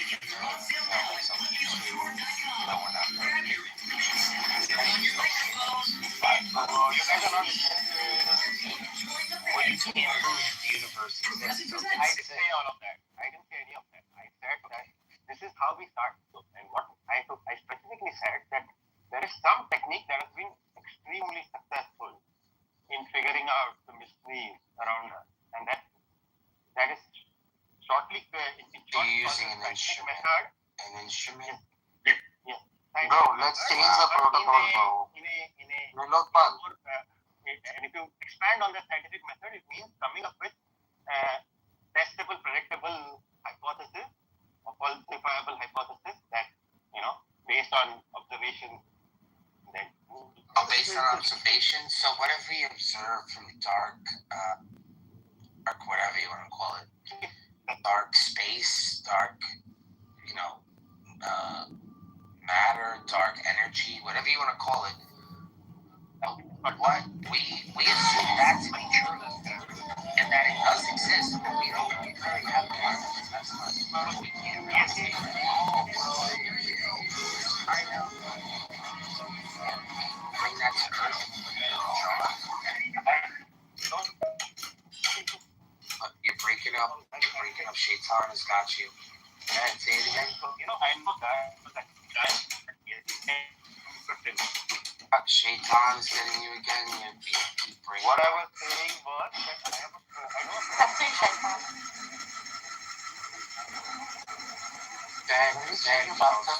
Start again. Yeah, it keeps getting them.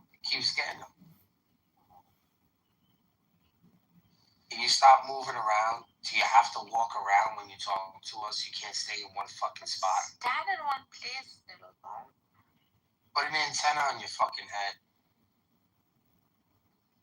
It's in Europe. Bro, check your back channel, bro. Can you hear me? Tago, what you asking me, bro? Who are you asking to check back channel? Check your back channel, bro. You're asking me? Yeah. What again? You. Yes, I saw a back channel by Chiki and Mehdi.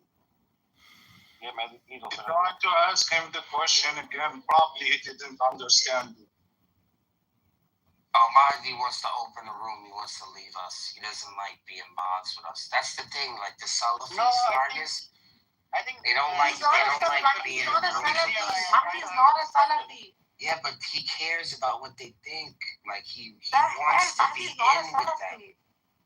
He hates them.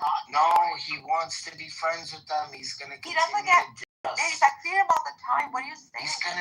He wants to takfir us. They want that in common, that they don't like us. Come on, man. They don't. They like us because they hate us. I hate They say myself that for we are the loving enemy. you. Islam is so true that we are the enemy of Islam. Can you believe that? No one said that. Here, They say Galaxy. that. I can't believe Come on, it. baby, Galaxy, baby. Come on. I can't believe it. According to Mandy. How did he leave? See, he left. I told you, he wants to start his own room. He just wants to hang out with Salafis. Maybe you're I right. told you. Muhammad? Yeah, No, they his left. boyfriend. Nilotpal is his boyfriend. Nilotpal is his boyfriend, obviously. Oh, probably, yeah. They want to start another room because they don't like being around us as much. They want to be in control because then they're always right. You know what I'm saying? If he's in his room, he can overtalk. He can But I'll talk tell you fucking what, 20 like, minutes. Nilotpal is constantly, like, cross-questioning Mahdi. And half the time, like, we don't know what Nilotpal is saying. He's doing a better job than Rob. I'll tell you Yeah. Because Rob sucked at it. Oh my God, they're No, but Nilotpal's not fair. Like, he never entertains, like, quantum questions like the ones Muhammad asked him. Yeah. Neil Paul. He never entertains Muhammad's questions. Sometimes. No, he doesn't have to entertain quantum. I confirm it. He's an idiot. I confirm it. He's an idiot. Yeah, like the guy multiple time conversation. I try to follow his argument. Yeah, absolutely idiot. The Viagra is getting to his head. I think the Viagra is. He doesn't take Viagra. How do you know he takes Viagra? He does. You can tell. I can just hear it in his voice. Feels blue. It feels blue. Yeah. It's another thing. Weird. I have never heard a Viagra in his voice. You never heard of Viagra? How the fuck do you hear Viagra through someone's speech? You just, because you have to be a man. You have to be a man. You just don't get it. Sorry. Okay, fine. If you actually look, Neil is pretty handsome without the beard, you know? You should take it off. That's not his picture. Yes, it is. That's not his true picture. That's fucking some kind of Neanderthal. It's like some proto-human. It's a proto-human. Actually, he might have asked the question, like, make me look like, Jesus. See, look. They left. They have to open up their own room. They have to be. What happened with Regal? I heard Regal crashed out. Dude, Regal fucking crashed out. So I swear on God. Were you there, Galaxy? When he crashed out? He was crashing out. I'm not sure. So, were you there, Galaxy? I'm not too sure. Maybe I was. I don't remember who. If you don't remember, then you don't remember what the fuck Regal was saying. It was horrendous. Oh no, I was here, but I wasn't paying attention. He was calling out for like anally raping poor Amin. Number one. The guy is fucking drunk. He walks in, starts to like throw a string of profanities on me.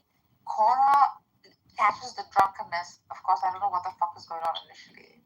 Cora catches the drunkenness, calls it out, goes on to fucking death threat Soul and the rest of the people in the room. How he's gonna serve their heads on platters and kill them. That's like a bloody demon. Like that kind of like. Why does he have to make white people like this? Why does he? Embarrassing to us, the white community. To white people.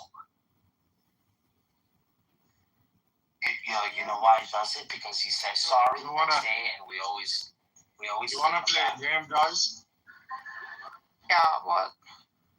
You know, we all know the reason why they opened their own room. Because we abuse Nilapon, and Nilapon asked Mahdi to open his room to protect her. Let's go and abuse her. I'm sorry. I'm gonna put this down. I'm gonna lose my points. I'm gonna lose my fucking rank points. What's him He's He's just gonna bot abuse you. No, okay. He's really mean to Muhammad every time I protect Muhammad because he just mod abuses. No, okay, we know that he gonna mod abuse, but we gonna put the Mahdi in the situation. So we gonna abuse him softly. Irritate him, not attack. Oh, you can go over there. Obviously, they didn't want to hang out with us. They were here. Let me go take a look at Tom. Oh my God, what's going on? Everyone's leaving now? Everyone's leaving now because these fucking guys Let's left go, because they want to talk about space. Let's go. Don't give a fuck what they don't want to talk about. Let's just disturb his conversation. Let's go, Bart. Oh yeah, of course. Yeah, let's go. Let's go. Soul, get mod. So you gotta get mod. So they can let us back up.